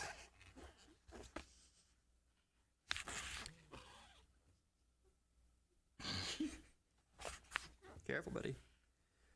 Always set the bread of the presence on the table before me. You are to make a menorah of pure gold by hammered work. Its base, stem, cups, bulbs, and flowers are to be one piece. There are to be 6 branches coming out of the sides, 3 branches of the menorah out one side, and 3 branches out of the other. There are to be 3 cups shaped like almond blossoms in one branch. each with the bulb and flower, then 3 cups made with like almond blossoms on the next branch, each with the bulb and flower, and so forth for the 6 branches coming out of the menorah. Within the menorah will be 4 cups made like almond blossoms with bulbs and flowers. There is to be a bulb under 2 branches of the first piece, a bulb under 2 branches of the second piece, and a bulb under the 2 branches of the third piece, for the 6 branches coming out of the menorah. Wow. These bulbs and their branches are to be one piece, all of it a single hammered work of pure gold. You are also to make the 7 lamps for it, and set the lamps up to shed light over the space before it. The tongs and the censers are to be of pure gold. It is to be made from a talent of pure gold with all these pieces. See that you make them according to their pattern being shown to you on the mountain. Amen. Chapter 26. Moreover, you are to make the tabernacle with 10 curtains of fine woven linen, of blue, purple, and scarlet, with cherubim made by the work of a skillful craftsman. The length of each curtain is to be 28 cubits, and the width of each curtain 4 cubits. All the curtains are to have the same measure. 5 curtains are to be coupled together one to another, and the other 5 curtains are also to be coupled one to another. Also, make loops of violet on the edge of the one curtain that is outermost in the front set. And do likewise within the edge of the curtain that is outermost in the second set. What's up, buddy? You okay? You are to make 50 loops. 50 loops. You are 50.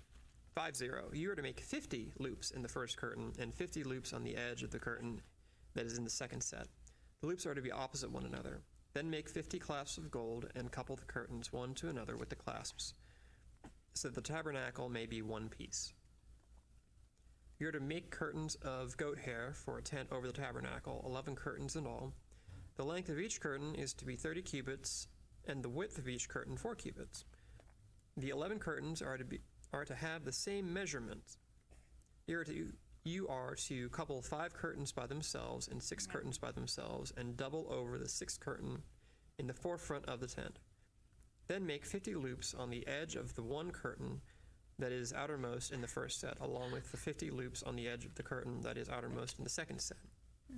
Make 50 bronze clasps, put them into the loops, and couple the tent together so that it may be one. As for the overhanging part that it remains of the tent curtains, and the half curtain that remains is to hang over the back of the tabernacle. The extra cubit on one side as well as the cubit on the other side, which remains in the length of the curtains of the tent, is to hang over the sides of the tabernacle on each side to cover it. You are to make a covering for the tent of ram skins dyed red, and a covering of seal skins above. You are to make the framework of the boards you are to make the framework of boards for the tabernacle from acacia wood, standing upright. The length of each board is to be 10 cubits by 1.5 cubits wide. There are to be 2 supports in each board, joined one to another. Do this for all the boards of the tabernacle. You are to make the 20 boards for the south side of the tabernacle, and 40 silver bases underneath the 20 boards. 2 bases go underneath one board for its supports, and 2 bases under another board for its supports. Likewise, for the second side of the tabernacle, on the north side, there are to be 20 boards, with their 40 bases of silver. 2 bases go under one board, and 2 bases under the next board. For the back part of the tabernacle, westward, you are to make 6 boards. Make 2 boards for the corners of the tabernacle on the back side. They are also to be doubled at the bottom in the same way, joined at the top by the first ring. It is to be this way for them both. And they will provide for the 2 corners. So there will be 8 boards with 16 silver bases, 2 bases under each board. Almost done. Also make cross beams of acacia wood, 5 for the boards on one side of the tabernacle, 5 for the boards on the other side of the tabernacle, and 5 for the boards on the back part of the tabernacle to the west. The middle cross beams in the center of the boards will pass through from end to end, then overlay the boards with gold, and make their rings from gold as holders for the cross beams, and overlay the cross beams with gold. Ooh. You are to raise the tabernacle according to the plan which you were shown on the mountain. Make a fine woven linen curtain of blue, purple, and scarlet with cherubim. It is to be the work of skillful craftsmen. You are to hang it on 4 pillars of acacia overlaid with gold, their hooks being made of gold, atop 4 bases of silver. You are to hang the curtain under the clasp and bring the ark within the curtain of the testimony. The parochet will divide for you between the holy place and the Holy of Holies. Then you are to put the atonement cover of the Ark of the Testimony in the Holy of Holies. You shall set the table outside the curtain and the menorah opposite the table on the side of the tabernacle toward the south. You are to put the table on the north side. For the entrance of the tent, also make a screen of blue, purple, and scarlet, finely twisted linen, the work of a color weaver. You are also to make for the screen 5 pillars of acacia and overlay them with gold. Their hooks are to be made of gold, and you are to cast 5 bases of bronze for them. And with that, we are at chapter 27 of Exodus, and I believe that Simeon and Hannah are going to come relieve us so that we can go change the diaper. Oh, but I'm going to keep going. So, here. You change the diaper? Somebody else has to be here, honey. Yeah. Oh, he still got you. And Levi's not old enough to hold us to account just yet. Just yet. All right. Chapter 27. Make the altar of acacia wood, 5 cubits long and 5 cubits wide. It's okay. You can go. Hannah's on her way, isn't she? Let me find out. I'm just going to keep reading because it's fun. I can't go if you're reading, baby. Yeah, you can. Go on. No. I'm serious. Make the altar of acacia wood 5 cubits long and 5 cubits wide, and the altar will be square, and its height is to be 3 cubits. Make horns on the 4 corners of 1 piece. Overlay it with bronze. You are to make... Hey! You guys are here! Hello, little baby. Hello. We're at chapter 27. Chapter 27. We love chapter 27. Yes, I know. Oh, no. Oh, poor baby. Hey, so He's getting sleepy. He's getting First tired. big Torah reading. I know, it's a big reading. First big Torah reading. alrighty, folks. Let's do this. And we're back in the thick of it. Where are we? We are here, chapter 27. Man, is it the beginning of chapter 27? Yes. Okay. Chapter, Exodus 27. Make the altar of acacia wood, 5 cubits long and 5 cubits wide. The altar will be square, and its height is to be 3 cubits. Make horns on the 4 corners of 1 piece. Overlay it with bronze. You are to make pots for it to take away ashes, along with shovels, basins, forks, and fire pans. Make all the utensils of bronze. Also make a bronze grafting net for it, and on the net you are to make 4 bronze rings on the 4 corners. You are to place it under the ledge around the altar beneath, so that the net may reach halfway up the altar. Make poles for the altar, poles of acacia wood, lots of acacia wood, and overlay them with bronze. Its poles are to be put into the rings on the 2 sides of the altar for carrying it. You are to make it with planks so that it is hollow, as it has been shown to you in the mountain. They are to make it just so. You are also to make a courtyard for the tabernacle. For the south side, there are to be hangings for the courtyard of finely twisted linen, 100 cubits long. There are to be 20 pillars with 20 bronze bases, and the hooks on the pillars, along with their bands, are to be made of silver.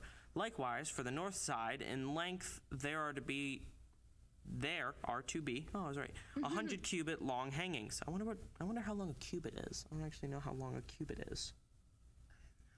I wonder what that translates. I'm sure some theologian figured that out. Someone else knows. Google it. 20 pillars and 20 bronze bases. The hooks of the pillars and their clasps are to be made of silver. Now for the width of the courtyard on the west side, there are to be 50 cubits of hangings, 10 pillars and 10 bases. The width of the courtyard on the east side is to be 50 cubits. The hangings on one side of the gate are to be 15 cubits, with 3 pillars and 3 bases. For the other side, there is also to be 15 cubits of hangings, with 3 pillars and 3 bases. For the gate of the courtyard, there is to be a 20 cubit, lots of cubits, curtain of blue. It's like one long tongue twister. Wow. It's the whole Torah. Okay. That's what the whole Torah is. Oy vey. The height is to be 5 cubits with hangings of finely twisted linens with their bronze bases. All the articles of the tabernacle for all the services there, along with all the pegs, including all the pegs of the courtyard, are to be bronze.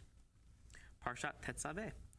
It's actually not too far off from my Torah portion from my bar mitzvah. So it's somewhere around here. Also, you are to command Bnei Israel that they are to bring to you pure olive oil beaten for the light, to cause a lamp to burn continually in the tent of meeting. Outside the curtain which is before the testimony, Aaron and his sons will set it in order to burn from evening to morning before Adonai. It will be a statute forever throughout their generations on behalf of Bnei Yisrael. On to chapter 28. Bring your brother Aaron near with his sons from among Bnei Israel, so that they may minister to me as Kohanim. Aaron and his sons, Nadab and Abihu, Eleazar and Itmar. Oh, wait, never mind. Sorry. You are to make holy garments for your brother Aaron, for splendor and for beauty. You are to speak to all who are skilled, whom I have filled with a spirit of artistry, to make Aaron's garments for consecrating him, so that he may minister to me as a Kohen. These are the garments that they are to make: a breastplate, an ephod, a rope, a tunic of checkered work, a turban, and a sash. They are to make holy garments for your brother Aaron and his sons, so that he may minister to me as a Kohen. They are to use... or Kohen, perhaps. They are to use the gold, blue, purple, scarlet, and fine linen. They are to make the ephod of gold, blue, purple, scarlet, and finely twisted linen, the work of the skillful craftsman. It is to have 2 shoulder pieces stitched to the 2 ends, so that it may be joined together. The skillfully woven band which is upon it, which is to be bound, is to be made like the design, and from the same piece of gold, blue, purple, scarlet, and finely twisted linen. You are to take 2 onyx stones and engrave on them the names of Bnei Israel, 6 of their names on one stone, and the names of the remaining 6 on the other stone, in the order of birth. Of their... In the order of birth, that's what I said. In the order of their birth. Oh, in the order of their birth. Okay. With the work of a gem cutter engraving a seal, etch the 2 stones in order to... In the order of the names of Bnei Israel. Make them enclosed in settings of gold. Fasten the 2 stones upon the shoulder pieces of the ephod, to be memorial stones for Bnei Israel. So Aaron is to bear their names before Adonai on his 2 shoulders as a reminder. Fashion filigree settings of gold. Along with 2 chains of pure gold of braided work, and you will attach the chains to filigree settings. To filigree settings. Make a breastplate of judgment, the work of a skillful craftsman. You are to make it like the design of the ephod. Is it ephod? Ephod. Yeah. Ephod. Of gold, blue, purple, scarlet, and finely twisted linen. It is to be square and doubled over, a span in length and a span in width. Set within it 4 rows of jewels, a row of ruby, topaz, and emerald for the first row, a turquoise, a sapphire, and a diamond for the second row, a jacinth, and a gate, and an amethyst for the third, and a beryl and a beryl, an onyx, and a jasper for the fourth row. They are to be enclosed in gold filigree settings. The stones are to be engraved in the order of the names of Bnei Israel, 12 according to their names, like the etchings of a signet seal, 1 corresponding to each name of the 12 tribes. Also, you are to make upon the breastplate braided chains of wreathed work from pure gold. Forge on the breastplate 2 rings of gold, and fasten the 2 rings on the 2 ends of the breastplate.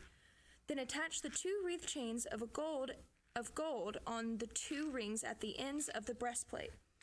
The other 2 ends of the chains you are to place on the 2 settings, and put them on the shoulder pieces of the ephod in front.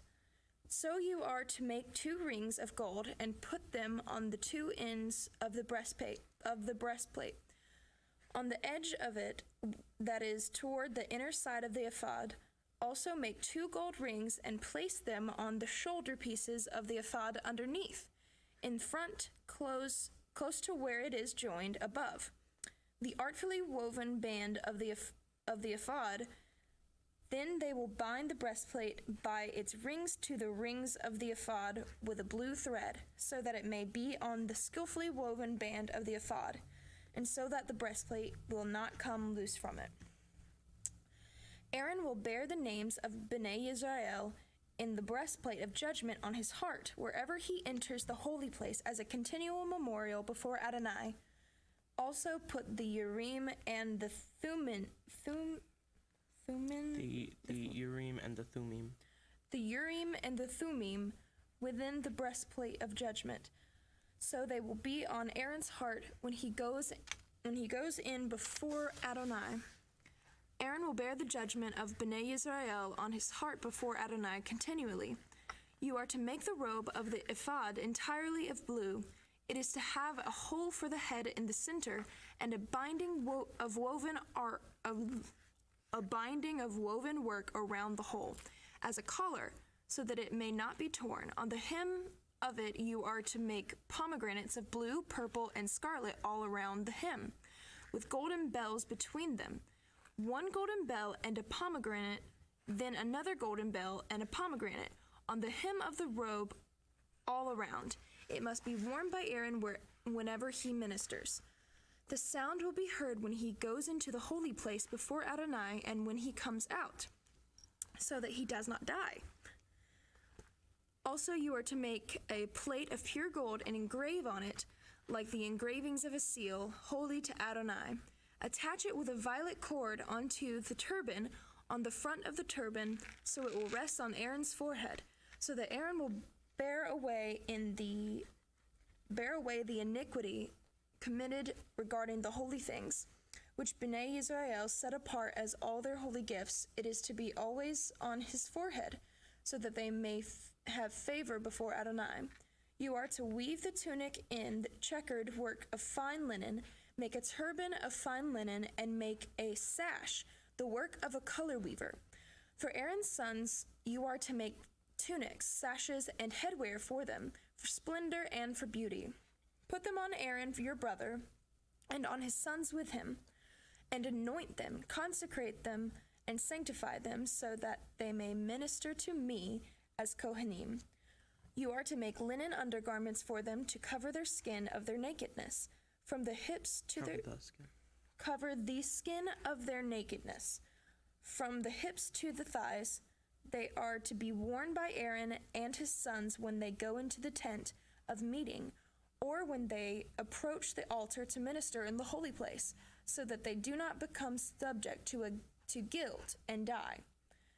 It is to be a statute forever to him. It is to be a statute forever to him and to his offspring after him. Chapter 29. Now this is what you are to do to consecrate them, so that they may minister as Kohanim. Take 1 young bull and 2 rams without blemish, along with matzah, cakes of matzah mixed with oil, and matzah wafers spread with oil. Make them from fine wheat flour. You are to put them into 1 basket and present them, along with the bull and the 2 rams. You are to bring Aaron and his sons to the entrance of the tent of meeting, and wash them with water. Then take the garments and put the tunic on Aaron along with the robe, the ephod, and the breastplate. Gird him with the artfully woven band of the ephod. Set the turban on his head, and put the holy coronet on the turban. Then you are to take the anointing oil, pour it upon his head, and anoint him. Also you are to bring his sons and put tunics on them. You are to gird Aaron and his sons with sashes, tie headwear on them, and they shall hold the priesthood by a perpetual statute. In this way you are to consecrate Aaron and his sons. You are to bring the bull before the tent of meeting, and Aaron and his sons are to lay their hands on its head. You are to slaughter the bull before Adonai at the entrance of the tent of meeting. Then take the blood of the bull, put it on the horns of the altar with your finger, and pour out all the remaining blood at the base of the altar. Also take all the fat that covers the innards the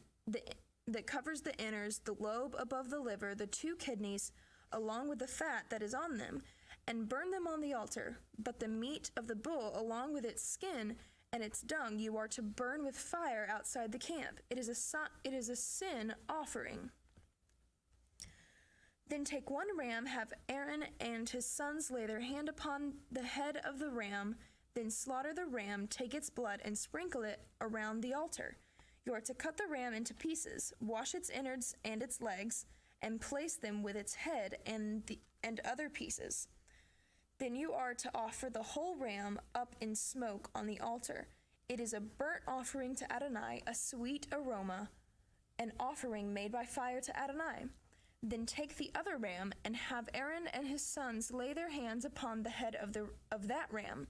Slaughter the ram, take its blood, and dab it on the tip of the right ear of Aaron, on the tip of the right ears of his sons, on the thumb of their right hands, and on the big toes of their right feet. Then pour the blood on the altar all around. Also you are to take some of the blood that is on the altar along with the anointing oil and sprinkle it on Aaron and his garments, and on his sons and their garments. In this way he and his garments are to be consecrated along with his sons and their garments. Moreover, take some of the fat from the ram along with the fat tail, the fat that covers the innards, the covering of the liver, the 2 kidneys, and the fat that is on them, along with the right thigh, because it is a ram of consecration. Also take 1 loaf of bread, 1 cake of oiled bread, and 1 wafer out of the basket of matzah that is before Adonai. You are to put the entirety of Aaron's hands and the hands of his sons, and present them as a wave offering before Adonai. Then you are to take them out of their hands and offer them up in smoke on the altar, on top of the burnt offering as a sweet aroma before Adonai, an offering made by fire to Adonai. Also take the breast of Aaron's ram of consecration and wave it as a wave offering before Adonai, so it will be your portion. Set apart the breast of the wave offering and the thigh of the contribution, which is waved and offered up, from the ram of consecration, including what belongs to Aaron and his sons. It is to belong to Aaron and his sons as their due share forever from Bnei Israel, because it is a contribution. It is to be a contribution from Bnei Israel from their sacrifices of fellowship offerings, their contribution to Adonai. The holy garments of Aaron are to pass to his sons after him, to be anointed in them and to be consecrated in them. The son that succeeds him as Kohen, who comes into the tent of meeting to minister in the holy place, is to put them on for 7 days. You are to take the ram of consecration and boil its meat in a holy place. Aaron and his sons are to eat the meat of the ram and the bread that is in the basket at the entrance of the tent of meeting. They are to eat those things with which atonement was made, to consecrate and to sanctify them, but a layman is not to eat them, because they are holy. If some of the meat of consecration or the bread remains until the morning, you are to burn the remainder with fire. It shall not be eaten, because it is holy. Do for Aaron and his sons everything according to what I have commanded you. Consecrate them for 7 days. Each day you are to offer a bull as a sin offering, apart from the other offerings of atonement. Also purify the altar when you make an atonement for it, and anoint it in order to sanctify it. You are to make atonement for the altar for 7 days, and so sanctify it. The altar will be most holy, and whatever touches it will become holy. Now this is what you are to offer upon the altar: 2 one-year-old lambs each day continually. You are to offer 1 lamb in the morning and the other lamb at dusk. Offer along with the first lamb 1/10 of an ephah of fine flour, mixed with 1/4 of a hin of beaten oil, and 1/4 of a hin of wine. I'm not sure if I'm saying that right, but as a drink offering. The other lamb you are to offer at dusk, like the grain offering and drink offering of the morning, as a sweet aroma, an offering made by fire to Adonai. It is to be a continual burnt offering throughout your generations at the entrance of the tent of meeting before Adonai. There I will meet with you to speak with you there. I will meet with Bnei Israel there, so it will be sanctified by my glory. So I will sanctify the tent of meeting and the altar. I will also sanctify Aaron and his sons to minister to me as Kohanim. So I will dwell among Bnei Israel and be their God. Then they will know that I am Adonai their God, who brought them forth out of the land of Egypt, so that I may live among them. I am Adonai their God. Chapter 30. You are to make an altar of acacia wood for burning incense. It is to be a square, 1 cubit in length, 1 cubit wide, and 2 cubits high. The horns must be one piece with it. You are to overlay it with pure gold on top, all around the sides and over the horns. Also, you are to make a crown of gold for it all around. Make 2 golden rings for it under the crown on the 2 sides, and they will be holders for poles to carry it. Make the poles of acacia wood and overlay them with gold. You are to set it in front of the curtain that is in front of the ark of the testimony. In front of the atonement cover that is over the testimony, where I will meet with you.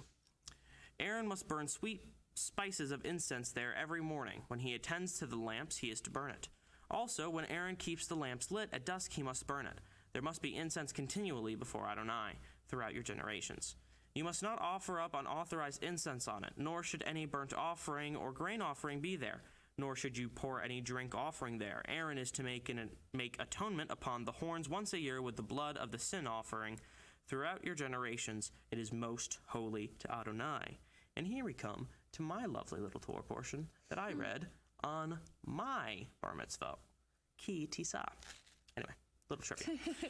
Then Adonai spoke to Moses, saying, when you tally the sum of Bnei Israel by numbering them, then every man must pay a ransom for a soul to Adonai when you count them, so that no plague will fall on them. Everyone among them who crosses over must give half a shekel according to the sanctuary shekel, which is 20 gerahs. Half a shekel as an offering to Adonai. Everyone who crosses over among them who is counted from 20 years old and upward is to give the offering to Adonai. The rich are not to give more, and the poor are not to give less than the half shekel, when they present the offering of Adonai to make atonement for your souls. You are to take the atonement money from Bnei Israel and give it to the service of the tent of meeting, so that it may be a memorial for Bnei Israel before Adonai to make atonement for your souls. Adonai spoke to Moses, saying, you will also make a basin of bronze with a bronze stand for washing. I'm going to keep reading because it's my Torah portion. You are to place it between the tent of meeting and the altar and put water in it. Aaron and his sons are to wash their hands and their feet there. Whenever they go into the tent of meeting or come near to the altar to minister, to present an offering made by fire and smoke to Adonai, they are to wash with water so that they do not die. They are to wash their hands and their feet so that they do not die. It is to be an eternal statute for them, to him and to his offspring throughout their generations. Moreover, Adonai spoke to Moses, saying, now take for yourself the best spices, 500 shekels of flowing myrrh, half as much sweet cinnamon, 250. Also 250 shekels of sweet calamus, 500 of cassia after the sanctuary shekel, plus a hin of olive oil. You are to make holy anointing oil from it, a fragrant mixture blended as the work of a perfumer. It will be holy anointing oil. That's the best smell, by the way, in case you're wondering. It is literally the greatest smell. I went to synagogue every single Saturday growing up, and the sanctuary smelled like that, and it was my favorite thing. Anyway, you to anoint Aaron. Where are we? No, I skipped something. It will be holy anointing oil. You are to anoint the tent of meeting with it, the ark of the testimony, as well as the table and all its articles, the menorah and its articles, the altar of incense, the altar of burnt offering with all its utensils, and the basin along with its stand. You are to consecrate them so that it will be most holy. Whatever touches them will become holy. You are to anoint Aaron and his sons and consecrate them so they may minister to me as Kohanim. I wonder how many times I have read that exact sentence so far. Speak to Bnei Israel, saying, this is to be a holy anointing oil to me throughout your generations. It must not be poured on human flesh, nor are you to make any like it with its formula. It is holy, and it must be holy to you. Whoever mixes any like it, or whoever puts any of it on anyone unauthorized, will be cut off from his people. Then Adonai said to Moses, take the sweet spices, stacte, onycha, and galbanum, the spices and pure frankincense are to be in equal measures. Make a fragrant mixture from them, a blend like the work of the perfumer, seasoned with salt, pure and holy. You are to beat some of it into powder and set it before the testimony in the tent of meeting, where I will meet with you. It is to be most holy to you, but the incense which you make with its formula you are not to make for yourselves. It is to be holy to you for Adonai. Whoever makes any like it to breathe in its smell will be cut off from his people. Chapter 31. Very short chapter. I actually wrote it's the next chapter. I'll tell you next chapter. Then Adonai spoke to Moses, saying, see, I have called by name Bezalel, son of Uri, son of Hur, of the tribe of Judah, and I have filled filled him with the Spirit of God, with wisdom, understanding, and knowledge in all kinds of craftsmanship, to make ingenious designs, to forge with gold, silver, and bronze, as well as cutting stones for setting, and carving wood, to work in all manner of craftsmanship. Also, look, I myself have appointed with him Oholiab, son of Ahisamach, of the tribe of Dan. Within the hearts of all who are wise-hearted I have placed skill, so that they may make everything that I have commanded you: the tent of meeting, the ark of the testimony, the atonement cover that is to be on it, all the furnishings of the tabernacle, the table and its utensils, the menorah of pure gold with all of its utensils, the altar of incense, the altar of burnt offering with all of its utensils, the basin and its stand, the woven garments, the holy garments for Aaron, the Kohen, the garments for his sons to minister as Kohanim, the anointing oil and the incense of sweet spices for the holy place there, to make them just as how I commanded you. Shabbat. Then Adonai spoke to Moses, saying, Speak now to Bnei Israel, saying, Surely you must keep my Shabbat, for it is a sign between me and throughout your generations, so you may know that I am Adonai who sanctifies you. Therefore you are to keep the Shabbat, because it is holy for you. Everyone who profanes it will die. Is that different from Don't worry about Shabbat? it. Because it is holy for you. Everyone who profanes it will die. For whoever does any work during Shabbat, that soul will be cut off from the midst of his people. Work is to be done for 6 days, but on the seventh day it is a Shabbat of complete rest, holy to Adonai. Is a Shabbat, not it is. Adonai, whoever does any work on the Shabbat will surely be put to death. So Bnei Israel is to keep the Shabbat, to observe the Shabbat throughout their generations as a perpetual covenant. It is a sign between me and Bnei Israel forever. For in 6 days Adonai made heaven and earth, and on the seventh day he ceased from work and rested. When he had finished speaking with him on Mount Sinai, he gave the 2 tablets of the testimony to Moses, tablets of stone written by the finger of God. Chapter 32. Now this is where I wrote a very small, tiny message for my bar mitzvah. It was cool. I don't remember what it was, but it was cool. Chapter 32. Now when the people saw that Moses delayed coming down from the mountain, they gathered around Aaron and said to him, Get up, make us gods who will go before us. As for this Moses, the man that brought us up out of the land of Egypt, we do not know what's become of him. So Aaron said to them, Break off the golden rings that are in the ears of your wives, your sons, and your daughters, and bring them to me. So all the people broke off the golden rings that were in their ears and brought them to Aaron. He received them from their hand and made a molten calf fashioned with a chiseling tool. Then they said, This is your God, Israel, which brought you up out of the land of Egypt. When Aaron saw it, he built an altar before it. Then Aaron made a proclamation, saying, Tomorrow will be a feast to Adonai. They rose up early the next morning, sacrificed burnt offerings, and brought fellowship offerings. The people sat down to eat and drink, and rose up to make merry. Then Adonai said to Moses, Go down, for your people whom you brought up out of the land of Egypt have become debased. They quickly turned aside from the path that I have commanded for them. They have made that I commanded for them. They have made a molten calf, worshipped it, and sacrificed to it, and said, This is your God, O Israel, that brought you up out of the land of Egypt. Adonai said to Moses, I have seen this people, and behold, it is a stiff-necked people. Now therefore leave me alone, so my wrath may burn hot against them, and so I may consume them, and make from you a great nation. Then Moses sought Adonai his God, and said, Adonai, why should your wrath burn hot against your people, whom you have brought forth out of the land of Egypt with great power, with a mighty hand? Why should the Egyptians say he brought them out to do evil, to slay them in the mountains, and to annihilate them from the face of the earth? Turn from your fierce wrath, and relent from this destruction against your people. Remember Abraham, Isaac, and Israel, your servants, to whom you swore by your own self, and said to them, I will multiply your seed as the stars of heaven, and all this land that I have spoken of I will give to your offspring, and they will inherit it forever. So Adonai relented from the destruction that he said he would do to his people. Then Moses turned and went down from the mountain, with the 2 tablets of the testimony in his hand, tablets that were written on both sides, on one and on the other. The tablets were the work of God, and the writing was the writing of God engraved on the tablets. When Joshua heard the noise of the people as they shouted, he said to Moses, there is the sound of war within the camp.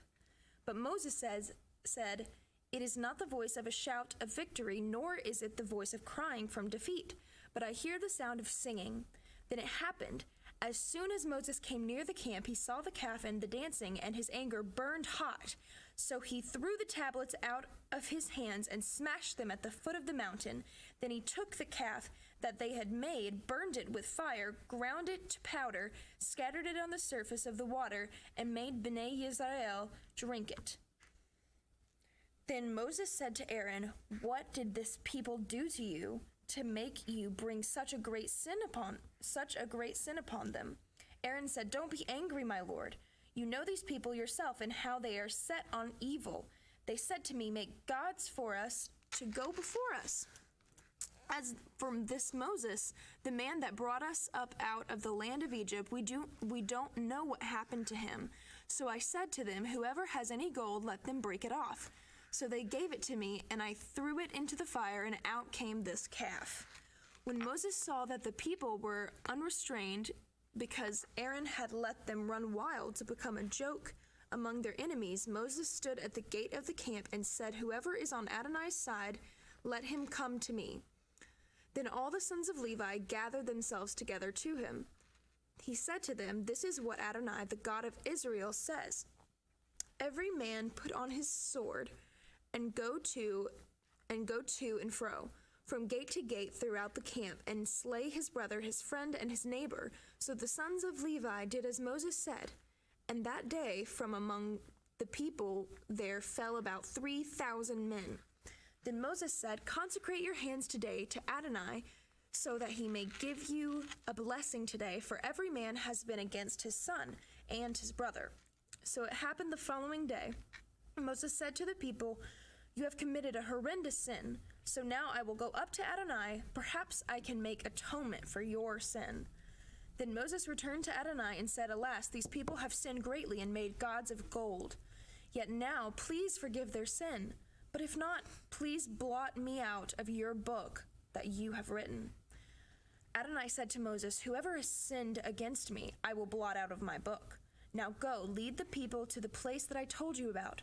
My angel will go before you. Nevertheless, on the day that when I take account, I will hold them accountable for their sin. So Adonai struck the people because of what they did with the calf that Aaron had made. Chapter 33. Then Adonai said to Moses, leave, get out of this place, you and the people that you have brought out of the land of Egypt, into the land which I swore to Abraham, Isaac, and Jacob, saying, I will give it to your seed. I will send an angel before you. I will drive out the Canaanites, Amorites, Hittites, Perizzites, Hivites, and the Jebusites. Head up into a land flowing with milk and honey, but I will not move within the midst of you, so that I do not destroy you along the way, for you are a stiff-necked people. When the people heard these dreadful words, they mourned, and no one put on any ornaments. Adonai said to Moses, say to Bnei Yisrael, you are a stiff-necked people. If I were going up among you for one moment, I would consume you. Take off your ornaments, so that I may consider what to do to you. So Bnei Yisrael stripped themselves of their ornaments from Mount Horeb onward. Now Moses used to take the tent and pitch it outside the camp, far off from the camp, and he called it the tent of meeting. So it happened, everyone who saw Adonai would go out to the tent of meeting, which was outside the camp. Whenever Moses went Whenever Moses went out to the tent, all the people would arise and stand, everyone at the door of his own tent, and look after Moses until he had gone into the tent. After Moses entered, the pillar of cloud descended, stood at the door, and he would speak with Moses. When all the people saw the pillar of cloud standing at the entrance of the tent, they all rose up and worshipped. every man at the entrance of his own tent. So Adonai spoke with Moses face to face, as a man speaks with his friend. Then he would return to the camp, but his servant Joshua, the son of Nun, a young man, did not leave the tent. So Moses said to Adonai, "You say to me, bring up this people, but you have not let me know whom you will send with me. Yet you have said, I know you by name, and you have also found grace in my eyes. Now then, I pray, if I have found grace in your eyes, show me your ways so that I may know you, so that I might find favor in your sight. Consider also that this nation is your people. My presence will go with you, and I will give you rest," he answered. But then he said to him, If your presence does not go with me, don't let us go up from here. For how would it be known that I or your people have found favor in your sight? Isn't it because you go with us that distinguishes us from all the people on the face of the earth?" Adonai answered Moses, "I will also do what you have said, for you have found favor in my sight, and I know you by name." Then he said, "Please show me your glory." So he said, "I will cause all my goodness to pass before you and call out the name of Adonai before you. I will be gracious toward you, whom I will be gracious, and I will show mercy on whom I will be merciful." But he also said, "You cannot see my face, for no man can see me and live." Then Adonai said, "See, a place near me. You will stand on the rock. While my glory passes by, I will put you in a cleft of the rock and cover you with my hand until I have passed by. Then I will take away my hand, and you will see my back, but my face will not be seen." Chapter 34. Adonai said to Moses, "Carve for yourselves 2 tablets of stone like the first ones, and I will write upon them the words that were on the first tablets which you broke. Be ready by the morning, come up to Mount Sinai, and present yourself to me there on top of the mountain. No one is to come up with you, and do not let anyone be seen throughout the entire mountain. Even the flocks and herds must not graze in front of that mountain." So he carved 2 tablets of stone like the first. Then Moses rose up early in the morning, went up onto Mount Sinai as Adonai had commanded him, and took in his hand the 2 tablets of stone. Then Adonai descended in the cloud, stood with him there as he called on the name of Adonai. Then Adonai passed before him and proclaimed, "Adonai, Adonai, the compassionate and gracious God, slow to anger and abundant in loving kindness and truth, showing mercy to 1,000 generations, forgiving iniquity and transgression and sin, yet by no means leaving the guilty unpunished, but bringing the iniquity of the fathers upon the children, and upon the children's children to the 3rd and 4th generation." Then Moses quickly bowed his head down to the earth and worshipped. He said, "If now I have found grace in your eyes, my Lord, let my Lord please go within our midst, even though this is a stiff-necked people. Pardon our iniquity and our sin, and take us for your own inheritance." Then he said, "I am cutting a covenant. Before all your people I will do wonders, such as have not been done in all the earth or in any nation. All the people you are among will see the work of Adonai. For what I am going to do with you will be awesome. Obey what I am commanding you today. Behold, I am going to drive out the Amorites, Canaanites, Hittites, Perizzites, and Hivites, or Just Hivites. Hivites and Jebusites before you. Watch yourself and make no covenant with the inhabitants of the land where you are going, or they will become a snare among you. Instead, you must break down their altars, smash their pillars, and cut down their Asherah poles. For you are to bow down to no other God, because Adonai is jealous for his name. He is a jealous God. See that you do not make a covenant with the inhabitants of the land. Otherwise, when they prostitute themselves with their gods and sacrifice to their gods, someone will invite you, and you will eat from their sacrifice. Do not take their daughters for your sons, for their daughters will prostitute themselves with their own gods and cause your sons to prostitute themselves with their gods. You are not to make yourselves metal gods. You are to keep the feast of matzah. For 7 days you are eat matzah as I commanded you, at the time appointed in the month Aviv, for in the month Aviv you came out from Egypt. Every firstborn of the womb is mine. And from all your cattle you are to sanctify the males, the firstborn of the ox and sheep. A firstborn donkey you are to redeem with a lamb, but if you do not redeem it, then you are to break its neck. You must redeem all your firstborn sons. No one should appear before me empty-handed. For 6 days you will work, but on the 7th day you will rest. During plowing time and harvest you must rest.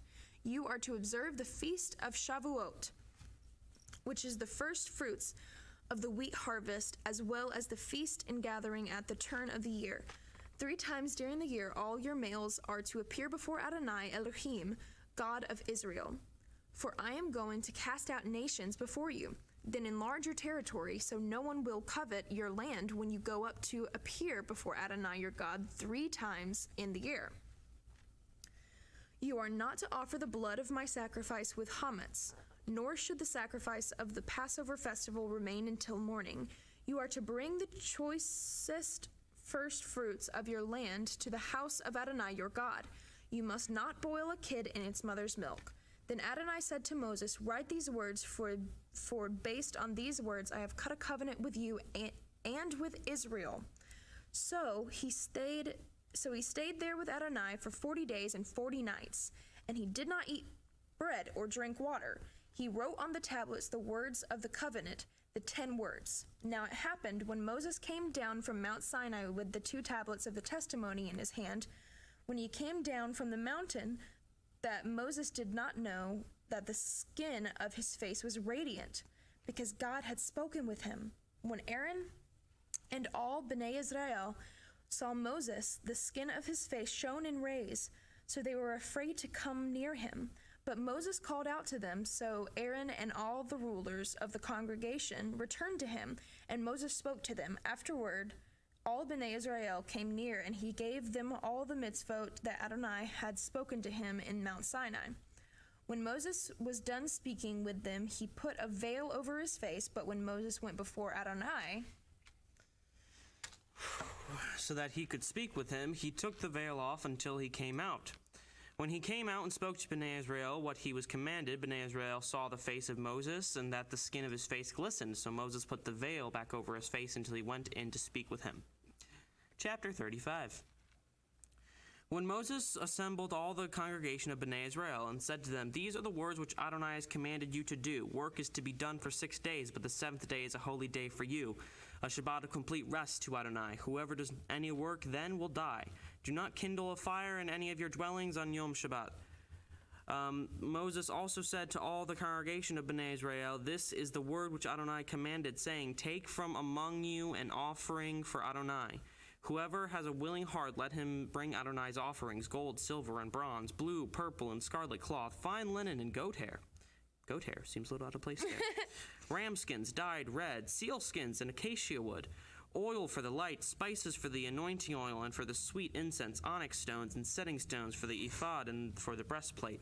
Let every wise-hearted man among you come and make everything that Adonai has commanded, including the tabernacle, its tent and its covering, its claps and its boards, its crossbars, its pillars and its bases, the ark and the poles, the anointing cover and the curtain screen, the atonement cover and the curtain screen, the table and its poles with all of its utensils, along with the bread of the presence, also the menorah for the light with its utensils, its lamps and the oil for the light, the altar of incense and its poles, the anointing oil, the sweet incense, and the screen for the entrance of the tabernacle, the altar of burnt offering with its grating of bronze, its poles and all its utensils, the basin and its stand, the hangings of the courtyard, the pillars and their bases, and the curtain for the gate of the courtyard. The pegs of the tabernacle and of the courtyard, along with their cords, the woven garments for ministering in the holy place, the holy garments for Aaron and the Kohen, and for his sons to minister as Kohanim. Then all the congregation of Bnei Israel departed from before Moses, everyone whose heart stirred him. What? You said Aaron and the Cohen. It was Aaron the Cohen. Aaron the Kohen, excuse me. Sorry. Then all the congregation of Bnei Israel departed from before Moses.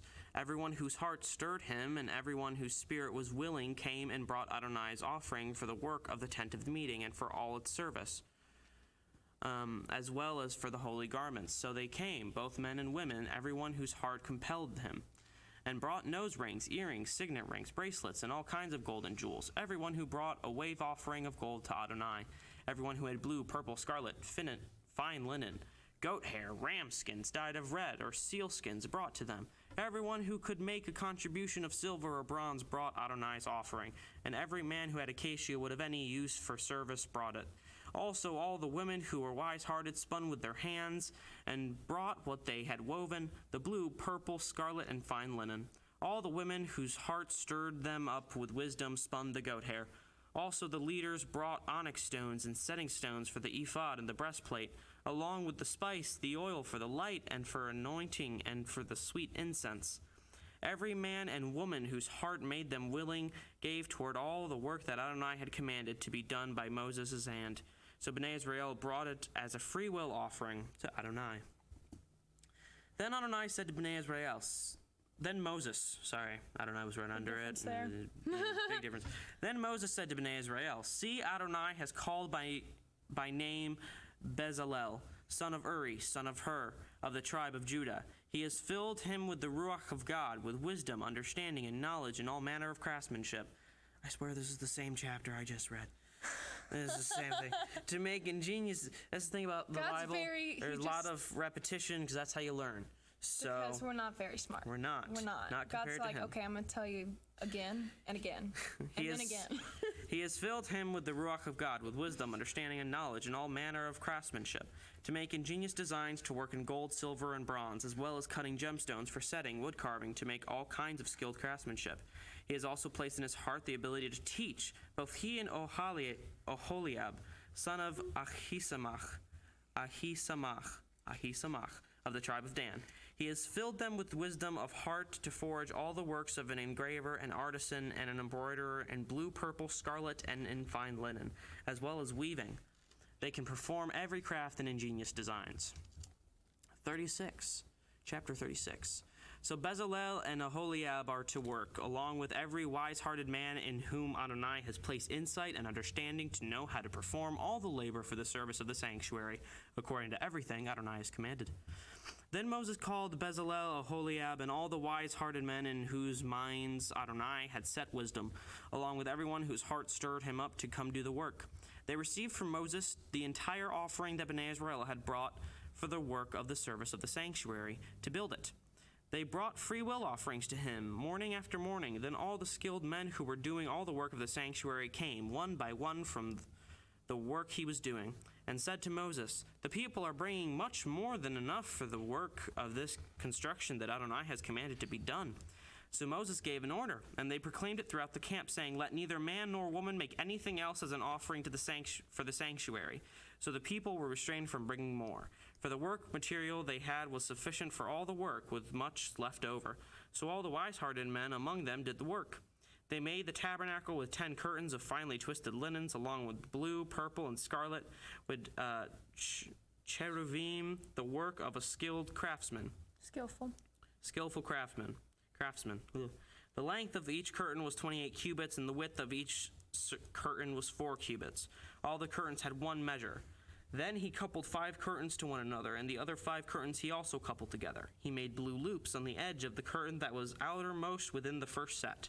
He did the same along the edge of the curtain that was outermost in the second set.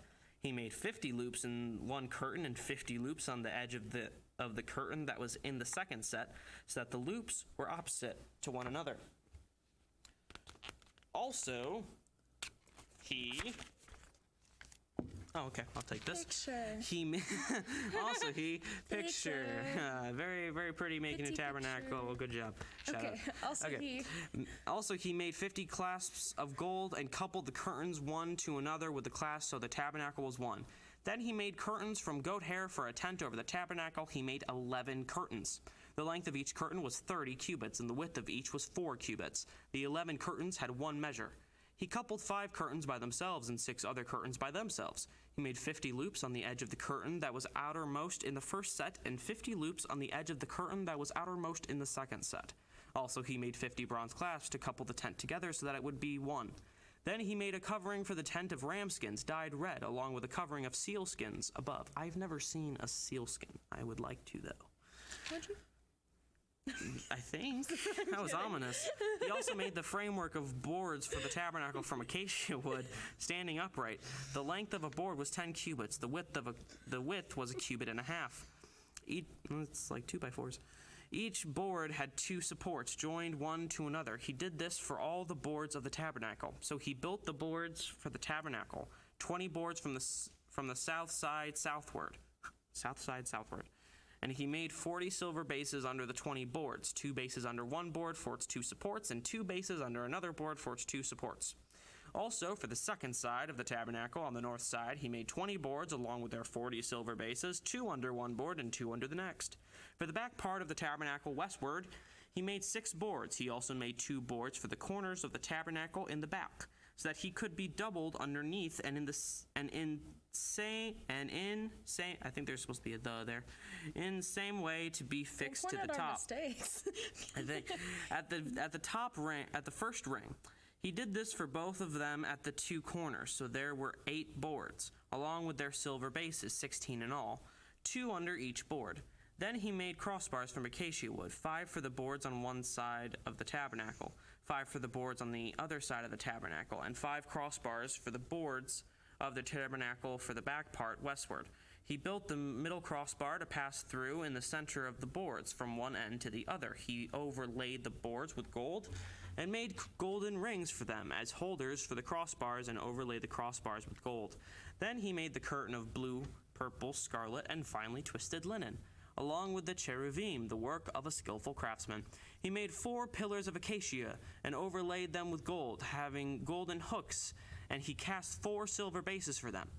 Then he made a paroquet for the entrance of the tent of blue, purple, scarlet, and finely twisted linen, the work of a color weaver. Also he made the 5 pillars with their hooks and overlaid their capitals and bands with gold, along with their 5 bronze bases. Chapter 37.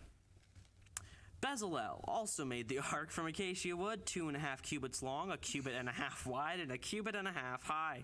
He overlaid it with pure gold inside and out, and made a crown of gold for it all around. He cast 4 golden rings for it in the 4 feet, 2 rings on the one side and 2 on the other.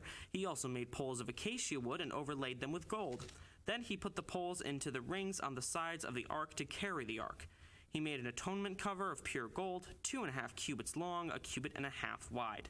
Then he forged 2 cherubim of gold from hammered work at the 2 ends of the atonement cover. 1 cherub at one end, and one cherub at the other. He made the atonement cover from a single piece with the cherubim on the 2 ends. So the cherubim spread out their wings on high, overshadowing the atonement cover with their wings, with their faces to one another, and the faces of the cherubim toward the atonement cover. Then he made the table of acacia wood, 2 cubits long, 1 cubit wide, and 1.5 cubits high. He overlaid it with pure gold and made a golden crown all around. Also he made a border for it, a hand width around, and made a golden crown for the border all around. There you go. He cast 4 golden rings for it and put the rings into the 4 corners that were on the 4 feet. The rings were close to the borders, as holders for the poles to carry the table. He also made the poles of acacia wood and overlaid them with gold to carry the table. He forged the articles that were on the table, the dishes, pans, bowls, and jars, with which to pour out of pure gold. Then he made the menorah of pure gold, of hammered work. Even its base, its stem, its cups, its bulbs, and its flowers were one piece with it. There were 6 branches going out of the sides, 3 branches out of one side, and 3 branches out of the other. There were 6 branches. I said 3 the first time. There were 6 branches going out of the sides. 3 branches out of one side and 3 branches out of the other. I said 3 too many times. It was weird. 3 cups made like almond blossoms were in one branch, a bulb within a flower, and 3 cups made like almond blossoms in the next branch, another bulb within a flower. It was just so for the 6 branches going out of the menorah. Also within the menorah were 4 cups made like almond blossoms, bulbs and flowers, with a bulb under 2 branches of one piece, a second bulb under 2 branches of another piece, and a bulb under 2 branches of a third piece. For 6 branches extending out of it, their bulbs and their branches were one piece with it, an entire hammered work of pure gold. That is impressive. He also made the 7 lamps, along with tongs and censers of pure gold. He made them from a talent of pure gold, along with all the pieces. He made the altar of incense from acacia wood, a cubit long, a cubit wide, squared, and 2 cubits high. The horns were one piece with it. Then he overlaid it with pure gold on top, on the sides, all around, and over its horns. Also he made a crown of gold for it all around. He made 2 golden rings for it underneath the crown, on 2 sides as holders for poles in order to carry it. He made the poles of acacia wood and overlaid them with gold. Then he made the holy anointing oil and the pure incense of sweet spices, the blend of a perfumer. I'm not done yet. Yep. Chapter 38. Almost done. Only got 2 more chapters in 38, 39, 40. 3 chapters left in Exodus. I can count. Chapter 38, he then made the altar for burnt offering from acacia wood. We've been doing this for like 6 hours. It was square, 5 cubits long, 5 cubits wide, and 3 cubits high. He also made the horns on the 4 corners from one piece and overlaid it with bronze. Then he made all the utensils for the altar, the pots and the shovels, the basins, the forks, and the fire pans. He made all the utensils from bronze. He also made a bronze grating net for the altar. Under the ledge around it, reaching halfway up, he cast 4 rings for the 4 ends of the bronze grating to be holders for the poles. He made the poles of acacia wood and overlaid them with bronze. Then he put the poles into the rings on the sides of the altar to carry it, and he made it hollow out of boards. He made the basin and the base from bronze, with mirrors from the women who served at the entrance of the tent of meeting. Then he made the courtyard for the south side, and for the south side, the hangings of the courtyard were finely twisted linen, 100 cubits long. There were 20 pillars and 20 bronze bases. The hooks of the pillars and their bands were silver. Likewise, the north side, 100 cubits long, with 20 bronze pillars and bases, and the hooks for the pillars and their bands were silver. For the west side, the hangings were 50 cubits with 10 pillars and their 10 bases, as well as the hooks for the pillars and their silver bands. Likewise, for the east side, 50 cubits long. The hangings for one side of the gate were 15 cubits with 3 pillars and their bases. Similarly, for the other side, on either side of the gate of the courtyard, were hangings of 15 cubits. With their 3 pillars and 3 bases, all the hangings of the courtyard all around were of finely twisted linen. The bases for the pillars were bronze. The hooks of the pillars and their bands were silver. The overlaying of their capitals were silver, and all the pillars of the courtyard were ringed with silver. I keep wanting to say I don't know why I'm saying courtyard. Like courtyard. It's courtyard, Hannah. Okay. Verse 18. The curtain for the gate of the courtyard was the work of a color weaver, of blue, purple, scarlet, and finely twisted linen. It was 20 cubits long and 5 cubits high. Like the hangings of the courtyard, their 4 pillars and 4 bases were bronze. Their hooks along with the overlaying of their capitals and their bands were silver. All the pegs of the tabernacle and the courtyard, all around were bronze. These are the accounts of the tabernacle of the testimony as they were recorded according to the commandment of Moses by the service of the Levites under the hand of Ithamar, son of Aaron, the Kohen of the son of Aaron the Kohen. Or Cohen. Kohen, potato. Okay. Bezalel. Maybe don't say that about the word of God. I don't know. Well, I mean, it works, but potato, you usually use that Yeah, for maybe- potatoes. That's a whole different thing. maybe that was wrong. That might have been wrong. You're fine. Kohen. Cohen. It's okay. I don't know. It's okay. Bezalel. Okay. 22. Verse 22. 22. Bezalel, son of Uri, son of Hur, of the tribe of Judah, made all that Adonai commanded Moses. Along with him was Aholiab, son of Ahisamach. That's a hard name. I don't. Ahisamach. Ahisamach of the tribe of Dan. A craftsman, a skillful workman, and a weaver of colors in blue, purple, scarlet, and fine linen. The entirety of the gold that was used for the work of the sanctuary, including the gold of the offering, was 29 talents and 730 shekels, according to the sanctuary shekel. The silver from those numbered from the congregation was 100 talents and 1,775 shekels, according to the sanctuary. Is it shekel or shekel? Shekel. Okay. It's a shekel. Shekel. According to the sanctuary shekel, that is a beka or half a shekel per head, according to the shekel of the sanctuary for everyone who is recorded from 20 years old and upward. For 603,550 men, the 100 talents of silver were for casting the bases of the sanctuary and the bases for the inner curtain. 100 bases for 100 talents, a talent for each base. The 1,775 shekels he made into hooks for the pillars, overlaid their capitals, and made bands for them.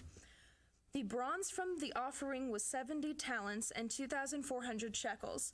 With it, he made the bases for the entrance of the tent of meeting, the bronze altar, the bronze grating, all the utensils for the altar, along with the bases of the courtyard all around, the bases for the gate of the courtyard, as well as the pegs of the tabernacle and the pegs for the courtyard all around. Chapter 39. We should get some tea That's the up last here. of my water. Yeah. Or a Ricola.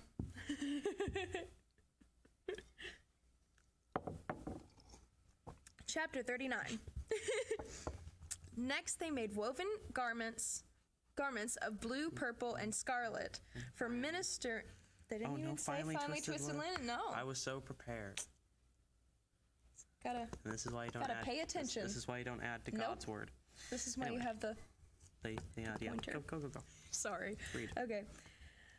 Of blue, purple, and scarlet for ministering in the holy place. They made the holy garments for Aaron as Adonai commanded Moses. He made the ephod of gold, blue, purple, scarlet, and finely twisted linen. They hammered the gold into thin plates and cut it into threads to work it in with the blue, purple, and scarlet within the fine linen. The work of a skillful craftsman.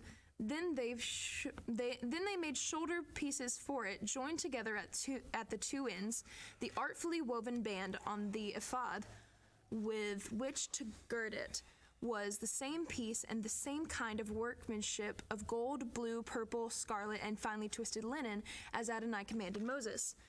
They placed the onyx stones enclosed in settings of gold etched with the engravings of a signet seal according to the names of Bnei Israel.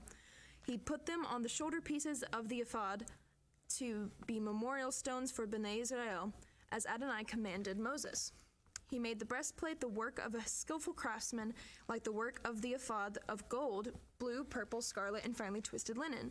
It was square and folded, doubled, a span long and a span wide.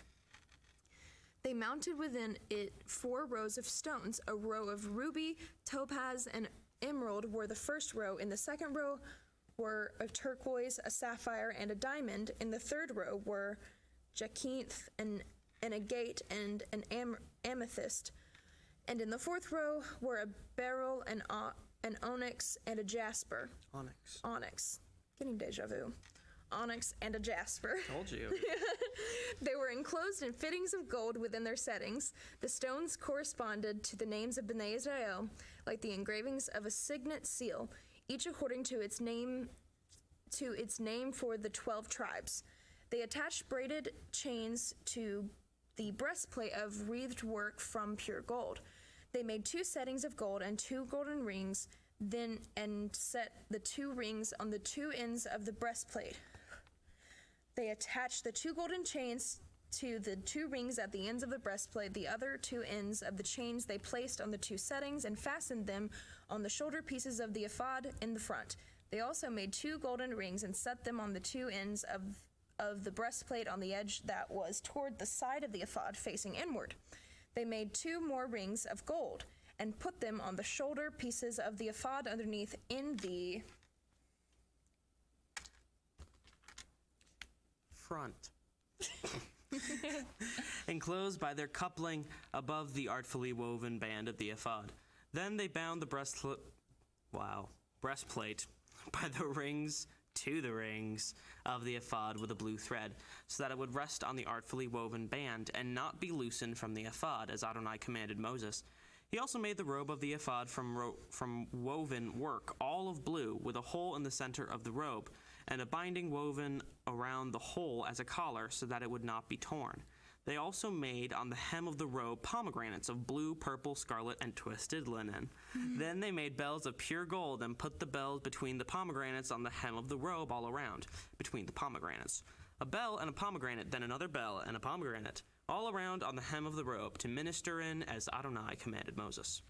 Then they made the sashes of fine linen, woven work for Aaron and for his sons, the turban of fine linen, the headwear, the linen undergarments of finely twisted linen, so much linen, along with the tunic of checkered work in blue, purple, and scarlet, the work of a color weaver, as Adonai commanded Moses.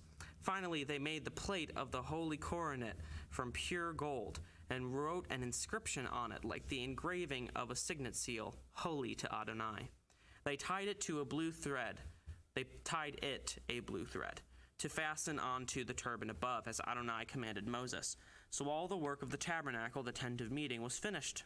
Bnei Israel did everything according to what Adonai had commanded Moses. They did just so.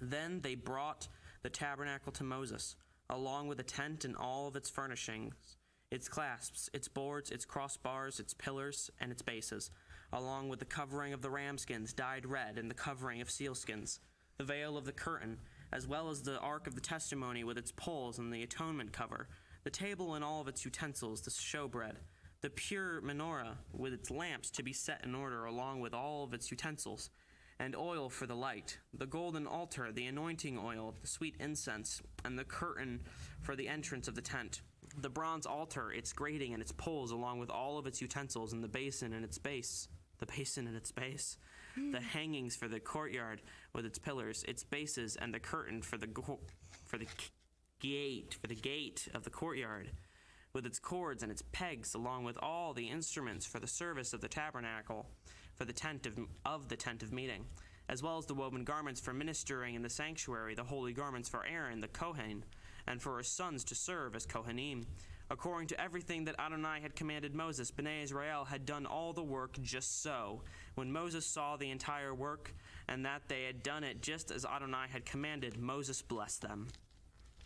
Chapter 40, the final chapter of Exodus. Well, I'm at least... Yes. Okay. Good job. Love when I'm correct. You gotta be careful. Okay, chapter 40. Then Adonai spoke to Moses, saying, on the first day of the first month you will set up the tabernacle of the tent of meeting. You are to put the ark of the testimony there, and screen off the ark with the curtain. Then bring in the table and set in order the bread that is on it. Bring in the menorah and light its lamps. Set the golden incense altar in front of the ark of the testimony, and hang the curtain over the entrance of the tabernacle. Set the altar of burnt offering before the entrance of the tabernacle, the tent of meeting. Set up the basin between the tent of meeting and the altar, and put water in it. Set up the courtyard all around, and hang the curtain of the gate of the courtyard. Take the anointing oil and anoint the tabernacle and everything within it, and consecrate it along with all of its furnishings, and it will be holy. Also, you are to anoint the altar of burnt offering with all of its utensils and consecrate the altar. The altar will be most holy. Then you are to anoint the basin along with its base and sanctify it. Bring Aaron and his sons to the entrance of the tent of meeting and wash them with water. Put the holy garments on Aaron, anoint him, and consecrate him, so that he may minister to me as a Kohen. Also, bring his sons and put tunics upon them. You are to anoint them as you did their fathers, that they too may minister to me as a Kohanim.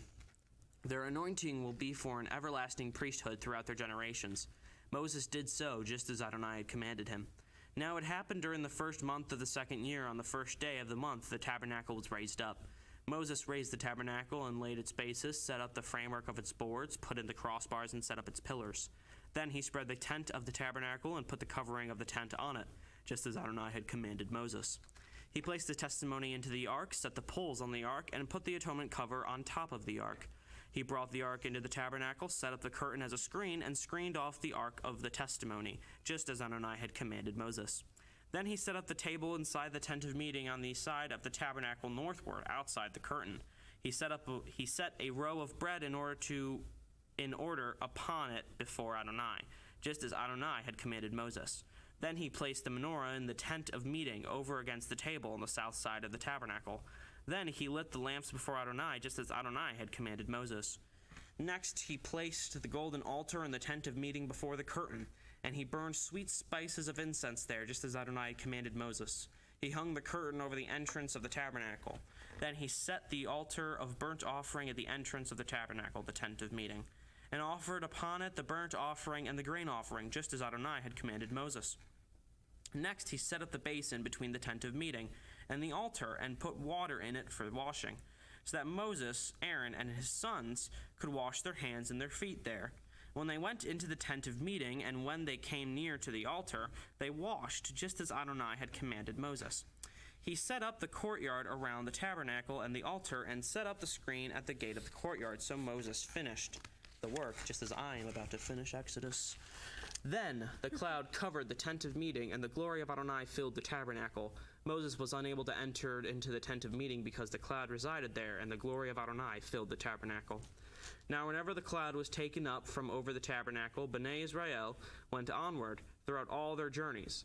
But if the cloud was not taken up, then they did not move out until the day that it was, for the cloud of Adonai was on the tabernacle by day, and a fire was there by night, in the sight of all the houses of Israel, throughout all their house of Israel. There were also houses, I think. But it says house. It does say house. Throughout all their journeys. And that is Exodus. And now we move on to Leviticus. Truly the most interesting. Brittany. Is Brittany here? Yes. You're joining us? Yes, I am. Which Me one? and Joe. Oh, joy. Good. That means I can stop Anna, talking. you're gonna go snuggle my baby in the back. And Beautiful. You're gonna take over for Joe. Have fun with And Leviticus. bring us some coffees when they come, because Leviticus, we're gonna need some coffee. You're going to need some coffee for Leviticus. All right. Hey, y'all. I have to say, we forgot to mention That the Hazak, Bible Hazak, V'nit Chazek. Be strong, and may you be strengthened. Because we're going to need it, because Leviticus is about to happen. The Torah is a very long book. Yes, it is. Okay. Please be praying for us, because this is quite a feat that we are attempting. So Yes. But all right, Leviticus chapter 1. Now Adonai called to Moses and spoke to him out of the tent of meeting, saying, Speak to Bnei Israel and tell them, when any one of you brings an offering to Adonai, you may present your offering of livestock from the herd or from the flock. If his sacrifice is a burnt offering from the herd, he is to present a male without blemish. He is to offer it at the entrance of the tent of meeting, so that he may be accepted before Adonai. He is to lay his hand on the head of the burnt offering, so that it will be accepted for him to make atonement on his behalf. He is to slaughter the bull before Adonai. Then Aaron's sons, the Kohanim, are to present the blood and splash it around on the altar that is at the entrance of the tent of meeting. He is to skin the burnt offering and cut it into pieces. The sons of Aaron the Kohen are to place fire on the altar and arrange wood upon the fire. Then Aaron's sons, the Kohanim, shall arrange the pieces, the head, and the fat upon the wood that is on the fire which is atop the altar. But its innards and its legs he is to wash with water. The Kohen shall burn it all up as smoke on the altar for a burnt offering made by fire, a soothing aroma to Adonai. If his sacrifice is from the flock, from the sheep, or from the goats, for a burnt offering he shall bring a male without blemish. He is to slaughter it on the north side of the altar before Adonai. Aaron's sons, the Kohanim, are to splash its blood around on the altar. He is to cut it into pieces with its head and its fat.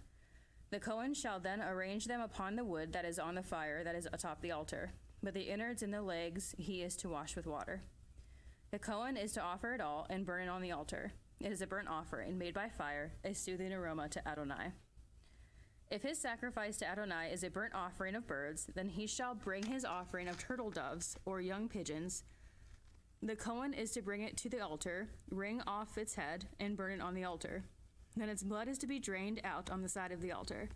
Also, he is to cut out its digestive tract with its filth, and cast it beside the altar on the east side, into the place of the fat ashes. He shall tear it by its wings, but not divide it up. The Kohen shall burn it upon the altar, on the wood that is on the fire. It is a burnt offering made by fire, a soothing aroma to Adonai. When anyone brings a sacrifice of offering, chapter 2, Leviticus chapter 2.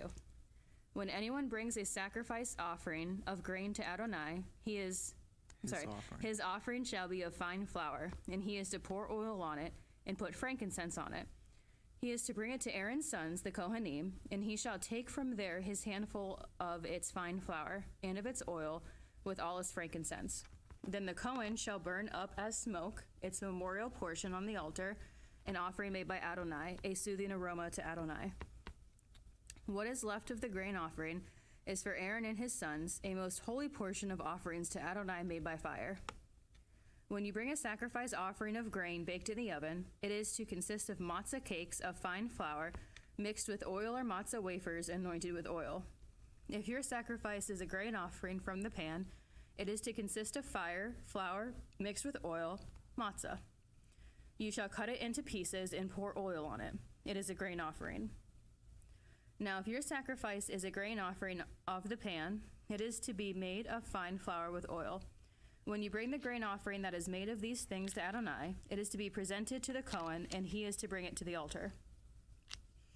The Kohen is to take the grain offering, its memorial portion, and burn it up as smoke on the altar, an offering made by fire, a soothing aroma to Adonai. What is left of the grain offering is for Aaron and his sons, a most holy portion of the offerings to Adonai, made by fire. Every grain offering which you present to Adonai shall be made without chametz, for you are not to burn up as smoke any chametz nor any honey as a sacrifice made by fire to Adonai. As a gift of first fruits you may offer them to Adonai, but they are not to ascend for a soothing aroma on the altar. Also, you are to season with salt every sacrifice of your grain offering. You are never to allow the salt of the covenant of your God to be lacking from your grain offering. With all your sacrifices, you must offer salt. If you bring a grain offering of first fruits to Adonai, you are to present for the grain offering of your first fruits of fresh ears of barley, scorched with fire, crushed grain of fresh ears. You are then to put oil and frankincense on it. It is a grain offering.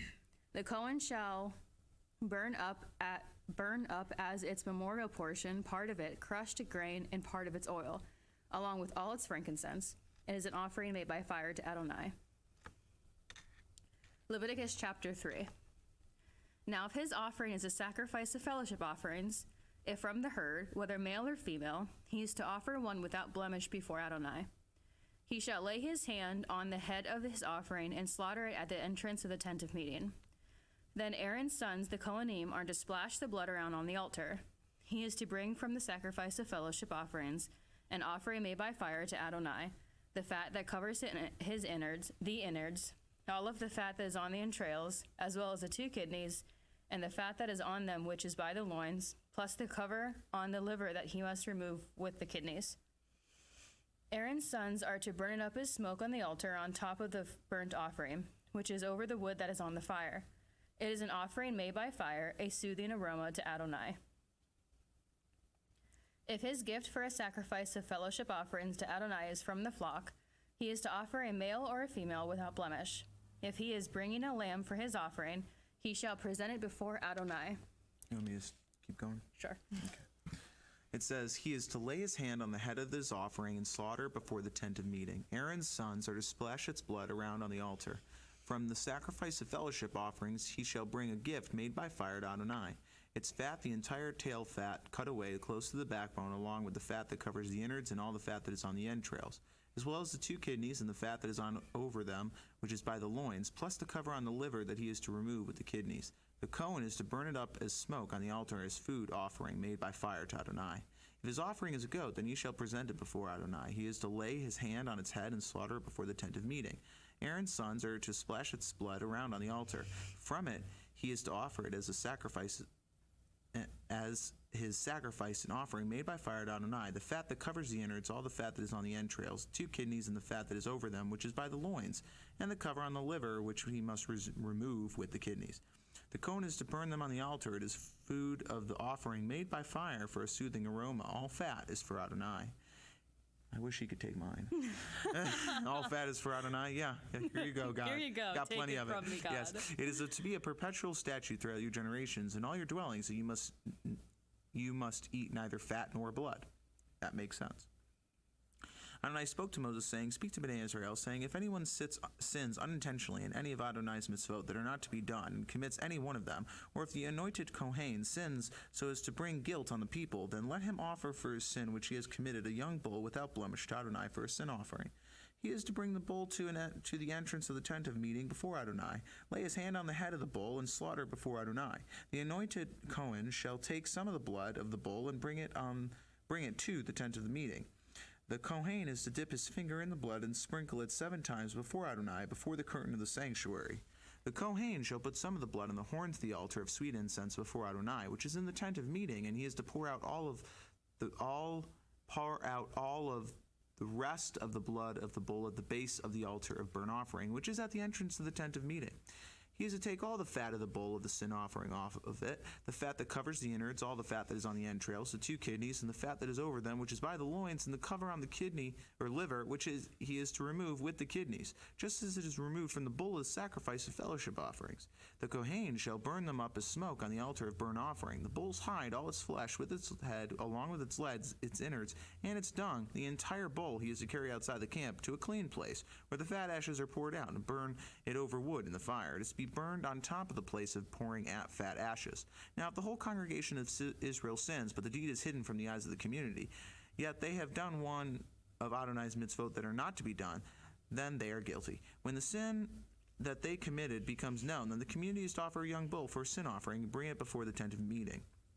The elders of the congregation are to lay their hands on the head of the bull before Adonai, and the bull is to be slaughtered before Adonai. The anointed Kohen shall bring some of the blood from the bull to the tent of meeting. Then the Kohen is to dip his finger in the blood and sprinkle it 7 times before Adonai before the curtain. He is to put some of the blood on the horns of the altar that is before Adonai in the tent of meeting, and the rest of the blood he is to pour out at the base of the altar of the burnt offering, which is at the entrance of the tent of meeting. He is to take all of its fat from it and burn it up as smoke on the altar. He is also to do so with the bull, just as he did with the bull of the sin offering. He must do the same with it. So the Kohen shall make atonement for them, and they will be forgiven. Then he is to carry the bull outside the camp and burn it as he burned the first bull. It is the sin offering for the community. When a ruler sins and unwittingly does one of the mitzvot of Adonai, his God, that are not to be done, then he is guilty. When his sin that he committed is made known to him, he is to bring as his offering a goat, a male without blemish. He is to lay his hand on the head of the goat and slaughter in the place where they slaughter the burnt offering before Adonai. It is a sin offering.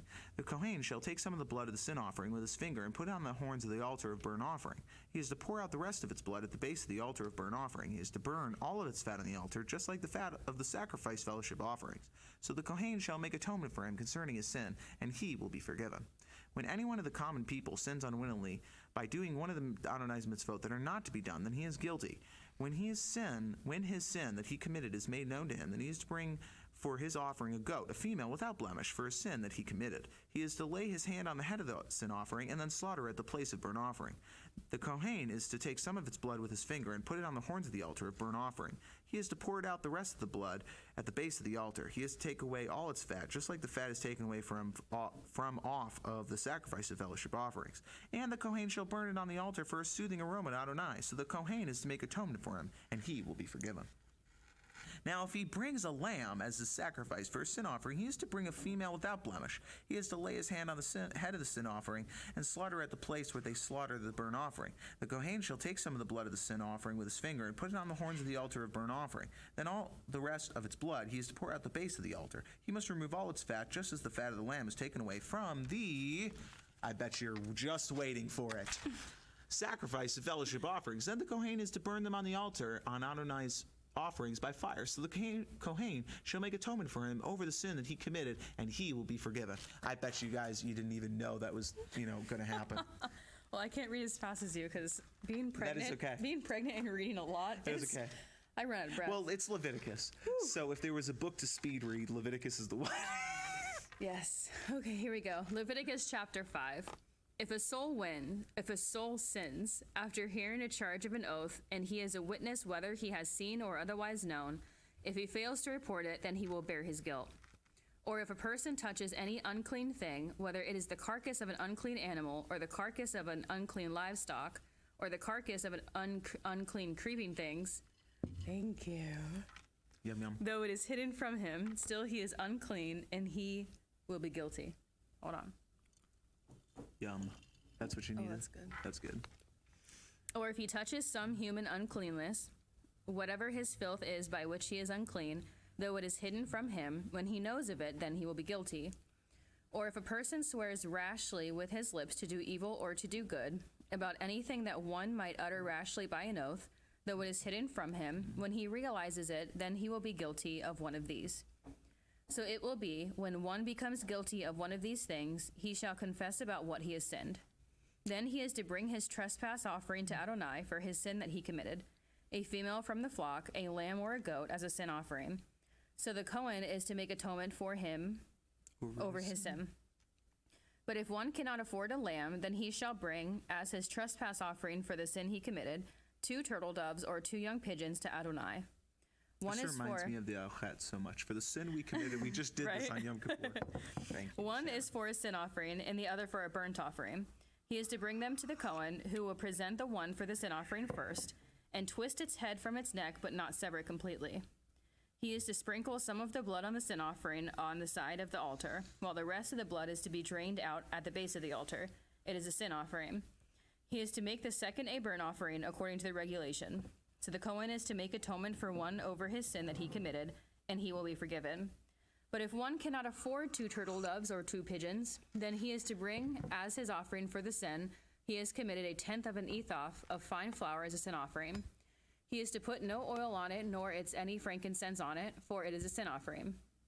He is to bring it to the Kohen, then the Kohen is to take his handful of it as the memorial portion and burn it up as smoke on the altar, on Adonai's offering by fire. It is a sin offering. The Kohen is to make atonement for him over his sin that one has committed in any of these things, and he will be forgiven. The rest belongs to the Kohen, just like the meal offering. Adonai spoke to Moses, saying, If anyone commits a faithless act and sins unwittingly against the holy things of Adonai, then he is to bring his trespass offering to Adonai, a ram without blemish from the flock, according to your value, in silver shekels after the shekel of the sanctuary, for a trespass offering. He is to make restitution for that which he has done wrong in regard to the holy thing, and is required to add a 5th part to it, and give it to the Kohen. So the Kohen will make atonement for him with the ram of the trespass offering, and he will be forgiven. Now if anyone sins and does one of Adonai's commandments that are not to be done, though he did not know it, still he is guilty and will bear his iniquity. He is to bring to the Kohen a ram without blemish from the flock, according to your value, as a trespass offering. Then the Kohen is to make atonement for him over the sin that he committed unknowingly, and he will be forgiven. It is a trespass offering. He is absolutely guilty before Adonai. Then Adonai spoke to Moses, saying, Suppose anyone sins and commits a faithless act against Adonai by dealing falsely with his neighbor in a matter of a deposit or a pledge of hands, or through robbery, or has extorted from his neighbor, or has found what was lost and lied about it, swearing falsely. So sinning in one of any of these things that a man may do. Then it will be, when he has sinned and has become guilty, that he must restore what he took by robbery, or what he got by extortion, or the deposit that was committed to him, or what was lost that he had found, or anything about which he has sworn falsely, he is to restore it in full, and add a fifth part more to it. He must give it to the one to whom it belongs on the day of presenting his trespass offering. He is to bring his trespass offering to Adonai, a ram without blemish from the flock, according to your value, for a trespass offering to the Cohen. The Cohen shall make atonement for him before Adonai, and he will be forgiven concerning whatever he may have done to become guilty. I'll finish 6, and then you can pick up here. Is that okay? Okay. Okay, cool. All right, Leviticus chapter 6. Adonai spoke to Moses, saying, Command Aaron and his sons, saying, This is the Torah of the burnt offering. The burnt offering shall remain on the hearth atop the altar all night until the morning, while the fire of the altar is kept burning on it. The Cohen is to put on his linen garment with his linen undergarments on his body. He is to remove the fat ashes from where the fire has consumed the burnt offering on the altar and put them beside the altar. Then he is to take off his garments, put on the other ones, and carry the ashes outside the camp to a clean place. The fire on the altar is to be kept burning on it. It must not go out. Each morning the Cohen is to burn wood on it, laying the burnt offering in order upon it, the burning up as smoke the fat of the fellowship offerings. Fire is to be kept burning on the altar continually. It must not go out. I love that. Amen. Now this is the Torah of the grain offering. Aaron's sons are to offer it to Adonai in front of the altar. So he is to lift up from its handful on the fine flour of the grain offering, with some of its oil and all the frankincense which is on the grain offering, and burn it up as smoke on the altar with a soothing aroma, as its memorial portion to Adonai. Then what is left from it, Aaron and his sons are to eat. It is to be eaten as matzah in a holy place, in the courtyard of the tent of meeting. It must not be baked with chametz. I have given it as their portion of my offerings made by fire. It is most holy, like the sin offering, and like the trespass offering. Every male among the children of Aaron may eat it, as their portion forever throughout your generations, from the offerings of Adonai made by fire. Whoever touches them will become holy. Adonai spoke to Moses, saying, This is the offering of Aaron and his sons, which they are to offer to Adonai on the day when he is anointed. The 10th part of an ephah of fine flour for a continual grain offering, half of it in the morning and half of it in the evening. It is to be made with oil on a pan. When it is soaked, you shall bring it in. You are to present the grain offering in baked pieces as a soothing aroma to Adonai. The anointed Cohen who will be in his place from among his sons is to offer it. As an eternal statute, it must be entirely burnt up as smoke to Adonai. Thus every grain offering to a Cohen is to be a whole offering. It shall not be eaten. Why don't you take over here? Thank you. All right, it says, Adonai spoke to Moses, saying, Speak to Aaron and to his sons, saying, This is the Torah of the sin offering in the place where the burnt offering is slaughtered. The sin offering is to be slaughtered before Adonai. It is most holy. The Kohen who offers it for sin shall eat it. It must be eaten in a holy place in the court of the tent of meeting. Whatever touches its flesh will be holy. When any of its blood is splattered on a garment, you are to wash it in a holy place. But the earthen vessel in which it is boiled is to be broken. And if it is boiled in a bronze vessel, it is to be scored, then rinsed in water. Every male among the Kohanim is to eat of it. It is most holy. But no sin offering from which any of the blood is brought into the tent of meeting is to make atonement in the holy place is to be eaten. It must be burned with fire. Chapter 7. This is the Torah of the trespass offering. It is most holy in the place where they slaughter the burnt offering. He is to slaughter the trespass offering, and he is to splash its blood around on the altar. He shall offer all of its fat, the fat tail and the fat that covers the innards, along with the 2 kidneys and the fat that is on them, which is by the loins, plus the cover on the liver that he is to remove with the kidneys. Then the Kohen shall burn them up as a smoke on the altar for an offering made by fire to Adonai. It is a trespass offering. Every male among the Kohanim may eat it. It is to be eaten in a holy place. It is most holy. As is the sin offering, so is the trespass offering. There is one Torah for them. They are for the Kohen who makes atonement with them. The Kohen who offers anyone's burnt offering, that Kohen is to have for himself the hide of the burnt offering which he has offered. Every meal offering that is baked in the oven and all that is prepared on the flat plate and on the pan is to belong to the Kohen who offers it. Every grain offering, whether mixed with oil or dry, belongs to all the sons of Aaron equally. Now this is the Torah of the sacrifice of fellowship offerings, which may be offered to Adonai. If he brings it for a thanksgiving, then he is to present it with the sacrifice of thanksgiving matzah cakes mixed with oil, matzah wafers anointed with oil, and fine flour cakes mixed with oil. He is to present his offering with the sacrifice of his fellowship offerings for thanksgiving, along with the cakes of bread with chametz.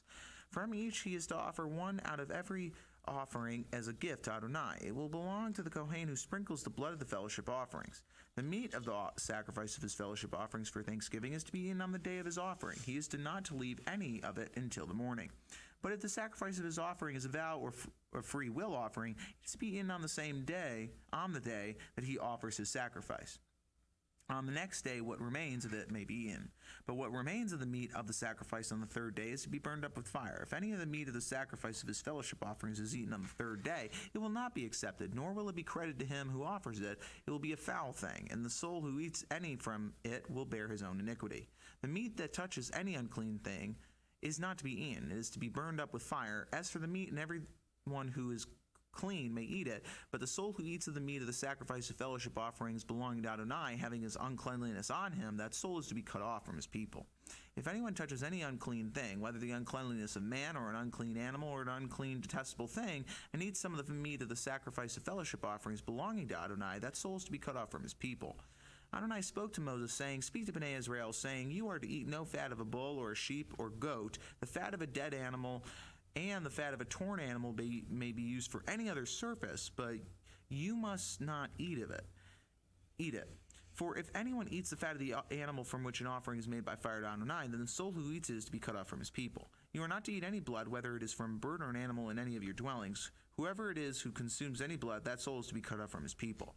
Then Adonai spoke to Moses, saying, Speak to Bnei Israel, saying, Whoever brings the sacrifice of his fellowship offerings to Adonai is to present his offering to Adonai out of the sacrifice of his fellowship offerings.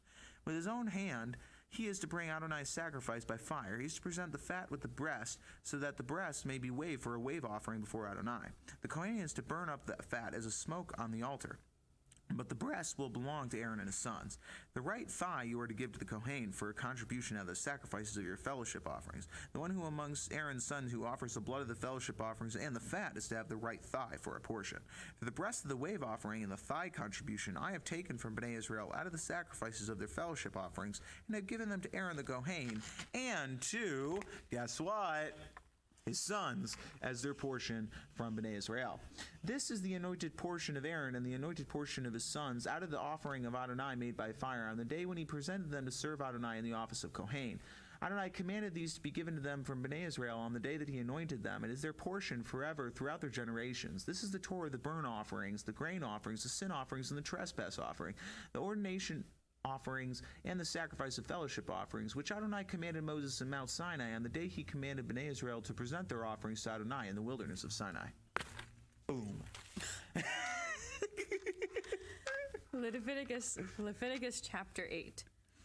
Then Adonai spoke to Moses, saying, Take Aaron and his sons with him, the garments, the anointing oil, the bull of the sin offering, the 2 rams, and the 2 baskets of matzah.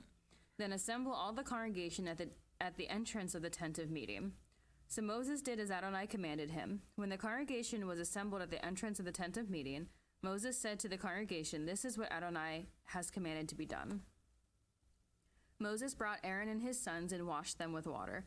He put the tunic on Aaron, tied the sash on him, clothed him with the robe, put the ephod on him, and tied the skillfully decorated sash of the ephod around him and fastened it to him. He then placed the breastplate on Aaron, and inside the breastplate he put the Urim and the Thummim. He put the turban on his head, and on the front of the turban he set the golden plate, the holy crown, just as Adonai commanded Moses. Moses took the anointing oil and anointed the tabernacle and all that was in it, and so consecrated them. He sprinkled the oil on the altar 7 times, and anointed the altar and all its utensils, the basin with its stand, to consecrate them. He poured some of the anointing oil on Aaron's head and anointed him to consecrate him. Then Moses brought Aaron's sons and clothed them with tunics, tied sashes on them, and fastened headbands on them, as Adonai had commanded Moses. Then he brought the bull of the sin offering, and Aaron and his sons laid their hands on their head on the bull of the sin offering. Moses then slaughtered it, took the blood, and dabbed it onto the horns of the altar with his finger, and so purified the altar. And then he poured out the blood at the base of the altar and consecrated it to make atonement for it. He then took all the fat that was on the innards and the cover of the liver and the 2 kidneys and their fat, and burned it up as smoke on the altar. But the bull and its hide, its flesh and its dung, he burned with fire outside the camp, as Adonai had commanded. He then presented the ram of the burnt offering, and Aaron and his sons laid their hands on the head of the ram. Then Moses slaughtered it and splashed the blood around on the altar. After he cut the ram into its pieces, Moses burned the head, the pieces, and the fat. He washed the innards and the legs with the water. Then Moses burned the whole ram up in the smoke of the altar. It was a burnt offering for a soothing aroma, an offering by fire to Adonai, as Adonai had commanded Moses. Then he presented the second ram, the ram of ordination, and Aaron and his sons laid their hands on the head of the ram. Moses slaughtered it, took some of its blood, and put it on the tip of Aaron's right ear, on the thumb of his right hand, and on the great toe of his right foot. Then Moses brought Aaron's sons and put some of the blood on the tips of their right ears, on the thumbs of their right hands, and on the great toes of their right feet. Then Moses splashed the blood around on the altar. He took the fat tail, and all the fat that was on the innards, as well as the cover of the liver, the 2 kidneys, with their fat and the right thigh. Then out of the basket of matzah that was before Adonai, he took 1 matzah cake, 1 cake of oiled bread, and 1 wafer, and placed them on the fat and on the right thigh. He put all these in Aaron's hands and in the hands of his sons. He waved them for a wave offering before Adonai. Then Moses took them from their hands and burned them up in smoke on the altar with a burnt offering. They were a consecration for a soothing aroma. It was an offering by fire to Adonai. Moses took the breast and waved it for a wave offering before Adonai. It was Moses' portion of the ram of ordination, just as Adonai commanded Moses. Then Moses took some of the anointing oil and some of the blood which was on the altar, and sprinkled it on Aaron, on his garments, and on his sons garments with him. So he consecrated Aaron, his garments, his sons, and his sons' garments with him. Moses then said to Aaron and to his sons, "Boil the meat at the entrance of the tent of meeting, and eat it there, along with the bread that is in the basket of ordination, as I commanded, saying, Aaron and his sons are to eat it. What remains of the meat and of the bread you shall burn with fire. You are not to go out from the entrance of the tent of meeting for 7 days, until the days of your ordination are fulfilled, for he will be filling your hands for 7 days. What has been done this day, Adonai has commanded to be done in order to make atonement for you. You are to stay at the entrance of the tent of meeting day and night for 7 days, and keep Adonai's command so that you do not die, for so I have been commanded." Thus Aaron and his sons did all the things that Adonai commanded through Moses. Amen. Amen. We're moving, people. We're moving. All right, join me in chapter 9, everybody. It says, "Now it happened on the 8th day that Moses called Aaron his sons and the elders of Israel. Then he said to Aaron, Take a calf from the herd for a sin offering and a ram for a burnt offering, both without blemish, and offer them before Adonai. You are to speak to Bnei Israel, saying, Take a male goat for a sin offering, along with a calf and a lamb, both yearlings without blemish, for a burnt offering, plus a bull and a ram for fellowship offerings to sacrifice before Adonai, along with a grain offering mixed with oil, for today Adonai appears to you." So they brought what Moses commanded before the tent of meeting, and the entire congregation drew near and stood before Adonai. Moses said, "This is what Adonai commanded that you shall do, so that the glory of Adonai may appear to you." Moses said to Aaron, "Draw near to the altar and bring your sin offering and your burnt offering, and make atonement for yourselves and for the people. Then present the offering for the people and make atonement for them as Adonai commanded."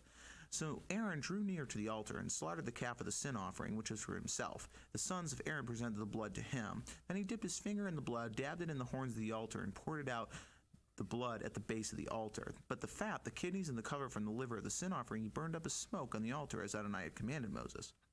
The flesh And the hide he burned in a fire outside the camp. Aaron slaughtered the burnt offering. Then his sons presented the blood to him, and he splashed it around on the altar.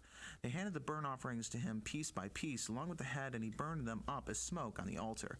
He washed the innards and the legs, and he offered them in smoke upon the burnt offering on the altar. Then he presented the people's gift, took the goat of the sin offering, which was for the people, slaughtered it, and offered it for sin, just like the first one. He presented the burnt offering and offered it according to the decree. Then Aaron presented the grain offering, filling his hand with some of it, and burning it up as smoke on the altar. Alongside the burnt offering of the morning, he also slaughtered the bull and the ram as the sacrifice of fellowship offerings for the people.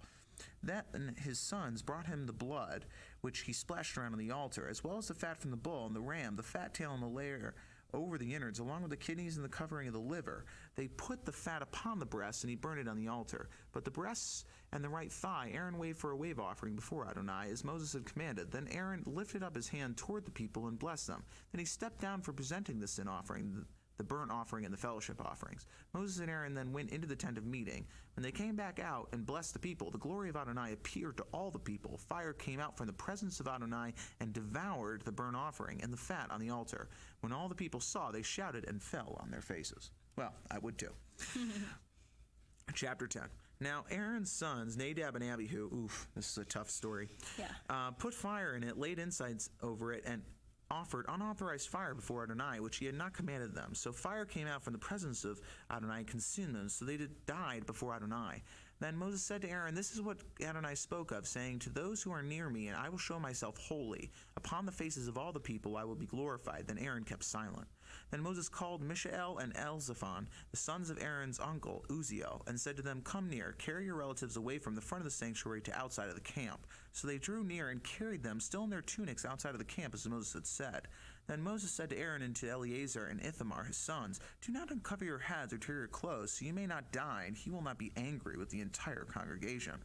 But let your kinsmen, the whole house of Israel, mourn over the burning that Adonai has kindled. You must not go out from the entrance of the tent of meeting, or you will die, for the anointing oil of Adonai is on you.' So they acted according to the words of Moses. Adonai spoke to Aaron, saying, 'Do not drink wine or fermented drink, neither you nor your sons with you, when you go into the tent of meeting, so that you do not die.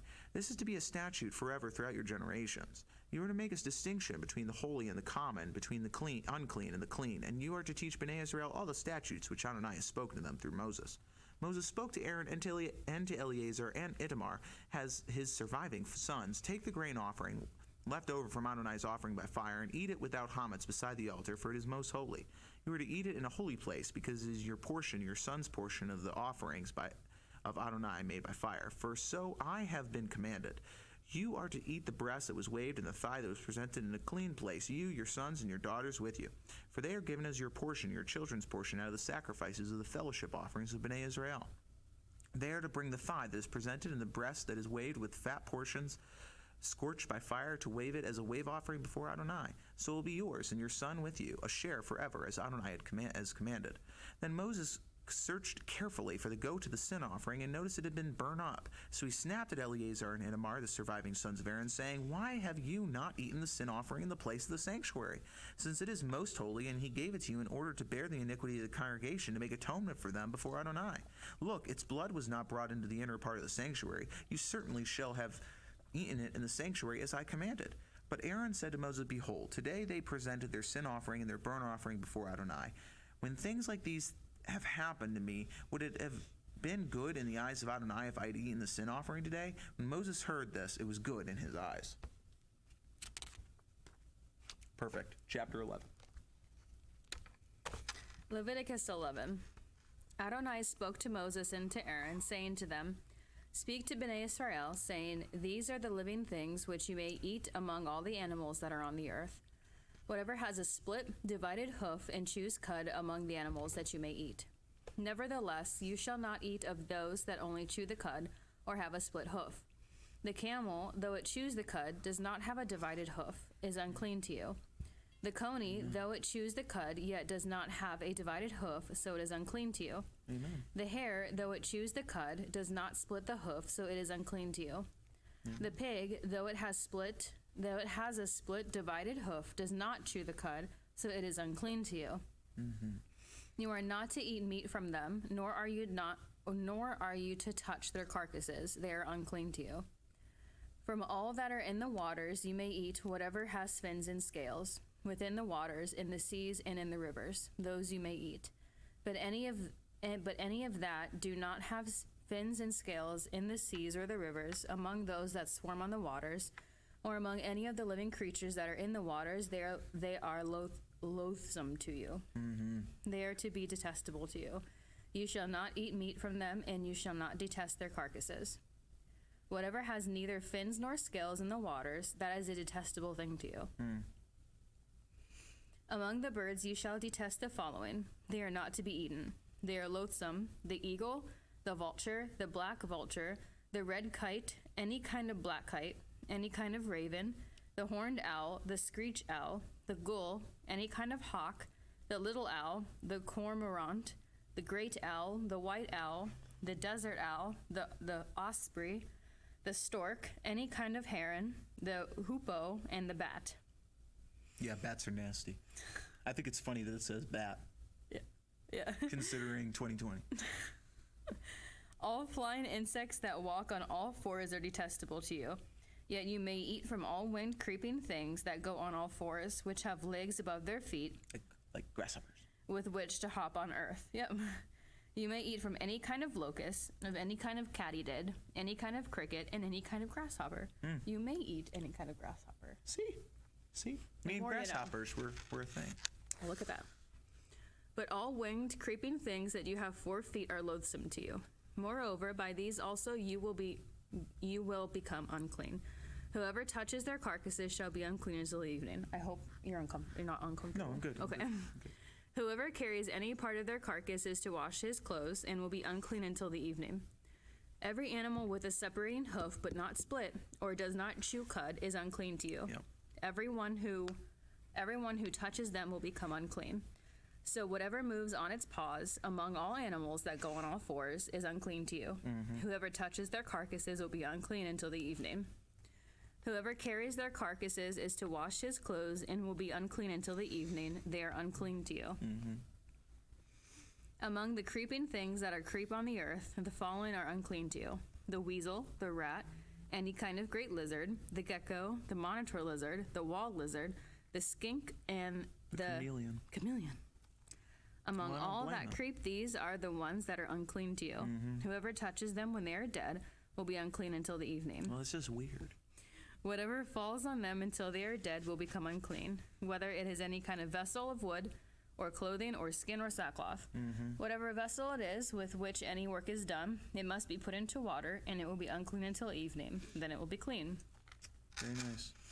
Now, if any of them falls into a clay pot, everything that is in it will become unclean, and you are to break it. Any food that may be eaten but has water on it from such a pot will become unclean. Also, any drink that may be drunk in any such pot will become unclean.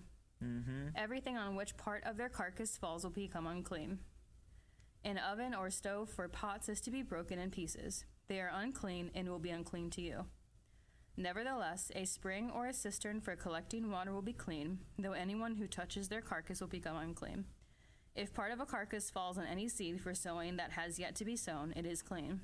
But if water is put on the seed, and put of a carcass falls on it, it is unclean to you. If any animal that you may eat dies, the one who touches its carcass will become unclean until the evening. Yep. He who eats of its carcass is to wash his clothes and be unclean until the evening. Also, the one who carries its carcass is to wash his clothes and be unclean until the evening. Every creeping thing that crawls on the earth is detestable, it shall not be eaten. Whatever moves on its belly, or crawls on all fours, or has many feet among all the creeping things that crawl on the earth, these are not to eat, for they are detestable. You are not to contaminate yourselves with any creeping thing that crawls, nor make yourselves unclean with them or defiled by them. For I am Adonai your God. Therefore, sanctify yourselves and be holy, for I am holy. You are not to defile yourselves with any kind of creeping thing that moves on the earth. For I am Adonai who brought you up out of the land of Egypt to be your God. Therefore, you shall be holy, for I am holy. This is the Torah of the animal, the bird, every living creature that moves in the waters, and every creature that creeps on the earth, to make a distinction between the unclean and clean, and between the living thing that may be eaten and the living thing that may not be eaten. Mm-hmm. Oh, I want to read this one. Yeah, do that and look. Okay. Yeah. It's Leviticus chapter 12. It's a Nidah rest for new mothers. So it's basically maternity leave, which I will be going on in a few Built-in months. biblical maternity. Yes. Yes. Then Adonai spoke to Moses, saying, "Speak to Bnei Israel, instructing, if a woman conceives and bears a male child, then she will be unclean for 7 days, as in the days of her Nidah she will be unclean. In the 8th day the flesh of his foreskin is to be circumcised. She must not wait during the blood of purification. She must wait during the blood of purification for 33 days. She is not to touch any holy thing, nor come into the sanctuary until the days of her purifying are completed. But if she bears a female child, then she will be unclean for 2 weeks, as in her Nidah, and she is to wait in the blood of purification for 66 days." So twice as long. Yeah. When the days of her purification are completed for a son or for a daughter, she is to bring to the Cohen at the entrance of the tent of meeting a year-old lamb for a burnt offering and a young pigeon for a turtle dove for a sin offering. He is to present it before Adonai and make atonement for her. Then she will be cleansed from the discharge of her blood. This is the Torah for her who gives birth, whether to a male or a female child. If she cannot afford a lamb, then she is to bring 2 turtle doves or 2 young pigeons, one for a burnt offering and the other for a sin offering. Then the Cohen will make atonement for her, and she will be clean. Yep. Yep. There you go. I love how they always say if you can't afford one. Yeah. I like that. Here's a pigeon. Joe. We're not eating lamb tonight. We're eating pigeon. Awesome. Chapter 13. If you thought it was getting weird, it's going to get weirder.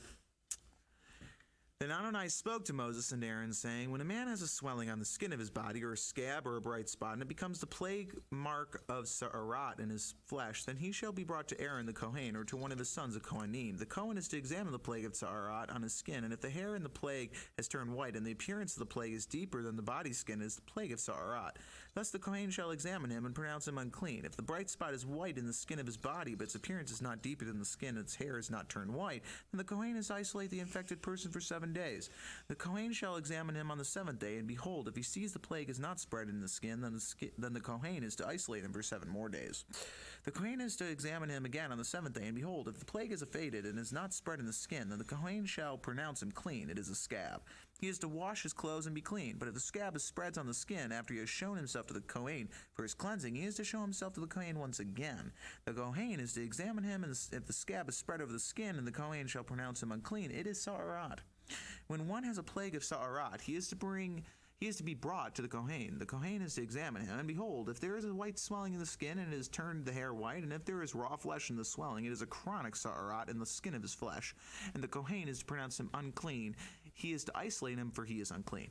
If none of you guys realize, Sa'arat is basically skin disease of any kind, and it's kind of nasty, so don't worry, you know what I mean?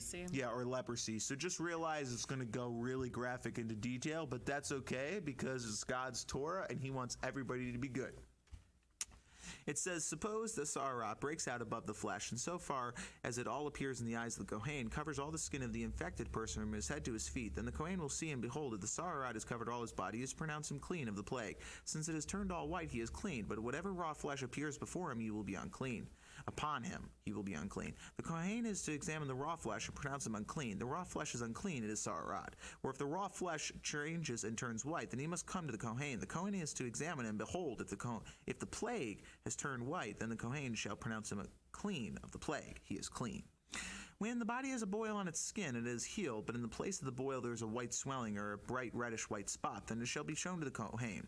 The Kohen is to examine, and behold, if its appearance is lower than the skin, and its hair is turned white, then the Kohen is to pronounce him unclean. It is a plague of Sa'arat that is broken out within the boil. But if the Kohen examines it and sees that there are no white hairs within, and if it is not deeper than the skin, but it is faded, then the Kohen is to isolate him 7 days. If it spreads in the skin, then the Kohen is to pronounce him unclean. It is a plague. But if the bright spot stays in its place and is not spread, it is merely the scar from the boil. The Kohen is to pronounce him clean. Or suppose the body has a burn from fire on its skin, and the raw flesh of the burn becomes a bright spot, reddish white or white. Then the Kohen is to examine it, and behold, if the hair in its brightest spot is turned white, and its appearance is deeper than the skin, it is sarat. It is broken out in the burning, and the Kohen is to pronounce him unclean. It is the plague of sarat. But if the Kohen examines it and sees there is no white hair in the bright spot, and is not lower than the skin, but it is faded, then the Kohen is to isolate him 7 days. The Kohen is to examine him on the 7th day. If it has spread in the skin, then the Kohen is to pronounce him unclean. It is the plague of sarat. If the bright spot stays in its place and is not spread in the skin, but it is faded, if the swelling from the burn, and the Kohen shall pronounce him clean, for it is merely a scar from the burn. When a man or woman has a plague on the head or on the chin, then the Kohen is to examine the plague, and behold, its appearance is deeper. If its appearance is deeper than the skin, and the hair in it's yellow and thin, then the Kohen is to pronounce him unclean. It is a scab, sarat of the head or the chin. If the Kohen examines the plague of the scab, and behold, its appearance is no deeper than the skin, and there is no black hair within, then the Kohen is to isolate the person infected with the scab for 7 days. On the 7th day, the Kohen is to examine the plague, and behold, if the scab is not spread, and there is no yellow hair in it, and the appearance of the scab is no deeper than the skin, then he shall be shaved, but he is not to shave the scab. The Kohen is then to isolate the one who has a scab for 7 more days. On the 7th day, the Kohen is to examine the scab, and behold, if the scab is not spread in the skin, its appearance is no deeper than the skin, then the Kohen shall pronounce him clean. He is to wash his clothes and be clean. But if the scab spreads in the skin after his cleansing, then the Kohen is to examine him, and behold, if the scab is spread in the skin, then the Kohen may not look for the yellow hair. He is unclean. But if he sees the scab is stopped and black hair has grown in it, the scab is healed and he is clean. The Kohen shall pronounce him clean. Suppose a man or a woman has bright spots on the skin of the body, bright white spots. Then the Kohen is to examine them. Behold, if the bright spots on the skin of their body are dull white, is a harmless rash broken out in the skin, he is clean. I feel like I'm reading Bible MD here.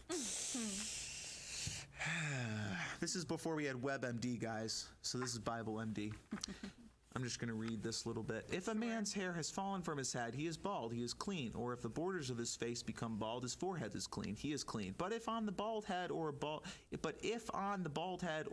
forehead there is a reddish white plague, it is sarat breaking out in his bald head or bald forehead. Then the Kohen is to examine him, and behold, if the rising of the plague is reddish white on his bald head or bald forehead, like the appearance of sarat in the skin of the flesh, he is a man with sarat. He is unclean. The Kohen shall definitely pronounce him unclean. His plague mark is on his head. I'm waiting for the bald is clean. Yeah, I know. I think we've got that later. So No, did we do bald is clean? It says if a man's hair has fallen from his head, he is bald, he is clean. Just saying for all the guys that have lost their You're hair. clean. According to Leviticus, you're clean. Now, why don't we have your mom join you soon? Okay. I'll read the rest of this. The one with sarat who has the plague mark shall wear torn clothes, the hair of his head to hang loose. He is to cover his upper lip and cry, "Unclean, unclean." All the days during which the plague is on him, he will be unclean. He is unclean. He is to dwell alone. Outside of the camp will be his dwelling. So, quarantine. Yeah, no, this is all very, very relevant. Yes. Also, when a garment has a mark of sarat on it, whether it is a woolen or a linen garment, whether it is a woven or textured linen or wool, whether or anything made from leather, or if the mark is greenish or reddish within the garment or in the leather, or in the weaving of the texture, or in anything made from leather, it is the plague of sarat and shall be shown to the Kohen. The Kohen is to examine the plague and isolate it for 7 days. Then he is to re-examine the plague on the 7th day. If the plague has spread in the garment, either in the weaving, the texture, or the leather, whatever the use for the leather may be, the plague is a destructive mildew. It is unclean. So they're talking about mold here. Yep. He is to burn the garment or the weaving or the texture, wool or linen, or anything of leather in which the plague resides, for it is a destructive mildew. It is to be burned in the fire. If the Kohen examines it, and behold, the plague is not spread in the garment, neither in the weaving, the texture, or in anything made of leather, The Cohen shall command that they wash the thing that has the mark, and he is to isolate 7 more days. Then the Cohen is to re-examine it after the mark has been washed. And behold, if the mark has not changed its color and has not spread, it is unclean. You are to burn it in the fire, whether the rot is inside or outside. If the Cohen looks and sees the mark has faded after it has been washed, then he is to tear it out of the garment, or the leather, or weaving, or texture. But if it appears again in the garment, either in the weaving, the texture, or in anything made of leather, for it is spreading, you are to burn with fire whatever has the mark. The garment, or weaving, or texture, or whatever leather item is it that you have washed, if the mark has departed from it, is to be washed a second time and will become unclean. This is the Torah for a mark of sara'at in the garment of wool or linen, either in the weaving, the texture, or anything of leather, to pronounce it clean or to pronounce it unclean. This is why it's so important to change bandages. Yeah. Just saying, that's why it's so important.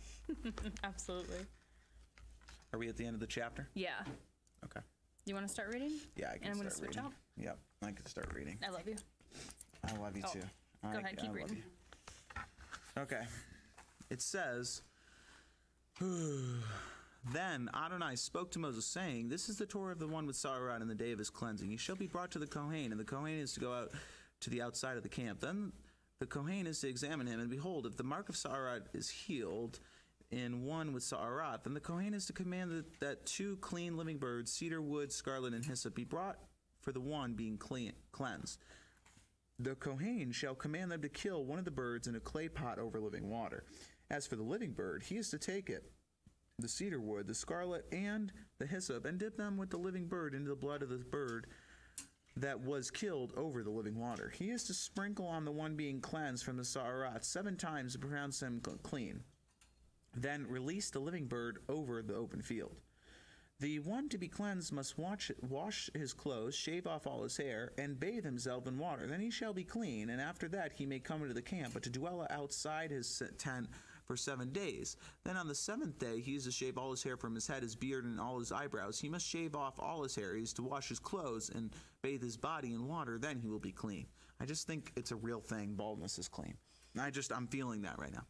On the 8th day, he is to take 2 male lambs without blemish, a 1-year-old ewe lamb without blemish, 3/10 of a pint of fine flour as a grain offering, mingled with oil and a pint of oil. The Kohen who cleanses him is to set the man who is to be cleansed along with those items before Adonai at the entrance to the tent of meeting. The Kohen shall take one of the male lambs and offer it for a trespass offering with the point of oil and wave them as a wave offering before Adonai. Then he is to slaughter the male lamb in the place where they slaughtered the sin offering and the burnt offering in the sanctuary area. For the sin offering, like the trespass offering, belongs to the Kohen. It is most holy. Then the Kohen is to take some of the blood of the trespass offering, dab it into the tip of the right ear of the one being cleansed, on the thumb of the right hand, and on the big toe of his right foot. The Kohen shall then take some of the pint of oil and pour it into the palm of his own left hand. He is to dip his right finger in the oil that is in his left hand, and sprinkle some of the oil with his finger 7 times before Adonai. Then the Kohen shall dab some of the rest of the oil that is in his on his hand, and on the tip of the right ear of the one being cleansed, on the thumb of his right hand, and on the big toe of his right foot, on the top of the blood of the trespass offering.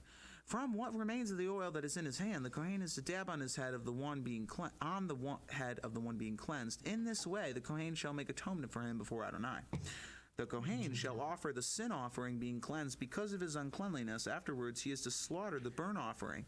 Then the Kohen is to present the burnt offering along with the grain offering on the altar. So the Kohen shall make atonement for him, and he will be clean.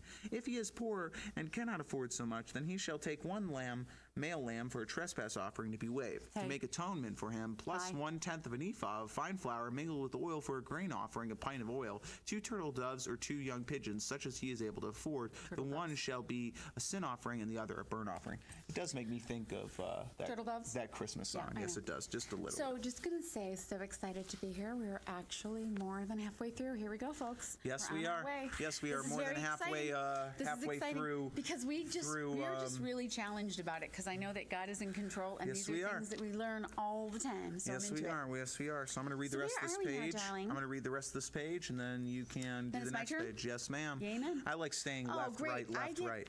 Okay, nice. Yeah, That's good. yeah. Okay, good. No, we're in the ugly to part. know. We're in the ugly part of Leviticus. It's kind of nasty. I call it Bible MD. That's what I'm calling it. They have WebMD. This is Bible MD. Okay. Yeah, mm-hmm. It's just kind of cool that priests were like the doctors back then. Yes, Cool. they were. Yes, they were.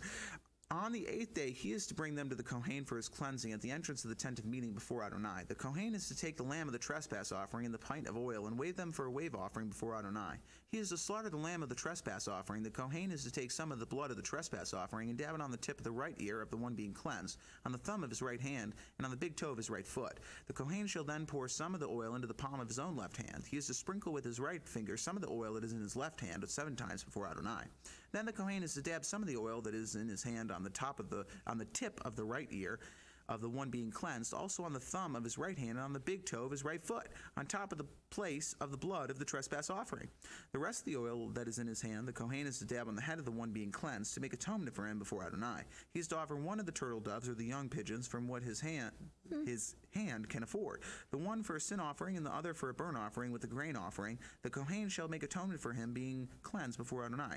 This is the Torah for one on who the mark of Sara'at, who is not able to afford the sacrifice for his cleansing.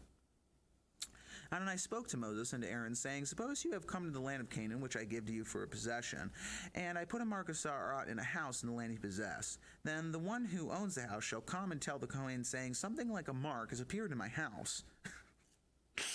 Hey, The listen, Kohen is to it's order. It's a real thing. Yeah, People, when your house gets defiled, if there was some way to get it fixed, you'd want to fix it. Yeah.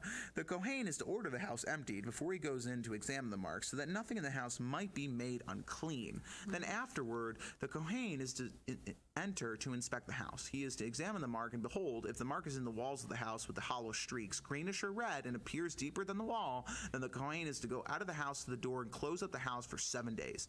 Then the Kohen is to come back again on the 7th day, and behold, if the mark is spread in the walls of the house, then the Kohen is to command that they take out the stones which are marked and throw them into an unclean place outside of the city. He shall also have the inside of the house scraped all throughout, and they are to dump the mortar that they scraped off outside of the city into an unclean place. They may then take other stones and put them in the place of the stones. Likewise, he can take other mortar and plaster the house. But suppose the contamination returns, breaking out in the house after he has pulled out the stones and after he has scraped the house and it has been replastered. Then the Kohen is to go examine, and behold, if the plague is spread within the house, it is a destructive mildew inside. It is unclean. He is to break down the house, if its stones, its timber, along with all the house's mortar, and carry them out of the city into an unclean place. Moreover, whoever goes into the house while it is shut up will be unclean until the evening. The one who lies down in the house must wash his clothes, and he who eats in the house must wash his clothes too. But if the Kohen comes in, inspects it, and behold, the plague is not spread within the house after it was replastered, then he shall pronounce the house clean, because the contamination is healed. In order to cleanse the house, he is to take 2 birds, cedar wood, scarlet, and hyssop. He is to kill one of the birds in a clay pot over living water. Then he is to take the cedar wood, the hyssop, the scarlet, and the living bird, and dip them in the blood of the slain bird as well as the living water, and sprinkle the house 7 times. He shall cleanse the house with the blood of the bird, with the living water, with the living bird, the cedar wood, the hyssop, and the scarlet. But he is to let the living bird go out of the city into the open field. So he is to make atonement for the house, and it will be clean. This is the Torah for any mark of Sara'at, even for a scab, or the Sara'at in a garment, or for a house, or for a swelling, or a scab, or a bright spot, to teach what is clean and what is unclean, and when it is clean. This is the Torah of Sara'at. And just pointing out, that's why mildew and stuff like that in your house is dangerous. Because God already knew about it. Yeah. So just saying, there are a lot of people that have suffered because of something like that. Yeah, and I'm just really grateful to God. That's a that real there thing. So here's the question. Why doesn't God just, take it out? Why doesn't it just miraculously not a problem? Because there's always stuff that can contaminate you, and you just need to know what to do to stay healthy. Well, that's and the strong. whole idea of Torah. Is I much rather like the word instruction than law, because it tells you what to do when things come up. So I'm going to read the rest of this chapter, and then I'm going to give you the left page when we pop over. Okay, great. Adonai spoke to Moses and to Aaron, saying, Speak to Bnei Israel and tell them, when any man has a fluid discharge from his body, because of his discharge he is unclean. This is to be his uncleanness in his discharge. Whether his body flows with the discharge or his body obstructs his discharge, it is his uncleanliness. Every bed on which he who has the discharge lies will become unclean, and everything he sits on will be unclean. Whoever touches his bed is to wash his clothes and bathe himself in water and be clean until the evening. Be unclean until the evening. Whoever sits great. on anything on which the man who has the discharge sat is to wash his clothes and bathe himself in water and be unclean until the evening. Whoever touches the body of the one who has the discharge is to wash his clothes and bathe himself in water and be unclean until the evening. Or if the one who has the discharge spits on someone who is clean, then he is also to wash his clothes and bathe himself in water and be unclean until the evening. Any saddle the one who has the discharge rides on will be unclean. Whoever touches anything that was under him will be unclean until the evening. Whoever carries them is to wash his clothes and bathe himself in water and will be unclean until the evening. Also, anyone the person with the discharge touches without rinsing his hands in water shall wash his clothes and bathe himself in water and be unclean until the evening. A clay pot that one with the discharge touches shall be broken, and every wooden vessel should be rinsed in water. Nice. Okay. I'm going to let you keep going. I'm happy to keep going. I just love the fact that water cleans everything on the outside, and unclean till evening means that you just wouldn't visit the temple that day, right? You think about where you go into in places that are cleansed, right? So when the one who has a fluid discharge is cleansed of his issue, then he is to count for himself 7 days for his purification and wash his clothes. Then he is to bathe his body in running water, and he will be clean. On the 8th day he is to take 2 turtle doves or 2 young pigeons and come before Adonai at the entrance of the tent of meeting and give them to the Kohen. The Kohen is to offer them, one for a sin offering and the other for a burnt offering. So the Kohen shall make atonement for him before Adonai for his fluid discharge. If any man has an emission of semen, then he is to bathe his whole body in water and be unclean until the evening. Every garment and all leather with semen on it are to be washed with water and will be unclean until the evening. If a man lies with a woman and there is an emission of semen, they shall both bathe themselves in water and be unclean until the evening. If a woman has... stuff. It's like real life, man. This is the way it is. And so, if a woman has a discharge and her discharge from her body is blood, she shall be in her nidah 7 days. Nidah is a... We read about the mother's rest earlier. Right. So this is the normal one. So this is the normal one, right? This is the monthly one, right? Got it. Shall be in her nidah for 7 days. Listen, it's nasty stuff. We get it, guys, but it is in Torah, and God gave us Torah for instructions to life. So there you go. And so because, blood's supposed to be inside your body to wash your heart, you can't wash your heart with a scrubby or an SOS pad. It's got to be, it's blood that cleans your body inside, and water cleans the outside. If you just keep that in mind, all this is super easy to understand. So if anything that's inside gets outside, you clean yourself off with water and a little bit of time and everything's good. Okay, so if a woman has a discharge and her discharge from her body is blood, she shall be in her nidah 7 days. And whoever touches her will be unclean until the evening. Everything that she lies on in her nidah will become unclean. Also, everything that she sits on will become unclean. Whoever touches her bed is to wash his clothes and bathe himself in water and be unclean until the evening. Whoever touches anything that she sits on is to wash his clothes and bathe himself with water and be unclean until the evening. I'm so grateful for all the wonderful products we have today that makes this easier, right? Okay, so it says, if it is on the bed or on anything else where she sits, when he touches it, he will be unclean until the evening. If any man lies with her so that her nidah gets on him, he will be unclean for 7 days, and every bed where he lies will be unclean. So there's a period of nidah, a period of rest between man and woman. Now, if a woman has a discharge of her blood for many days not during her nidah, or if she has a discharge beyond the time of her nidah, all the days of the discharge of her uncleanness shall be as in the days of her nidah. She is unclean. Every bed where she lies, all the days of her discharge, will be like her bed during her nidah, and everything she sits on will become unclean, like the uncleanness of her nidah. Whoever touches these things will become unclean, and is to wash his clothes. Hello? You just wash your clothes and use water and get clean, right? Is to wash his clothes and bathe himself in water and be unclean until the evening. But if she is cleansed of her discharge, then she is to count off 7 days for herself, and after that she'll be clean. On the 8th day she is to take 2 turtle doves or 2 young pigeons and bring them to the Kohen at the entrance of the tent of meeting. The Kohen is to offer one for a sin offering and the other for a burnt offering, so the Kohen will make atonement for her before Adonai for the uncleanness of her discharge. So you are to keep Bnei Israel separate from their uncleanness, so they will not die in the uncleanness by defiling my tabernacle that is in their midst. Right? No discharge in the temple, right? This is the Torah for one who has a discharge or for one who has an emission of semen, which causes him to become unclean, as well as for her who has her period of nidah. That's where the word comes from, ladies. And for the man or woman who has a discharge, or the one who lies with her who is unclean. Dude, it's super important stuff. Because it keeps everybody healthy. Yeah. Right? Everybody healthy and safe. Why do you think the Jewish people are still here? Because we got Torah. Okay, we're going to go on to Parsha Acharei Mot, and I always think of it's a good parsha. Of Save the Earth. Like, this one always reminds me of what God does to care for our world. Then Adonai spoke to Moses after the death of the two sons of Aaron, when they approached the presence of Adonai and died. Adonai said to Moses, "Tell Aaron, your brother, not to come at just any time into the holiest place behind the curtain before the atonement cover which is on the ark, so that he would not die. For I will be appearing in the cloud over the atonement cover." This now speaks of the Yom Kippur service, which we know as the Day of Atonement. Yep, which we just had. Right, and there's a like last week. really great picture in our Bible that shows the ark and the two goats. It's just cool, very cool. Yeah. In this way shall Aaron or Aaron come into the sanctuary, sanctified, same word, right?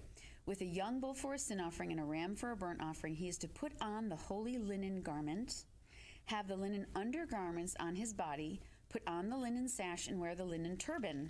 They are the holy garments. He shall bathe his body in water and put them on. Then he is to take from the congregation of Bnei Israel 2 he-goats for a sin offering and 1 ram for a burnt offering. Then Aaron is to offer the bull for the sin offering, which is for himself, and make atonement for himself and his house. The priest makes atonement for himself first, because he's the one going into that space, right? Then he is to take the 2 goats and present them before Adonai at the entrance of the tent of meeting. Aaron will then cast lots for the 2 goats, 1 lot for Adonai and the other lot for the scapegoat. Which, in other words, God makes a choice. Everything about following God is about making good choices to choose life every time. Aaron is to present the goat on which the lot for Adonai fell and make it a sin offering. But for the goat upon which the lot for the scapegoat fell is to be presented alive before Adonai to make atonement upon it by sending it away as the scapegoat into the wilderness. Also, Aaron is to present the bull of the sin offering, which is for himself, and so make atonement for himself and his house. Hey, Hannah. Hi. This is Yom Kippur. We just celebrated this, right? Where were we at Yom Kippur? We were out in Dallas. We were in Dallas, having fun, right? Being with people that we love. Okay. Aren't we? Let's go ahead. We were starting right here. Also, Aaron is to present. This is the 2 goats in the picture, right? And we have one that's sacrificed for a sin offering, and the other's the scapegoat. Like, you know, when people say they're the scapegoat, they're the one that gets in trouble when they didn't do anything wrong. That's what a scapegoat is, right? So this is where that idea comes from in the Bible. So it says that, but the goat upon which the lot for the scapegoat fell is to be presented alive before Adonai to make atonement upon it by sending it away as the scapegoat into the wilderness. Also, Aaron is to present the bull of the sin offering, which is for himself, and so make atonement for himself and his house. He is to slaughter the bull of the sin offering, which is for himself. He is to take a fire pan full of coals of fire from off the altar before Adonai, plus 2 handfuls of sweet powdered incense, and bring it within the curtain. You see that right here? That's what he's doing in that picture. Yeah. Pretty cool, right? Then he is to put the incense on the fire before Adonai, so the cloud of the incense may cover the atonement cover. So the incense burns and makes this smoke, because that's where God comes to dwell. So he's making this, you know, like the cloud in the wilderness. I may cover the atonement cover that is on the ark so that he would not die. You can't look on God's face. He is then to take some of the blood of the bull and sprinkle it with his finger on the atonement cover on the east side. Before the atonement cover, he is to sprinkle some of the blood with his finger 7 times. Then he is to slaughter the goat of the sin offering, which is for the people. Right? So one escapes, right? But the other one ends up being the offering for the people's sin, for the whole nation. Bring its blood behind the curtain and do with it as he did with the blood of the bull. Sprinkle it upon the atonement cover and before the sprinkle it upon the atonement cover and before the atonement cover, meaning right where the ark is, that the covenant's inside. So he is to make atonement for the holy place because of the uncleanness of Bnei Israel and because of their transgressions, all their sins, says the word all. He is to do the same for the tent of meeting, which dwells with them in the midst of their impurities. No one is to be in the tent of meeting when he enters to make atonement in the holy place until he comes out and has made atonement for himself and for his household and for all the assembly of Israel. I love how it says for himself, for his household, and then for the assembly. So there's definitely like a space we have with God that's private, then one in our family, then one in community. Those 3 steps. Then he is to go out to the altar. Woohoo! Next page. The altar that is before Adonai and make atonement for it. He is to take some of the bull's blood and some of the goat's blood and dab it on the horns of the altar. He is to sprinkle some of the blood on it with his finger 7 times and cleanse it and consecrate it from the uncleanness of Bnei Israel.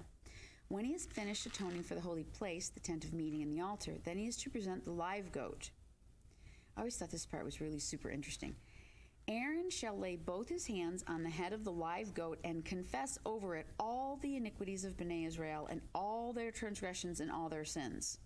So he actually puts his hand on the goat and then he says like, for the times that, right, it's crazy. And all, so it says all the iniquities, the unequalness with God, right, because we're human, not God. Thank God. Thank you, God. And all their transgressions, that means all the things they did wrong, and all their sins, right, which is inside and outside in your thought life. He shall, no and, all, and all. No and, right. He shall place them on the head of the goat and send it away into the wilderness by the hand of a man who is in readiness. The goat will carry all their iniquities by itself into a solitary land, and he is to leave the goat in the wilderness. You wouldn't want to be that goat, I don't think. The weight of that burden would be high.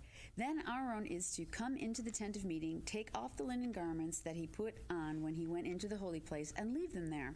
He is to bathe himself with water in a holy place, put on his garments, and come out to offer his burnt offering and the burnt offering of the people to make atonement for himself and for the people. Then he is to burn up fat of the sin offering in smoke on the altar. The man who leaves the goat as a scapegoat is to wash his clothes and bathe his body in water. Afterward, he may come into the camp. The bull for the sin offering and the goat for the sin offering, whose blood... I'm sorry to interrupt, but there's a tornado warning, and we need to get home. Oh. What? Are you serious? Yeah, there's a tornado warning for our county, so we have to shut everything down so that we don't short-circuit the building if something happens. There's a tornado warning. Yeah. What a wonderful Sorry. idea. The tornado warning. We should probably be safe. We should probably go home to where our family is and get the babies home. Okay. So sorry, everyone. I want to just end with this one thing as we go. It says, because it says in chapter 17, it's a perfect time to stop. In chapter 17, it says, the life is in the blood. Life is in the blood. This is why we believe that the blood of the sacrifice, really the blood of Yeshua covers our sins, is because if you go on, read for yourself, get to Leviticus 17, it actually talks about the sacrifice of life is in the blood. So we're going to take this as our opportunity to close our Bible.